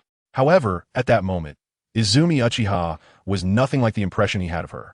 The gentle smile that had always graced the girl's face was now replaced by a pool of dead water, making it hard to see the liveliness and cheerfulness of the past. Sasuke, Senior Dawa, I want to ask Itachi one last question. Is that okay? Izumi's lifeless eyes turned to the 2 of them, leaving Sasuke and Dawa unable to oppose her request, and they silently nodded. All the Uchiha present had lost their loved ones. Izumi was not much better off than anyone else, but she was different. At just 12 years old, with her 3 Tomo Sharingan, she was more susceptible to extreme emotions than anyone else. Izumi walked slowly up the platform, finally standing beside Sasuke before Itachi Uchiha. Itachi Uchiha, did you kill my mother? As her words fell, the scarlet 3 Tomo Sharingan appeared in her eyes. Although she knew that asking this question was futile, As Itachi had no intention of sparing even his own parents, she still asked, as a way to give herself closure. "I am Sore Aizumi." Itachi's low, hoarse voice emerged from his throat. Although he did not answer directly, everyone present understood his implication. Uchiha Hazuki had moved back to the Uchiha civilian area after marrying outside, so her family had always been on the outskirts of the Uchiha clan territory. Itachi had killed one family after another, and naturally, Uchiha Hazuki was among them. "I see." Izumi's eyes trembled slightly, and a layer of mist began to rise. Drip, drop, tears flowed down her cheeks, the cold tears slowly dripping to the ground. Her face regained a semblance of vitality, no longer resembling the lifelessness from before. However, rather than a revival of life, it was more accurate to say that she had already died once. Her past self perished on the night of the massacre, and now she would be reborn on this platform. "Sasuke, take care of yourself and your mother." In the midst of the raging flames, Itachi rasped out his final words. The firelight illuminated their faces, causing a moment of confusion to appear on Sasuke's face. Just as he was engulfed in this confusion, the cruel, bloody, and nauseating scenes from the Uchiha clan territory flashed before his eyes. Itachi Uchiha, that man, had personally killed their clan members, had personally killed their father. Even the children and the elderly in the clan did not escape his slaughter. Sasuke's gaze regained clarity. The souls of the Uchiha needed redemption. They needed this man's suffering and death to achieve it. The single tomo in his eyes finally began to change, spinning continuously. 2 tomo. 3 tomo. It seemed the stimulation was not as strong as in the original story. Naruto observed Sasuke's eyes and noticed that after transforming into 3 tomo, there was not much change. But that made sense. The hatred in the original story had festered for a decade, and he had been alone. Now, the Uchiha still had many people alive, and even his own mother was still alive, so naturally, there was less stimulation. "I guess I won't be able to match Sasuke in the future." Niji couldn't help but express his feelings. Sasuke with a single tomo had already been able to compete evenly with him, and now, with 3 tomo, he feared he was no longer a match. "Don't worry, the Byakugan can also evolve. I'll take you to see it if there's a chance." Naruto patted Niji's shoulder to comfort him, as he likely felt quite miserable suddenly becoming the weakest among this group of ninjas. "The Byakugan can evolve?" Niji was somewhat puzzled. He doubted that Naruto was lying to him, as he, a member of the Hyuga clan, had no idea that the Byakugan could evolve. "Do you think I would lie to you?" Naruto rolled his eyes at Niji, then turned to look at Izumi Uchiha, a slight smile on his lips. "Niji, that is the true power of the Uchiha." Niji also turned to look at Izumi Uchiha. The firelight illuminated her face, and the tears that had once flowed from the corners of her eyes had turned to blood. In the nourishing of blood and tears, amidst the baptism of hatred and pain, the kaleidoscope Sharingan was born. Niji had never seen such eyes before, red and black, swirling like a vortex. Everyone present noticed this scene, and shock filled the air as all the Uchiha momentarily forgot about Itachi, who was still writhing in the flames. After experiencing destruction, the Uchiha had once again obtained the kaleidoscope. As the flames subsided, only ashes remained of the original Itachi Uchiha. Izumi felt the power feedback from her kaleidoscope Sharingan and sensed the powerful ocular techniques emerging from her eyes, murmuring, "Is this the power of the kaleidoscope?" It came too late. Time passed, and Itachi Uchiha's execution was over. Naruto, along with the current Uchiha leaders, Uchiha Shisui and Uchiha Dawa, and Izumi, were gathered in a wooden house. Uchiha Dawa's eyes were filled with excitement, while Naruto and Shisui remained much calmer. Uchiha Mikoto was comforting Sasuke. After all, as a clan leader's wife, she was stronger than many ordinary Uchiha.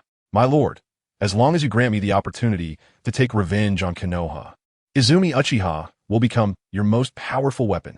Izumi knelt before Naruto, her delicate face resembling cold ice on a mountain. Only her strangely patterned eyes filled with the flames of hatred. Itachi's blood alone could not repay the Uchiha's hatred. Naruto smiled and said, "There will be that opportunity, but can you first tell me about the ocular techniques in your eyes?" The Sharingan is the eye that reflects the heart, and its abilities are naturally diverse. So it's not surprising to see various powers. Izumi did not hesitate and directly revealed her kaleidoscope's abilities. "The name of the ocular technique in my eyes is Okinanushi no Mikoto. The ability of my right eye is to instantly replicate and project any weapon I have seen or used. The left eye can create a unique barrier, storing the replicated and projected weapons inside, and can also pull enemies inside to fight. Uchiha Inaho and Shisui both showed expressions of surprise. The abilities of the Manjiki Sharingan are indeed powerful. One can create objects out of nothing, which is already the limit of in release. The other has a ninjutsu similar to space-time, equally terrifying. Only Naruto had a strange expression on his face. Does this ability require you to chant incantations? I'm a sword. A piece of iron, a glass heart? What was Uchiha Izumi thinking when he killed Uchiha Itachi to awaken this ability? Chapter 69. Kaido is a businessman, the president of a shipping company, but he is not an ordinary merchant. He is not satisfied with his current wealth and has set his sights on the land of waves, which floats on the sea. For an island nation surrounded by water and far from the mainland, the sea route is the only means of transportation to the outside world. Therefore, he uses his financial power and violence to control all maritime traffic out of the land of waves. For an island nation like this, controlling the lifeline of maritime traffic means controlling the country's wealth, politics, and the lives of its people. Naturally, Kaido's actions led to resistance from the residents of the land of waves. A year ago, a fisherman who claimed to be a hero of the land of waves attempted to negotiate with him through public pressure, demanding that he open the shipping lanes. It was truly laughable. In the end, Kaido chopped off the man's arms and executed him in front of the entire island's populace, shattering the backbone of the land of waves. From then on, no one dared to defy him. Even the famous name was nothing more than a pet kept in a cage. However, it wasn't long before a strange foreigner arrived in the land of waves. This woman did nothing but gather a group of people to build a village by the coast. This action startled Kaido at the time. A wealthy foreigner coming to this poor and suffering country and building a village capable of accommodating hundreds of people was an obvious intention. How could Kaido allow anyone else to covet his territory? Over the past 2 months, he had sent a large number of wandering ninjas and samurais to assassinate her. But each time, they vanished without a trace, and no news returned. This made Kaido realize that the opponent was a tough nut to crack. So he decided to take serious action. At night, at Kaido's mansion, a grand celebration was taking place. Ha ha ha. Today, let us welcome Mr. Zabuza and Mr. Haku to join us. Kaido laughed arrogantly while surrounded by his subordinates, raising his wine glass in a toast to Zabuza and Haku, who were sitting nearby. Zabuza had no eyebrows and sported short black hair, with his lower face and neck wrapped in bandages. Even after becoming a rogue ninja, he still wore the forehead protector of the Mist Village. Beside him, Haku looked much stranger. Although he was a man, his appearance was more feminine, with long, beautiful black hair and clothing that leaned towards femininity, making him look more like a woman. Seeing Kaido's raised wine glass, Zabuza did not give him the courtesy. Resting his hands on the sofa, with a beheading sword taller than himself beside him, and said with evident dissatisfaction, "Kaido, I only accepted your commission. After completing the task, we will naturally leave." Zabuza did not give Kaido face, and Haku naturally wouldn't either. He sat beside them, sipping his juice obediently. But it's just a mere rogue ninja. Kaido couldn't help but tighten his grip on the wine glass, but quickly adjusted himself. I see. Then let's toast to Mr. Zabuza for successfully completing his task. This time, Kaido did not toast to Zabuza, but looked at the subordinates beside him. Cheers to Mr. Zabuza for successfully completing his task. This time, there was no awkward silence. Many subordinates cheered, lifting Kaido's spirits considerably. What a foolish trick.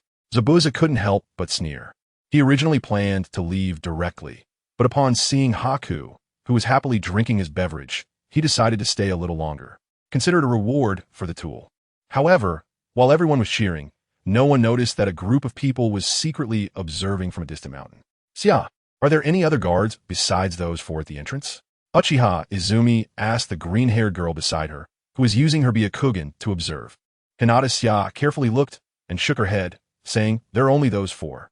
They seem to be holding a banquet, so they gathered everyone together. They're really lax."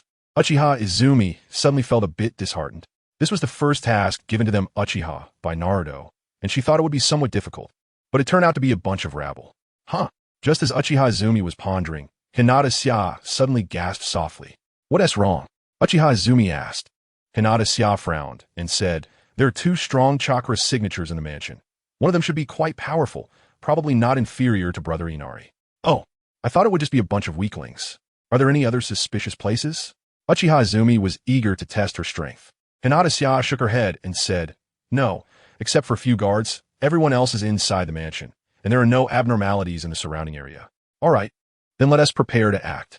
Uchiha Izumi gripped her long sword, tying up her loose hair, and said, "Leave Kaido. We'll control him with the Sharingan. Lord Naruto still needs him. As for the others, leave none alive." After saying this, Uchiha Izumi jumped down the mountainside first, charging towards Kaido's mansion as if walking on flat ground, followed closely by 10 other figures. 11 pairs of crimson eyes emitted a blood-red glow in the darkness. Chapter 70. Izumi vs. Zabuza. In the Kaido manner, the first to react was Zabuza Momochi. As a rogue ninja from the Hidden Mist, Zabuza was especially skilled in assassination techniques and had silently killed countless important figures, including the fourth Mizukage. Therefore, he was extremely sensitive to killing intent. Even if he couldn't sense chakra, sometimes killing intent was more apparent than chakra itself. Suddenly, Zabuza stood up, lifting the large, decapitating sword resting on his back. In his left hand formed a hand seal. "Zabuza-san." Haku immediately put down his drink and pulled out several shurikens. Zabuza-san, what is going on?" After a moment of silence, Kaido quickly distanced himself from Zabuza and hid behind a few subordinates. Zabuza glanced at Kaido with disdain, but since he was the employer, he explained, "Your enemies are coming. Ninjutsu, Eden mist technique." A thick white mist suddenly rose in the manor. Enemies? Could be those damn commoners have hired ninjas to kill me? Kaido wondered, confused. "Zabuza-san, you bang." Before Kaido could finish his sentence, the door of the manor was kicked open. "What is this?" The first to rush in was Uchiha Izumi, who immediately saw the spreading mist. "This is the hidden mist technique from the Mist Village," Uchiha Tetsuhiko, who followed Izumi, said respectfully. In fact, the entire Uchiha clan now treated Izumi with great respect, as she was the only one with a Manjiki Sharingan in the clan, excluding Naruto. "Hidden mist technique? Just burn it," Izumi replied, looking at the mist approaching them. "Control your chakra. Just leave a breath." Fire style, fireball jutsu. 11 massive fireballs shot towards the mist, evaporating it wherever they passed. Zabuza, still in the mist, was momentarily stunned. He wanted to curse. He hadn't even attacked yet, and they were already going all out. "Dodge!" Zabuza shouted at Haku, then used body flicker technique to appear beside Kaido, pulling him out of the path of the 11 fireballs. Boom! The fireballs exploded in the center of the manor, and the terrifying heat swept through, instantly vaporizing the mist and leaving a group of Kaido's subordinates charred and barely alive. With his 3-tomo Sharingan activated, Izumi scanned the area and found no sign of Kaido. Suddenly, Izumi felt a shiver and immediately ducked, glancing back. A large sword sliced through the spot where her neck had just been. A man wearing a Mist Village forehead protector, with half his face wrapped in bandages, appeared, his long sword already drawn. The 2 Uchiha beside him also moved to attack. Zabuza was cleaved into 4 pieces, dissolving into a puddle of water. With the long sword returned to its sheath, Izumi looked toward the corner of the manor where 3 people stood. "Uchiha from Konoha, why are you here?" Zabuza tossed Kaido aside and stared intently at Izumi. Although she was the youngest, he instinctively recognized her as the leader of this group, especially since the others were dressed in black cloaks while she wore white. "Not from Konoha's Uchiha. Speak wrongly again, and I'll kill you." Izumi's words, filled with killing intent, sent shivers down the spines of Zabuza and Haku, who had lived as assassins for so long. More importantly, the bloodlust in the eyes of the other Uchiha was even more terrifying, causing the 2 to hold their breath. A single Manjiki 10 3-tomo. This configuration, let alone a rogue ninja like Zabuza, even the 4th Mizukage would probably have to crawl away. However, Zabuza was not an easy opponent. He quickly adjusted, lowering his posture as he asked, "What is your purpose for coming?" It wasn't that he didn't have confidence. He just knew that he needed to assess the situation. If he saw even a slight chance of winning, he would have already charged in with his sword. "You don't need to know." In just a moment, Izumi had already estimated her opponent's strength. The guy seemed to have some strange abilities. He had to be left behind. With that, she drew her long sword and charged directly at Zabuza. Damn it! Seeing he wasn't even given a chance to explain, Zabuza could only curse under his breath and swung his decapitating sword to meet her. Clang! The decapitating sword and the long sword clashed, producing a long ringing sound before they separated. "Haku, you leave." Zabuza's eyes widened in shock. The originally dark night had transformed into dusk, and in front of him was a hill covered in yellow sand, surrounded by various longswords. Izumi stood atop the hill, backlit by the sun, holding her longsword. In the shadows, Zabuza could only see a pair of crimson eyes. "Is this an illusion?" Zabuza immediately tried to dispel the jinjutsu, but found it ineffective. Izumi charged at him with her sword drawn, forcing Zabuza to swing his blade once more. Izumi's sword was fast and heavy. The feedback from her Manjiki Sharingan was terrifying.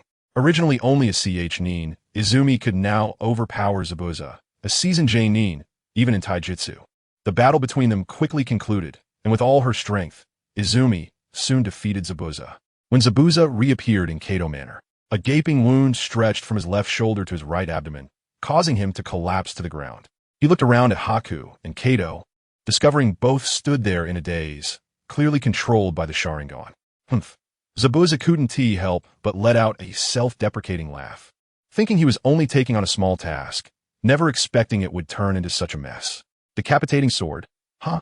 Izumi picked up the half-broken, decapitating sword from the ground and waved it, finding it lacking compared to her current sword. This sword was created by Naruto himself, consuming a significant amount of his chakra and ocular power. While it had no other effects, it was incredibly tough and sharp, allowing it to slice the decapitating sword cleanly in half. What is your purpose? Zabuza gritted his teeth, enduring the pain from his wound as he asked. Izumi ignored him, handing the decapitating sword to a Uchiha member. Leave a few people here to clean up the scene, then take them all away. If they resist, just kill them. Understood. Two Uchiha moved to restrain the injured Zabuza, while Haku and Kato followed closely behind. Several more Uchiha began using fire style to clean up the area.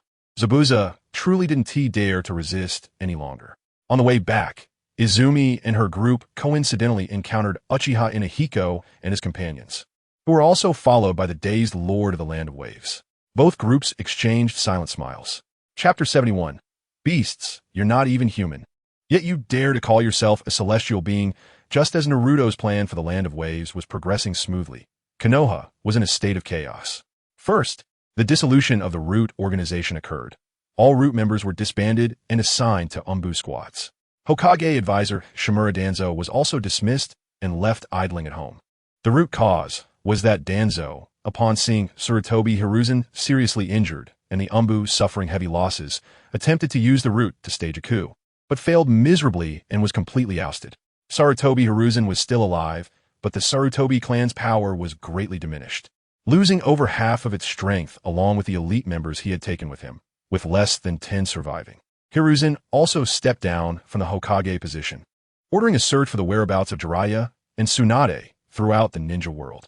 On the other side, near a hot spring in the Land of Water, a lewd white-haired figure was stealthily climbing a higher artificial hill, sporting a lewd grin on his face.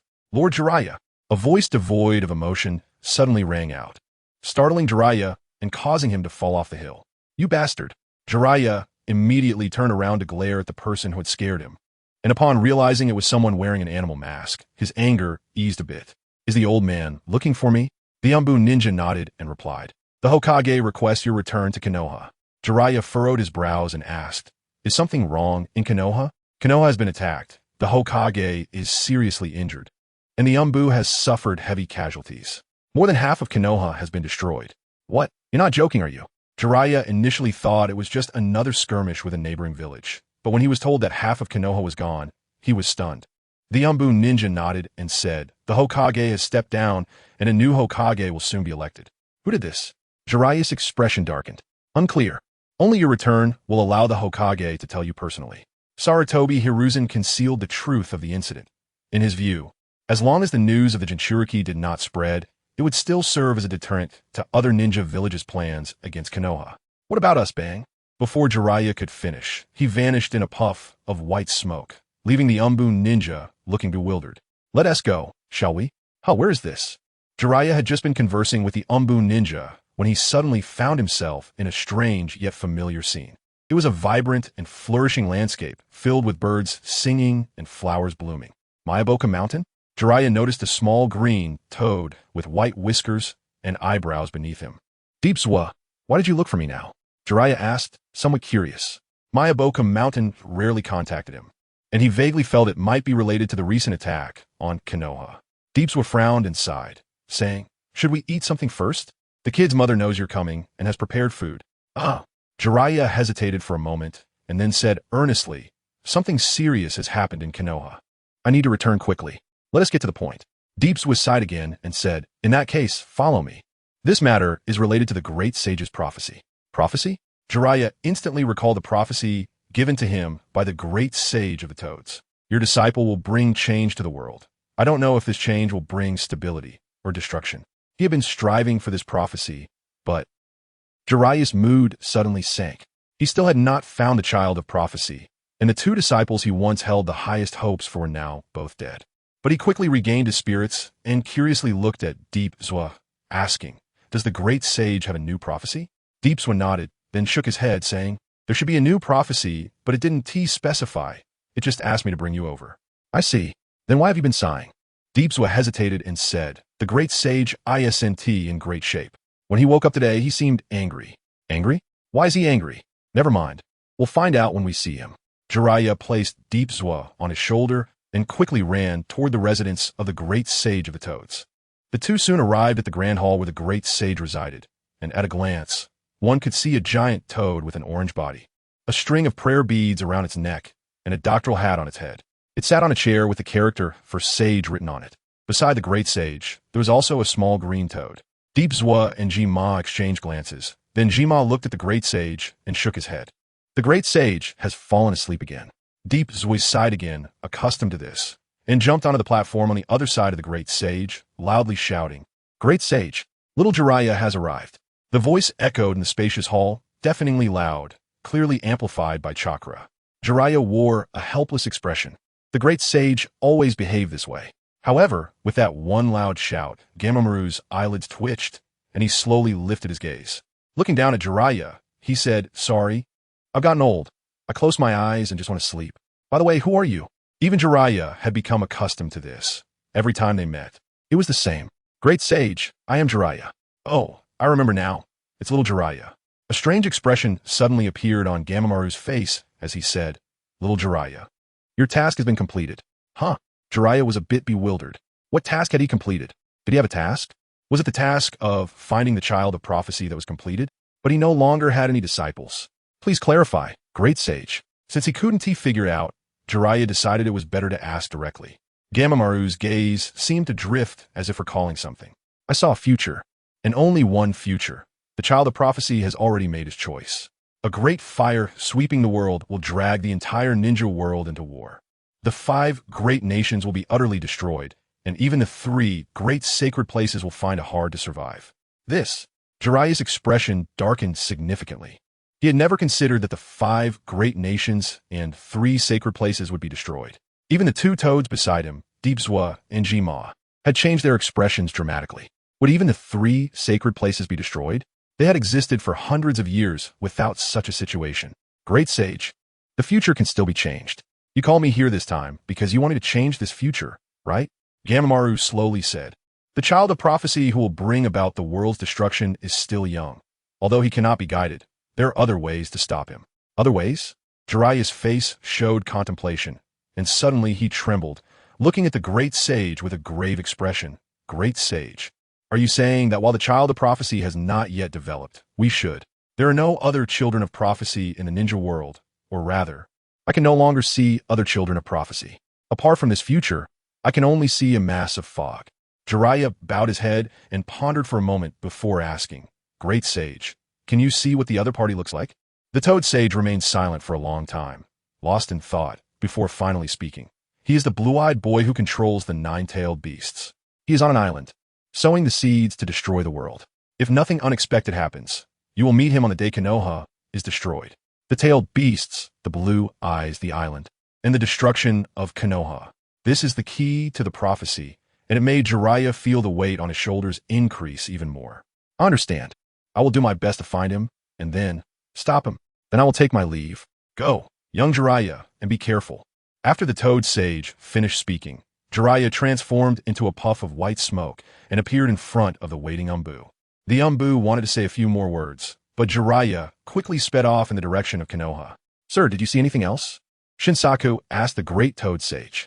The toad sage glanced at Shinsaku and replied, "I saw him standing on the ruins of Miyaboka Mountain, boasting arrogantly." "Sage? Beast?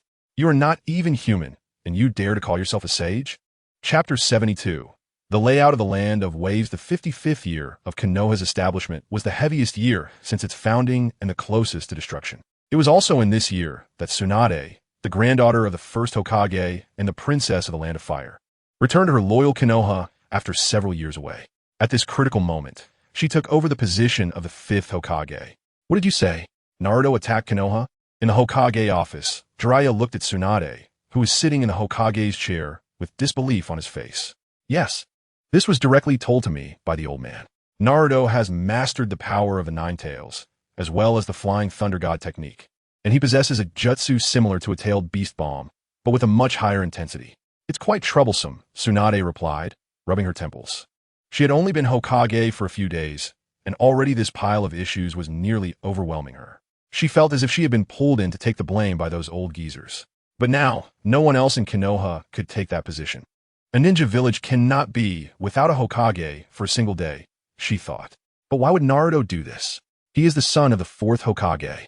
Jiraiya still found it hard to believe. Tsunade couldn't help but glance at Jiraiya, who was nearly 50 years old yet still had a somewhat childish demeanor. Haven't you been back all these years? A guilty expression appeared on Jiraiya's face as he nodded. Then take a look at these. Tsunade took a stack of documents from her drawer and pushed them in front of Jiraiya. He immediately began to read, but with each document he looked at, his expression grew more severe. After finishing the last page, he slammed the documents on the table. That damn Danzo! How dare he humiliate Minato's child like this? Tsunade looked at Jiraiya as if he were foolish. Do you think Danzo alone could cause such a significant impact?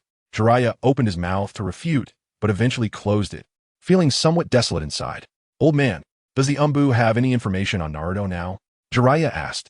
Tsunade shook her head and said, the key issue now is not Naruto. We should first deal with the matters of the three major ninja villages. Sunagakure has already stationed troops at Konoha's border. While Konoha was in dire straits, the situation on Naruto's side was quite favorable.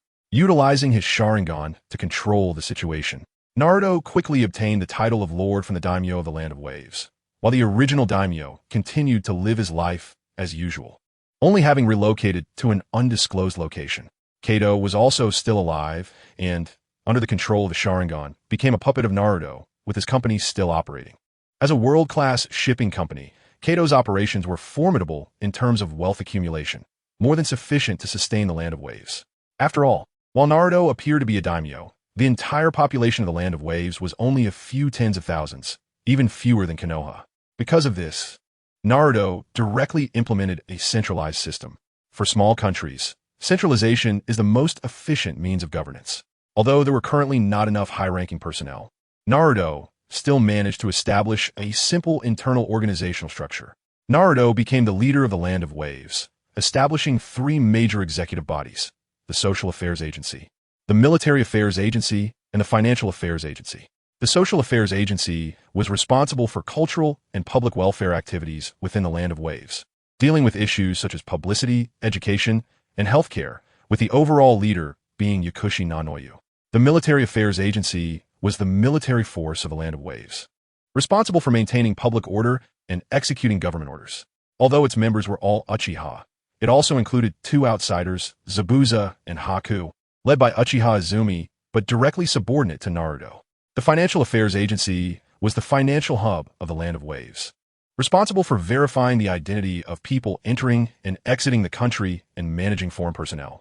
Due to a lack of suitable financial staff, Naruto currently handled this himself, while the task of managing foreign personnel was delegated to subordinates from Kato's company. After becoming the new daimyo of the Land of Waves, Naruto announced this to the residents of the country, but no one seemed to care. The existence of a daimyo was merely a formality to them. They were only concerned about whether they would have food to eat tomorrow. The first issue to resolve was the food problem for the people of the Land of Waves. In the conference room of the daimyo's mansion, Naruto clasped his hands in front of his chin and stated seriously, the Land of Waves is not suitable for growing crops, so the main source of food here is fisheries. Fishermen generally catch fish along the coast and then sell them in the city. However, previously, Kato had controlled the shipping routes, and most of the fishermen's boats were confiscated, leading to a shortage of food sources. Even before that, relying solely on fishing made it difficult to obtain enough food. Yakushi Nanoyu informed Naruto about the current food situation in the Land of Waves. No need to worry about food. Given the current situation, with Kato's company around, the Land of Waves will not lack financial resources. As a first-class shipping company, transportation is also relatively convenient. Under these circumstances, Solving the problem of insufficient food should be quite simple. From now on, whenever Kato's fleet is out, they should bring back plenty of easily preserved food. Of course, this is just a temporary measure. We must also research food suitable for local cultivation, Naruto continued. At this point, Naruto suddenly thought of an excellent resource. Someone with experience in managing a country and strong research capabilities. There was probably only one person in the entire ninja world who fit that description. Let's bring that snake over first. It will save me a lot of trouble. It seems that the industrial level in the land of snow is also quite high, especially in terms of chakra technology. The others exchanged glances as they watched Naruto suddenly become deep in thought. They wanted to remind him, but were afraid of interrupting, so they simply waited. Sorry, I just thought of something. Fortunately, Naruto quickly regained his focus, apologized to the others, and then turned to Yakushi Nanoyu. Nanoyu, have you finalized the locations for the ninja school, hospital, several seafood processing plants, and a ninja tool manufacturing factory? Yakushi Nanoyu nodded, took out a map, and laid it on the conference table, circling several locations with a pen. As for the ninja school, there was a vacant lot at Kato's estate that is just the right size and safe enough, so it has been built there. The hospital can be built right next to it. The seafood processing plants will be located in these coastal areas, and for the ninja tool manufacturing factory, there's a small iron mine near this small hill. We can set it up there first, and when the iron mine is exhausted, we can relocate it to the coastal area. Everyone looked at the places Yakushi had chosen, and indeed, they were the best options available in the land of waves at present. Naruto nodded in satisfaction and said, then let us proceed according to this map. You draft a suitable recruitment plan in the next couple of days. If it's appropriate, we'll announce it. Anyone who participates in labor and completes the corresponding work will receive food. Of course, the more you work, the more you earn. The less you work, the less you earn. And if you don't work, you get nothing. The cost of food will also be deducted from their monthly wages. We should try to arrange a position for all the unemployed refugees in the country. If there aren't enough jobs, we can send them to repair roads, bridges, and cultivate wasteland, as long as there is work to be done. Understood, Yakushi Nanoyu replied. This was inherently part of her duties in the social affairs agency. If someone wants to take advantage of others or cause trouble by stealing their food, let Izumi handle it. Yes, Uchiha Izumi immediately agreed. Then let's proceed with that. And at the same time, we need to strengthen the inspection of people entering and leaving the land of waves.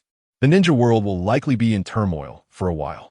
Yanoyu, Izumi, you stay behind. The rest can leave. Yes. In the future, I will try to summarize such plots more succinctly. Chapter 73. Orochimaru, Naruto-kun. Is there anything else? Lord Naruto, do you have any instructions? Both spoke simultaneously, but their tones were completely different. Perhaps it was because she had gotten used to in the past. Yakushi Nanoyu still called him Naruto-kun as before, and Naruto had no objections. In fact, he was quite happy. After all, apart from Niji, Sasuke, and Minato Namikaze, everyone else around him addressed him as Lord Naruto, which sounded quite strange. Do you want to see Yakushi Kabuto? Naruto let his thoughts fly for a moment and spoke directly to Nanoyu. Kabuto, is Naruto-kun going to bring Kabuto over? A hint of excitement appeared on Yakushi Nanoyu's face, a look she hadn't shown in a long time. Even Uchiha Izumi, who was beside her, was a bit surprised. She had never seen Nanoyu get excited before, always maintaining the demeanor of a caring older sister.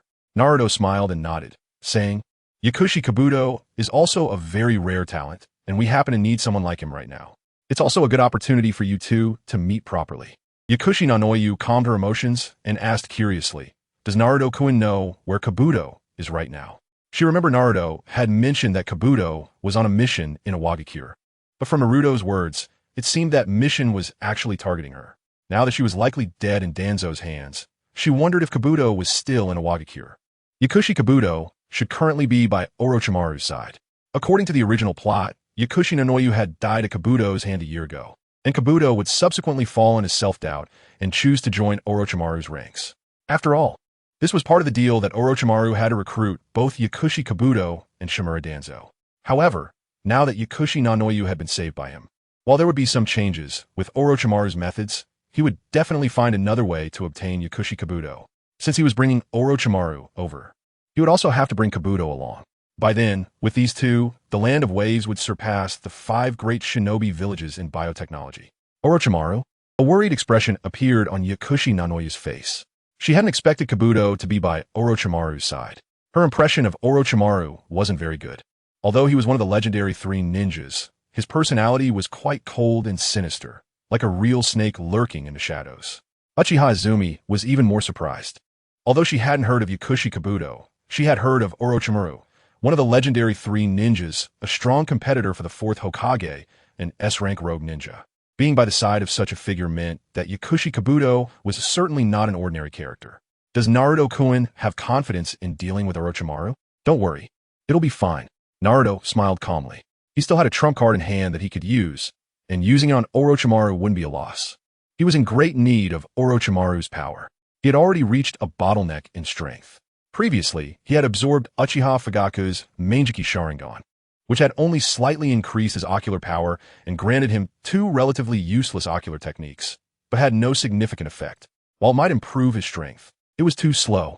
After Sasuke activated his Sharingan, he had also absorbed the latter's chakra, which did show some reaction, but it was only a little. He couldn't really consume Sasuke, even though his bottom line had lowered a bit. He wasn't that monstrous. Sasuke had trusted him completely, and he couldn't betray that trust. However, if Sasuke activated the Manjiki in the future and it still didn't work, he could always extract some flesh for fusion.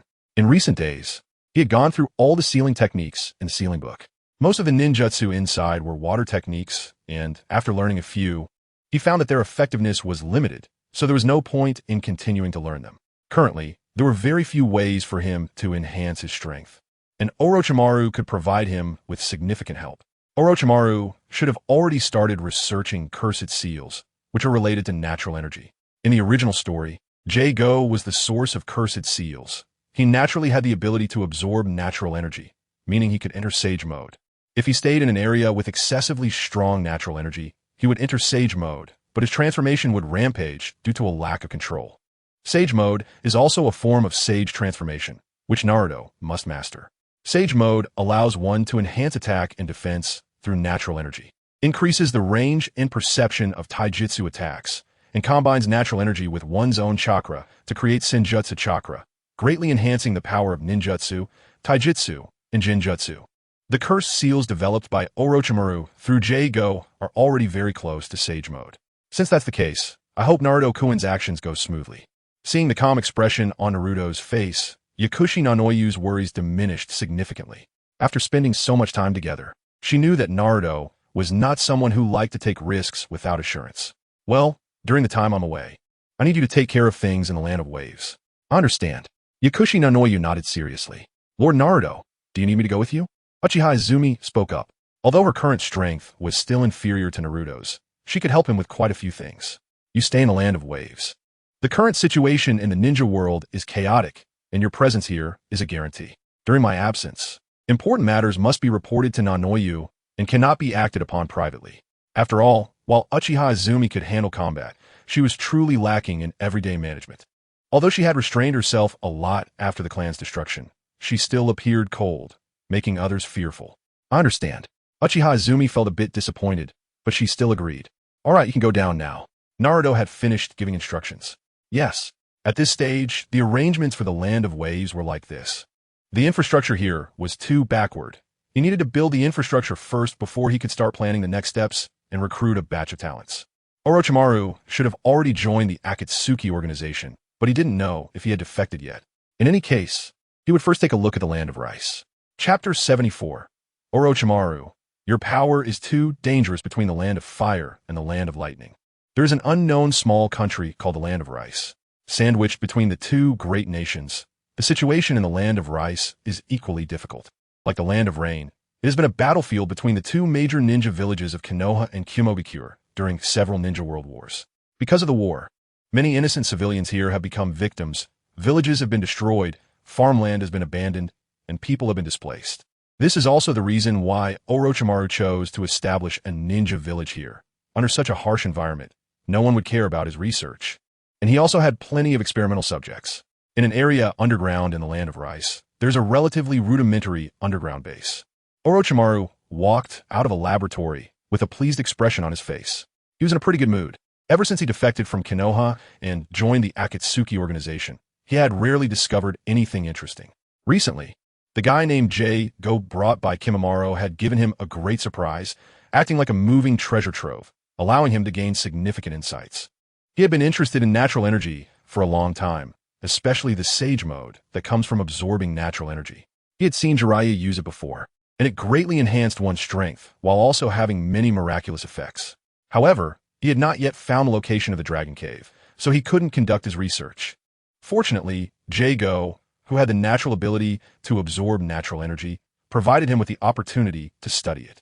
He had made some progress in his research on natural energy during this time. However, as the meeting time agreed upon by the Akatsuki was approaching, he left the laboratory. This also made him consider the possibility of leaving the Akatsuki. Initially, he had joined the Akatsuki out of interest in Pain's Rinnegan, but now it seemed that the Akatsuki had become an obstacle to his research. Orochimaru-sama. A silver-haired man with black-framed round glasses approached Orochimaru, his attitude very respectful. Is there important information? Orochimaru asked. Although he smiled, half of his face was hidden in the shadow of his hair, giving off an insidious feeling. Kabuto took out a scroll from his bosom and handed it to Orochimaru. This is information from Konoha. Orochimaru took the scroll and glanced through it, a look of shock appearing on his face. Something really significant has happened. A powerful figure has emerged in the ninja world. Orochimaru let out a chilling laugh, but there was a strong sense of caution in his eyes. As the favorite disciple of the third Hokage, Sarutobi Hiruzen, he was well aware of the old man's strength. Although he was older now, he was not easily dealt with, not to mention that he had destroyed a large part of Konoha. He had only felt such power in one person before, and that was Pain, who claimed to be a god and possessed the Rinnegan. Is my teacher still alive? According to the information, he is still alive, but he has never left the intensive care unit, so we cannot understand the specific situation. I see. I thought my teacher would die a bit more gracefully. Orochimaru returned the scroll to Kabuto and turned to head toward the lounge. No need to worry about it. Go feed the lab rats. However, just as Orochimaru was about to leave, he suddenly paused, his expression growing serious as he looked up at the ceiling of the underground base. Orochimaru-sama, what? Boom! Before Kabuto could ask what was going on, a thunderous sound like a landslide suddenly erupted, causing his expression to change. What happened? Could it be that Konoha has already started fighting with Kimobikure? No, it's coming for us. Orochimaru's sense of vigilance peaked as he watched the trembling ceiling, feeling something approaching. Boom! Orochimaru's expression suddenly changed dramatically, his elongated snake-like pupils quivering violently. He saw the ceiling slowly disappearing, blinding sunlight pouring into the dark underground base.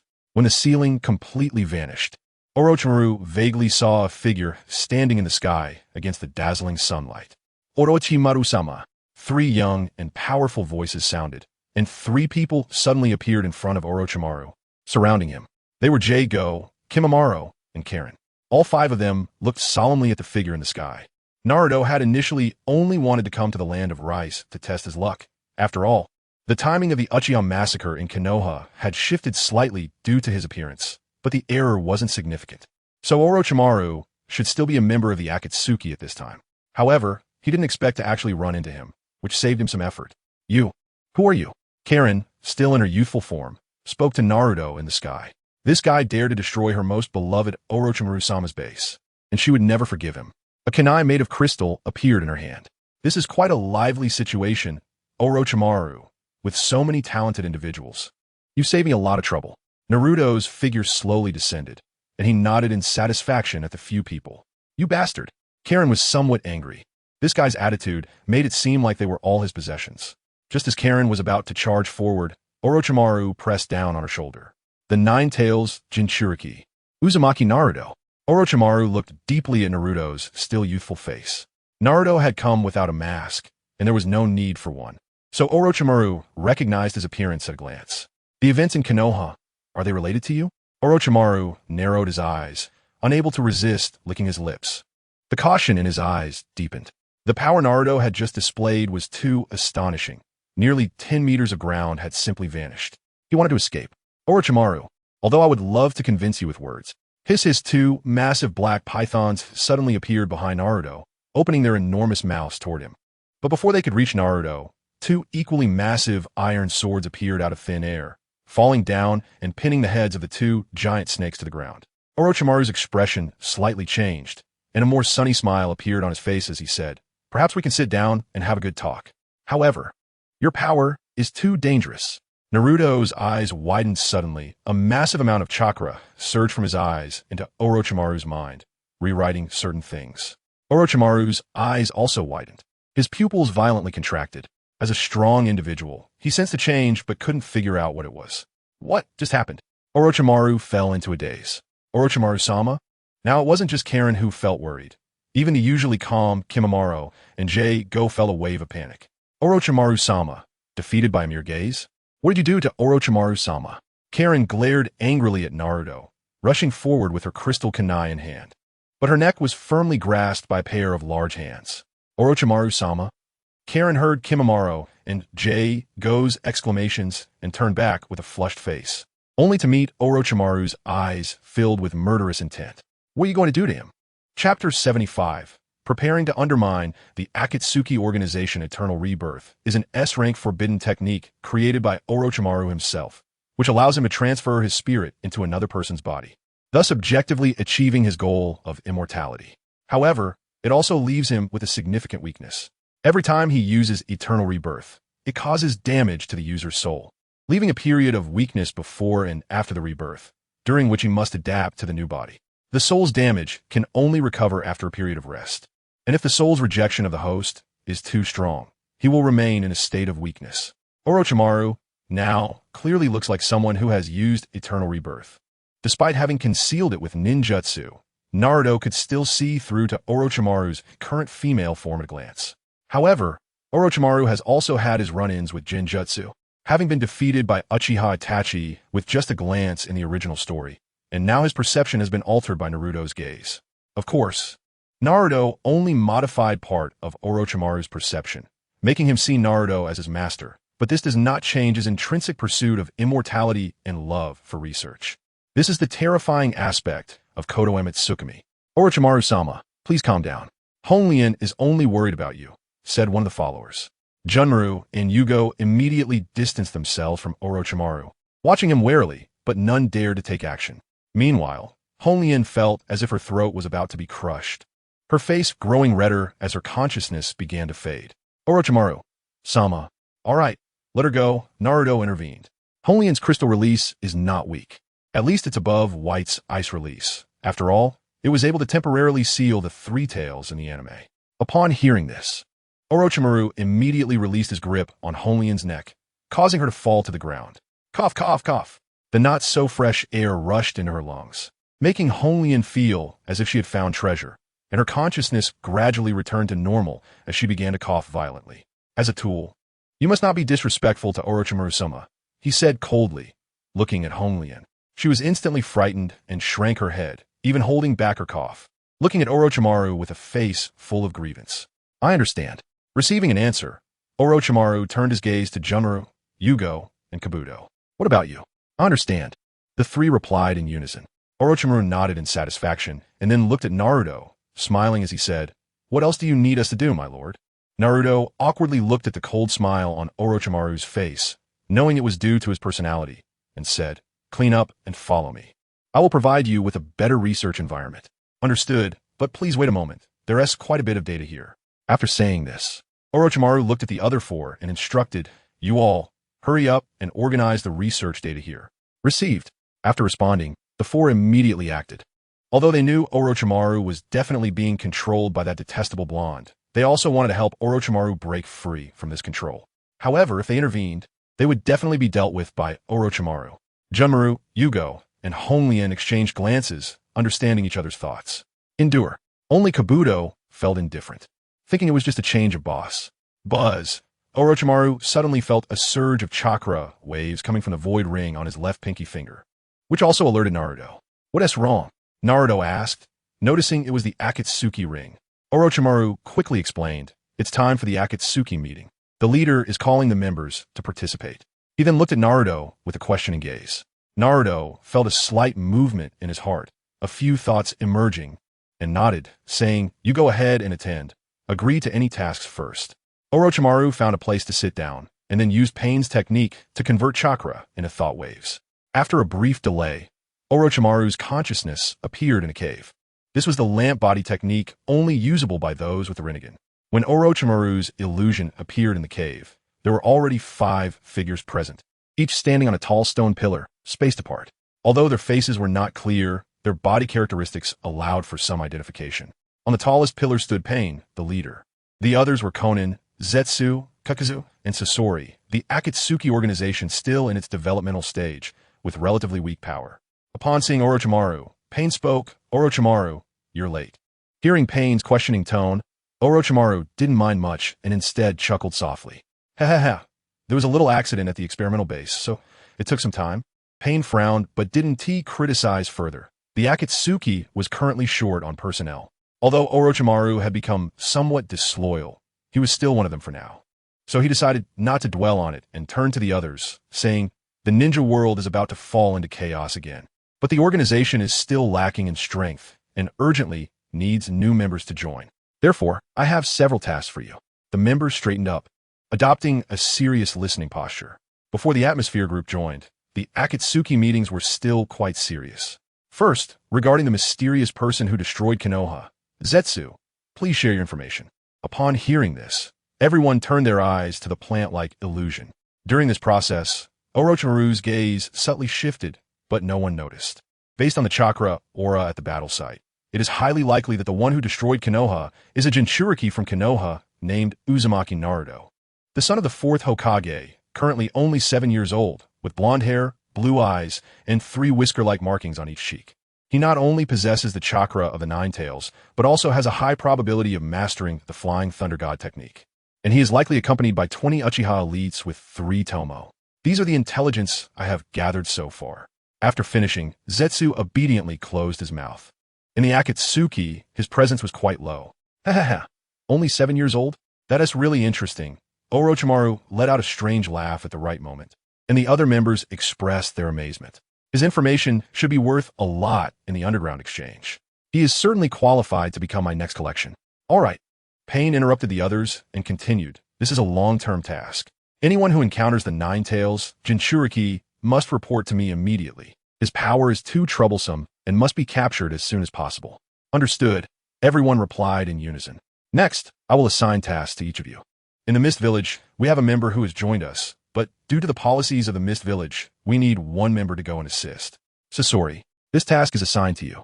This task was originally supposed to be handled by that guy who claims to be Uchiha Madara, but what puzzled Pain was that this guy hadn't shown up at all in the past few days and even let Zetsu pass the task to them. The illusion of Scorpion, takes the form of a hunchbacked old man.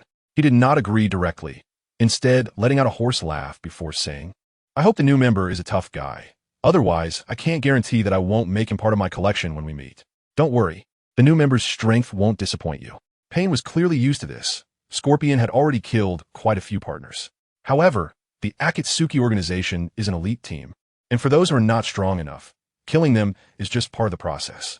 Pain then looked at Orochimaru and Kakazu, saying, "The cult of the Hidden River Village has produced a successful subject from their immortality experiment, named Haiden. Orochimaru, Kakazu, you two go recruit him, and use any means necessary to bring him before me." There are 3 versions of Haiden joining the Akatsuki, and, as fan fiction, of course, one would choose the setting that is most beneficial to oneself. Additionally, I wish everyone a happy Mid-Autumn Festival. May you be happy every day. Cheers. Chapter 76. A good beating. Didn't he expect Fade Wan and Jiao due to make their appearance so soon? As soon as the Akatsuki organization's meeting concluded, Orochimaru informed Naruto about its contents, once again catching Naruto by surprise. Didn't he expect such a delightful surprise? He had initially come out just to bring Orochimaru back to make up for the technological shortcomings of the Land of Waves. But it seemed that the economic deficiencies could also be addressed. As for Fade Wan, well, his immortality certainly had research value, and he would be a valuable source for future experiments involving human subjects. This trip had indeed been fruitful, and a genuine smile appeared on Naruto's face. "Do you need me to participate in this mission?" Orochimaru asked Naruto for his opinion. Naruto nodded and said, "Both of them are rare talents, and with Fade Wan around, you won't lack experimental materials in the future." Immortality, huh? That's indeed interesting. Upon hearing this, Orochimaru couldn't help but lick his lips for someone who pursued eternal life.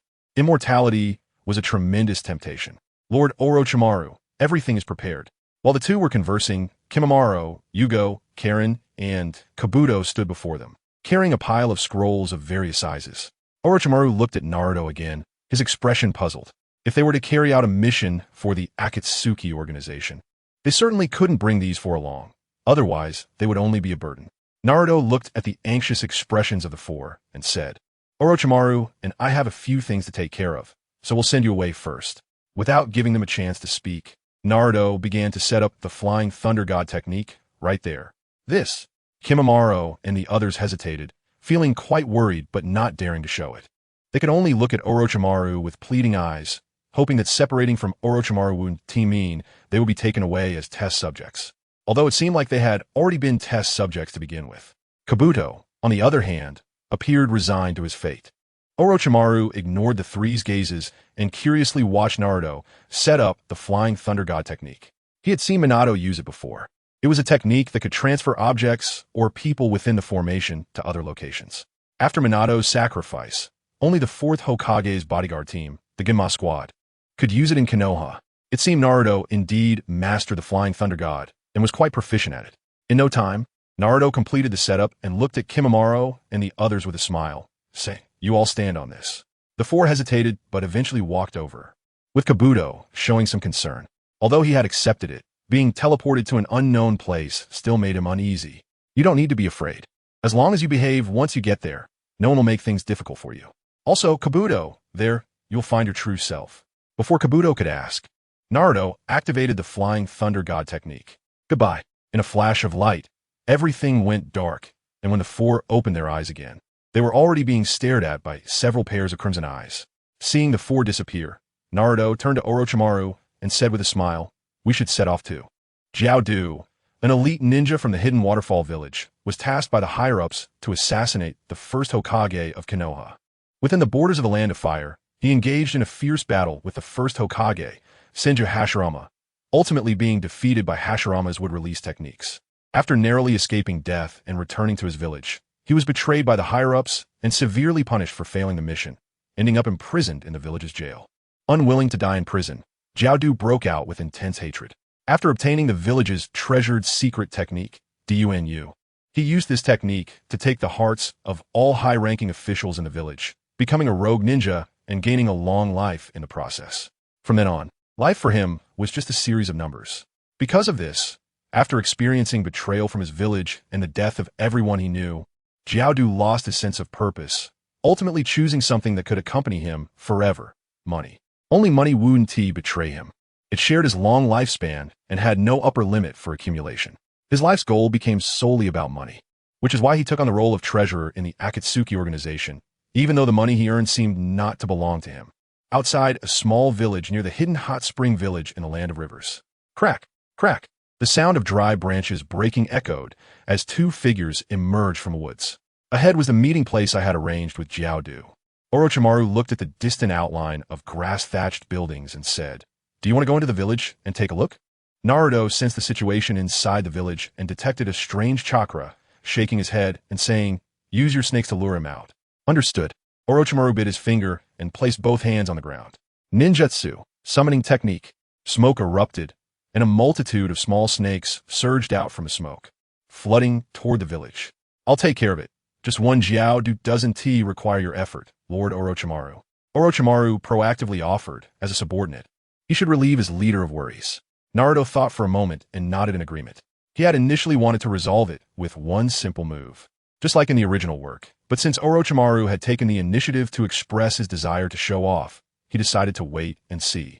Before long, Orochimaru sensed that the summoned snakes were being killed in large numbers, and a figure clad in a red cloud black robe rushed out of the village toward them like an arrow. Jiao Du was indeed easily recognizable, his entire body covered in fabric, only his small green eyes exposed. Upon rushing out of the village, Jiao Du immediately spotted Orochimaru and Naruto. Finding outsiders, Jiao Du frowned but chose to attack directly, wanting to teach this snake-releasing guy a lesson. If he died, it would be the opponent's provocation first, so the leader couldn't blame him. Tentacle fist. In the air, Jiao Du's hands directly severed, with black lines spiraling from his wrists toward Orochimaru and Naruto. Seeing this, Orochimaru revealed a cold smile, stepping forward with his hands raised. Hidden Shadow Snake Hands. Several large snakes emerged from his sleeves, wrapping around Jiao Du's tentacle fist. When the two collided in the air, they didn't crash, but instead entangled with each other. Jiaodu's tentacle fist was tightly wrapped by several large snakes, making it difficult to advance or break free, and both sides fell into a stalemate. Kusanagi sword. Orochimaru suddenly opened his mouth, revealing a small snake inside. A sharp long sword shot out from the snake's mouth.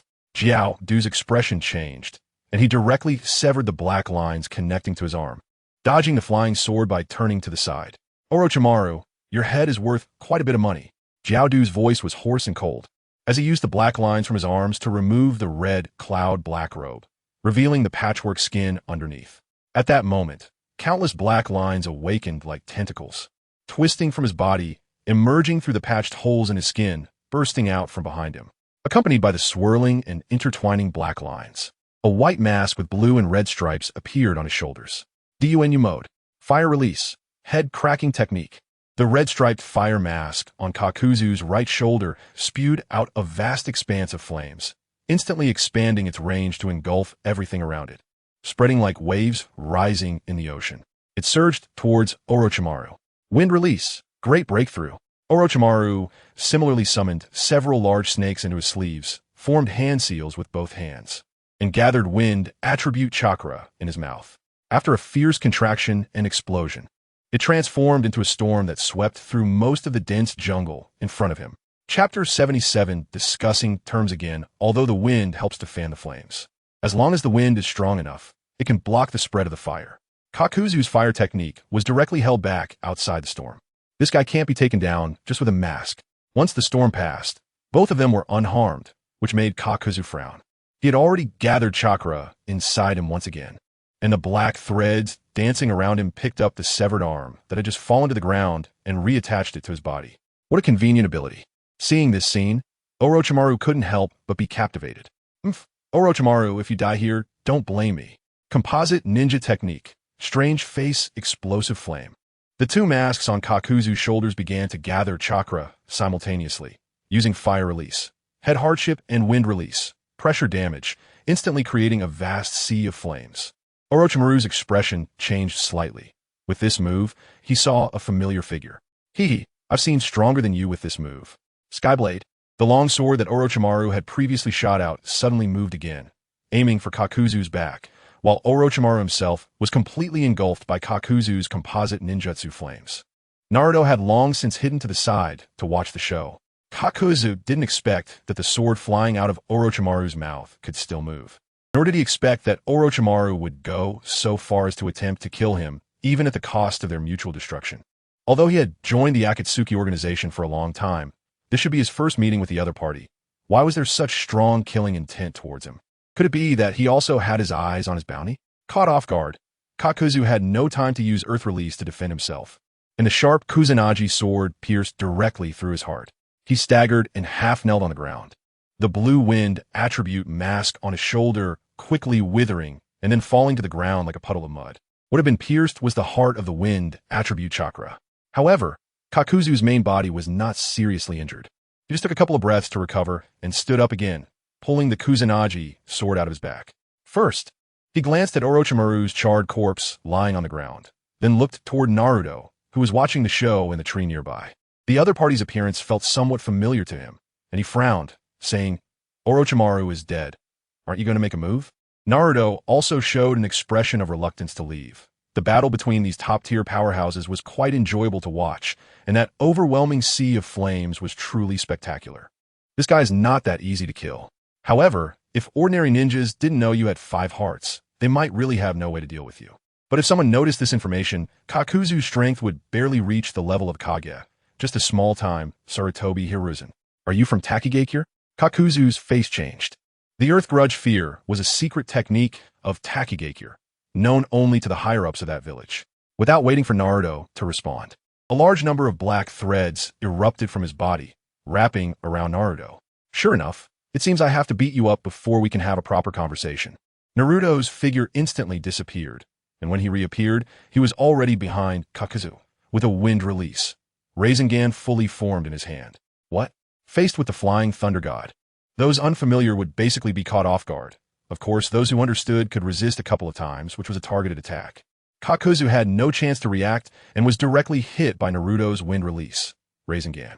Even with the defense of Earth Release, Earth Spear, his back still exploded, and 3 hearts were destroyed simultaneously. The fire attribute mask on his shoulder also withered and fell to the ground, leaving him with only 1 Earth attribute heart. Naruto landed beside him, looking at Kakuzu, who was lying on the ground and somewhat weak, and couldn't help but gently poke the withered black threads on his body with his foot. Can we talk properly now? Cough, cough, cough. Kakuzu started to cough. Although he was severely injured, no blood flowed from his body. All of his organs had been replaced by black threads. After coughing, he finally managed to speak intermittently. Losing 4 hearts was a significant blow to him. Are you sent by those guys from Takigakure? Kakuzu, I came specifically for you. Gurgle. Gurgle at that moment. A sound of flesh writhing suddenly sounded, and both of them looked over to see Orochimaru's charred corpse suddenly open its mouth wide. And a completely intact Orochimaru crawled out from inside. He had originally wanted to find an opportunity to launch a sneak attack and perform well, but unexpectedly, Kakuzu was resolved in one move by the master. Orochimaru walked over with a cold expression. He had intended to use the snake technique to sneak attack Kakuzu, but he didn't expect Kakuzu to directly attack Naruto. What should have been a battle lasting hundreds of rounds ended in just 2 moves. Cough, cough, cough. Actually, didn't die, cough, cough, cough. Kakuzu coughed again in panic. This guy can live even longer than you. Naruto quickly injected a bit of yang release chakra into Kakuzu to prevent him from coughing to death here. After a while, Kakuzu finally regained his composure, looking at the two with a complicated expression, and asked, "What exactly are you two trying to achieve?" He had realized that this guy wasn't here to kill him, nor was he from Takigakure. Drawing him out for a beating was probably to facilitate a discussion, just like that pain guy from back then. Kakuzu, how do you feel about the treatment in the Akatsuki organization? What do you mean? Kakuzu asked. Naruto smiled and said, "You've been working for the Akatsuki organization for so many years. Has the Akatsuki ever paid you? Did you have any vacation? Do you have 5 insurances and 1 fund? Salary? Vacation? 5 insurances and 1 fund?" Kakuzu looked somewhat confused. Having lived for nearly 100 years, it was his first time encountering these terms. He only needed to care about the bounty before. Hearing this, Naruto couldn't help but look at Kakuzu with a sympathetic gaze. So, this guy really was working for free. You little brat. Although Kakuzu didn't understand the meaning of the gaze, he clearly realized he had been humiliated by the other party. Naruto also withdrew his gaze, thinking that such a good employee couldn't be allowed to escape, and changed the topic, asking, "Have you ever thought about changing jobs?" Kakuzu finally reacted and asked, "You want to recruit me?" He thought Naruto was coming for the Akatsuki organization, but unexpectedly, he was indeed coming for him. "I have a route in the Land of Waves, with low risk, but high profit," Naruto said with a smile. "The Land of Waves? Isn't that place particularly poor?" Kakuzu showed a look of suspicion. "This is the recruitment contract from the Land of Waves. Take a look at the treatment."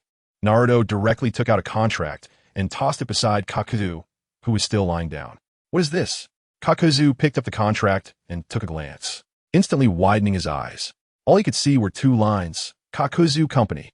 Monthly salary. 10,000,000. He immediately got up, staring blankly at that string of numbers.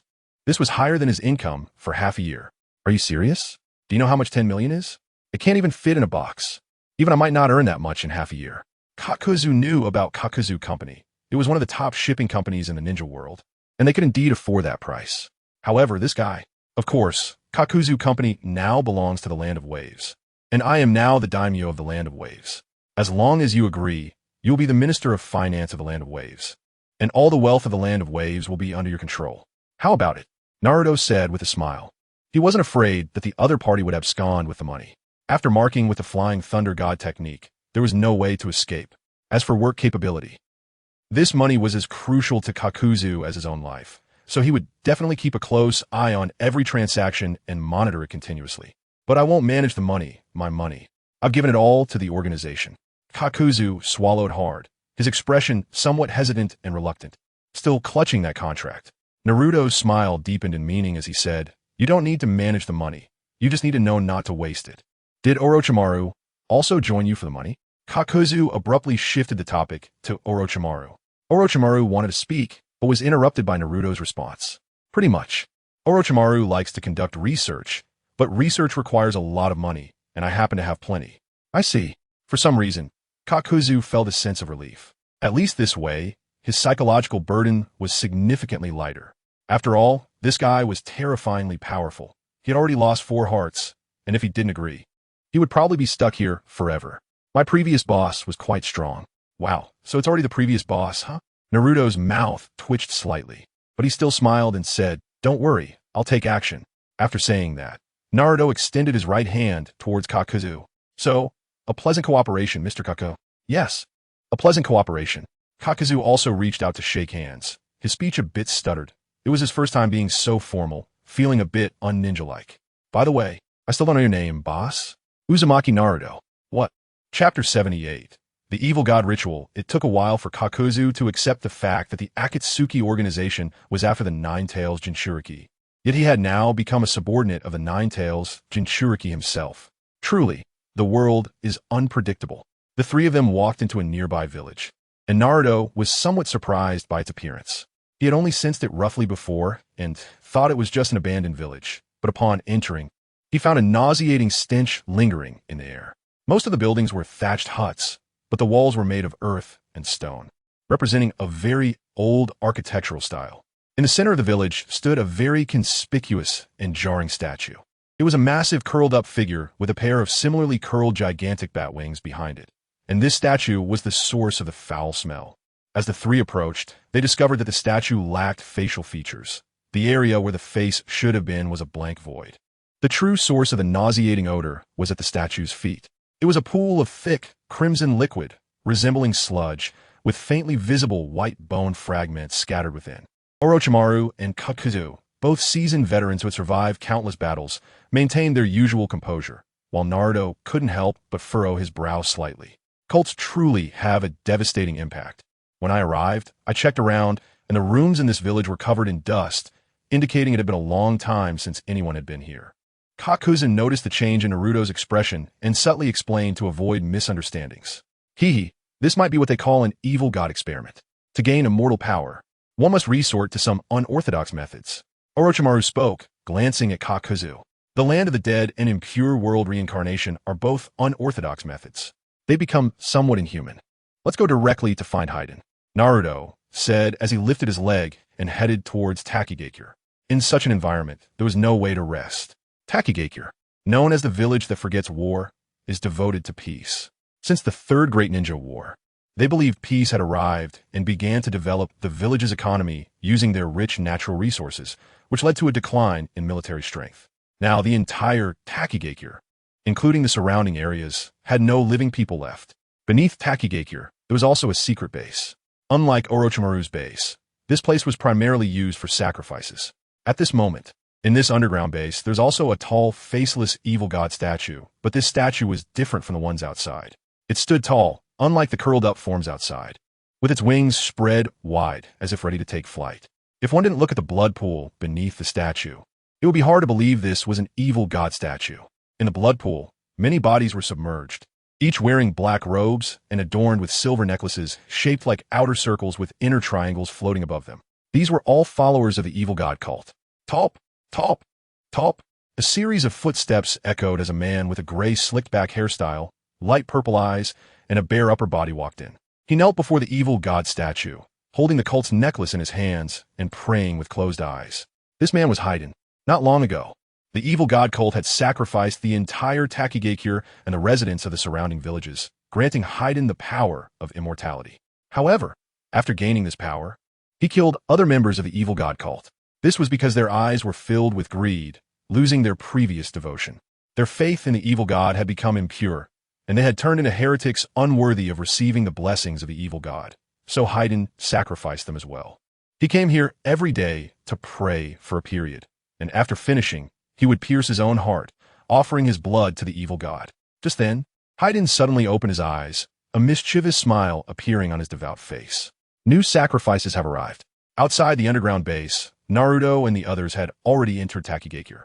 Along the way, the strange stone statues became more numerous, and the stench grew increasingly unbearable. Fortunately, all three were top-tier experts with exceptional control over their chakra. Otherwise, they wouldn't have been able to get close. However, the moment they stepped into the village, their brows furrowed in unison. They all felt a sense of oppression, as if something heavy was weighing on their hearts, causing their breathing to become slightly rapid. Naruto activated his Sharingan to observe the surroundings while sensing for any enemies.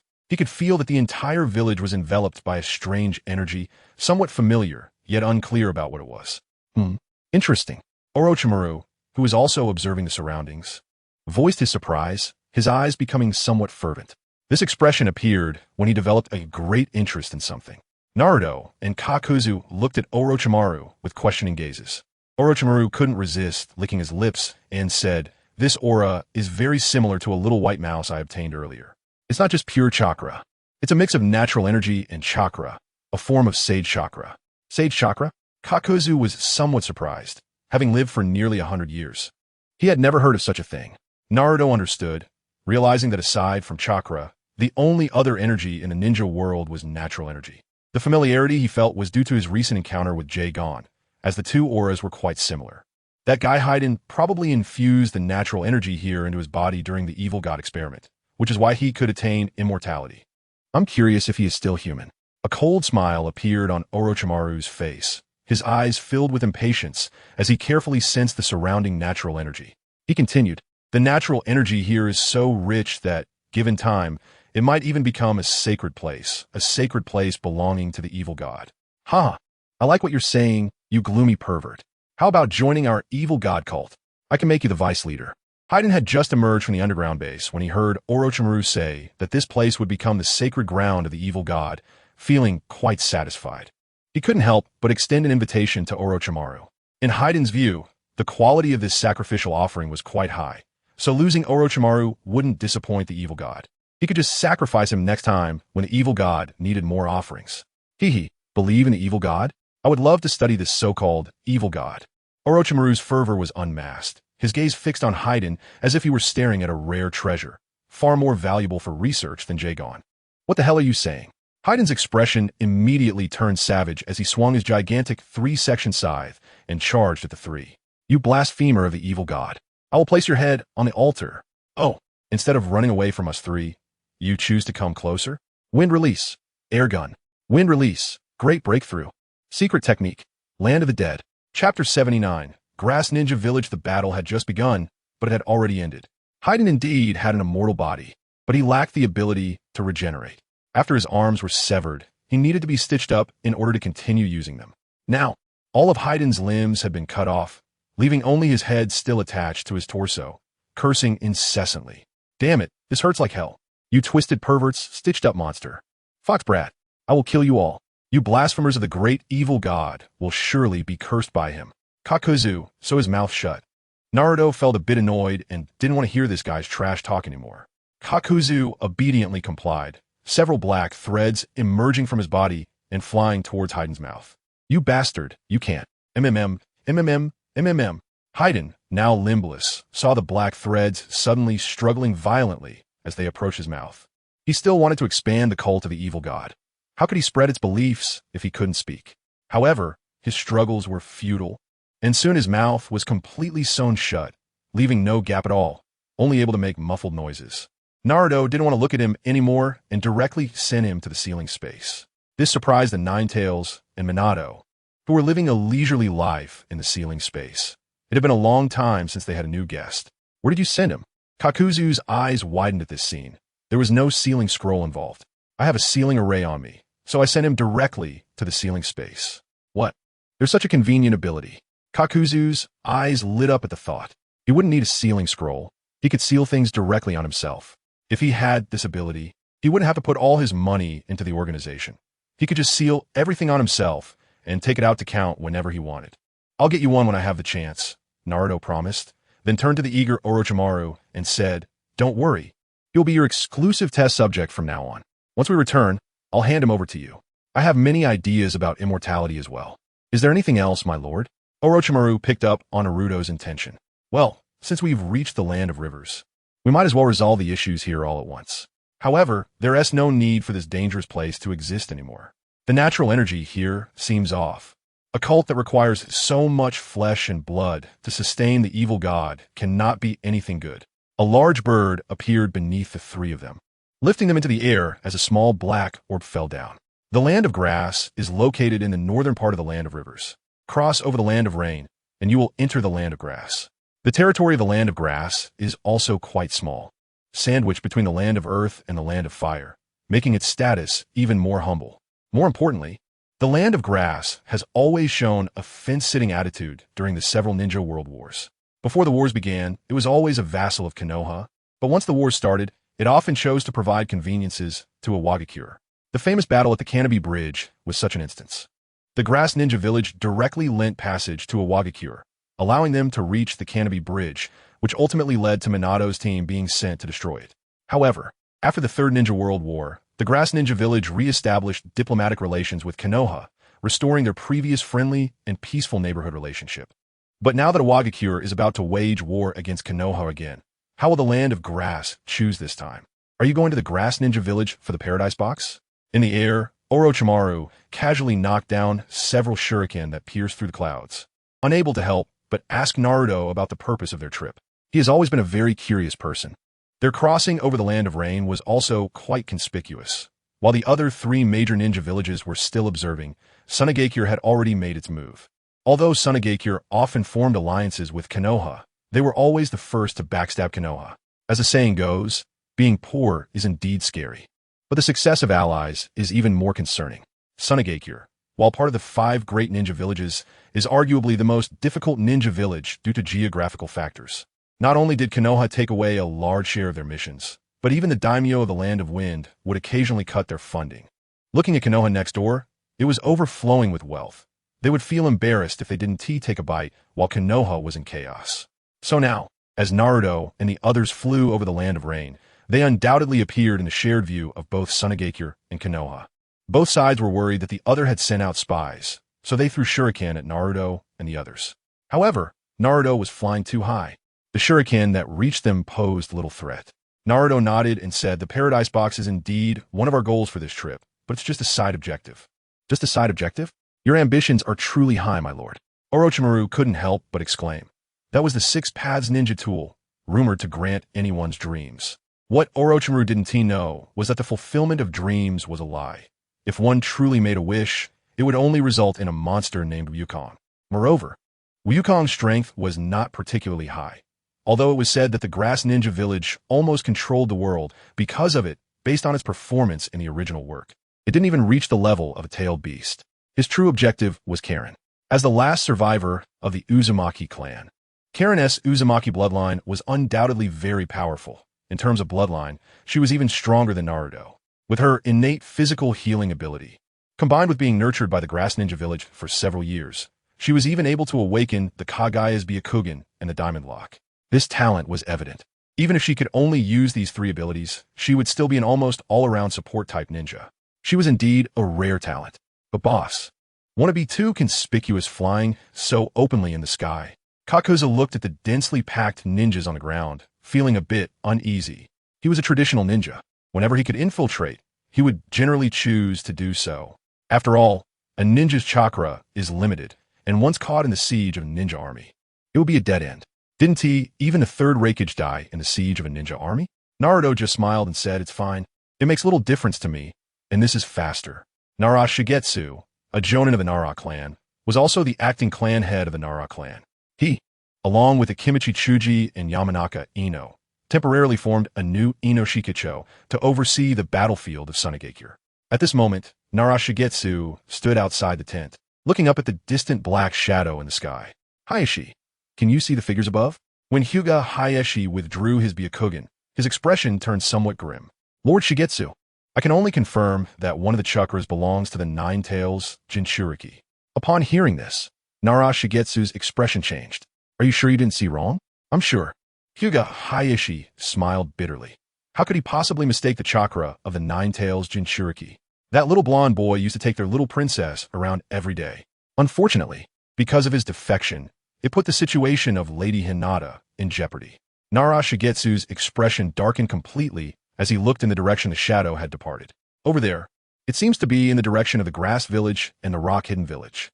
Someone immediately inform Lord Hokage about the appearance of the jinchuriki and send 2 ninja teams to gather intelligence. Chapter 80. The mother and daughter of Kei, Rin III, quickly arrived near the village of Grass Ninjas. With the war approaching, the village of Grass Ninjas was not at peace. Below, the so-called hospital of the village of Grass Ninjas was merely a thatched hut. and the so-called doctor was just a woman with red hair. Inside this thatched hut, a dozen ninjas from the village of Grass had gathered, surrounding the mother and daughter of K-Rin. What do you want? K-Rin's mother fixed her sunken, murky eyes on the ninjas surrounding them. She could sense that these individuals had not come merely for her healing. They certainly had ulterior motives.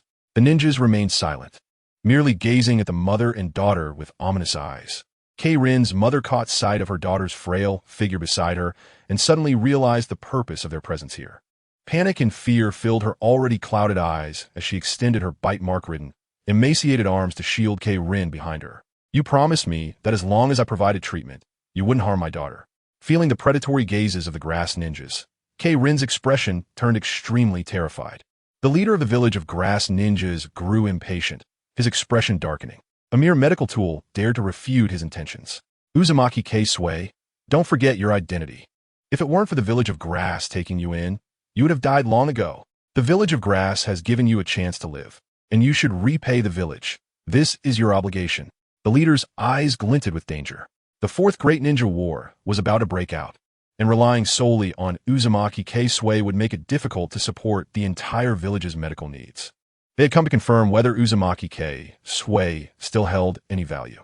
Upon seeing the threatening look in their eyes, Uzumaki K-Sui's heart tightened. The mother and daughter were helpless in the village of Grass, and if they forcibly took K-Rin away, she had no way to stop them. I'm Fine. You can keep biting me. I can still treat. Uzumaki K-Sui's voice trembled. She could feel her body's condition.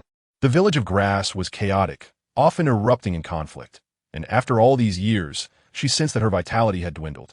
Perhaps she wouldn't last much longer, but at least as long as she was alive, she couldn't let K-Rin. K-Rin initially wanted to say she could handle it too, but Uzumaki K-Sui hugged her tightly, covering her mouth and gritting her teeth, saying, if you need treatment, then continue biting me. The leader of the village of Grass ninjas looked extremely displeased and signaled to an injured Grass ninja beside him. This Grass ninja had a wound on his abdomen from Shuriken while gathering intel on Sunagakure and Konohagakure. Fortunately, the wound wasn't deep, or he might not have made it back to the village of Grass. The Grass ninja understood the leader's signal and approached Uzumaki K-Sui, grabbing her bite-marked arm and biting down fiercely like a hyena.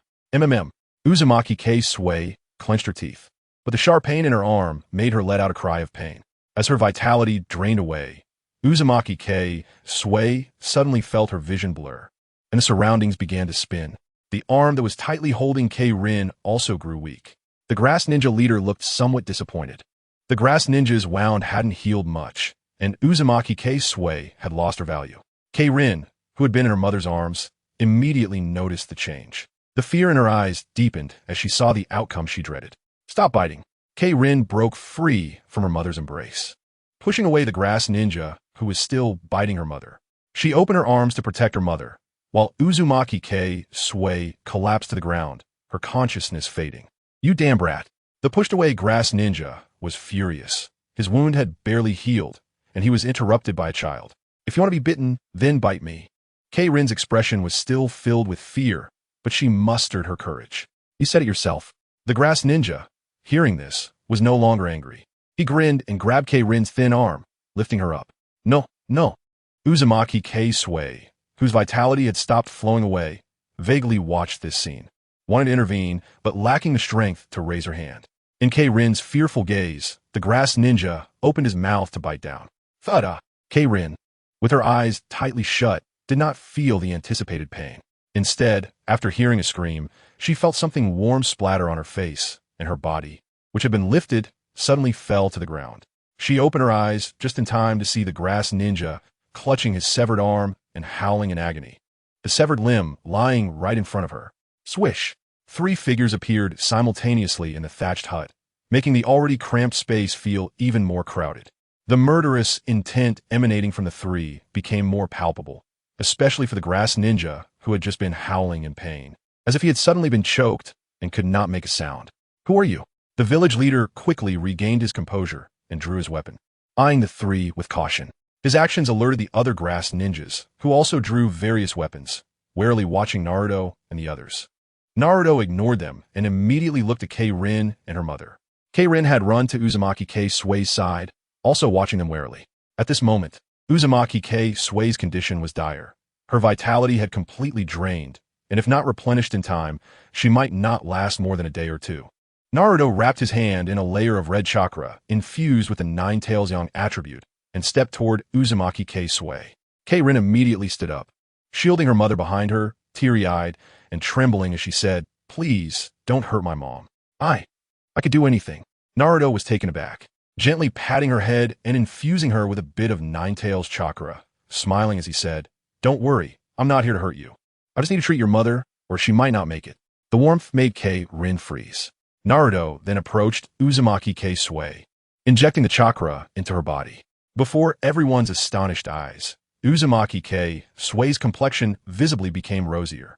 "Hey, you three, do you think so little of our village of grass?" The grass ninja leader's anger was hard to conceal. These three dared to ignore his words and were treating the two women of the Uzumaki clan right in front of him. Although the murderous intent they had released was terrifying and made the grass ninja leader feel a chill, they had over a dozen people on their side and a significant numerical advantage. They could still win.